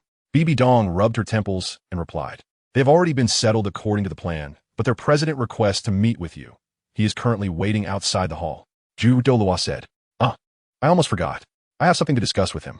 Let him in." Bibidong opened the drawer, took out a soul guide device, and walked toward the main hall. "Your Holiness, we have traveled through hardships to finally arrive here. Your Holiness has not disappointed us. The facilities for the Blacksmith Association are truly top-notch." Lu Gao, representing the blacksmiths, respectfully bowed in the main hall. "I know what you came here for. I haven't forgotten what I promised you. I will not go back on my word." Bibidong tossed the soul guide device to Lu Gao. "Here is what you wanted." Lu Gao caught it steadily, a look of excitement appearing on his face. "Thank you, Your Holiness. We will be wholeheartedly loyal to the Spirit Hall and will not disappoint you trust. If there's nothing else, you can get back to work. I have other matters to attend to." Bibidong stood up and prepared to leave. "Your Holiness, please wait." Lu Gao hesitated, unsure the soul guide technology. "I will not keep the soul guide technology to myself." Bibidong turned around. "However, the soul guide technology you have seen is not enough with just the skills of a blacksmith. Let me ask you, what is needed to use a soul guide device?" Lu Gao quickly responded, "Soul power." "Exactly.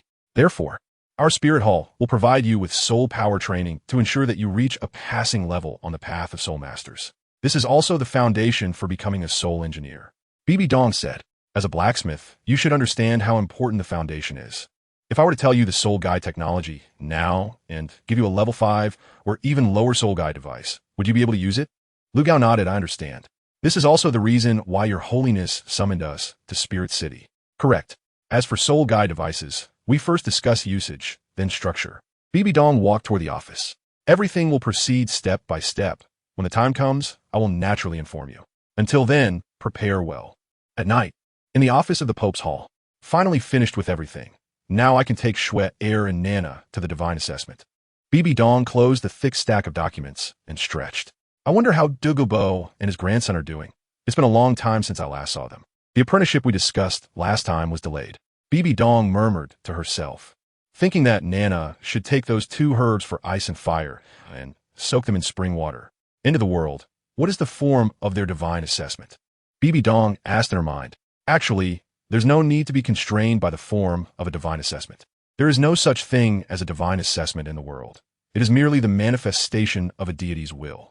In the world of Douluo, some deities use assessments to filter their successors, while others do not, such as the god of emotions and the god of life and destruction.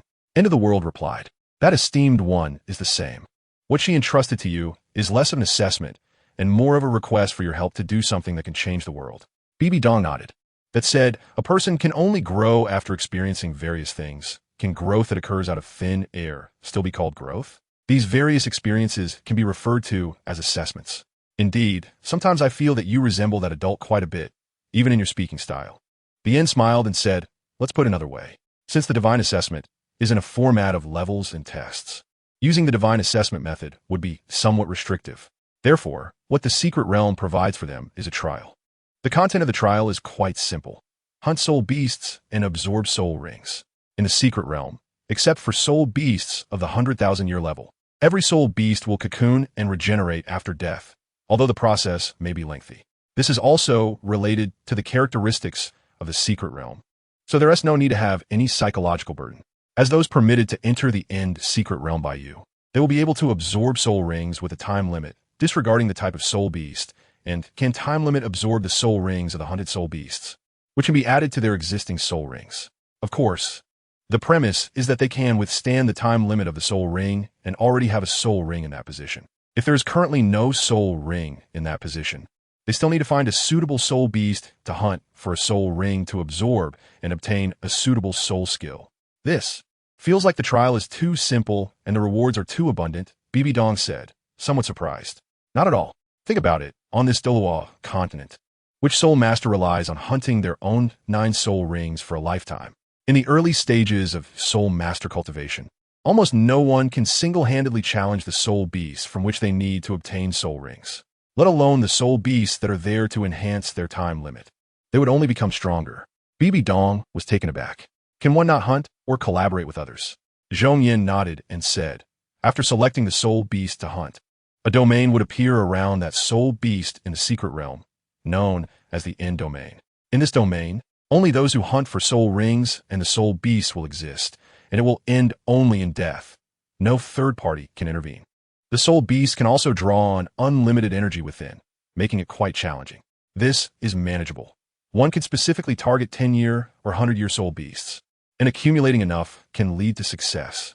Bibidong reacted quickly, realizing that there are always more solutions than difficulties. I do not recommend this approach. Although there won't be any other soul beasts interfering while hunting, that may not be the case afterwards. You know the nature of soul beasts. They harbor hostility towards humans. The noise made during the hunt will attract many other soul beasts, who will quietly wait for the domain to dissipate. And when the hunt is over, they will rush in and attack humans. Zhongyin replied that this is also part of the trial. Hunting for soul rings is not just about defeating the target soul beast. How to successfully select the target and retreat safely is also something to consider. Understood. This is an unparalleled trial ground, Bibidong marveled. Chapter 54, Countermeasures. Bibidong woke up to find it was already noon. She had never slept so late during working hours and felt a bit flustered, thinking about what things she had missed handling. Shuer gently pushed the door open, saw Bibidong had gotten out of bed, and cheerfully walked in, asking how her mother had rested. You deliberately didn't call me, Bibidong said somewhat helplessly. Mom, you've been so tired these days. Everyone has noticed, Shuer replied. That's why I wanted you to rest a little longer and intentionally kept the elders from disturbing you. That wasn't my intention, Shuer said with a sly smile. Grandpa and the offerings said the same. When did they start caring about me? Bibidong was somewhat astonished. Shuer, don't talk recklessly in front of them. Mom isn't unable to hold on. I just need to take it easy. It's not me, Shuer said. It's Grandpa and the others who have been paying more attention to you because of those herbs. The offerings have made significant improvements, and some even broke through their bottlenecks. Shuer smiled. They are very grateful to you, but feel embarrassed to say it in person, so they can only show their concern by quietly watching over you. Right now, your evaluation in the offering hall is quite high, Shuer said mysteriously. The huge reform in the spirit hall has been handled meticulously by you, and you've helped the elders break through their bottlenecks and improve their cultivation. Did you know? Both Elder Ju and Elder Gue are at level 96 peak now, and I believe they will break through to level 97 soon. The few elders in the offering hall have all improved to above level 97. Bibidong was extremely shocked. It was just a few herbs that could enhance one's strength, aside from the two elders, Ju Gue and the others, who were celestial grade. The rest were merely celestial-like herbs. How could they have such a significant effect? They said they had stayed at their original realm for too long and had already reached a bottleneck, needing only an opportunity, a key. Their mother provided them with this chance, which made them very excited. Shuer said that her mother had been very busy these days, and not only did she feel distressed, but others also praised her mother's governance skills and efficiency. So last night, when she saw her mother had nearly finished handling everything, she instructed the other guards and elders to keep quiet early today, allowing her mother to rest well. Is that so? Bibidong hugged Shuer and kissed her, saying that daughters are their mother's little cotton-padded jackets, so thoughtful. Therefore, her mother can take it easy from now on, right? Shuer's big, watery eyes widened, and she exclaimed that her mother could stay home to play with her, go shopping with her, and cook for her. Bibidong rubbed her forehead and said, Shuer, have you forgotten? There's still one more thing. What is it? Xuya asked nervously. Your fifth spirit ring. Didn't Mom say she would take you to the secret realm trial to obtain your fifth spirit ring? Bibidong said helplessly. Can we go later? Mom needs to rest well, and I won't fall behind in my training. My spirit power won't stop growing just because I haven't obtained the spirit ring. We can wait until we have time to go, Shuer said in a spoiled manner. Weren't you looking forward to Mom taking you to hunt for the fifth spirit ring every day? Why are you reluctant now? Bibidong pinched Shuer's cheek and said, Mom promised Grandpa to train you well. If you don't work hard, how can I explain to Grandpa? It will be Grandpa who helps you hunt for the spirit ring then. Allerlicht, Xuya pouted. Mom promises you that once you obtain the fifth spirit ring and pass the trial, we can rest together at home, and you can do whatever you want. Enjoy this winter well, Bibidong said, stroking Shuer's head affectionately. It's a deal. Shuer extended her pinky finger and made a promise. You really are like a little child. Always throwing tantrums, Bibidong said as she linked pinkies with Shuer. Mom has a task for you. Go to the library and look through the materials about spirit beasts. You need to cover everything, including those that are extinct. Once you're familiar with them, we can set off. Okay. Shuer didn't hesitate. Since it was for the Secret Realm trial, the sooner she finished reading, the sooner they could set off and enjoy their holiday together. Take Nana with you and have her look with you, Bibidong reminded. Got it. Should I wait for her to finish? Shuer turned around and asked. No need. You can set off once you're familiar with it. She can continue later. Watching Shuer walk away, Bibidong also got busy, picking up the list of the Spirit Hall's leaders to review. She wanted to find a less conspicuous spirit, Douluo person who could be absolutely trusted. She intended to use such a person as the master of the Luoshang Hall to complete the last part of her plan. A spirit Douluo person could be promoted to the title Douluo level with the help of a celestial item. This way, no one on the continent would suspect his background. As for why she wouldn't use the title Douluo elders from the offering hall or Dugabo, it was not to mention whether those elders would accept it, but they might not be well known in today's spirit master world. However, the older generation would have definitely heard of them because a title Douluo, no matter how low-key, could not possibly leave no trace on the continent. In the Tiando city, in the palace hall, the court was quiet. The spirit hall has been very active lately. First, they tried to recruit Luoshang Hall by listing it among the top 3 sects. And now they're making such large-scale personnel adjustments, launching a cleanup campaign against the major halls, capturing a large number of people, making everyone in the Spirit Hall feel uneasy. Those who don't know might think some force is targeting the Spirit Hall for a reckoning. I actually hope so. Sitting upright on the throne, Shuiyi slowly surveyed the ministers below and asked, what do you think the Spirit Hall is doing? What are their intentions? The court was silent. After a long time, Prince Xuexing timidly began, Your Majesty, what the Spirit Hall is doing is not limited to this. Our Tiando Empire previously planned to have the Spirit Hall act on our behalf to govern and eliminate diseases. However, with the adjustments to their system and regulations, they have now claimed to not interfere in our internal affairs and have completely withdrawn from various fields within our Tiando Empire. This has garnered praise from a large number of spirit masters, saying that the Spirit Hall acts with integrity and is a model for the forces on the continent. Xuexing said this with a stiff face. Not interfere in internal affairs? How shameless can they be? The Spirit Hall exists in every city across the continent, having infiltrated all aspects of the continent, relying on winning over the lower-class people to gain their hearts. Their schemes are known to everyone. If it weren't for our royal family and the sects supporting us controlling the vast majority of resources, unafraid of these lowly people trying to shake the tree, our Tiando would have long since eliminated these troublemakers. Shuiyi said angrily, without the Spirit Hall, our royal family can still consolidate power. Xuexing, I command you to mobilize forces to fill the personnel gaps left by the Spirit Hall's withdrawal from various fields. Regain the special powers scattered across various kingdoms and principalities back into our royal family's hands. As for those offended, find a way to make them resent the Spirit Hall or Luoshang Hall, and don't let them come to our royal family for trouble. Xuexing responded respectfully, but he felt bitter in his heart. After the Spirit Hall no longer excluded the lower kingdoms and principalities, these nobles would surely pounce like hungry tigers to regain the power they wanted. It would be difficult to regain it for the royal family without offending anyone. His royal brother seemed to be a bit blinded by anger now, forcing himself to save face and trying to appear strong. Your Majesty, how can you be sure that the Spirit Hall is just putting on a show and not genuinely changing? A minister boldly expressed. The Spirit Hall's actions seem to be cleaning up the bureaucracy and purging toxins, making themselves clean and upright, serving as a model for the Spirit Master world. If the Spirit Hall hadn't sent a letter, I might still believe it, Shuiyi sneered.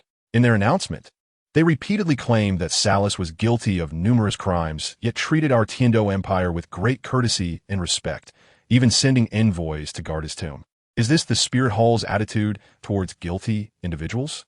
It's just a show, trying to win over Luoshang Hall and the common people to attack our Tiando Empire and major sections. Their essence is still a group of wolves with ambitions to swallow the world. If the Spirit Hall gains control of the world, it will become the most evil organization, and opponents will be eradicated.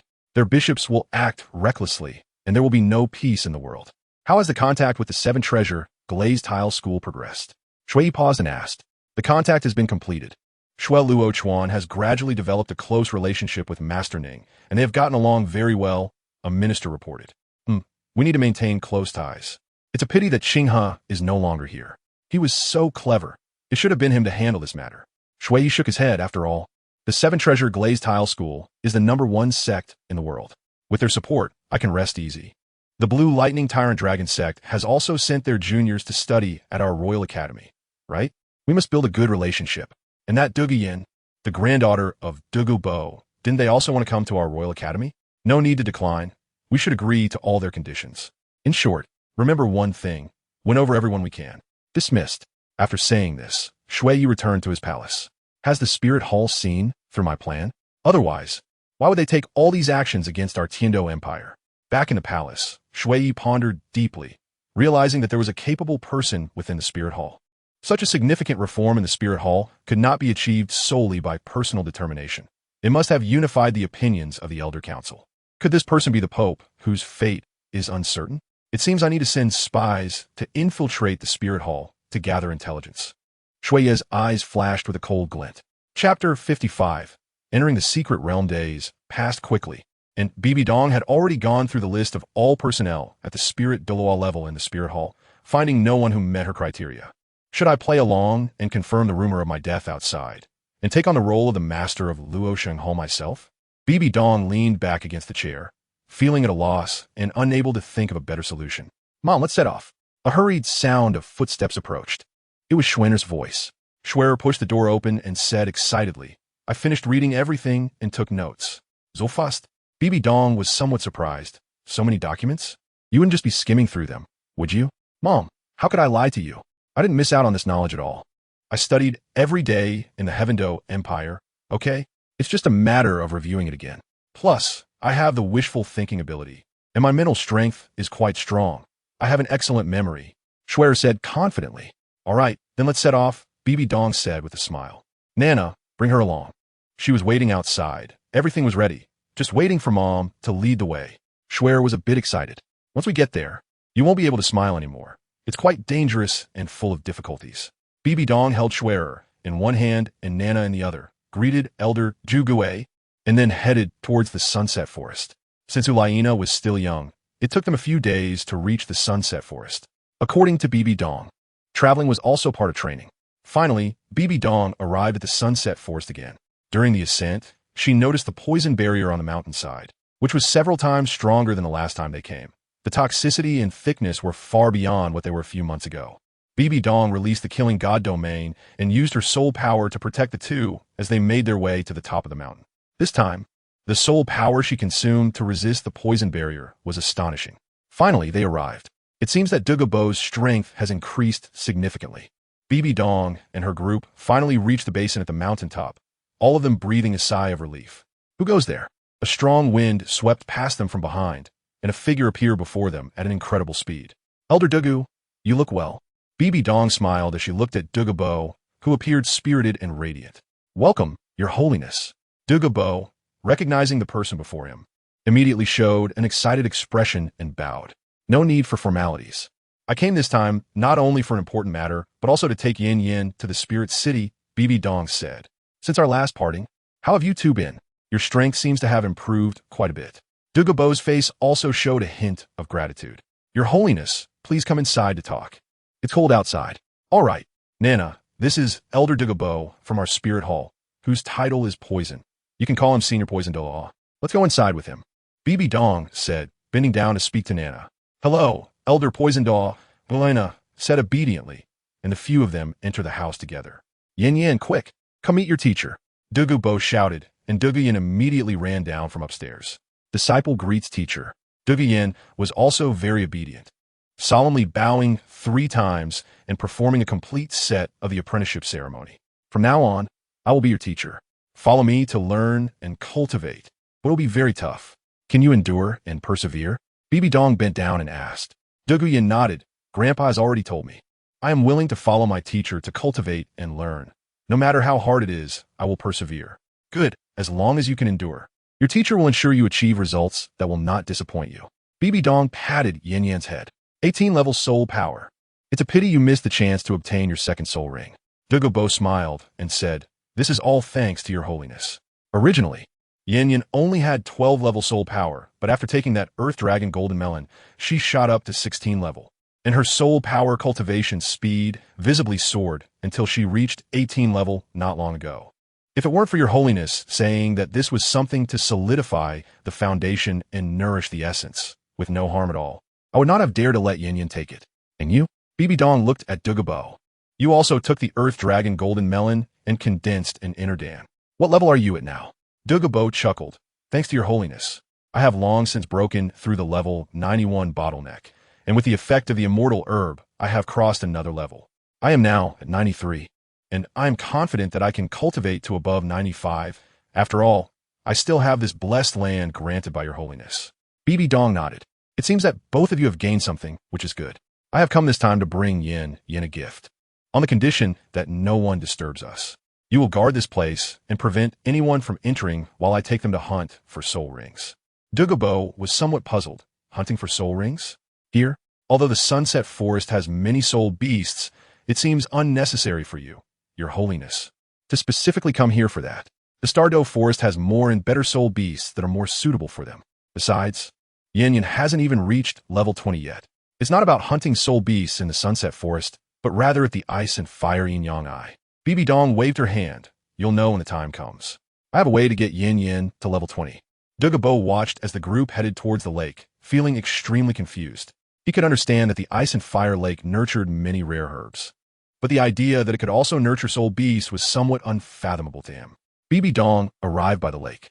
As she became more skilled in using her martial soul, she was able to gather nearby End of Days divine power without the end key. Her humanoid martial soul accompanied her, and her hands formed a series of intricate hand seals. A pitch-black vortex appeared in the lake, bottomless and seemingly leading to another world. The three girls looked at this scene in astonishment. Although Bibidong had deliberately suppressed and concealed her aura, the oppressive force emanating from the black hole-like vortex still instilled some fear in them. Jump in, gather all your soul power, hold your breath, and resist the water pressure. I will take you down, Bibidong said, and then she led the three of them into the vortex. Bibidong underestimated the difficulty of leading the three of them through the passage to reach the secret realm, consuming almost 70 to 80% of her soul power. It seems that she cannot risk taking them through without fully adjusting her own state. They poked their heads out of the lake, and what caught their eyes was the blue sky, the strangely glowing clouds, and the mottled sunlight filtering through the trees. This place is so wonderful. It feels like everything is still, and everything here is peaceful. Living here day after day, nothing would change. Shuer looked at everything around her, a bit entranced, murmuring, so-called eternity can be achieved here, right? If I could live here with Mom. Shuer, what are you daydreaming about? Do you think you're taking a bath? Hurry up and come up, or you'll catch a cold, Bibidong teased. Ah, I'm coming. Shuer also snapped back to reality and swam to the shore. What I'm about to say next, you all need to listen carefully because it concerns your lives, Bibidong said solemnly. The three of them perked up their ears, quietly listening to everything related to this secret realm. Chapter 56, The Dark Forest. Bibidong provided a detailed introduction to the various aspects of the secret realm, from the myriad of soul beasts to the various rare heavenly materials and earthly treasures, from the stasis of space and time to the age-limit absorption of soul rings. She covered everything comprehensively, ensuring that they understood the rules here thoroughly. No wonder Mom can produce so many divine items. The value of this secret realm far exceeds that of the Ice and Fire Yin-Yang Eye outside. Shuer said in shock. Yes, it's not just that. This place is a secret realm left by the god of my inheritance, so only I can unlock it. As someone I permit, you can hunt for soul rings with age-limit absorption, similar to the way gods test to enhance their own soul rings, Bibidong said, looking at Shuer quietly. Just like the sea god's inheritance to Tang San. Once a target is chosen, you'll be trapped in the domain. And hunting soul beasts must be completed by yourself, Bibidong reminded again, so be very cautious when selecting soul beasts. It's better to choose a soul beast with a lower age limit than to be greedy. Do you all remember that? Although first, Mom, my sisters may not have enough battle experience, so I'll demonstrate for them first. Moreover, I have more soul rings, and there are more suitable soul beasts available for me to find, Shuer said at the right moment, seemingly noticing that Bibidong was having difficulty starting. Bibidong hesitated for a moment, but ultimately nodded. Let's do it this way, but be extremely careful. Evil, Xue replied. turning and walking at the front of the group to scout for any lone soul beasts, while Bibidong maximized her spiritual power, continuously scanning the surroundings to avoid potential dangers lurking in the shadows. I found one. Schwer raised her hand to signal the others to stop, crouching in the grass, holding her breath and focusing on observing the movements ahead. A 3000-year-old Sangho. Bibidong's voice was steady. The age is just right for you to practice. Let's go with it. Xuya nodded. With her soul king strength, she could theoretically defeat soul beasts close to 10,000 years old, but that would be a maximum effort. Here, dealing with soul beasts that could harness domain energy required utmost caution. 1,000-year soul beast abilities were unknown, and one should use all their strength even when hunting a rabbit, especially when it was uncertain whether the opponent was merely a rabbit. Shweta stood up and stepped out of the grass, her spiritual power locking onto her first soul ring lit up, and she charged toward with an angelic assault. The soul beast quickly sensed the danger, dodging away in a flash, which was a specialty of agility and concealment. An invisible barrier of sound waves spread from the soul beast, establishing a domain that isolated third parties. It sensed this and stopped fleeing, eyeing Schwerer with vigilance as it let out a low growl, preparing to attack. It released waves of sound, a technique its kind excelled at. When faced with other soul beasts, they used sound waves to disrupt the enemy's judgment, causing them to change their pursuit direction to escape. Now, it couldn't escape, but its sound wave attack remained fierce, and it planned to use all its strength to defeat the enemy before it. Faced with the full-force attack of a 1,000-year soul beast, Schwerer naturally didn't dare to be careless. She immediately released her angelic domain, and the sound waves dissipated upon contact with that layer of domain. Seeing its attack ineffective, it did not stop and continued to unleash sound wave attacks. Schwerer felt puzzled, but didn't dwell on it. She stepped forward, ready to take down the soul beast. However, when she reached the center of the domain, her expression changed. The intensity of the sound waves seemed to rise to another level, coming from all directions and even breaking through her angelic domain's barrier. Schwerer was quick. She leapt into the air and flipped back. She understood the current situation. The sound waves emitted by the had rebounded through the domain, gathering in front of it to form a sound wave barrier, significantly stronger than the waves it had emitted alone. Moreover, the soul beast was drawing energy from the domain, continuously unleashing sound waves. To defeat it, she had to break through this layer of defense first. Without hesitation, Schwerer used her strongest fourth soul skill, a powerful light sword enveloped in sword energy aimed at the soul beast. Just as the legends said an angel would vanquish evil. This was Schwerer's full-force strike. Previously in the Great Soul Arena, no one had forced her to use this move. Finally, they let out a tragic cry and fell to the ground, the domain dissipating as a slightly strange purple soul ring floated up. The soul beast did not leave a corpse but turned into light dots and vanished. Success! Bibidong clapped and stepped forward. Schwerer, you did great. It seems the soul beasts in this secret realm are much stronger than those outside. Schwerer looked a bit pale. Yes, I can feel the difficulty of hunting soul beasts here. The spatial constraints are too much. The difficulty can't be compared to hunting soul rings outside. Quickly absorb it. I don't know if any soul beast sense the fight here. Staying in one place could be dangerous. Bibidong maintained her spiritual power in full alert. I'll protect you. Schwerer nodded, sitting cross-legged and drawing that purple soul ring to absorb it onto her first soul ring. Soon, the color of her first soul ring deepened, eventually matching the colors of her third and fourth soul rings. Purple, yellow, purple, purple. This was the configuration of Schwerer's soul rings after absorption.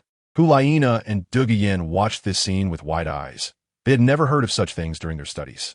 Now, seeing it, they felt they hadn't studied hard enough and realized how ignorant they were, their faces flushing slightly with shame. Bibidong watched the reactions of the two and sighed helplessly. In fact, if some theoretical masters from the continent saw this, they would also be shocked and find it incredible. They are still children with little knowledge, so they naturally think this should be a common phenomenon that they just haven't learned about. Nana, this phenomenon is a special one, only encountered in the land of divine examination, the place where your teacher brought you. It doesn't conflict with the knowledge you've learned, which is just the general situation. Don't think that you haven't studied hard. The teacher believes in you. Bibidong bent down, patted their heads, and said kindly, but this special phenomenon is very unique. So aside from Grandpa, the teacher, and other close people, you must not reveal it to anyone else. It must be kept secret. Got it, teacher. The two nodded obediently. Mom, I'm ready. Let's hurry to the next place, Schwerer said, her state fully restored after absorbing the spirit ring. And she couldn't wait to hunt for more. Mom will set a goal for you. Increase your spirit ring configuration to 4 black, Bibidong said with a smile. So Mom won't accompany you anymore. To achieve this goal, you'll need to hunt many spirit beasts.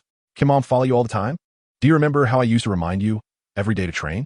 This is the trial ground I've chosen for you. The previous practical training in the Great Soul Arena and the enhancement with fairy herbs were all for this moment. Remember the rules I told you. Choose your targets carefully and avoid putting yourself in danger just for the sake of years. After hunting spirit beasts, you must be flexible and attentive to your surroundings and situations to prevent being attacked by spirit beasts while absorbing spirit rings. This forest is filled with a variety of spirit beasts, from rare or even extinct ones on the continent to powerful ones with over 100,000 years of cultivation. So, hide well and clean up after yourself. Imagine this place as a dark forest with countless hunters like you. Exposing yourself is a big taboo. After hunting your target, you must know how to clean up traces and hide. If other spirit beasts approach, it's better to give up the spirit ring than to take risks in absorption. When you achieve the goal I set for you, it will be time for you to hunt your 5th spirit ring. Don't worry about the time. Take it slow and steady. This won't be a short time. Perhaps you'll finish in less than a month, or maybe it will take several months. But no matter how long it takes, you don't need to worry. When the day comes for you to go out, you'll know. Mom will be waiting for your good news at the ice and fire lake we came from. Now begin your trial. Schwerer took a deep breath and nodded. Although she was mentally prepared, she still felt a bit nervous when it came to the actual trial. She leaped lightly among the branches and finally disappeared into the forest. Bibidong sighed. How could she not worry about Schwerer?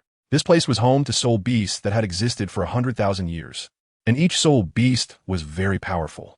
The danger of this trial was not inferior to that of the Slaughter City, but a fledgling could not hide forever under its mother's wings. This was a trial that Schwerer had to go through, and it was also necessary for her to become a god more quickly and effectively in the future. However, she had left a trace of end-of-days divine power within Schwerer, so the soul beast would recognize her as one of their own rather than as a human, and she could sense Schwerer's condition at any time. Bibidong thought to herself, feeling a bit more at ease. Liena, let's go. Teacher will take you to take 2 herbs. Yin, you come along too. Teacher will help you level up to 20. Bibidong held the hands of the two and walked towards the ice fire lake. Chapter 57. Trial. These 2 herbs are called octagonal mysterious ice grass and fiery apricot flower. After taking them, jump into the lake and use your soul power to protect your internal meridians. The ice fire lake will facilitate your absorption of the herbs, Bibidong said seriously. The process will be very painful, and teacher doesn't know if you can endure it at such a young age. However, the sooner you take the celestial grade herbs, the better. This is necessary to help you avoid detours in your future cultivation. Forget it. Let's come back another time. Teacher did not have confidence either. After hesitating for a while, Bibidong still didn't dare to let Liena take this risk. No, teacher. Right now. Liena's tone was firm. Teacher won't harm me. I also want to become stronger quickly to protect you. Bibidong was taken aback. This child was so young, yet already had the idea of protecting herself. After all, she was a titled Douluo, and if others heard this, they would probably laugh at her. However, Bibidong remained silent and just listened quietly. Since I was little, I have been without a home with my brother. It was my teacher who took me in and treated me like a daughter, even growing distant from Sister Qian Renxue. Liena said softly. Wherever the teacher is, that is home. But when I saw the teacher get hurt and possibly leave me, I was really scared. I've already lost a mother once. I don't want to lose another. My nose felt a bit red, so I thought if only I could protect the teacher, then she wouldn't get hurt anymore and wouldn't leave me.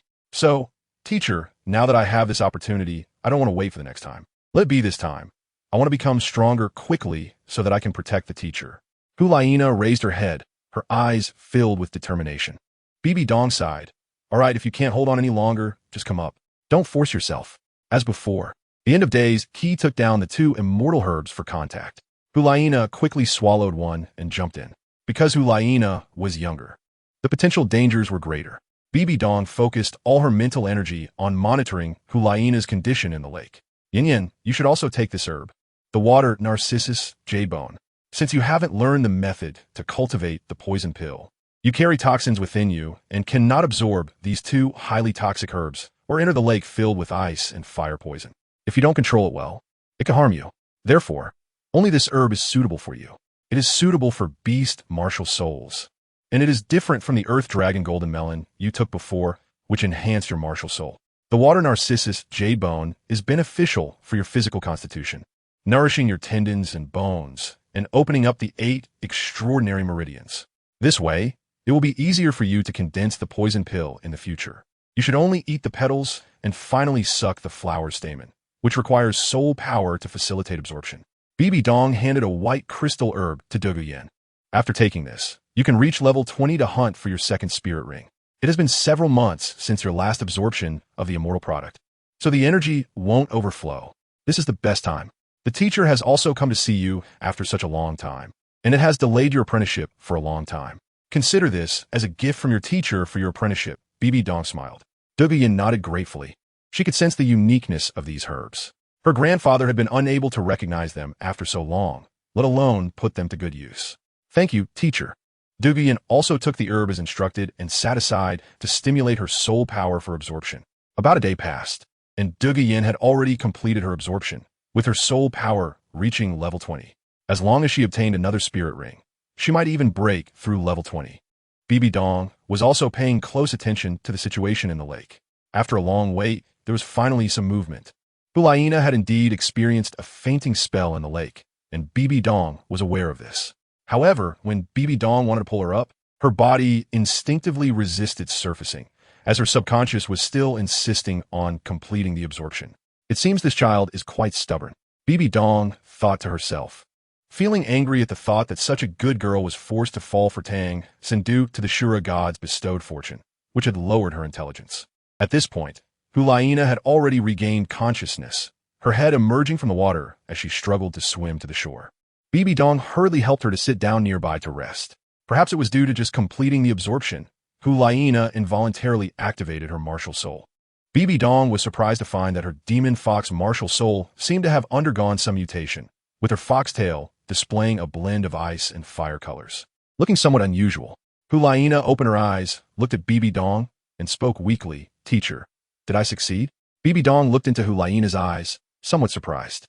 With the awakening of the fox demon martial soul, she sensed a powerful mental fluctuation, perhaps due to the previous consumption of the autumn water dew. Her eye color had now turned into a fiery red and blue-white mix, revealing hints of fox fire and ice. When she made eye contact, her natural charm was enchanting, captivating all. Although she had not yet added a soul ring, this ability to mesmerize had already manifested with her strong mental power and a mutated ice and fire eye. You succeeded, you did great. Bibidong felt a twinge of heartache. Don't push yourself too hard. That's wonderful. I didn't disappoint, teacher. Liena was trying to adjust her state. Clearly, the immense pain inside her was not something that could be alleviated quickly. Rest well. Once you're ready, I'll take you to hunt for soul rings, and then you will hunt soul beasts like Schwerer, configuring your soul rings to the limits you can bear. Bibidong comforted. After about a day's rest, both girls had adjusted their states to perfection. Bibidong led them through the forest, searching for suitable soul beasts that matched their levels and years.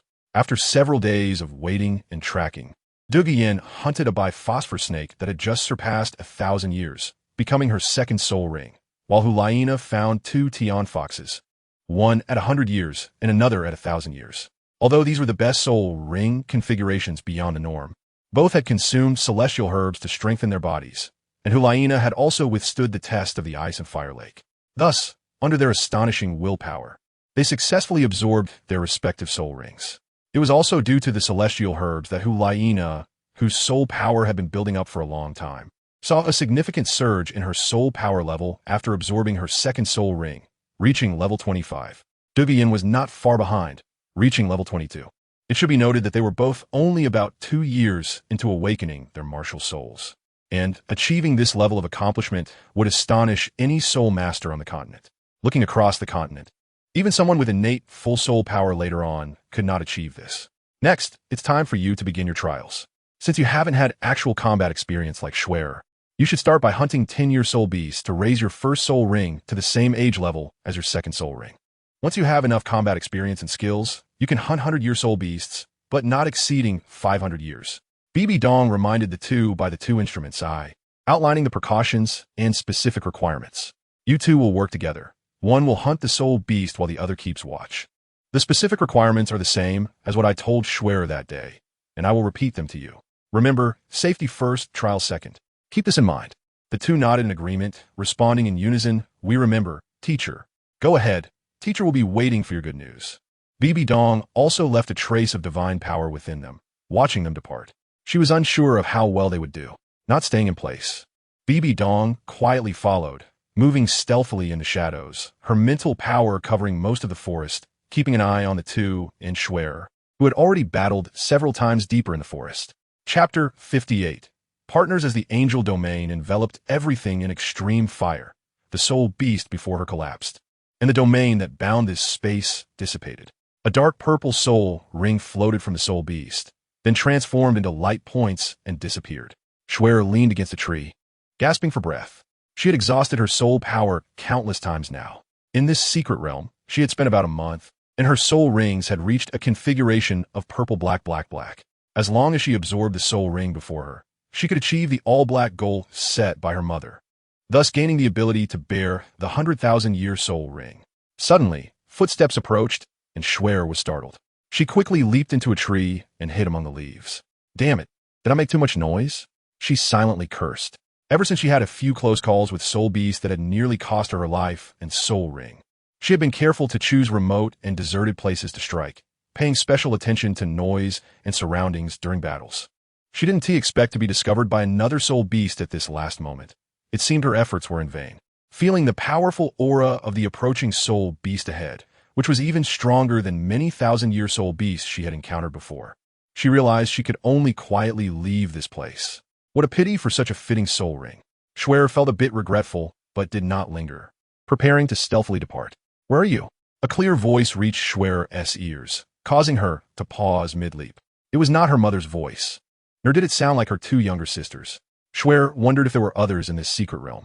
Curiosity piqued. Renxue cautiously parted a branch and nervously looked down. A flamboyant girl stood where she had just battled, looking around in confusion.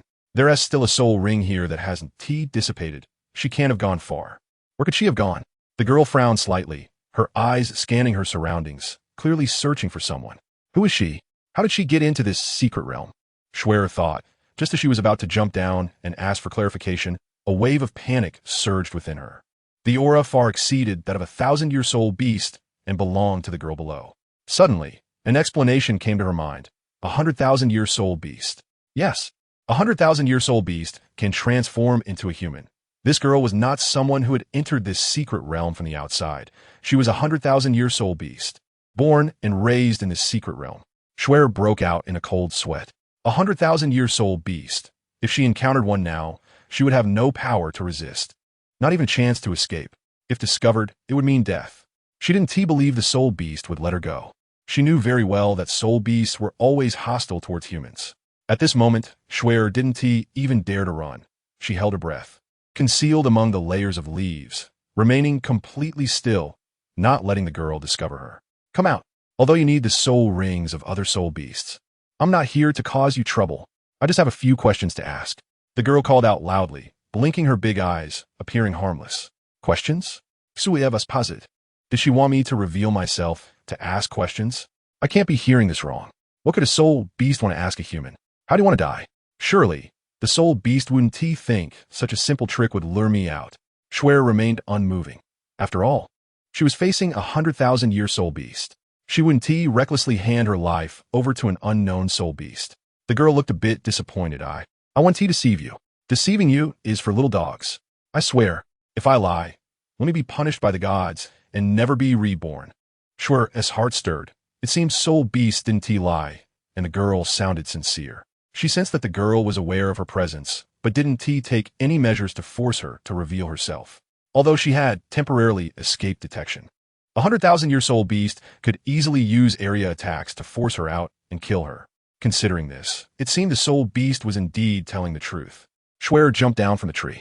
The girl was clearly startled, but quickly put on a smile, her expression filled with infatuation. "You finally came out. You're so beautiful." Renxue was somewhat confused by the soul beast's lively demeanor, but since she was a 100,000-year soul beast, Renxue still felt a bit nervous. What do you want to ask?" "Hey, no rush," the girl chuckled. "You should finish absorbing your soul ring first, and then we'll talk." Renxue hesitated a bit. It felt strange to absorb a soul beast's soul ring in front of a 10,000-year soul beast. It's fine. No other soul beast will come. I'll protect you. The girl patted her chest confidently. Just focus on absorbing. Shuer nodded doubtfully, but realizing she had no choice but to trust her for now. She sat down to absorb the soul ring. Having absorbed many soul rings before, Shuer's physical quality and capacity had greatly improved. So absorbing this several thousand-year soul ring posed no obstacles. As the first soul ring transitioned from purple to deep black, Shuer successfully completed the absorption, and her soul ring configuration reached the level of 4 black rings. All done. The girl smiled and approached. Let's chat. What is your martial soul? Can you show me? The girl sat down next to Shuer with familiarity. Shuer hesitated for a moment, then complied. Her 6-winged angel martial soul was released, and 4 black soul rings quietly hovered around her. The holy aura of light. It's perfect for me, the girl exclaimed excitedly, clapping her hands. Shuer felt a chill in her heart. Was the soul beast looking for someone to absorb their martial soul? She only knew that humans hunted soul beasts that matched their martial souls to obtain soul rings, and she never expected to encounter a soul beast that came to her instead. You're at 4 rings. What level are you? The girl asked. Level 50. And I haven't obtained my 5th soul ring yet, Shuer replied honestly. You have a divine test, right? It's a very strong god, isn't it? The girl leaned closer, trying to sniff around Shuer. There's a divine aura. You are a chosen one. Shuer didn't know what to say and awkwardly nodded. Last question. Do you travel to many places? Many different places, including the divine realm? The girl looked into Shuer's eyes, which were filled with anticipation and joy. My mom wants me to practice more on the continent, so I should visit many places. I'm not very clear about what you mean by the divine realm. But if it's a place related to gods, I will go there when I become a god, Shuer replied honestly. Yay. The girl hugged Shuer tightly, rubbing against her. We can go out and have fun. Huh. Shuer was a bit stunned by this sudden situation. What do you mean? I want to be sacrificed to you, and then you take me out to play. The girl had already wrapped her arms around Shuer's waist, her eyes filled with affection. I was still considering it, but with such a beautiful big sister to travel with, and as a chosen one whose martial soul suits mine, it's just like my... What was it? Oh right, the daughter of destiny. Xueva Shoket. Wow, what? A sacrifice? Shuer suddenly found it hard to process. She had just completed her goal of 4 black rings, and now a 10,000-year soul beast was asking to be sacrificed to her. Yes, but the condition is that you have to travel around the continent, take me to many places, meet many people, and when you become a god, I can be a divine beast in the divine realm. The girl laughed. So, are you willing? If you are, I can start now. I am willing. Shuer was dazed for a moment, but then came back to her senses. She guessed this must be her mother's arrangement. But the way to obtain a 10,000-year soul ring was actually through a soul beast actively offering itself to her. This was too unexpected. Okay. The girl hugged her tightly. I will grant you an external soul bone as the wings of your martial soul. My name is Bright Goddess Butterfly. You can call me Little Butterfly. From now on, we are partners. A red beam of light shot into the sky, and a circle of vibrant red soul rings slowly descended on Shuer. Chapter 59, Seeking Change. More than 10 days ago. It seems I was really lucky last time, encountering both the top-grade Ginseng King and the 10,000-year Bright Butterfly at the same time. This time, I want to find them, and each one is hard to locate. Bibidong crouched in the woods, observing the Bright Butterfly sleeping soundly in the flowers ahead. Holding the transformation grass she had extorted from the Ginseng King days ago. She had searched the entire forest before finally finding the Ginseng King hiding in an inconspicuous bush, which exhausted her. She quietly moved closer, but unexpectedly, the Bright Butterfly was very alert. Even though it appeared to be sound asleep, it woke up at the slightest rustle. Oh, what are you doing? The Bright Butterfly flapped its wings and retreated. You transformed? That old man was actually willing to help you. This is outrageous. He clearly said he wouldn't help anyone. How come another one popped up besides that snake? The Bright Butterfly shouted. I'm going to find him to settle the score. Me too. No need. Bibidong shook the transformation grass in her hand. I've already gotten what you wanted. I can give it to you now. The Bright Butterfly's eyes lit up. Transformation grass. How could that old man be willing to give it to you? Hurry. I want it. Saying this, the Bright Butterfly snatched the transformation grass from Bibidong's hand and gobbled it down. Instantly, a strange glow enveloped the butterfly's body, and after a while, the Bright Butterfly transformed into a cute and lively young girl, vibrant and beautiful. Thank you. The bright butterfly looked at her new body with joy. Is this what it feels like to be an adult? So convenient. You've helped me, so I'll help you too. Go ahead, tell me your troubles. I'm the most beautiful soul beast in the forest. There's nothing I can't handle. The bright butterfly patted her chest confidently. Bibidong looked at the spirit beast in front of her. It was the bright goddess butterfly. Of course, my name has long been known throughout the entire forest, just like my beauty. The bright goddess butterfly said, feel free to ask if you need my help. Bibidong nodded. I need you to sacrifice yourself for someone. Sure. Count on me. Huh? Shout I suddenly stopped speaking. You're not joking, right? Who's in this forest? There is. It's me. Bibidong released her martial soul, and a circle of blood-red soul rings appeared around her. Ah, human.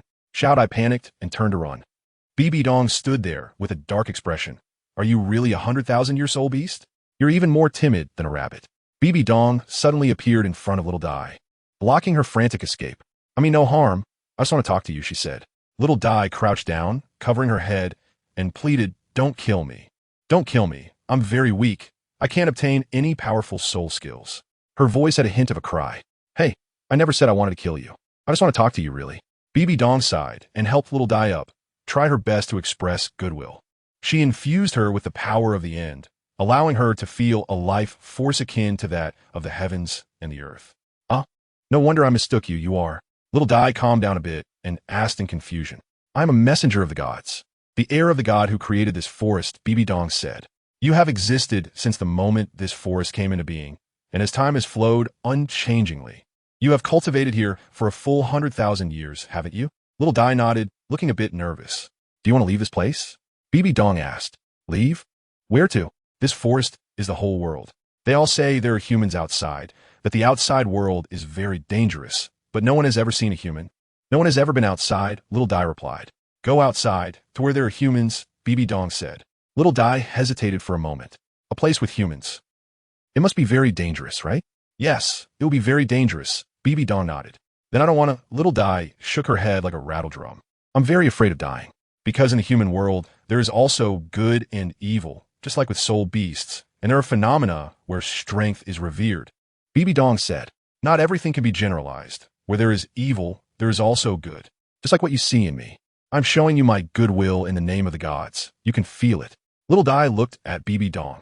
I really want to go to the outside world. I don't know how long I've been here. In this eternally unchanging forest, I've become familiar with every blade of grass and every tree, every stone and every speck of dust. I want change to go to fun places, to the outside world, but I can't, and I'm very scared. My only joy here is finding that old man to help me change.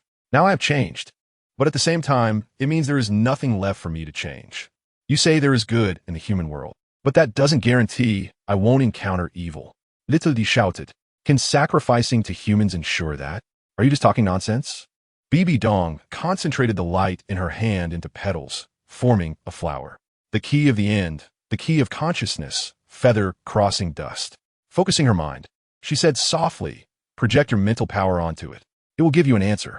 Little Butterfly believed that the divine would not deceive her. So she followed Bibidong's instructions and projected her mental power into it. It feels like my soul has become independent of my body? Little Butterfly exclaimed in surprise. Bibidong nodded. This is the weapon of that god. Its skill effect is to enhance your consciousness, allowing your soul to remain immortal as long as it has a host. So, what you mean is that even if I sacrifice myself, I won't truly die, and my soul can travel with that person in the human world to see the outside world?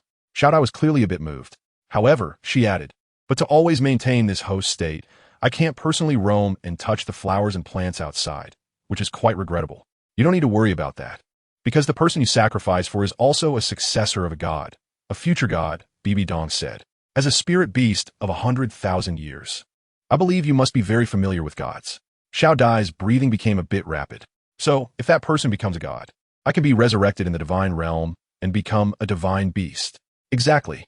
Are you willing? Bibidong asked. Of course. How could I not be willing for such a great opportunity? Xiao Dai nodded like a chick pecking at rice. Where is she? I want to find her. She's currently undergoing trials. It's not the right time yet. When the time comes, you can go. Bibidong smiled and said, stay with me for a while. I believe she will be ready soon. Time returns to the present. Bibidong brought the already trial-completed Nana and Yin Yin to Shui Air. who was meditating with her eyes closed to absorb her soul rings. Shuer has grown up. Bibidong, who seemed a bit thinner than a month ago, and felt a pang of heartache. She stepped forward and gently wiped the sweat from Shuer's forehead, quietly waiting for her to wake up. Chapter 60, Assessment Mom. After Shuer finished absorbing the soul ring, she opened her eyes and saw her mother guarding her by her side. The tension in her nerves finally released, and tears streamed down her face. The days spent on the brink of life and death had made her incredibly strong. Yet beneath her strong exterior, her heart remained fragile. In this space where it seemed the sun would never set, she repeated a series of high-difficulty struggles, such as hunting, fighting, and maneuvering, always on guard against the soul beasts that might appear. Opponents would not let you off when you were most exhausted, nor would they come to provoke you when you were at your strongest. This trial was not only a test of strength, but also a trial of the heart. What she could do was keep her nerves taut, numbing herself to the passage of time, the need for her body to rest, and the emotional fluctuations of hunting soul beasts. Now that the trial was over, she could finally let everything go, only to realize how heavy the soul she bore was. You will always be a perfect score in my heart. Bibidong gently caressed the tearful Shuer in her arms. Let us go home. Home. Shuer nestled in her mother's arms and fell asleep. Douluo looked at Duguyen, who had already broken through to level 23 and the 2 purple soul rings on her, and was so shocked that he couldn't say a word. And this child, I remember she hadn't even hunted for a soul ring yet, and in less than 2 hours, she reached level 27, with soul rings that were incredible 1,000-year soul rings. Douluo smiled wryly. Your Holiness, I may have seen much in my lifetime, but I have never heard of such astonishing events. Your Holiness is unfathomable. I admire you. In fact, you don't need to be so cautious. Revealing a bit of information is fine.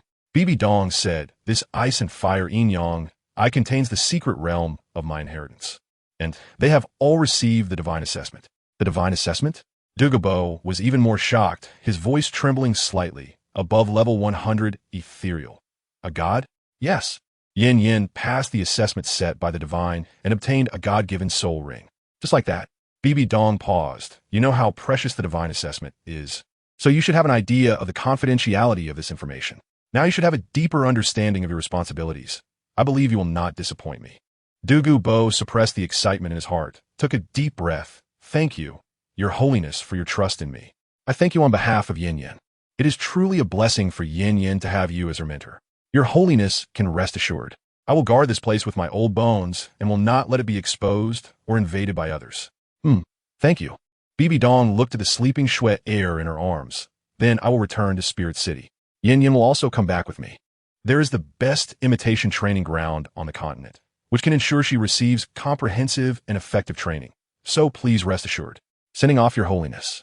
Douluo watched Bibidong and her group leave, excitement and joy overflowing in his heart. Since it was a return journey, it was already considered a holiday. Bibidong took a few people back by carriage, both to rest and to enjoy the early winter scenery outside. Mom. A voice pulled Bibidong's thoughts back from the window. The weather was still the same as when they came. You're awake. Bibidong came to her senses. We're almost home. Take a good rest. The trial is over, and Mom will accompany you for a long vacation to play through this winter. Time does not flow in the secret realm, so the time spent in the secret realm cannot be felt outside, right? Shuer nodded, but still did not want to give up the topic. It's not that it cannot be felt. A year in the secret realm is just a day in the outside world. So according to the more than a month we spent in the secret realm, we've only spent less than 2 hours outside. Bibidong replied, Can you tell me, Mom? What was your assessment? Shuer asked softly, her eyes full of worry. What I experienced was just a small trial. Maybe it's because my strength is not enough. But I could feel that the things encountered in that secret realm were very dangerous. Shuer's voice was very soft, and being alone in there made her feel lost, unable to find the exit, as if she were the only one in the entire world. A child abandoned by the world. Time is eternal, and the laws of nature endure. In that space, I could feel the various characteristics revealed, and there's only one thing that fits this characteristic: death. Only death would exist in such a place, bringing such a sense of loneliness. So, Mom, what was your assessment? If you encountered danger during the assessment, would you die in that space? Shuer bit her lip, trying hard to appear calm. So Shuer was worried about this. Bibidong smiled and comforted her. Don't worry, my divine assessment has nothing to do with that secret realm. The assessment is something else entirely and is not dangerous. That secret realm is just a gift from the god. I merely used it to enhance your strength. Really? Shuer looked a bit doubtful. If the divine assessment is not in the secret realm, where would it be? On the continent. The assessment is to do things like defeating the Shrek 7 monsters. Something that brings glory to the spirit hall. Bibidong thought for a moment, yes. Really? I swear. That's good. Shuer finally smiled. It's really so oppressive in there. I don't want Mom to stay in such a suffocating place for the assessment, full of countless dangers. Bibidong felt a bit helpless. In fact, she could also be the master of that secret realm. However, she did not show it, as that space truly worried Shuer. All right, let's not talk about that. Bibidong took Shuer's hand and walked to the car window. Look, it's snowing again. Have you thought about where you want to go play next? Mom promised you. Mom isn't afraid of Grandpa, saying that you're leading me astray. Shuer giggled. He is happy to see your soul rings and levels. Bibidong looked at Shuer and said, after this winter, you'll be 12 years old, level 55. Should we send you to the Wuhuan Palace Academy for further studies? I'll listen to Mom. But would Mom be willing to let others teach me? Yes, right? So what should we do? Bibidong pretended to think. Then I can only throw you into the secret realm every day for trials. Don't. Who wants to go to that kind of place every day? I might as well go to the academy. Just kidding. We'll talk about it later. Bibidong looked at the scenery outside the window and murmured in a voice that Shuer couldn't hear. I don't know if there will be more time in the future to accompany you like this winter. Mom will cherish every second of the present and give you a happy birthday and New Year. Chapter 61. Funeral. As winter arrived, various political affairs seemed to, like all things in nature, fall into a state of dormancy. The documents reported to the Pope's Hall from various places in the Wuhuan Palace reflected this. They were mostly summaries of the previous year's work and reports on the work plan for the next year. Occasionally, one or two noteworthy matters were merely the inspection hall impeaching certain local financial discrepancies and investigating and handling those involved in corruption and misconduct. Bibidong was also enjoying her leisure time.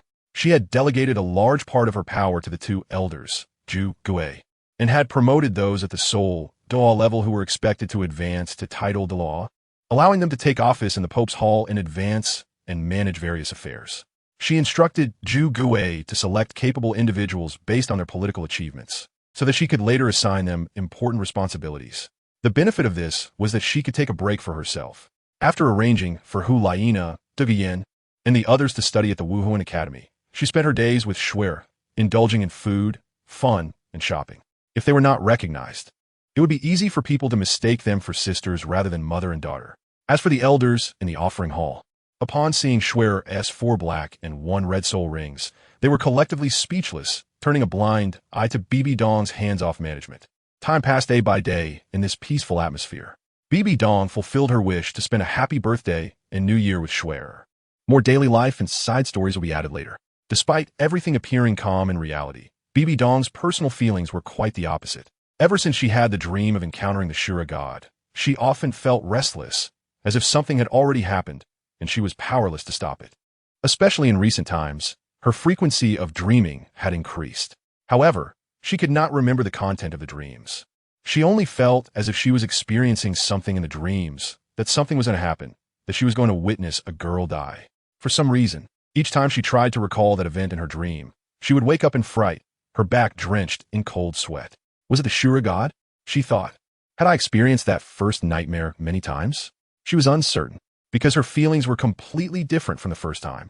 If the girl who was about to die in the dream was Shuer, she would feel panic, anger, and tears. But this dream brought her a deep sorrow hidden within her soul. It was as if the woman from her original world was someone very important to her. It was these feelings that made her want to spend a stable time with Shuer as soon as possible. She didn't know what this premonition-like feeling represented. All she could do was seize the moment and do what she wanted, so that even if something unexpected happened in the future, she would have no regrets. Soon, this winter was about to pass, and spring would come again. In the new year, she had no idea what she wanted to do or how to do it. Logically, she should be completing the divine test, but at this time, it seemed there was nothing to change the world for her to do, and even calling upon the end did not yield any response. This surprised her, as she had never encountered such a situation before. She also did not know why, but every day she felt restless without knowing the reason. Another day passed, and as the Wuhuan Palace began its New Year's work, the number of documents submitted increased, forcing Bibidong to take on her responsibilities early and adjust from her holiday rest. However, Today, when she opened a document, inexplicably, she felt an unusual irritation. Perhaps a walk outside would help, she thought. Maybe relaxing would do her some good. She walked out of the Pope's hall and aimlessly strolled down the street, which was quite deserted, with very few pedestrians. She walked slowly until she reached a church. She was puzzled as to why there was a church here, but soon a strange feeling surged within her, compelling her to enter the church to take a look. Inside the church, there were candles everywhere. The candlelight like mountains and seas, and the organ played a solemn mass music. A white hexagonal coffin was placed on the altar, surrounded by boys and girls dressed in black. Bibidong could not see their faces clearly, but she could sense their sorrowful expressions. A girl approached her. With blue eyes and a cherry-colored ponytail, her bangs were also pink. The girl wore a black suit with a plain white tie, dignified and reserved. This was the attire for attending a funeral. She took Bibidong's hand and walked with her into the crowd, as if she was very familiar with Bibidong and had been waiting for her to arrive. The funeral began. The girl softly said as she helped Bibidong put on a black suit and tie, hand in hand, silently standing among the crowd. A funeral? What funeral? Bibidong felt a bit confused for a moment, but she remembered that there seemed to indeed be such a funeral. She had hurriedly done everything in this winter as if preparing for something, and that something was her attendance at a funeral. The pastor was a woman with a deep blue ponytail, looking sharp. In a low voice, she recited the eulogy. Today we gather here to mourn this girl. She is the sister of our companion, and also our companion. She has left us due to an error that does not belong to her, and this battlefield has made us fear losing. Rest in peace, my friend. Your soul will endure. We offer our tears to you, which are the words of love from parting. We thank you for the dreams and happy days you have given us, forever. We will also walk through that dark lawn, but we will not feel fear, for your soul is with me. A girl? Someone's sister? When did I get to know such a person?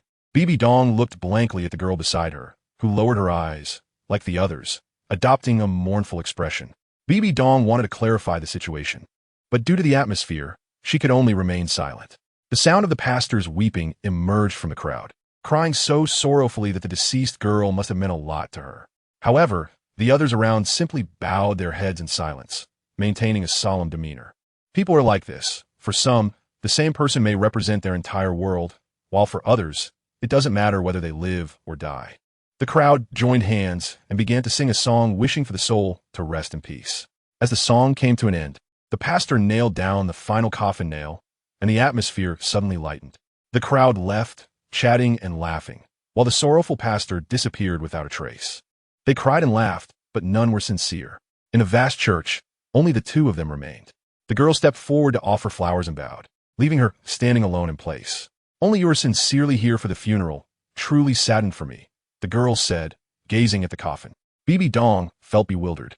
Just as she was about to ask, a sudden sadness began to rise within her, like nameless roots sprouting from her heart. She looked at the girl in the coffin and thought, how could they forget you like this?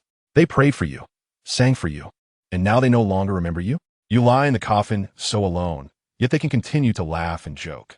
Suddenly, Bibidong was taken aback. She widened her eyes in surprise as the face of the girl in the coffin was identical to the person in front of her. The girl in the coffin wore a white shirt and a pink checkered skirt, looking like a little girl, while the person in front of her was dressed solemnly, as if having experienced the vicissitudes of life. Every falling leaf in the Sumeru mustard seed proclaimed the end of a world. The withered leaves drifted away, dissolving into the sea of nothingness, transforming into a fleeting dream. But for this land that held only memories, the meaning was different. Because all the scenery was from the past, the world on the brink of extinction was frozen in the moment of demise, repeating the timelessness of memories.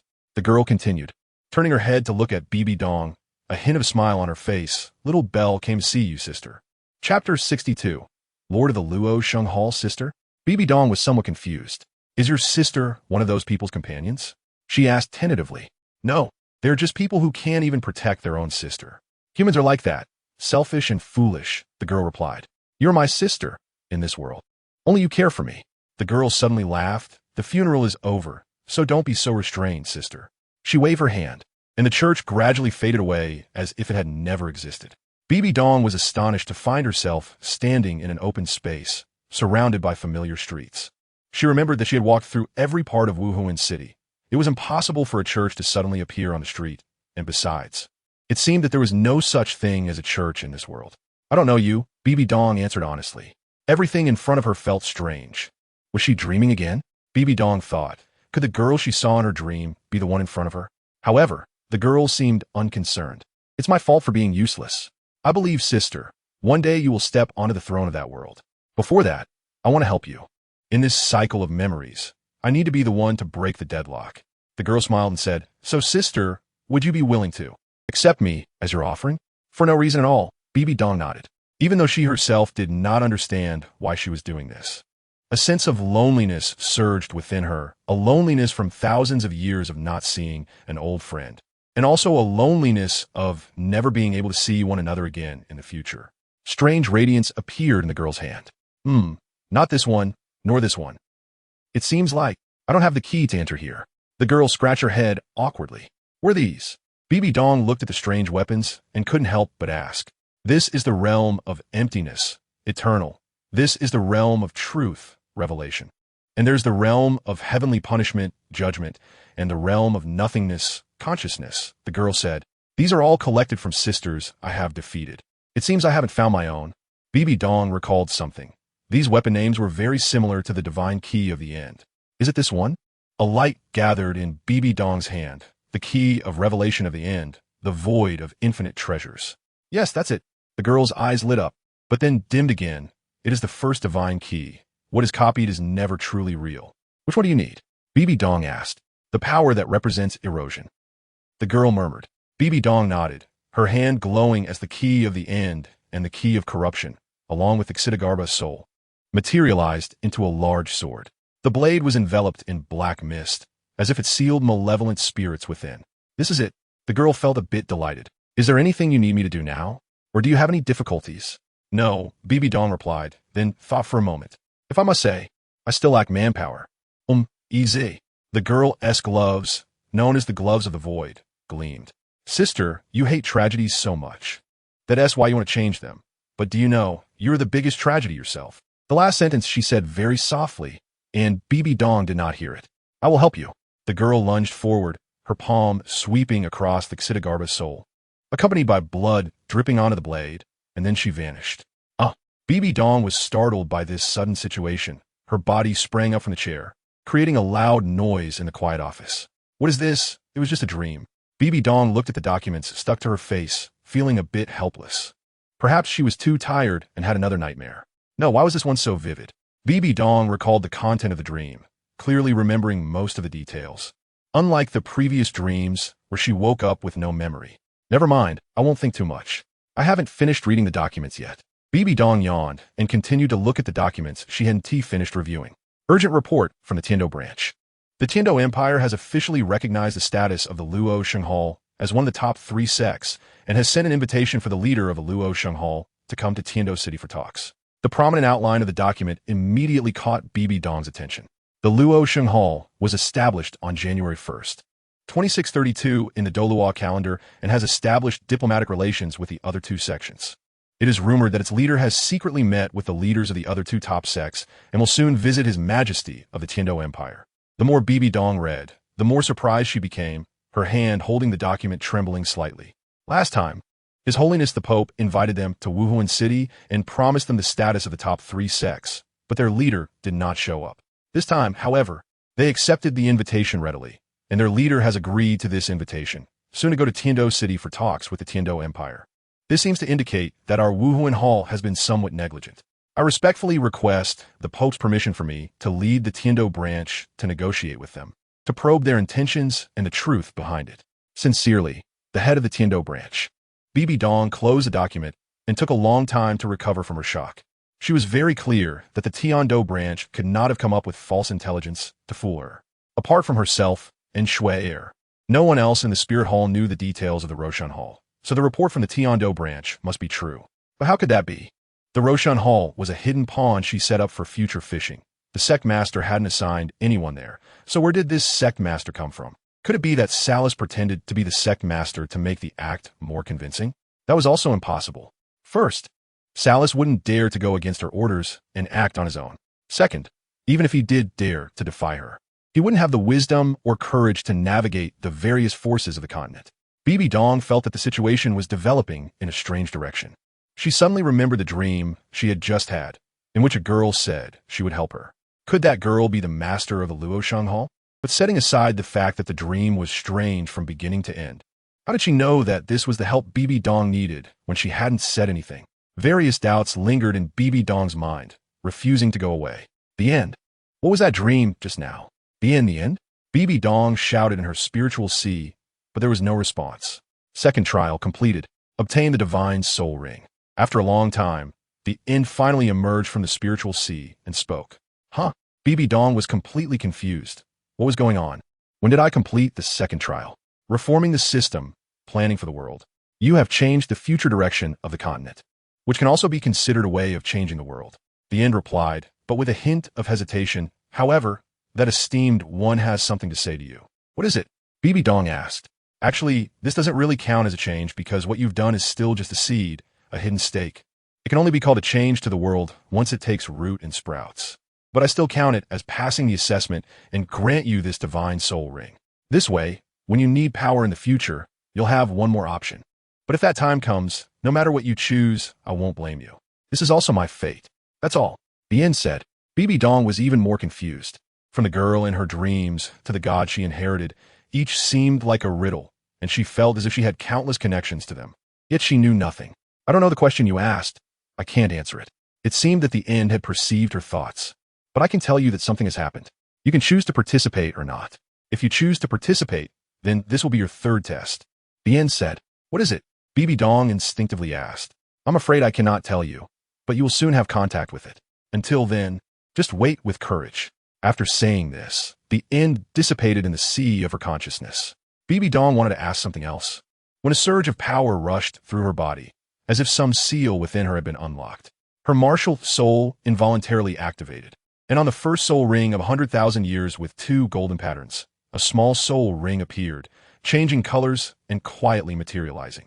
The second divine soul ring had already been born. Bibidong could only sit down and begin absorbing her second spirit ring. Chapter 63, Advancement.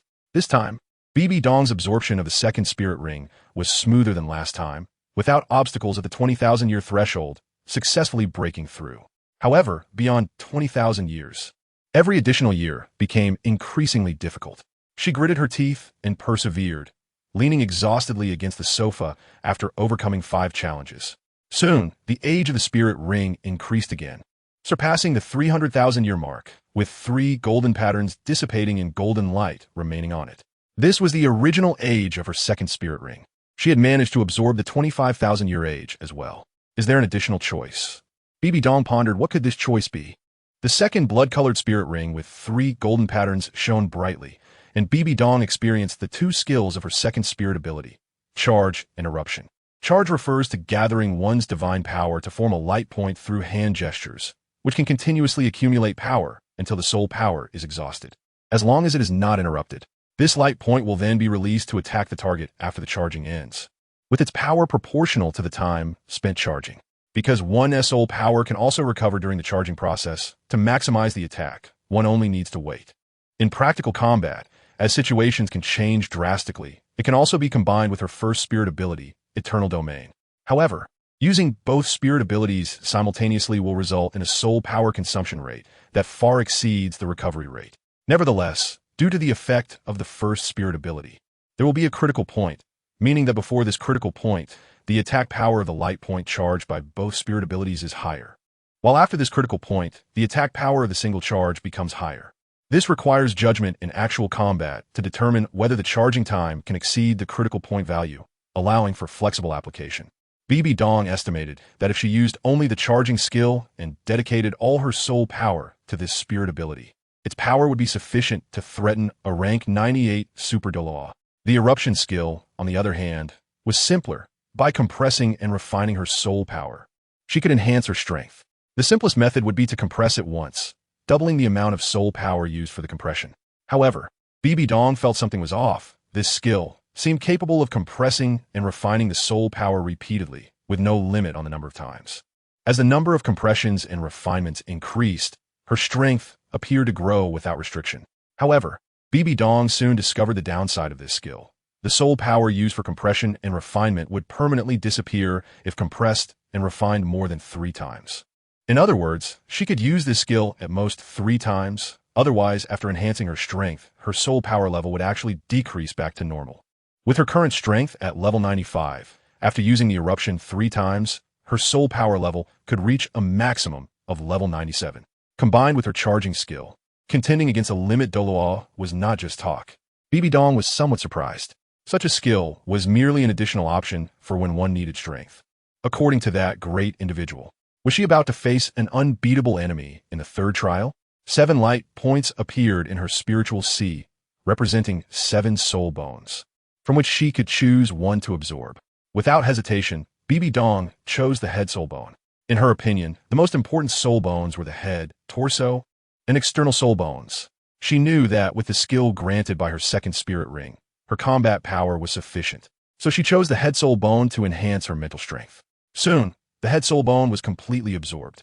Bibidong could not feel its exact age, but considering that it had expanded her mental strength several times and allowed her to break through to level 96, its age would not be less than 100,000 years. The age of the soul bone evolves with the carrier's limit, and obtaining a full set of soul bones would evolve into the ultimate god equipment. The ultimate reminded her at the right time. Bibidong nodded, and she could feel it. Previously, when she was in the secret realm, her mental power could only cover about half of a forest. Now, with her current mental power, she could easily cover several forests of that size.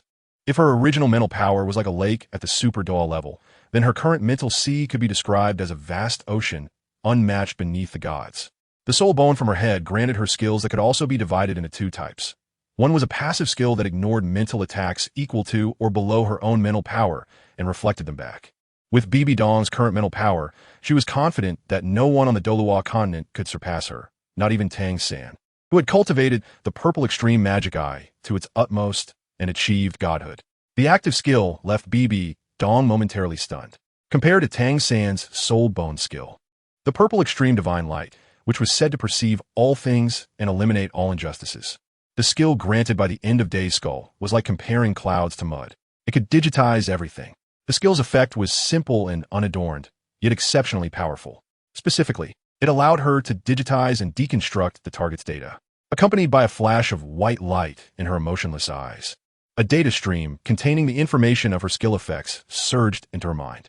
In battles against others with this skill, Bibidong could read her opponent's strength and the effects of all the skills they used, even the characteristics and effects of certain weapons and items. Bibidong was somewhat amazed. Could it be that data was the essence of this world? Ordinary people could not see through this essence, and only the gods could view the world from this perspective. Bibidong took a deep breath and then stopped this skill. Similar to how soul skills consume soul power, this soul bone skill also consumed a tremendous amount of mental energy. With her vast mental power, she could only maintain it for at most half an hour. The soul rings and soul bones have been fully absorbed.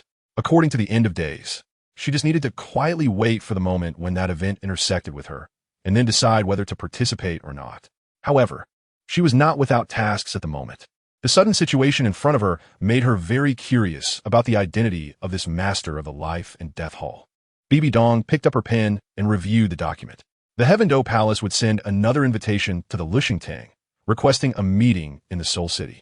She was unsure of the identity of this hall master, but it was very likely that she was the girl from her dreams. Given that she referred to herself as sister, she probably wouldn't be her enemy. If she truly cooperated with her to manage the Liena, it would also prove that she was an ally, though still quite mysterious.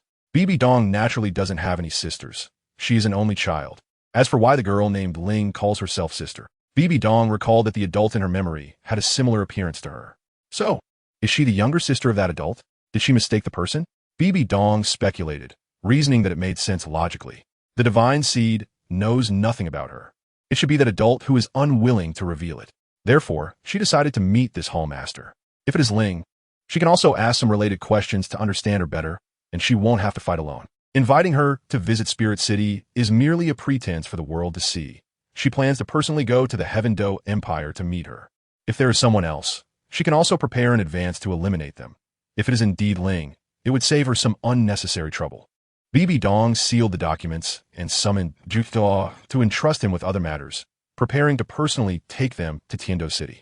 Chapter 64. Subduing, Part 1. Salas was directing the Yu clan in constructing infrastructure. This was an unremarkable small village in the northwest of the Tiando Empire, belonging to a kingdom in the northwest, bordering the Fasnuo province to the south, and far from Tiando City and the capitals of various kingdoms and provinces. Compared to the prosperous eastern region of the Tiando Empire, this place had little presence. Elder Salas were still short of some minerals needed for the foundation of the walls. I wonder if Old White Bird and the others have delivered the minerals yet. The walls are almost done, and once we get this batch of minerals, we can start building the sect. Niogao walked over, cracking his wrist joints and stretching his muscles. I haven't received any news, but they went out with the sect master. The sect master has already reached Tiando City, and they should be back soon after purchasing the minerals. Salas was saying when a member of the E clan quickly climbed up from the mountain below, all the required minerals have been purchased, and the transport team has arrived at the foot of the mountain. Please, Elder, send someone down to receive them and carry them up. Haha, Elder Salas. You came at just the right time. There's no need for you to arrange for anyone to carry them. I'll take some people down. It'll be a seamless handover. Niogao laughed heartily and turned to head down the mountain, calling out to the people in the distance who were chiseling rocks. Hey, old goat, come help me move some stuff. Salas watched Niogao's departing figure, shaking his head. His expression was not as relaxed as the latter's. Instead, it was serious and contemplative, as if a heavy stone weighed on his heart. The source of all these doubts stemmed from the matter of coming here to build a sect. More than half a year ago, in order to escape the Tiando Empire's investigation into the disappearance of Xue Qinghe, and considering the future control of the continent situation, the Pope ordered him to establish a hidden organization called the Roshan Hall, instructing on methods of operation and development goals. Since then, he had been dedicated to recruiting wandering soul masters from the common people, using the hatred towards the oppressive nobles and bureaucrats as bait to gather many soul masters discontented with the two empires. Most of them were radicals. The Spirit Hall could not satisfy their urgent desire for revenge against the imperial nobles who oppressed their hometowns, but due to their weak power, they couldn't find opportunities. At this time, the Roshan Hall rose among the common people, even claiming to have plundered the Tiando Empire's prince and injured the Spirit Hall's bishop, who colluded with the Tiando royal family, naturally drawing many dissatisfied people from all over the continent to join, either through introductions or rumors, establishing contact points with disciples who had already joined the Roshan Hall. Soon, the Roshan Hall absorbed hundreds of disciples. Following the Pope's instructions, he set up sect rules and established a promotion and selection system to motivate disciples to cultivate. During this period, the Pope secretly provided him with a large amount of resources, including various rare materials and soul bones, as the foundation of his sect, making it easier to reward disciples. He worked diligently, and under his careful management, the Roshan Hall quickly gained fame by outsmarting and battling the Tiando army led by Golong. The common people refused to cooperate with the Tiando army in providing clues, while the disciples of the Roshan Hall, trained under his advanced training methods, quickly became well-trained and acted swiftly and covertly, giving the Tiando army the impression of being mysterious and powerful. Day after day, the Tiando Empire didn't even know about their small contact point. Meanwhile, they were already plotting to infiltrate the Tiando royal family and the two major sects as undercover agents. Not long after, the Pope issued a reform decree and publicly announced their recognition of the Roshan Hall as one of the top 3 sects, inviting the head of the Roshan Hall to visit the Spirit City. He gathered all the disciples of the sect, preparing to issue a sect founding announcement, collaborating with the Pope to put on a good show. Just then, a girl found him. He was shocked. The Roshan Hall had never had outsiders come to the contact point. He was confident that they had been very thorough in keeping secrets, and this was the first time someone had come to the secret contact point without being led. The girl, named Ling, claimed to be the Pope's sister, sent by the Pope to take charge of the Roshan Hall. He felt slightly relieved and immediately asked the girl to show proof. The girl claimed the Pope had not given her any yet, and if he didn't believe her, he could confront the Pope.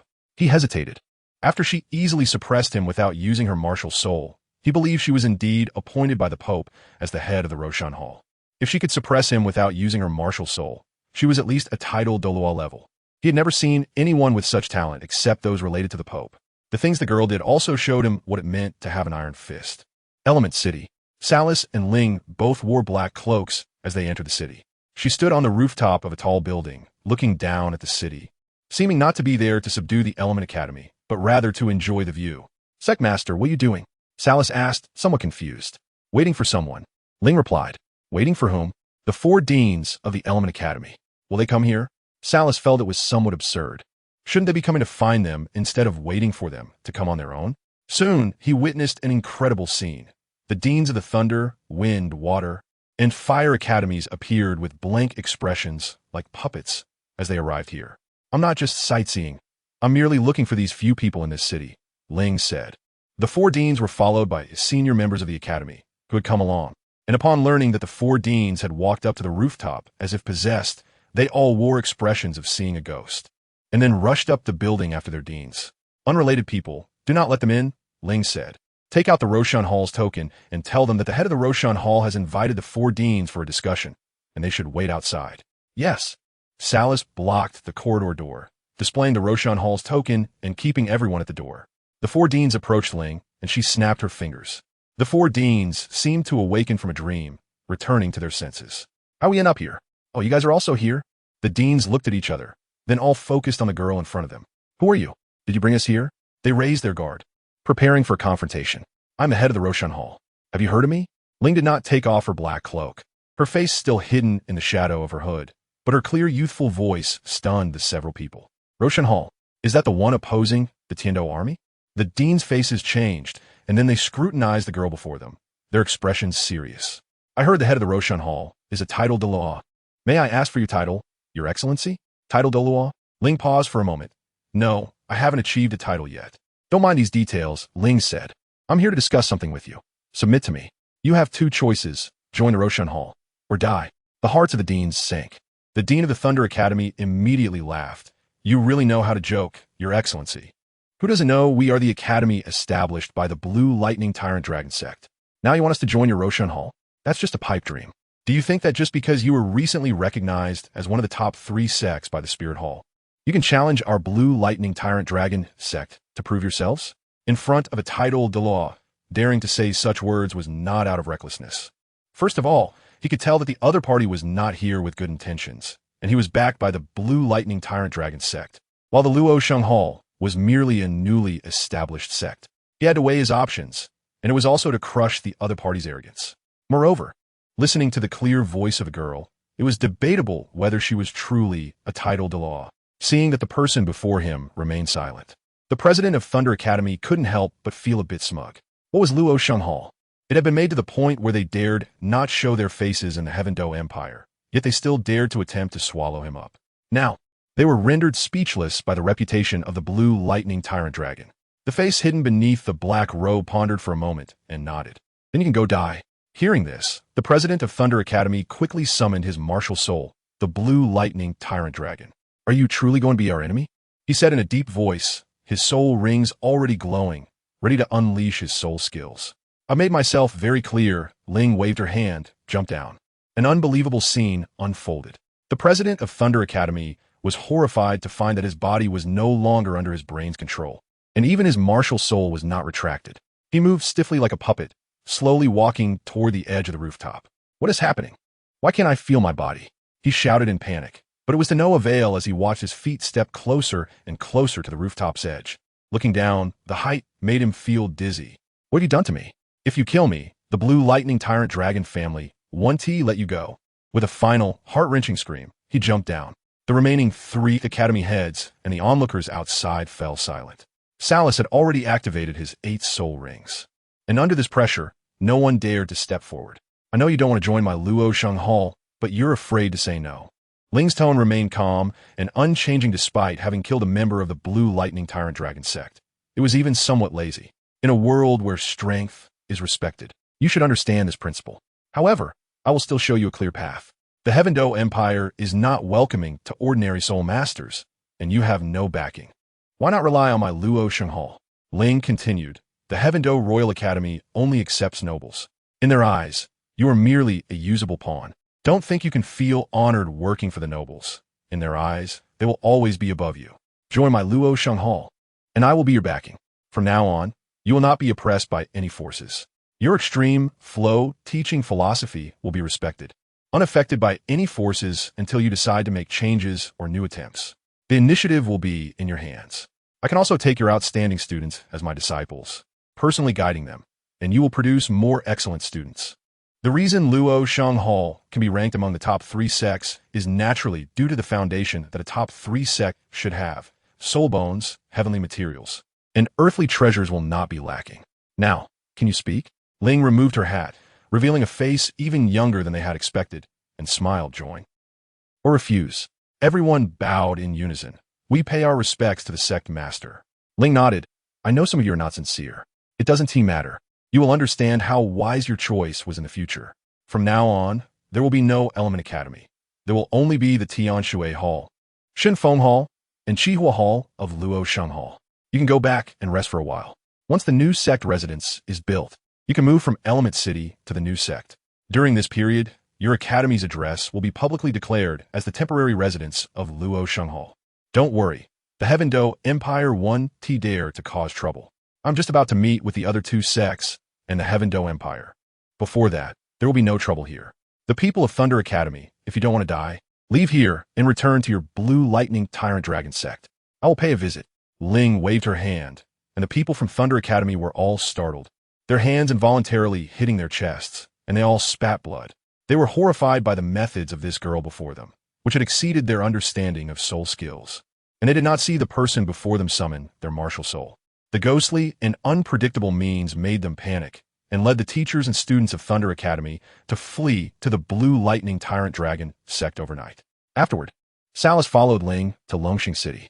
After witnessing Ling's incredibly powerful abilities, the patriarch of the Yu family, Niu Gao, wisely chose to submit. The Haoyan sect had abandoned them, and the Martial Soul Hall had not been kind to them during this past year.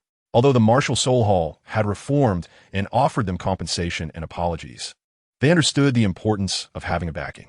After absorbing the Yu family as the Yu Hall of Luo Sheng Hall, they all moved to a location in the Heaven Do Empire to build a new sect residence. Subsequently, Niu Gao also wrote to invite Yang Wudi and Bai He, the patriarchs of the Pa family and Min family, to Longxing City for a discussion. As for the Li family, although Ling had clearly stated that there was no need to invite them, Niu Gao still secretly wrote a letter to Titan, but was refused. Yang Wudi and Bai He came in response to the invitation. When they saw the Yu family moving as a whole, they were extremely surprised. What are you doing? In your letter, you only said you found a good backing, but didn't say you were moving the entire family. This is equivalent to cutting off your retreat. Are you really sure about this? Yang Wudi exclaimed in sulk. Yes, although the Haoyan sect abandoned us, we're not a force that just anyone can swallow. What backing have you found? Bai He asked. Luo Sheng Hall, the sect that rose to the new top 3 sects after the Haoyan sect was removed from the top 3 list by the Martial Soul Hall, Niu Gao said solemnly. As a top 3 sect, you should know what this sect possesses. I don't need to elaborate. Just a title Douluo. What is so surprising about that? Yang Wudi said dismissively. Just because there's a title Douluo in a force doesn't mean they can swallow us 3 families. You can join, but don't drag us into it.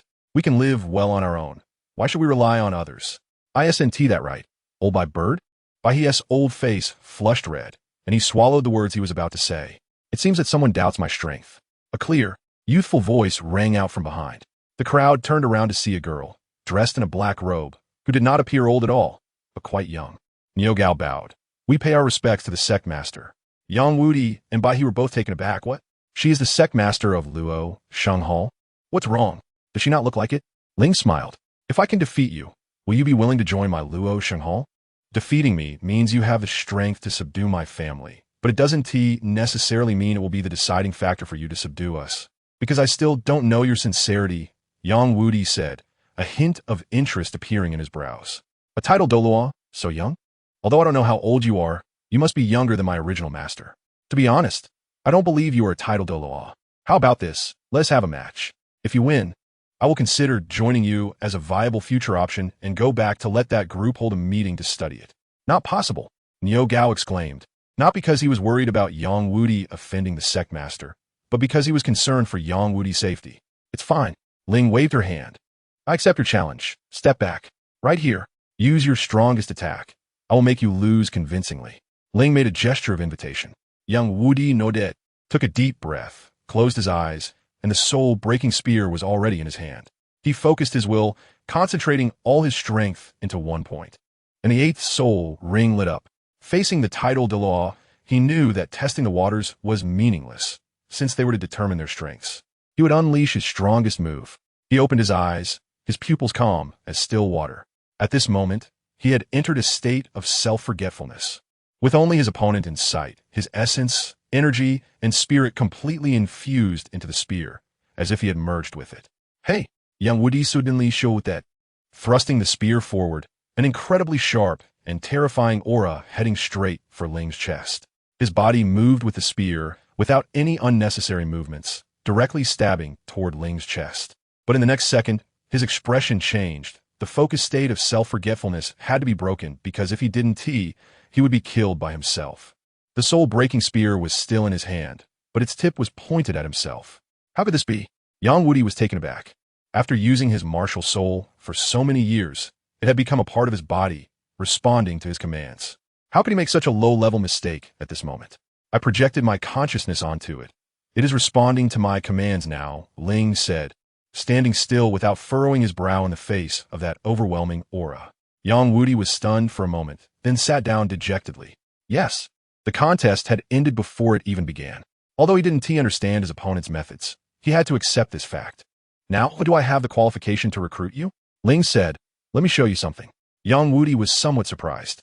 He raised his head to see a flower in Ling's hand. That was. His breath quickened, blood surged, and his face turned red. Indeed, Bibidong had originally planned to recruit the family. So among the heavenly materials and earthly treasures given to Salis was the fragrant Chiloa fairy flower. A note was specifically left that if there was ever an opportunity to recruit the family, this flower could invite them, making it twice as effective. I don't like to wait. You've seen my sincerity. I have the strength to protect your clan and can provide you with a space to develop, Ling said, staring into Yang Wudi's eyes, exuding an overwhelming aura. Yang Wudi came back to his senses, forced a bitter smile, and said, it sounds like I have no reason to refuse. Once you've made up your mind, come to the sect's residence to find me. Bring your clan, and the entire clan will join my Luoshang Hall, Ling said as he put away the fragrant Chiloa fairy flower under Yang Wudi's greedy gaze. I believe your speed won't disappoint me. Having said that, Ling turned to Bai. What about you? Will you bow down for 5 pecks of rice? Or will you make a wise choice like the Yu clan? Bai sighed, my Min clan is willing to join Luoshang Hall. Since that's the case, we'll see you at the new sect, Ling said, looking at Yogao. Are you all packed? Let's go. Chapter 66. Meeting thus. Salis summoned all the disciples of Luoshang Hall and announced the establishment of the new sect's residence. The Yu, Min, and Pa clans, along with the 3-Element Academy, also gathered here before the new year. On the first day of Douluo calendar 2632, Ling announced the sect's address to the Tiando Empire, Tianshu City. It is located in a kingdom north of the Fasnuo province, a peak in the central-western part of the Tiando Empire. Ling ordered people to begin constructing a city there, naming it Tianshu, but did not announce the specific address to the continent, only mentioning the name. This was essentially a high-profile announcement of their emergence to the world. From then on, Luoshang Hall would hold a significant position on the continent, just like other prominent sections. The Tiando Empire dared not act recklessly, and both sides maintained a subtle state of peaceful coexistence. As the elder of the sect, Salis naturally held a high position, and Ling entrusted him with the construction of the sect. However, this also raised doubts for Salis. The Pope had explicitly told him that the sect would not have a permanent address and would only rely on contact points for communication. The purpose was to maintain the sect's mystery, remaining in the shadows to set traps for other anti-martial forces. What Ling was doing seemed to contradict the Pope's instructions. Whether it was openly recruiting other forces or establishing a sect address to announce their emergence to the world, it went against this principle. But since this was the intention of the sect master sent by the Pope, it should be the Pope's will. Perhaps the Pope had changed his mind, Salis thought, not thinking too much about it. However, there should still be a distinction between the inner and outer halls of the sect. Salis found Ling and asked how to select outstanding and trustworthy individuals to enter the inner hall, informing him of the truth to prepare for the future plans of the Martial Soul Hall. But Ling's response surprised him. Are you suggesting that I deceive them? If we are a part of the Martial Soul Hall, do you think they would join us? That would be much more difficult. I never lie. Luoshang Hall is Luoshang Hall. It doesn't belong to any force and is independent. Since I am the master of Luoshang Hall, I must consider my own sect, not let my disciples be loyal to others, Ling said firmly. Salis was dumbfounded. Was this also the Pope's intention? He felt that something was off. Soon, he belatedly remembered a terrifying fact. Ever since this girl appeared, the Pope's palace had not sent him a letter, and he had forgotten to write to the Pope. Therefore, the Pope's palace had not communicated with him for some time and likely did not know what had happened with Luo Xinghao. Recalling that the girl had claimed to be the Pope's sister on the day she appeared, without any proof, the doubts buried in his heart resurfaced. But he had no way to act. Ling strictly prohibited the disciples of the sect from leaking the address to others before the construction was completed, so during this time, he could not send any letters out. The security here was stricter than a military camp. Entry and exit required reporting and approval from the sect master, leaving him unable to establish contact with the Pope's palace. This was the reason why he felt like a heavy stone was hanging in his heart during this time. He thought of the worst possibility, that none of this was the Pope's will, but rather that he had been deceived.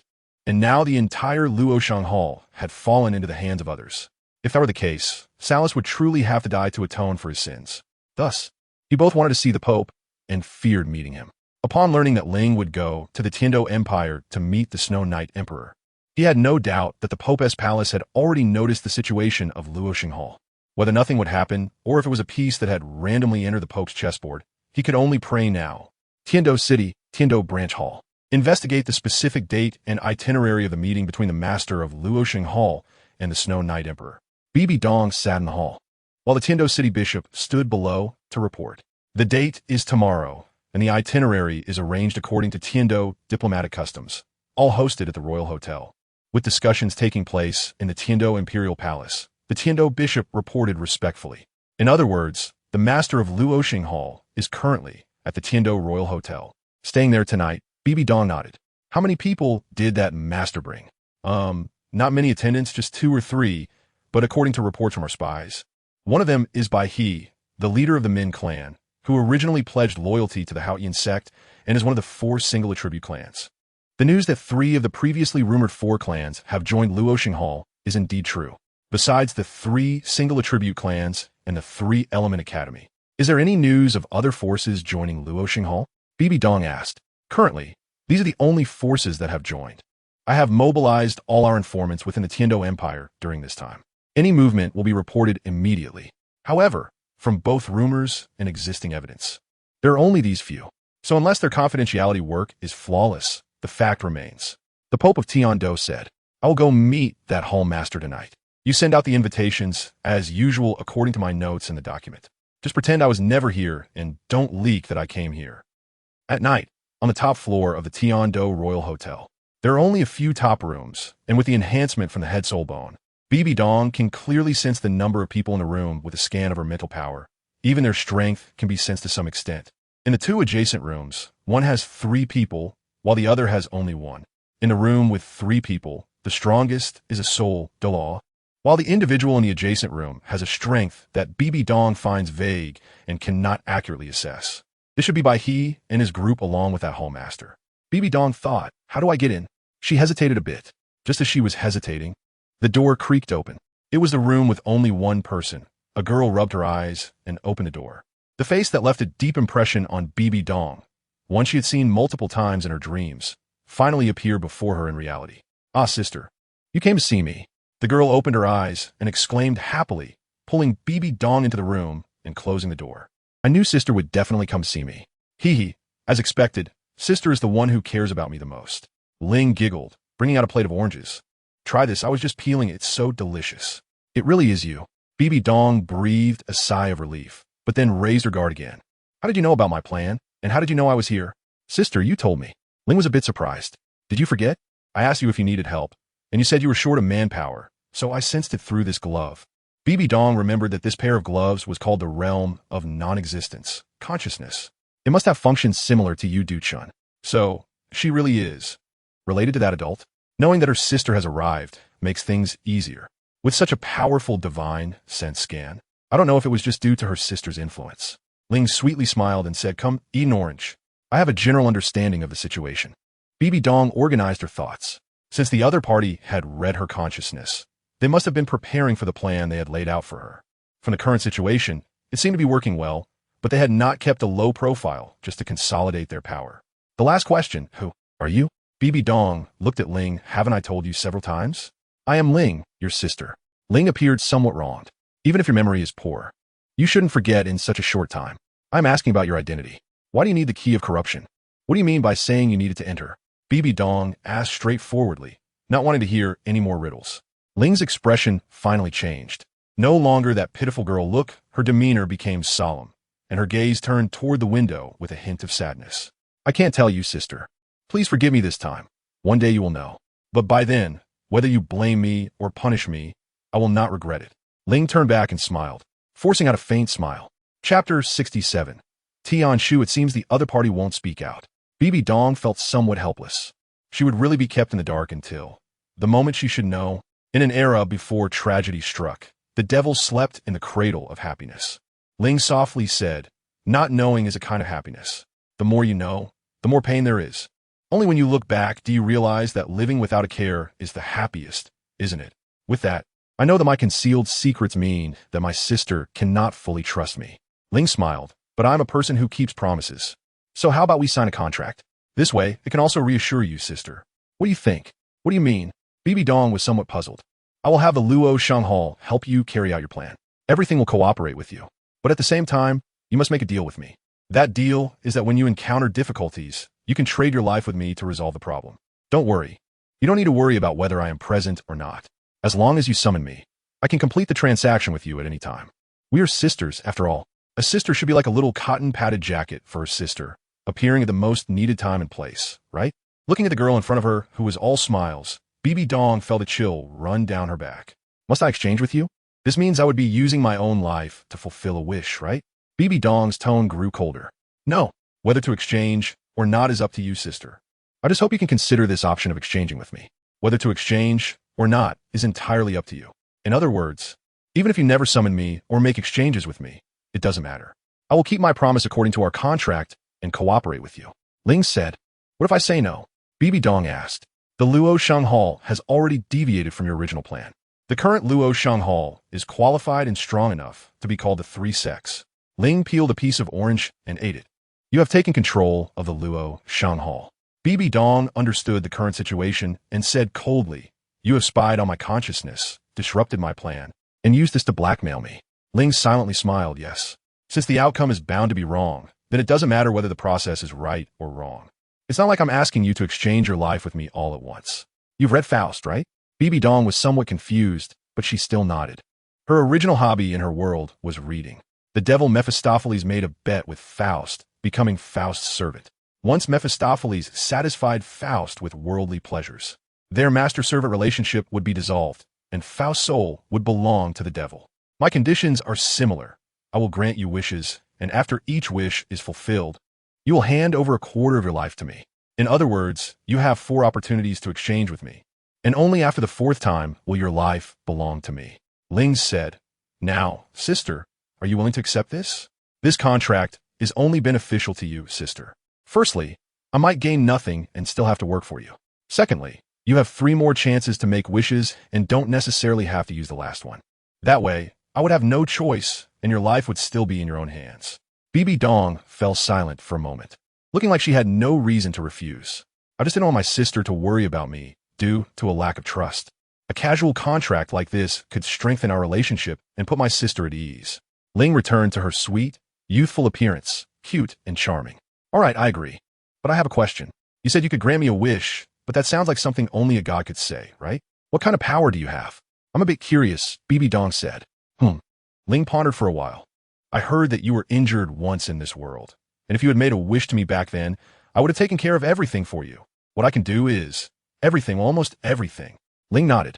Aside from strange things like I wish for many wishes, or directly achieving the ending of this world, I can fulfill specific and feasible wishes.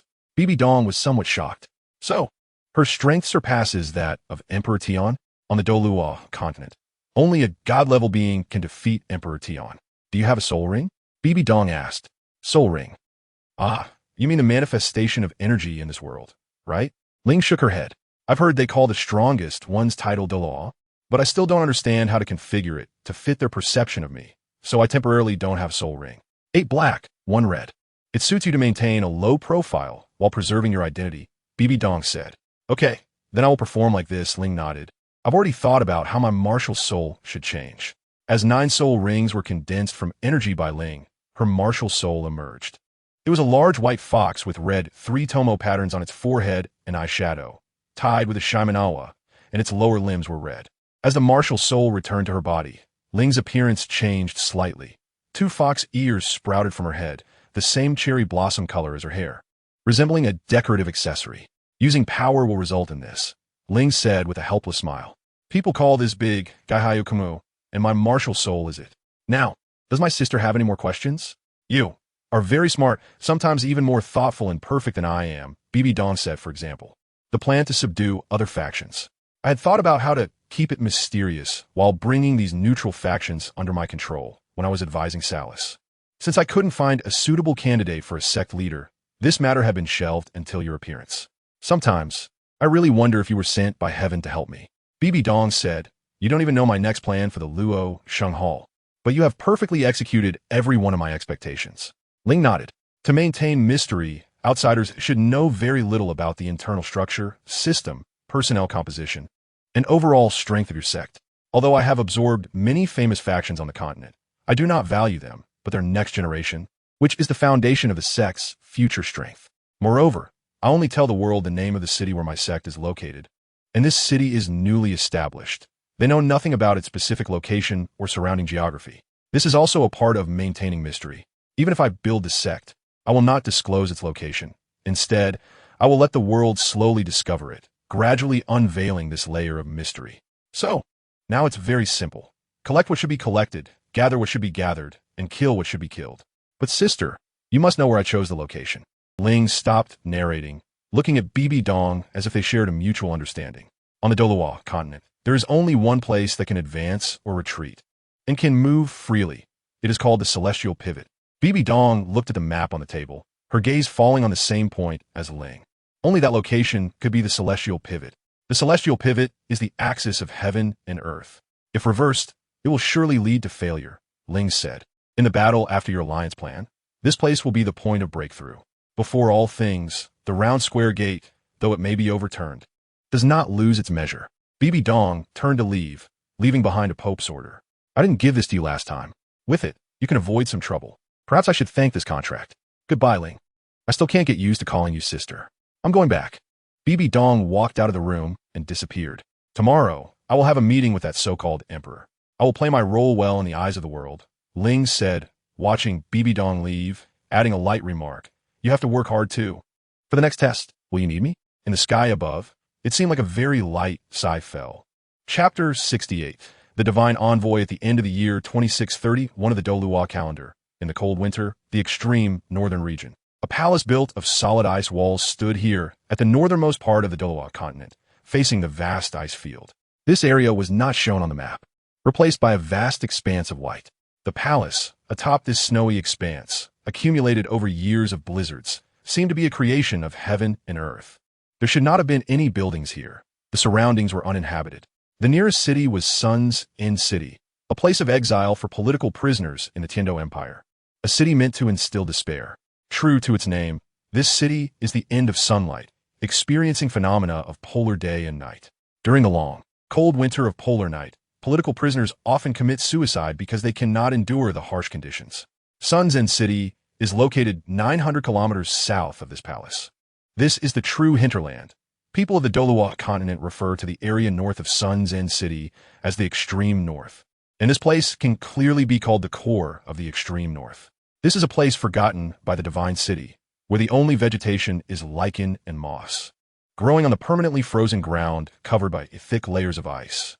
However, miraculously, there are many soul beasts here, living in this pure land on the Douluo continent that has not been trodden by humans, where countless ice bears and ice scorpions reside peacefully for generations. Of course, as soul beasts, conflicts are inevitable, but these conflicts have been suppressed under the intervention of a peculiar human-like race, leaving only harmonious coexistence. This race that resembles humans is certainly not human. Even the powerful title de law among humans cannot advance in this region of never-ending blizzards in the extreme north. The Ice Goddess. This is the name given to them by the soul beasts of the extreme north. They are born of this icy world, like one ice spirit after another, caring for the soul beasts of the extreme north, making it feel like one big family. In addition to them, there are also other soul beasts that resemble humans, all of whom have transformed after 100,000 years of cultivation. Unlike the ice goddesses, if the ice goddesses are the spirits that look after the soul beasts, then these beings are the guardians of this pure land. Before humans stepped into this area, they faced endless avalanches and ice cracks, as if heaven was testing them, preparing them for the ultimate test of humans with countless natural disasters. What makes them willingly accept this is the king in the palace. As the guardian deity of the extreme north, this king has been revered as a co-lord by the soul beasts of the extreme north, a being that is like a faith in their hearts. She is the matriarch of the ice goddess clan, having spent over 600,000 years in the long passage of time. The raging cold wind brought flurries of snow, battering against the ice walls. Unlike other places, this palace would not wear down due to the wind. The accumulation of snow and ice made the walls thicker and thicker. A humanoid soul beast of 100,000 years stood atop the city wall, responsible for guarding the south, facing the direction of human territories. The sun on the horizon was lethargic, like a boiled egg, failing to warm the ground. But this was the last sunlight of the year. Polar night would soon begin, and for the next few months, the sun would not rise again. He gazed toward the edge of the ice field, where a desolate cold wind swept across the ice cover, with no sign of any soul beasts. Usually, the soul beasts of the extreme north would gather near the palace before the arrival of polar night, and they had built 3 gathering places around, belonging to 3 different ethnicities. When polar night arrived, due to the more rampant blizzards, even soul beasts would inevitably lose their direction, and to avoid accidents, the soul beasts of the extreme north would abide by the rules, gathering from all over the ice field to this place. It seemed that they should have all gathered by now. He thought to himself that preparing to retrieve the sign hanging on the city wall, a peculiar ice crystal used to guide soul beasts, was akin to a lighthouse at a dock in human society. Suddenly, he turned his head, alertly looking towards the end of the ice plain. The wind had picked up, and dark rolling clouds were rushing in from the horizon. In such high-latitude areas, rainfall is less than in deserts, but once black cumulonimbus clouds appear, the weather can change in an instant, and the snow can bury everything. On the hills made of ice, snow dust was being whipped up, resembling a white sandstorm, with dust clouds reaching several tens of meters high. The area covered by clouds was pitch black, while the other half was a stark white of ice, the boundary between black and white so sharp. He shattered the crystal with his soul power, and the light, along with a sharp whistle, shot up into the sky, scattering across the desolate snowfield. This was a warning of an impending snowstorm. After issuing the warning, he prepared to turn around and go down to close the palace gate, notifying the various tribes to get ready.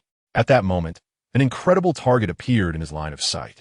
A blurred shadow was gliding under the clouds, nimbly avoiding the cracking dark ice, rapidly approaching. A skier? He could hardly believe his eyes. The figure was humanoid, and if he were a 100,000-year soul beast, he would certainly recognize it. Yet, in his impression, there had never been a 100,000-year soul beast that matched that figure in the far north. So it was a human? Had humans invaded during the snowstorm? Such a snowstorm would be troublesome even for soul beasts in the far north. They could easily lose their way or be caught in a heavy blow from the energies of heaven and earth, leading to death. Only soul beasts of 100,000 years or more could barely withstand it. If that figure was human, then they must be capable of battling a 100,000-year soul beast, belonging to the title Douluo level. There was no time to think. The soul beasts had all gathered in the core circle.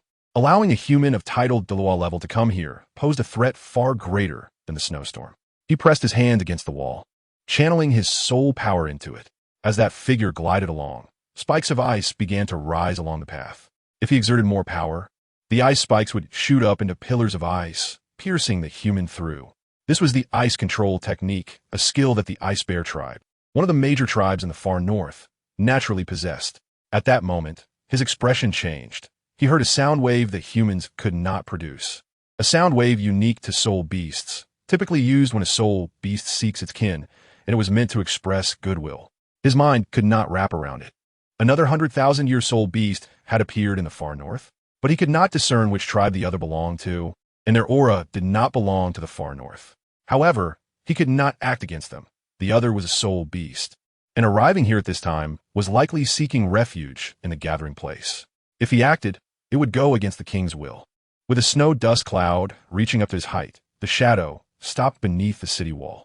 Only then did he notice that although the man had flowing white hair, he did not appear old at all. He was gentle and elegant, with a hint of scholarly demeanor, like a scholar. The man was only wearing a thin robe, strolling leisurely in this court area alone. But he was not surprised. Soul beasts of their cultivation level could resist the cold with their own strength, especially for those born and raised in the far north. They seemed to have been assimilated by the icy world. Yet the person before him was clearly not a soul beast from the far north, and was not at all troubled by the environment. I am the envoy from the Stardow Forest, sent by the Silver Dragon King to visit your king, the white-haired man said, opening his palm to reveal a dragon claw. Chapter 69. The last divine position. The man briefly stated his identity. He was from a Stardow Forest, one of the sacred lands of soul beasts, and one of the fiercest beasts of the current age. In the era of the dragon god, such individuals were referred to as divine envoys. The dragon claw was the strongest proof of his identity. In that era, all soul beasts revered the dragon god as their sovereign. Now, after countless changes, the respect for the dragon god was still engraved in the bones of all soul beasts. Inside the ice palace, rather than a grand hall, it was more like a basement. No, that was a human term. It would be more appropriate to call it the ice cave, the white-haired man thought. Everything was made of ice, including the tables, chairs, and utensils. The temperature here was approaching the boiling point of liquid nitrogen, with bursts of white mist creating an otherworldly atmosphere. Can you adapt to this place? A soft voice came, and a woman walked out from behind the ice wall. Her long, pure white hair cascaded down to her feet, and her sky-blue eyes were ethereal and transparent, as if they could see through everything in the world. Her slender body was flawless, and her white dress, though devoid of any embellishment, made her appear so noble and stunning. Meticulously poised, like a cold plum blossom in winter, she stood out, proud against the snow and frost. She was the ruler of the far north, an unparalleled fierce beast that had survived 6 tribulations, the leader of the ice sky, snow maiden tribe, the Snow Empress. The man slightly nodded. No problem. I've heard that you come from the Stardow Forest and are the envoy of the dragon god-S avatar, the Silver Dragon King. The Snow Empress said, nodding. Please have a seat. The two sat across from each other, surprised to find that the descendant of the dragon god still existed on the continent, and wondered what great matter prompted her to send him so far to the far north. The Snow Empress poured a cup of tea from an ice jug. In a place where even the air could freeze, there was surprisingly still tea. You are too polite, the man replied. It is not an instruction or request, but rather guidance, a help. He held the ice cup, but did not drink. Oh, the Snow Empress's heart stirred, though her expression remained unchanged. Specifically, what do you mean? As a soul beast that has survived 6 tribulations, you borrowed the powers of the 2 great dragon kings during each tribulation. However, during the 6th tribulation, you clearly felt that their powers had diminished, correct? The man spoke slowly, casually mentioning a situation that could only be perceived by the soul beast itself. The Snow Empress did not change her expression, even though her secret was revealed. Yes, she replied briefly. Do you know the reason? The man looked at this soul beast, second only to Emperor Tion on the current Douluo continent, with interest, as if discussing a piece of history over tea, hoping the other would share insights as well. The Snow Empress shook her head. I do not know. The weakening of power indicates that something has happened to them. This requires discussing the history of the Dragon God era. You must surely be aware of the history of the Dragon Clan, the man said with a slight smile. An existence like you, with such a long life, must have experienced that era. The Snow Empress remained expressionless. I know a little. The Dragon God was ultimately unable to withstand the divine realm's rejection and fell, splitting into 2 great dragon kings. One of the dragon goddess bloodlines is the Silver Dragon King from my Stardow Forest, a fact you likely already know. She maintains the heavenly tribulations for all soul beasts, including ours, and we need to borrow her power. However, she was injured during the great battle when the dragon god fell, which is why she hasn't appeared. The Snow Empress nodded. Having heard of the changes in the Dragon Clan, and possessing some awareness of the core area of the Stardow Forest, she had not expected there to truly be a bloodline of the dragon god there, and it was the Silver Dragon King. But her injuries have worsened recently, and she no longer has enough strength to support us through the tribulations. From now on, we must rely on ourselves, the man said softly, and the hall fell into dead silence. You didn't come just to tell me this, the Snow Empress said coldly. You traveled a long distance just to inform me of this futile news? Naturally, I did not come for that, the man smiled. I am here to help you through this difficult time. Is it the Silver Dragon King who told you this? What is her solution? The Snow Empress finally showed a change in expression. Although her next heavenly tribulation was still 10,000 years away in the life of a soul beast. 10,000 years was but a fleeting moment. At this moment, she still had no confidence in overcoming the seventh heavenly tribulation. She was well aware that if she still had no way to do so by then, her life might come to an end, becoming a deity. The man no longer wore a smile, but instead adopted a solemn expression. Becoming a deity? The Snow Empress was taken aback, and then shook her head. Impossible. Since the dragon god, I have never heard of any soul beast becoming a deity. It seemed that the divine realm had sealed off the path for soul beasts to ascend to godhood. To become a deity, a soul beast had to abandon its own cultivation and be reborn as a human. And this was only applicable to those soul beasts that had not yet faced a heavenly tribulation. Once they underwent even one heavenly tribulation, they would lose even the chance to be reborn as a human. That dragon king couldn't possibly not know this, could he? Or was there a chance for me to be reborn as a human? The Snow Empress regained her composure, disappointment evident in her expression. It is not about being reborn as a human to become a deity, but rather, directly becoming a deity, the man said earnestly. Directly becoming a deity? The Snow Empress was surprised and eager to hear more. The changes in the Dragon Clan were regarded as a war in the divine realm, known as the Dragon God War. The man gazed into the pitch-black night sky, as if looking out at the sea of stars. The divine realm suffered significant losses, with nearly half of the divine positions left vacant, and it has yet to fully recover. This painful experience also led the Divine Council to issue the harshest divine punishments in history. Since then, no beast from the mortal realm is allowed to ascend to the divine realm through cultivation. The path for beasts to ascend to the divine realm has been completely sealed off, and all divine positions held by beasts have been revoked. After that, all beasts governed by the divine realm, no matter how powerful they became, would ultimately be suppressed beneath the divine realm, with no path leading to the divine realm. They could only remain at the peak of their beast forms until death. The man paused. However, there are exceptions to everything. Beneath the very eyes of the divine realm, there exists an exception, known as darkness beneath the lamp. This is the last case where a soul beast can directly become a deity because it is too special, and it can be called the last generation of divine positions among soul beasts. You found me. Does this exception have anything to do with me? The Snow Empress asked. Yes, as the ruler of the far north. Do you remember who granted you this icy body and icy land? The man's gaze was profound, seemingly carrying deep meaning. The ice god? The Snow Empress was somewhat moved, but he had long since perished in ancient times, and everything related to him had been buried by time, making him impossible to seek. It seems you have paid attention to this god. He is to you what the sea god is to the sea soul beasts. The man chuckled. His place of inheritance is somewhere in the far north. If you can obtain his inheritance, becoming a deity will not be difficult. Don't be surprised. The Silver Dragon King, as a descendant of the dragon god, naturally knows about the ancient ice god. Moreover, according to her divine consciousness scan, the place of the ice god's inheritance is right here in the far north, on the land beneath your feet. Since it is an inheritance, why is it specifically me among the many soul beasts of the far north? Or more simply, your Stardow forest could also inherit from this god, said the Snow Empress. And, if you help me become a deity, what is your purpose, and what do you need me to do? The man shook his head. Becoming a deity is not that easy. You must know that the restrictions set by the divine realm are still in place. However, you are different because of your uniqueness. As for the purpose, it is simple. The soul beasts need someone to serve as the vanguard to resist the divine realm and to reclaim the debts owed to the dragon god. Uniqueness? The Snow Empress's beautiful eyes narrowed. Does that refer to my over 600,000 years of cultivation? Or my spirit as a member of the Ice Sky Snow Maiden clan? Both. First, you share the same origin as the Ice God. The Ice Sky Snow Maiden clan has the purest Ice God bloodline, which can ensure your affinity for that divine position and ensure a smooth inheritance. Second, you have 69,000 years of cultivation, which is close to the limit of human power at the Douluo level, giving you the potential to become a deity. Lastly, and most importantly, is the cultivation method recently researched by the Silver Dragon King.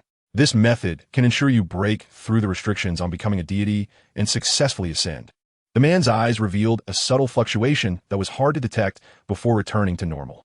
So you found me. The Snow Empress finally understood. Putting aside whether I can find this god's place of inheritance and successfully become a deity, why should I want to become a deity? Is overcoming the heavenly tribulation the only way? Compared to the heavenly tribulation, even if I successfully become a deity, wouldn't the divine realm notice a soul beast becoming a deity? At that time, I would have to face the onslaught of the entire divine realm. I might as well die under the heavenly tribulation. For your kin, for the entire far north. The man made a shushing gesture, his voice alluring. You may not care about yourself, but what about your kin? What about the far north that you protect? You must know that you are not the only one in the far north worried about the next heavenly tribulation. If you become a deity, you can step in to protect them. Although it may only extend their lives by another 100,000 years, it is better than dying immediately, isn't it? The Snow Empress fell silent for a while. Indeed, the words of the person before her struck at the softest part of her heart. Her worries about the heavenly tribulation were based on this. It was not that she feared for her life, but that once she died, the situation in the far north would likely change again. Whether it would be chaos or peace, whether it would be disturbed by humans, these were all her concerns. Moreover, there was ice. She would also face the heavenly tribulation in 10,000 years, and she did not want to see her die before her eyes. What is that cultivation method? After a long time, the Snow Empress finally asked. A barely perceptible smile appeared on the man's face. Soul Core. Chapter 70. Secret Method Soul Core? The Snow Empress was somewhat confused. What is it? A brand new cultivation method that only the strong can access. The man snapped his fingers. Let me demonstrate it for you. A white light sphere appeared in his hand. I believe you know how to display this form of soul power and how to utilize it. Solid-state soul power, nothing special about it, the Snow Empress said lightly. Then how about this? The man smiled. White light sphere began to show spatial cracks around it. Then the cracks opened, and the soul power ball at the center began to collapse inward, forming a small black hole, with the elemental energy of heaven and earth starting to rush in wildly. A very marvelous method, invoking the energy of heaven and earth. The Snow Empress glanced at the man. Is this what you refer to as the soul core cultivation method that forms a core within the body? Exactly. The soul core is established in the Dantian, promoting the operation of solid-state soul power while accelerating the absorption of heaven and earth energy, enhancing one's soul power recovery speed, the man explained. Is that it? The Snow Empress chuckled. I could do all of this without a soul core. If that's all it is, I highly doubt the feasibility of what you said about becoming a deity. Don't rush. The principle of the soul core is indeed simple, but that does not mean there can only be one soul core. The man did not argue, but instead released his two soul cores. What if there are two? The soul core undoubtedly enhances one's strength. Perhaps with your power, opening one soul core might not allow you to feel the so-called enhancement. But if it were two, that would be entirely different. The man's soul power flowed naturally within him, and two soul cores appeared as Dantian and between his eyebrows. You can feel the difference, can't you? The Snow Empress's expression changed. When the first soul core appeared, she only felt the opponent's soul power mobilization and recovery speed accelerating. However, when the second soul core appeared, her expression gradually became serious. It was a qualitative change. The person before her had a mastery and operational proficiency over soul power that far surpassed ordinary individuals, and the depth of their soul power was rare. She was unsure of his strength, but the person with two soul cores seemed quite formidable if she were to engage him in battle. The man, unfazed by the Snow Empress's solemn expression, continued speaking. There are two methods for cultivating soul cores. One is the co-resonance method, which involves forming two soul cores at any two of the three places, the Dantian, the center of the eyebrows, and the chest, by maintaining their positions and rotating in the same direction. One can elevate their capacity to accumulate and release soul power by one level compared to having just one soul core. This is the most basic and stable method for cultivating two soul cores. As long as one has two soul cores, they can rival the limits of human Douluos. And with divine inheritance, becoming a god is within reach. Unfortunately, we soul beasts cannot choose the co-resonance method for cultivation because our body structure makes it difficult to do so. Our meridians are different from humans and lack such good acupoints. We only have two positions available for cultivating soul cores, which is also one of the reasons we cannot become gods. These two positions cannot produce resonance. However, there is no way out, and we have found a second method for cultivating soul cores, which will help us regain the possibility of becoming gods. The man smiled. This is the yin-yang complementary method. The second soul core cultivated through yin-yang complementarity is far more powerful than that cultivated through co-resonance. Yin-yang complementarity means opposing forces that are reversed, and the cultivation itself is extremely difficult. However, once successful, the power surrounding the two soul cores within the body will operate in opposite directions, pulling and complementing each other. From the Dantian to the center of the eyebrows, these are the places where soul power and spiritual power operate. The man said slowly, The method I mentioned that can assist you in becoming a god is this yin-yang complementary dual soul core cultivation method. This is the most extreme cultivation method of all soul beasts, possessing limitless potential. The strongest soul beast of this era, the golden-eyed black dragon king, who surpasses you, also uses this cultivation method. Emperor Tian, the Snow Empress, understood. He cultivated this yin-yang complementary dual soul core method. That's how he attained his strongest position. You're very clever, the man said. So, the purpose of my coming here is to help you condense your first soul core. Once you master the method of condensing a soul core, how to condense a yin-yang complementary second soul core that opposes the first will depend on you. Once you condense the yin-yang complementary dual soul cores, you'll be able to surpass Emperor Tian and become the strongest existence among soul beasts, sensing the ice god's inheritance through your strength. At that time, becoming a god will no longer be a dream. Then let's begin, the Snow Empress said lightly. Since she had made her decision, there was no need for hesitation. She did not like to do things half-heartedly. A few moments later, as expected of the Lord of the Extreme North, your abilities and intellect are not inferior to Emperor Tian. No wonder you have gained the favor of Lord Silver Dragon. The man praised, looking at the Snow Empress, who condensed her first soul core in such a short time. The yin-yang complementary second soul core will open at another position, following steps that are completely opposite to those of the first soul core. This step is very difficult and will require more time. I hope you can practice more and open the second soul core when you are confident enough. The man nodded, preparing to leave. Are you not going to wait for me to condense the second soul core before you leave? The Snow Empress asked, but she did not have any intention of keeping him. I won't disturb you further. I believe you have the determination to do what you want. I am preparing to report back to Lord Silver Dragon, the man said, not lingering, and walked away. But his expression changed as he found his way blocked by a wave of cold air, which formed a layer of ice wall, sealing off his escape route. You? Who exactly are you? The Snow Empress asked coldly, with a hint of murderous intent. What do you mean? The man replied calmly. I have already introduced myself.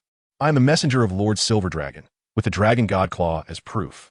He was not overly flustered, having summoned the Dragon God Claw. Did she intend to offend Lord Silver Dragon?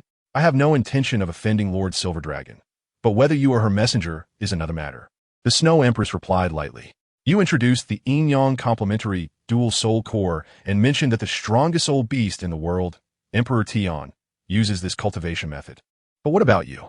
You also have two soul cores, and they are yin-yang complementary dual soul cores. Who are you? You just said that anyone requiring dual soul cores must reach a peak level of strength, and once condensed, they can compete with the limit Douluos among humans. In the soul beast realm, those meeting the criteria are all well-known strong individuals. But beneath Emperor Tian, there is me. Below me are a few from the Stardew Forest. You clearly are not the Emerald Swan, nor that tree or that bear. But these two do not give me a sense of pressure. Who are you? Now you have three answers to choose from. First, you are an unknown soul beast, hidden in the Stardew Forest for hundreds of thousands of years. Even I have never heard of you. And although you're not on the list of soul beast strongmen, you can actually compete with me. Second, you are a human who somehow disguised yourself as a soul beast and stole the Dragon God Claw, coming before me with unknown intentions. Third, you are Emperor Tian. The Snow Empress looked at the man. What answer will you give? I'm very curious. The man smiled wryly. It seems I've been seen through. Yes, I am Emperor Tian. Does Emperor Tian need to hide his name like this? The Snow Empress teased. It seems I have neglected you. I just don't want to provoke unnecessary conflict. I know you see me as a competitor. So, I simply refer to myself as the messenger of Lord Silver Dragon. The man shrugged. I have already revealed the secrets of the soul cores and the path to becoming a god to you. That should demonstrate my sincerity, right? Then, am I being small-minded? The Snow Empress raised an eyebrow. Forget it. Thank you for your kindness, and please send my regards to Lord Silver Dragon. The Snow Empress waved her hand. I will do what I promised. That's good. I'll look forward to the day you surpass me. As the ice wall transformed back into white mist and dissipated, the man left the palace in the core circle of the extreme north. The Snow Empress stared at the now empty doorway, feeling that something was off, but she couldn't quite put her finger on it. Why didn't he wait for her to successfully condense the yin-yang complementary second soul core before leaving? Why did he rush to teach her and then leave? If he stayed to guide her to successfully condense it, wouldn't that better guarantee her path to becoming a god? He traveled a long way to reveal many secrets to her, which showed they were very eager for her to become a god. but their hasty departure seemed to indicate they were not that invested. She sensed this contradiction. If there is danger involved, what would that danger be? The Snow Empress sighed. Since she couldn't figure it out, she could only take one step at a time. In the Divine Realm. How is it? In the central hub of the Divine Realm, a white-haired man who had just returned from Douluo continent heard a voice from the communication hub. Pretty smooth. There are gains. The white-haired man replied. The Silver Dragon King who escaped back then might be hiding on Douluo continent. I leveraged the name of the Silver Dragon King to extract information from that soul beast, but she showed no signs of surprise at all. Perhaps she is just unaware? If you say who she believes you are, she will think that is who you are, the voice said. Perhaps. But one thing is certain. There is indeed a descendant of the Dragon Clan in the Stardew Forest. The white-haired man said, these are just small problems. That war has already resolved the major issues. These small winds and waves are nothing. Let's get back to the main topic. I really didn't expect that after we set up the restrictions for so many years, there was still something hidden right under our noses. Don't worry, after this time, there won't be any more. The order I established cannot be violated. A glint of cold light flashed in the white-haired man's eyes. It's a pity about a divine position. The voice said, for my Divine Realm's grand plan, this is nothing to mention. The white-haired man waved his hand. As long as I, Azura, am here, what does it matter how many divine positions are sacrificed? As long as I exist, the Divine Realm is still the Divine Realm. Chapter 71. The Mazes was not the first time she had tried to condense a second soul core that was completely opposite to the first soul core. But every time during the condensation process, the yin and yang in her body alternated, the soul power flowed backward, clashing with the separated mental strength. Two completely opposing energies ran counter to each other in her meridians, charging straight toward the crown of her head, threatening to backfire. This was a heart-stopping experience, akin to dancing on the edge of a knife. She had to give up when the clash of forces reached a critical point between her own soul core and the position of the other condensed soul core. Although she was one of the most powerful soul beasts of her time, her meridians still couldn't withstand this clashing energy. Perhaps it was due to her lack of experience. With more exploration, she could find a pattern. The Snow Empress comforted herself, but no matter how many times she tried, the soul power of her ultimate ice and the soul core condensed from her mental strength were like fire and water, and to succeed, she had to withstand this impact with her meridians. She had never done anything without confidence, but this time, she was determined. She didn't know how far her endurance could go. The two opposing forces were essentially playing self-destruction within her body. However, she had no way out. Becoming a god was the only future for the extreme north. She believed that the Silver Dragon King and the Ice God's divine position were waiting for her somewhere. In a time when the path to divinity for soul beasts had been completely blocked, the opportunity to become a god was elusive and could vanish in an instant. She had to seize it. She could only take a gamble. A glint of determination flashed in her eyes. She would push her body's endurance to the limit. No matter how much pain she had to endure to condense the second soul core, she would withstand it and even break through her limits. Near the palace, in a gathering place, this was the dwelling of the Ice Blue Scorpion clan. The clan leader was the Ice Emperor Scorpion, who had over 300,000 years of cultivation. In the entire extreme north, her strength was second only to that of the master of the palace. Look at the palace, what happened? Someone exclaimed, and everyone turned to look at the ice palace, which was already shrouded in a raging snowstorm. Dark clouds and white snow were whipped up by the wind, forming a vortex similar to a tornado, connecting heaven and earth, black and white intertwined, resembling the apocalypse. Such rare weather. A hint of worry flashed in the Ice Emperor's eyes. It had already exceeded the scale of a snowstorm, resembling a celestial phenomenon. Could it be a heavenly tribulation? But recently, no one in the extreme north was due to experience a heavenly tribulation. The Ice Emperor pondered, and given the grandeur of this event, soon she realized something. Yes, although she and her kin would face the heavenly tribulation only after 10,000 years, that did not mean the tribulation couldn't come early. As long as their cultivation had reached a bottleneck and they sought to break through to the next stage, a heavenly tribulation could be triggered. And the momentum of the current phenomenon was even more terrifying than when she witnessed her sixth heavenly tribulation. No, the Ice Emperor exclaimed in panic. Could it be that she is seeking a breakthrough early? She clearly promised herself to wait until the most certain time to go through it together. The Ice Emperor stumbled towards the palace, fully aware of how terrifying the seventh heavenly tribulation would be. When she witnessed her sixth heavenly tribulation, she had already made plans to survive the last 100,000 years. Now they still had 10,000 years left, while it could be called a desperate struggle. She still hoped that the Snow Empress would not hastily seek a breakthrough and attract a heavenly tribulation. Inside the palace, it was empty, and aside from a rushing in, there were no signs of anyone living here. The raging snowstorm outside seemed to have vanished. Everything suddenly became quiet. The silent palace exuded a tranquil atmosphere, as if everything here had been sealed in time, serene and detached. The Ice Emperor did not have time to think about where the other members of the Ice Snow Maiden clan had gone. She only wanted to see the Snow Empress quickly, to make her stop the breakthrough and disperse the heavenly tribulation. "Snow," she called out. Pushing open the door to the underground ice cave, a gust of cold wind blew in, but there was no one inside. Not here. Then where could she be? The Ice Emperor thought rapidly. The celestial phenomenon had appeared in the direction of the palace, enveloping the entire palace area. She could only be here, but she was not in this place she often frequented. There was no time to waste. The Ice Emperor ran outside, determined to search every hall. After an unknown amount of time, she had searched the entire palace but still hadn't found the Snow Empress. However, she had started to sense something was off. It was too strange here. Not only was the Snow Empress missing, but she hadn't seen a single shadow of any other soul beasts. This was absolutely impossible at a time when soul beasts gathered in this extreme north. Something was wrong. She realized immediately, although she didn't know the reason. Soul beasts were inherently sensitive to danger.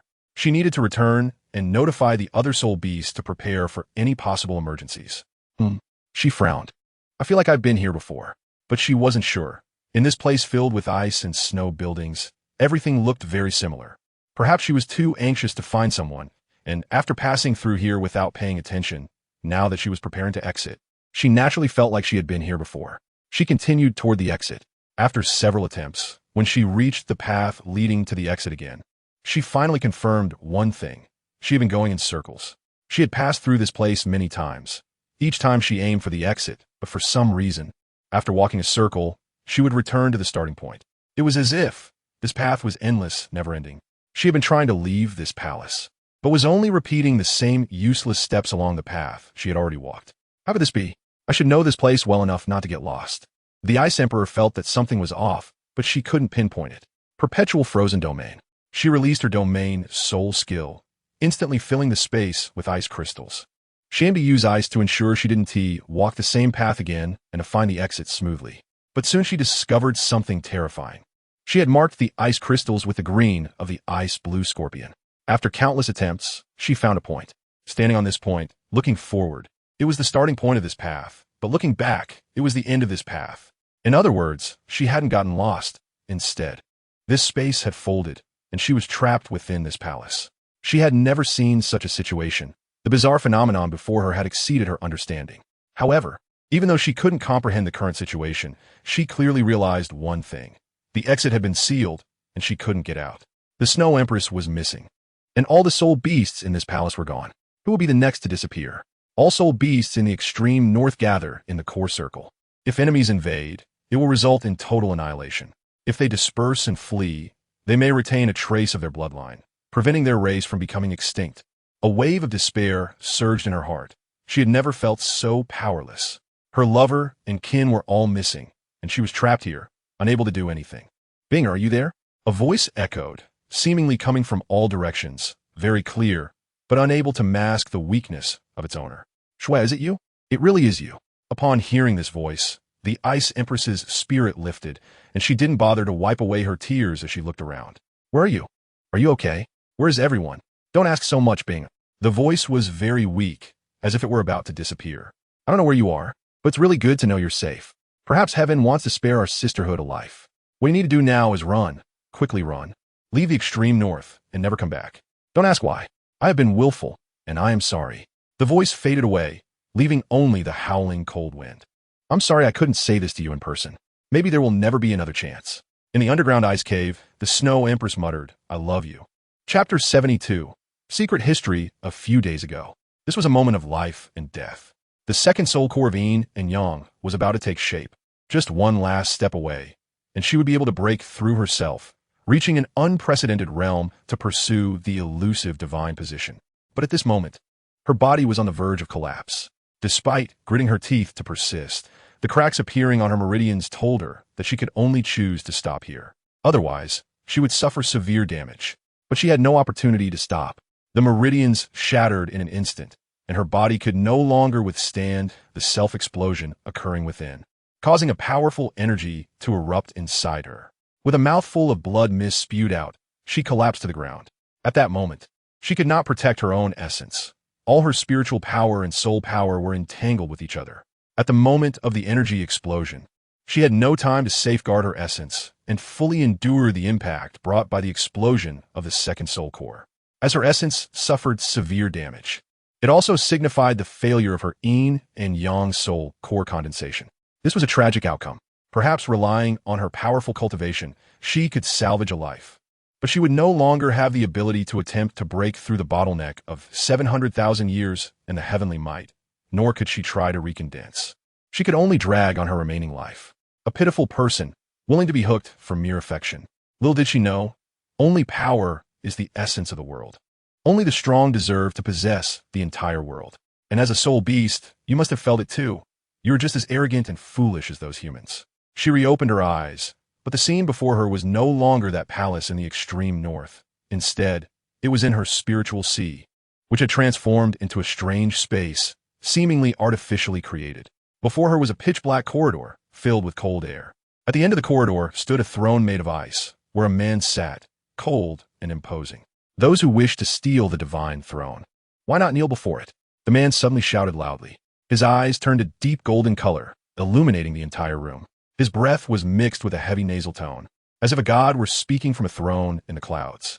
Each word sounded like the booming of a bronze giant bell, ancient and solemn. Her mind went blank. For some reason, she felt compelled to kneel before that figure. But a strange energy supported her knees, allowing her thoughts to gradually awaken. Who are you?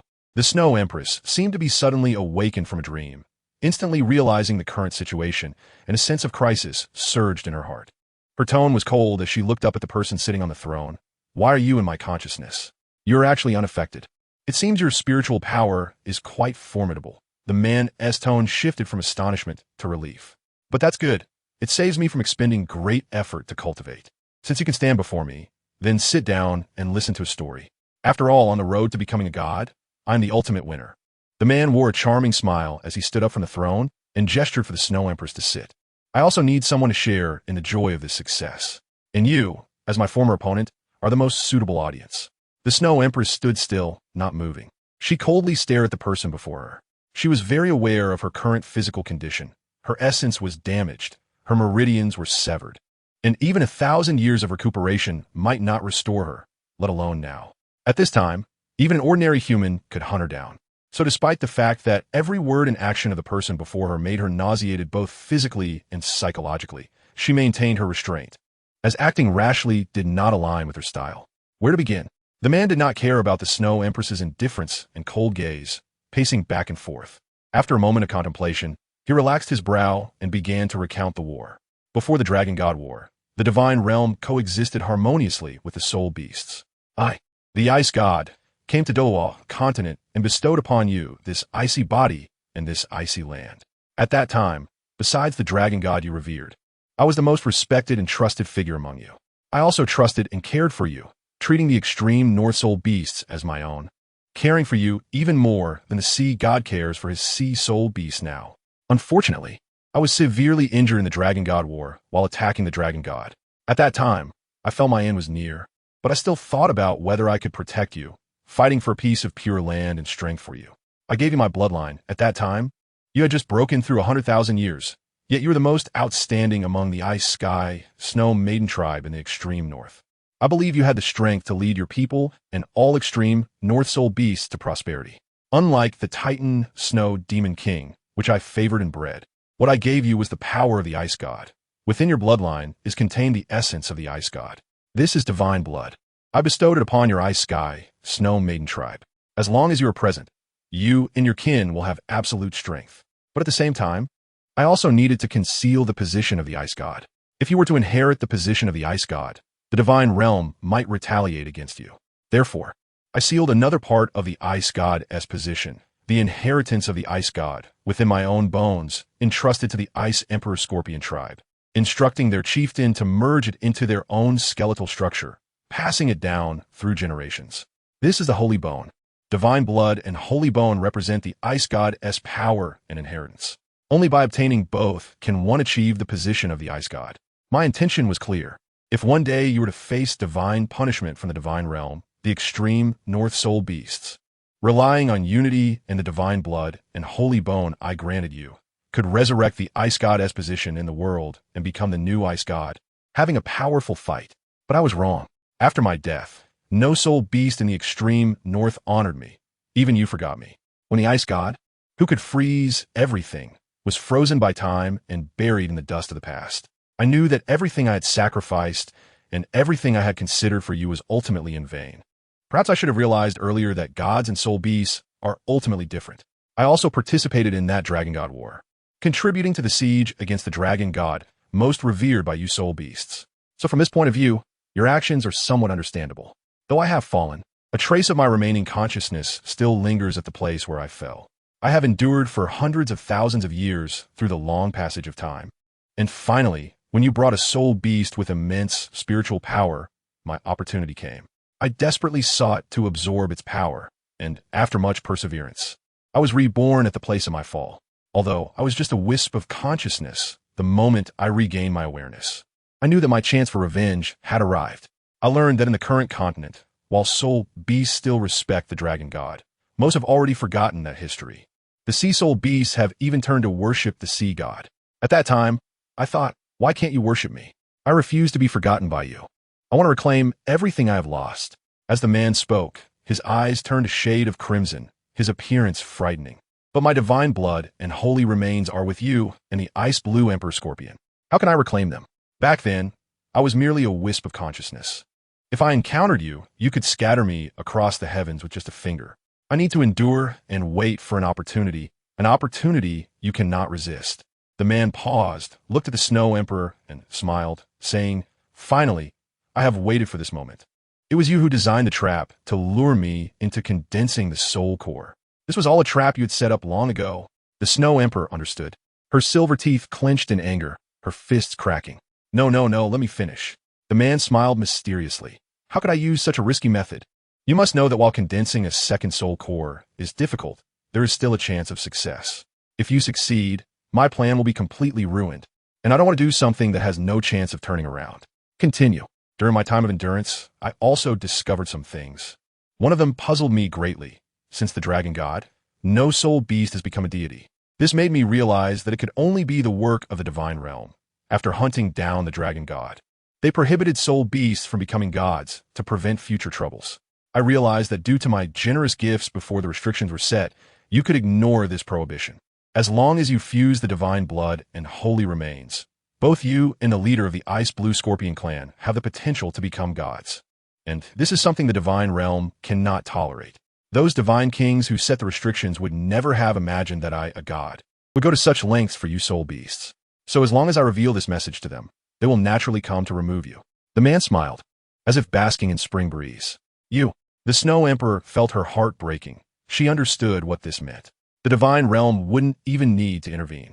The next heavenly tribulation would be the end of the extreme north. Don't rush, listen slowly. A story is only interesting when it reaches the end. The man laughed and continued. So I faced a dilemma. How should I convey this message to the divine realm? Perhaps it was heaven's intention.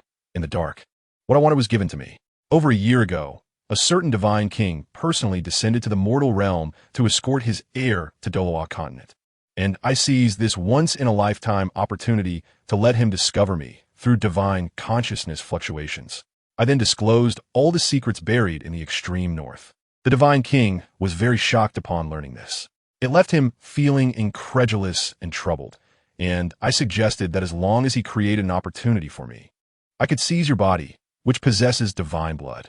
At that time, with a little scheme to lure that ice blue scorpion, I would be able to resurrect, and the ice god would reappear in the world. Moreover, the path for soul beasts to become gods would no longer exist. He agreed. We immediately discussed the plan, which was to give you the yin-yang complementary soul core cultivation method. In fact, you needn't blame that divine king. Not a single word he spoke was false. There's just one thing I need to correct. Whether you cultivate the soul core or not is irrelevant, because to become a god, divine blood and holy remains are enough. Initially, I disagreed with this plan because once you succeeded in cultivating and condensed the second soul core, I would have no chance of turning things around. However, he firmly rejected my concerns, stating that the divine realm has its rules and he could not interfere with mortal affairs, let alone harm you, a soul beast of great significance on the continent. He was only giving me a chance to resurrect as a god. If you failed to seize this opportunity, it would only benefit me. If you succeeded, he would personally eliminate you after you became a god. I had no choice but to agree. But now it seems there is no more perfect plan than this. Condensing the soul core requires your soul power and spiritual power to clash, and right now, your body and soul are in their weakest state, severely injured at the source. This wisp of my consciousness can completely control your body. Now, the story is finished. Come, as the sacrifice for the birth of a new god, you should feel honored. The man flipped his palm, and a wave of extreme cold rose from beneath the Snow Emperor's feet, slowly freezing her divine consciousness body from below. Chapter 73. Desperate situation. The Snow Emperor did not resist. She stood there and smiled silently. What are you laughing at? The man asked, somewhat annoyed. I'm not laughing at you. I am laughing at a weak and incompetent coward, the Snow Emperor replied coldly. Oh, trying to anger me? The man said with a hint of interest, halting the spread of the freezing ice on the Snow Emperor. And at the moment I reclaim my throne, I will not withhold an opportunity for the defeated to express their thoughts. You say I am not the former ice god. Then tell me, who am I? The man leaned against the ice-carved chair and sat down again. Do you know why I chose to become a god? The Snow Emperor began to speak. Naturally, it is for your little feelings. To save your kin, for the one you love in your heart. Unfortunately, all of this is an illusion. And now it seems so childish and laughable. The essence of the world is nothing but power and authority. This is the biggest difference between you and me. Therefore, I succeeded, and you are destined to be the loser, the man said leisurely. The Snow Emperor shook her head. Do you think that even if I succeed, I could still be with her? Once I become a god, I know very well that I must draw a line with her and all the extreme North Soul beasts. Because the fact that the new god is a soul beast can be hidden for a time, but not forever. The only thing I can do is to help them survive the next heavenly tribulation for a few more thousand years before my identity is discovered by the divine realm. Other than that, I can do nothing. I can no longer spend time with her, cannot keep the promise of watching the dawn with her as the extreme day comes, and cannot fantasize about one day going to the warm places of the continent, seeing the blooming flowers all over the mountains. This is our fate. When you granted us divine blood and holy remains, it was equivalent to giving us a responsibility we must bear. I will be trapped on the throne until I die, sacrificing many things, including my love for her. I have experienced a lot with her, the long extreme night, the bitter extreme day. For hundreds of thousands of years, it has only been her and me watching over each other like a pair of abandoned sisters at the end of the world. In the extreme north, she has expressed her feelings to me more than once, but I have always hesitated. I dared not face that feeling. However, how could lonely people together not develop feelings? She has feelings for me, and how could I not have them? I just understand that the burden on me is too heavy. Many things in me are already full and cannot accommodate that feeling. I cannot save her without becoming a god, and I cannot love her if I become a god. The Snow Emperor smiled. This was a deadlock. If given the chance, I would never let her fall in love with me. She knows nothing. Loving me would only bring her more troubles. So if possible, loving her is enough for me. At the moment of my downfall, she won't make any foolish decisions because of me. This is the answer to my ascension to godhood. I know that no matter what, my fate is already sealed. This story is not about love and being loved, but about saving and being saved. I choose to save. If saving is a sin, then I am willing to be that sinner. And this is also what you, or rather the former ice god, taught me. The man is confused. You think I've forgotten, but in fact, I remember very clearly. The Snow Emperor smiled. All his various instructions before leaving were also to save us. He had no ulterior motives. He simply said that although we are all made of ice and snow, being together feels like a warm home. At that time, he loved many extreme northern soul beasts just like I do now. We're like family. I remember when he was about to leave, I cried in front of him, asking if there was any way to save him. He patted my head and said, "Silly child, I'm doing this because I want to save you. What we need to do is to live well. You said that love makes life worthwhile. With salvation, we have a chance to break the deadlock." At that time, you already had the meaning of doing this in your heart. For hundreds of thousands of years, I have gradually understood the teachings you imparted. I think that passing down the flame, eternal and unquenchable, is what this means. And now, you have returned to the mortal world because of hatred. I don't know what you are. I only know that you are not the ice god from before. Perhaps in a long river of time, everything will be worn down. The Tracy left behind wanting to accompany us, watching our consciousness gradually deteriorate in this extreme cold land, has now become you, this monster. You are not him. What you pursue is power and authority. The Snow Empress looked at the person before her with pity. You lack too much compared to him, needing these things to cover up your inner inferiority. Enough. The man appeared somewhat flushed with anger. Do you think you can defeat me with your nonsensical words? I know better than anyone what I have done. I have never done such a thing. I am him. Don't you want to save? Good. Then I will make you watch your most beloved person die before your eyes. The man suddenly remembered something.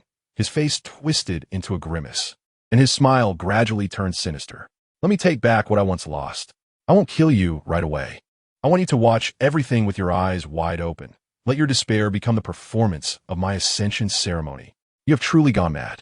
The Snow Empress looked at the nearly insane person before her, feeling a deep worry, but she did not show a hint of panic. She understood that at this moment, she needed to remain calm. Only then could she think of a countermeasure. Aren't you each other's greatest love? If she knew you were in trouble, she would surely come and find you at all costs. The man had already gained control of his body, and the Snow Empress opened her eyes again in the underground palace, gently clenching her hands, as if the world itself changed color. The meridians reconnected and the blood coagulated and stopped. This body, which had been severely injured and would take thousands of years to recover, completed its healing in just a few breaths. This is something only a god can accomplish. Yes, this is the power he desires.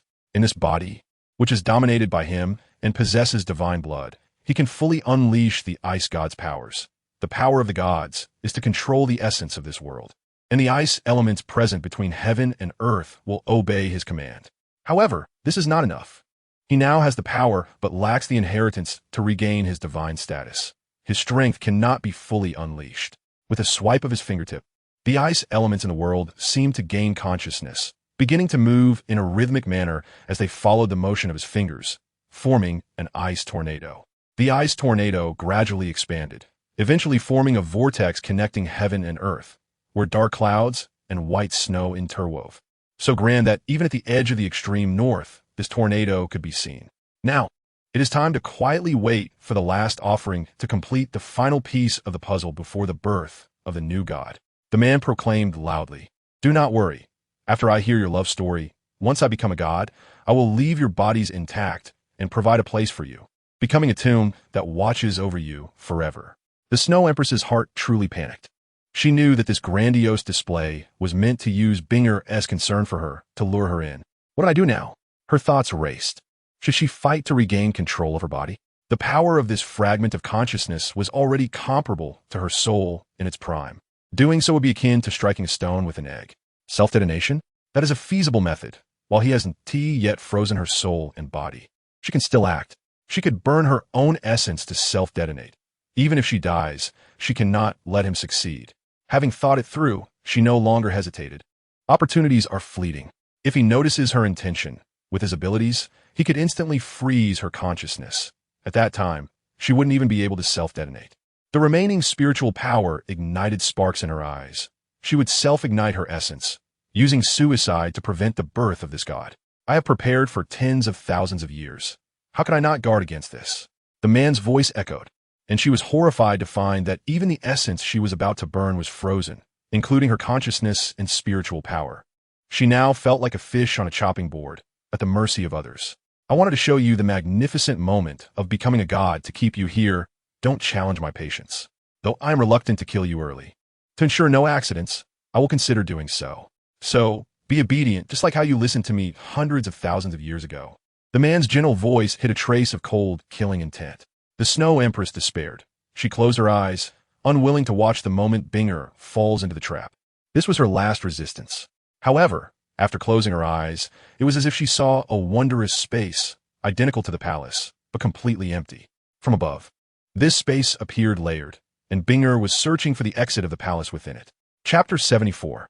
Escape. The Ice Emperor walked wearily on the snowy expanse, having traversed much of the extreme north, yet still found nothing. She had lost track of how long it had been since she left the palace. After the Snow Empress's voice dissipated in the palace, The folded space at the palace exit returned to normal, as if someone had deliberately kept her there, releasing her only when the time was right. She knew something had happened to the Snow Empress, and it could be a matter of life and death. Perhaps the Snow Empress encountered some powerful enemy. Fearing for her own safety, she hid and urged herself to run away. But she didn't want to run. Every time there was a difficulty, the ladder would protect her, comforting her that everything would be fine. Although the Snow Empress always appeared unbothered afterward, she knew in her heart that the ladder bore too much, and what she could share was only a trivial matter. She wanted to face it with her, even if it meant death, especially after hearing those words in the palace. She had a faint feeling in her heart that this might be a farewell between the Snow Empress and her. The Snow Empress said goodbye to her. But is it really possible to meet again? She suddenly felt a piece of her heart empty, a pain akin to losing a loved one. Like a farewell between life and death. An end, a permanent farewell, irretrievable, a hand that can no longer be held, a warmth that can no longer be felt, and an apology that can no longer be spoken. She frantically rushed to other gathering places in the core area of the extreme north to search for the Snow Empress and her kin, even returning to the palace to look again and again.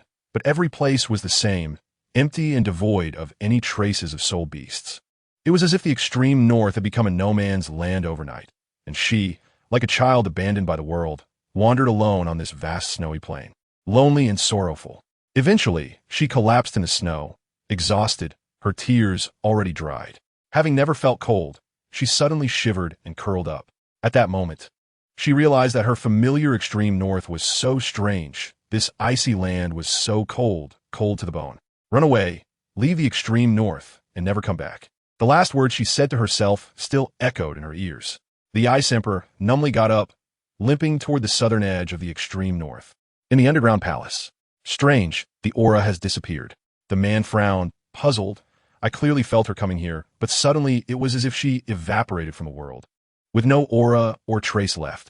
How could this be? He wondered, turning to look at the closed eyes of the Snow Empress. He saw a faint smile at the corner of her mouth. It was you who did this? The man asked coldly. What do you think? The Snow Empress didn't even open her eyes. Am I any different from a dead person now? Or are you afraid of me even in this state? Huh. I have to say your tongue is quite sharp. The man squinted. It doesn't matter whether it was your little trick or not. It's useless. The entire extreme north is under my dominion. The birth of the new god cannot be stopped by anyone. The extreme north has become an altar belonging to me. No one can escape. I will dig 3 feet into the ground of the entire extreme north. She cannot run away. The man sneered. You just sleep for a while. When I become a god, I will let you witness it. With that, he pointed, and the ice mist froze the Snow Empress entirely.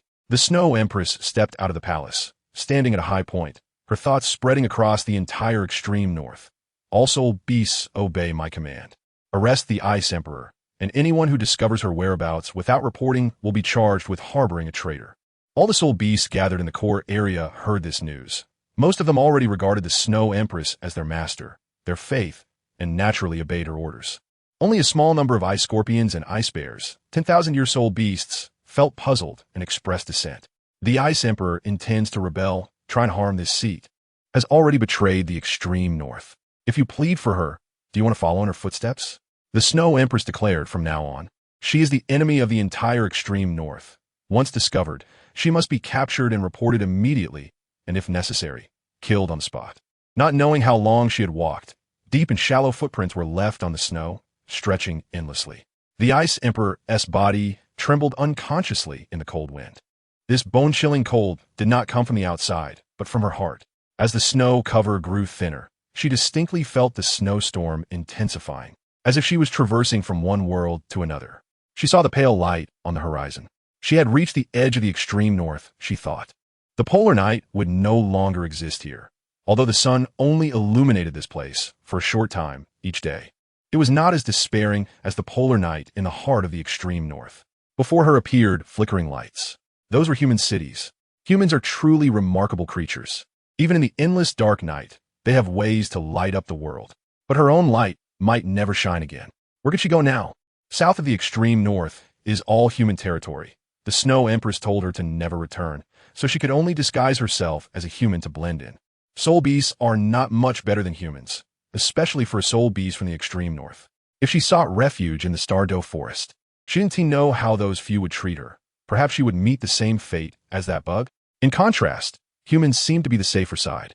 As long as she concealed her aura and didn't encounter a title Douluo, though she had heard that there weren't many title Douluos among humans, then she could hide in the crowd. Avoiding detection.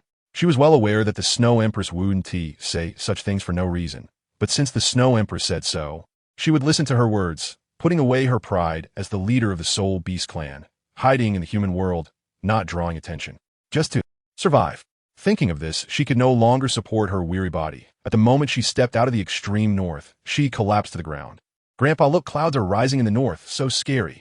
It looks like the clouds are going to press down to the ground. A little boy suddenly pointed at the sky over the northern pine forest and shouted loudly, "Kid, don't yell so loud, you'll scare away the prey. This kind of weather is already bad for hunting, and you're still making a fuss." An old man, wrapped tightly in clothes, knocked the boy's head with a hunting stick and scolded.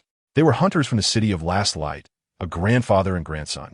After a long night, they had grown tired of the supplies brought by the spirit hall to the people, nauseated by the monotonous nutritional rations. Now, with just an hour of daylight, they hoped to sneak into the northern pine forest to hunt some game to improve their meals, but the weather was not cooperating. The wind had risen again in the north, and thick clouds pressed down, blocking their view of the northern ice plain.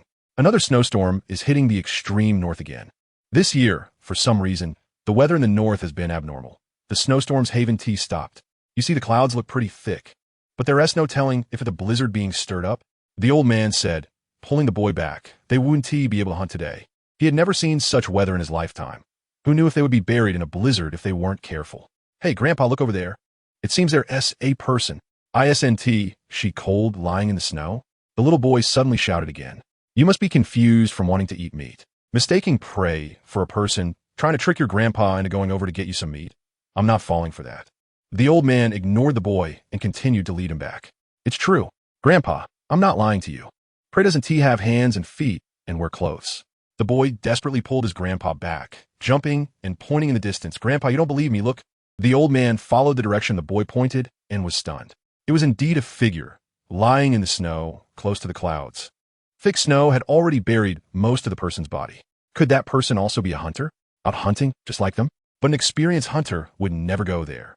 It was already very close to the extreme north, a forbidden zone for humans, where blizzards rage unpredictably. Not to mention whether clothing could withstand the bitter cold in such an environment. Just a slight misstep could lead to being swept away by the blizzard, buried in the snow, and frozen to death. Grandpa, let us go save her. The little boy tugged at his grandpa, wanting to go that way. Wait, kid. The old man signaled the boy to stop. It's too dangerous over there. Don't you see how thick the clouds are? No one knows what is going on inside. If a blizzard comes, both of us will be finished. Moreover, we don't know how long that person has been lying in the snow. What if she is already dead? We might not be able to save anyone. The old man hesitated. But maybe she has family. Even if she froze to death, we should bring her to her family for a proper burial. Shouldn't we? The boy blinked his eyes. Isn't there a saying that goes to see someone die and not save them? If we don't save her, doesn't that make us the people referred to in that saying? Seek, Fina. But you're not allowed to go. The old man took out a hunting rope and looped it around himself. You stand here and hold it. Grandpa will go save her. And if anything happens, you pull Grandpa back. Okay. The boy cheered. The old man slowly approached the extreme northern region, with his boots sinking into the snow, which was knee-deep. Finally, he reached the figure, and to his astonishment, it was a woman. She had a delicate face with a hint of cold beauty. Her fair and alluring complexion complemented by long dark green hair flowing behind her. But her skin was as pure as ice and snow, with a translucent quality. In this biting cold, she was wearing only a long green dress. Nowadays, young girls prefer style over warmth. The old man was greatly surprised. Exposing a bit of skin from his gloves, he checked her breath, and she was still alive. A miracle. He lifted the snow-covered girl onto his back. Boy, quickly pull Grandpa back. We need to find a doctor. Chapter 75. The cloud of the battle flag. It was already deep into the night. Bibidong sat in the office, still reviewing the reports from various places. It wasn't that she was a workaholic, but recently her eyelids had been twitching, and every time she closed her eyes, it felt like she could see the Azura god in front of her. She had to force herself to stay awake until she was very tired before going to sleep. It must be said that this was a good method. Shortening the steps to fall asleep could greatly reduce the chances of her overthinking. She also had some guesses in her heart. Ling, in the end, had given her some kind of hint, and she was now unsettled because of that previous dream. Could it be that her third trial was related to the Azura god? Was the next trial going to be about fighting the ultimate boss? But she quickly denied this idea. If it were that simple, it would be better. She could just summon the Azura somewhere and have a fight. Dying would be a straightforward end, without the need to feel like she had inner demons. There must be some kind of matter, something that binds her, that caused this to happen. Bibidong took a deep breath and continued to review a document. Since they made her wait, she would wait. She needed to adjust her mindset. No matter what test it was, she believed she would have a chance to pass. The report from the Lord of Sunsetting City stated that this year's winter was more complex and changeable than in previous years. Recently, the northern regions of our city have been covered by clouds, blocking out the sun, with thickness approaching the ground. According to reports from hunters among the city residents, there's a large amount of blizzards within the clouds. Currently, as winter is ending, the supplies in the city are running out, and we should be welcoming spring to recuperate. However, the weather is unpredictable, something we have rarely seen in our lives. So our city needs to apply for another winter supply for emergencies. The Tiando Empire disregards the people. This place has no use for them other than exiling political enemies.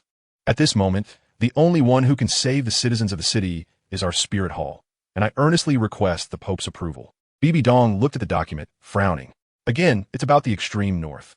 She silently noted that this was the second time she had sensed information regarding the extreme north.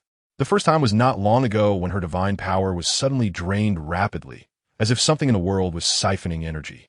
Not only that, but she also felt as if the residual end of days divine power across the continent had been activated, gathering northward in a manner conforming to monsoons and ocean currents. This was unbelievable to her. As the inheritor of the end of days deity, she had absolute control over such divine power. Now, even her own divine power seemed to return to the world, as if there was a giant black hole in the north absorbing the end of days divine power. Although she quickly recovered by converting her soul power, this abnormal phenomenon made her remain vigilant. Now, the city at the northernmost point, Sunsetting City, reported this extremely unusual weather, and connecting it with her own divine power anomaly made her ponder deeply. It seemed something was happening in the extreme north. Bibidong put down the document and soon realized that this matter was related to her. Belle, the end of days, that person's words. Scenes flashed in her mind like a lantern, ultimately linking together into an answer. So this is the test that can be chosen. So it is. Bibidong silently thought. Whether I go or not is up to me. It feels like a fork in the road, and each of my choices influences the future of the continent. The extreme north, huh? She murmured, what kind of story will that be? Regarding the ice and snow empress, there was something she had always wanted to do, but she didn't know if she would have a chance. That was to change the ending of the snow empress in the original world, preventing her from falling into Hua Yuhao's hands. Although in the original world, the snow empress ultimately became Hua Yuhao's spirit and ascended to the divine realm, achieving immortality, which seemed quite perfect. She harbored grudge. That is, the proud and aloof snow empress actually called someone dad. This reminded her of some obnoxious boy from her original world, who, for their strange desire for conquest, made their partners call them dad in bed. If it were among roommates or brothers, she could understand, but between partners, this behavior made her feel uncomfortable and disgusted. In the education she received since childhood, this did not align with her perhaps somewhat conservative values. Perhaps in the eyes of more open-minded others, this was perfectly fine, but she thought such behavior was perverted. And Guyuna.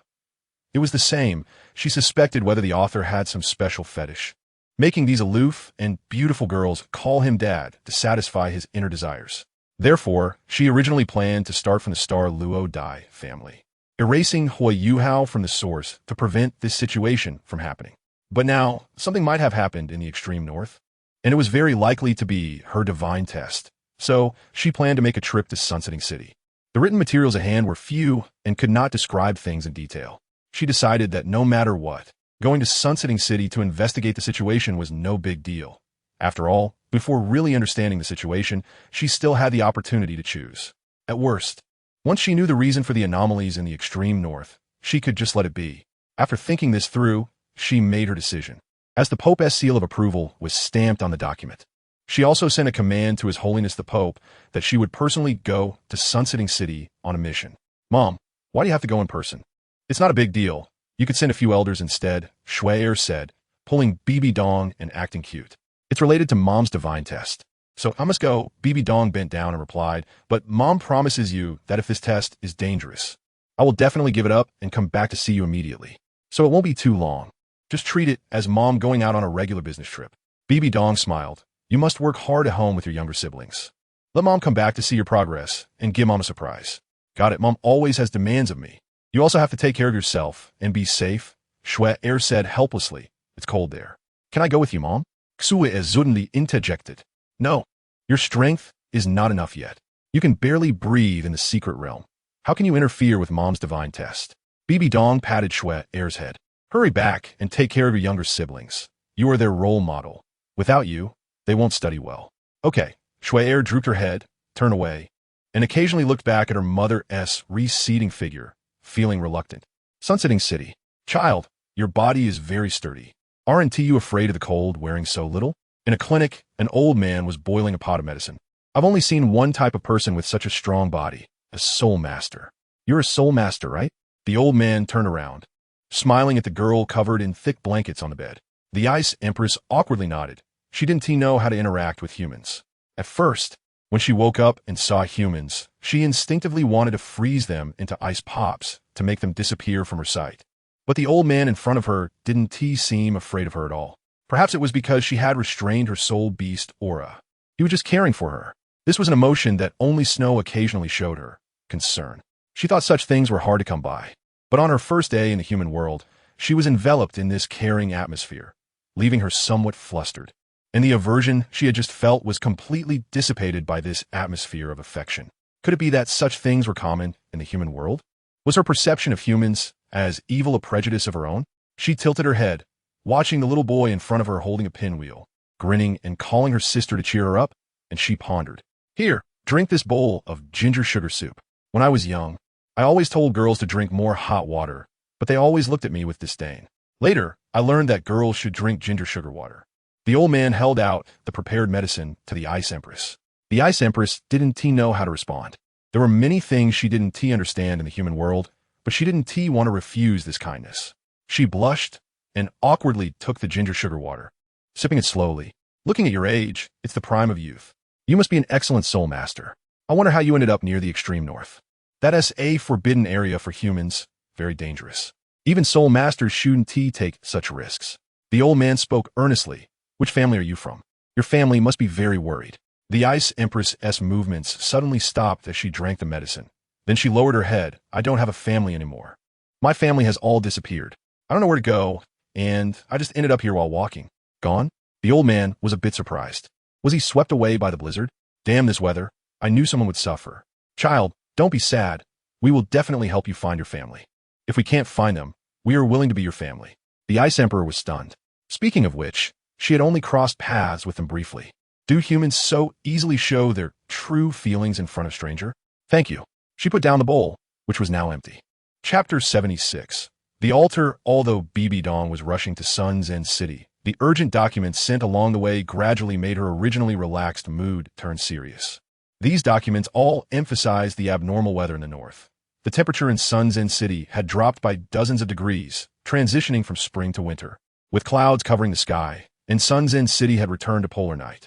The Tianshou administrative officials stationed there had long abandoned the city, reinforcing the cages holding political prisoners with molten iron before fleeing south in a panic, leaving even food behind. This extreme weather, far beyond a cold winter, also prompted the Spirit Hall branch in Sun Zen City to change its statement. They were no longer requesting the higher-ups to resend winter supplies, but rather calling it a disaster and requesting aid from the Pope's Hall. The relief supplies included a large amount of clothing, charcoal, and food, each item in huge quantities.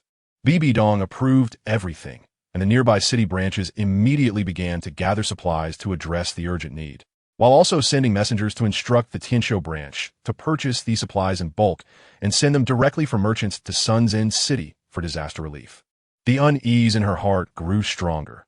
On this journey across the entire Tianshou Empire, she almost looked to the north every day.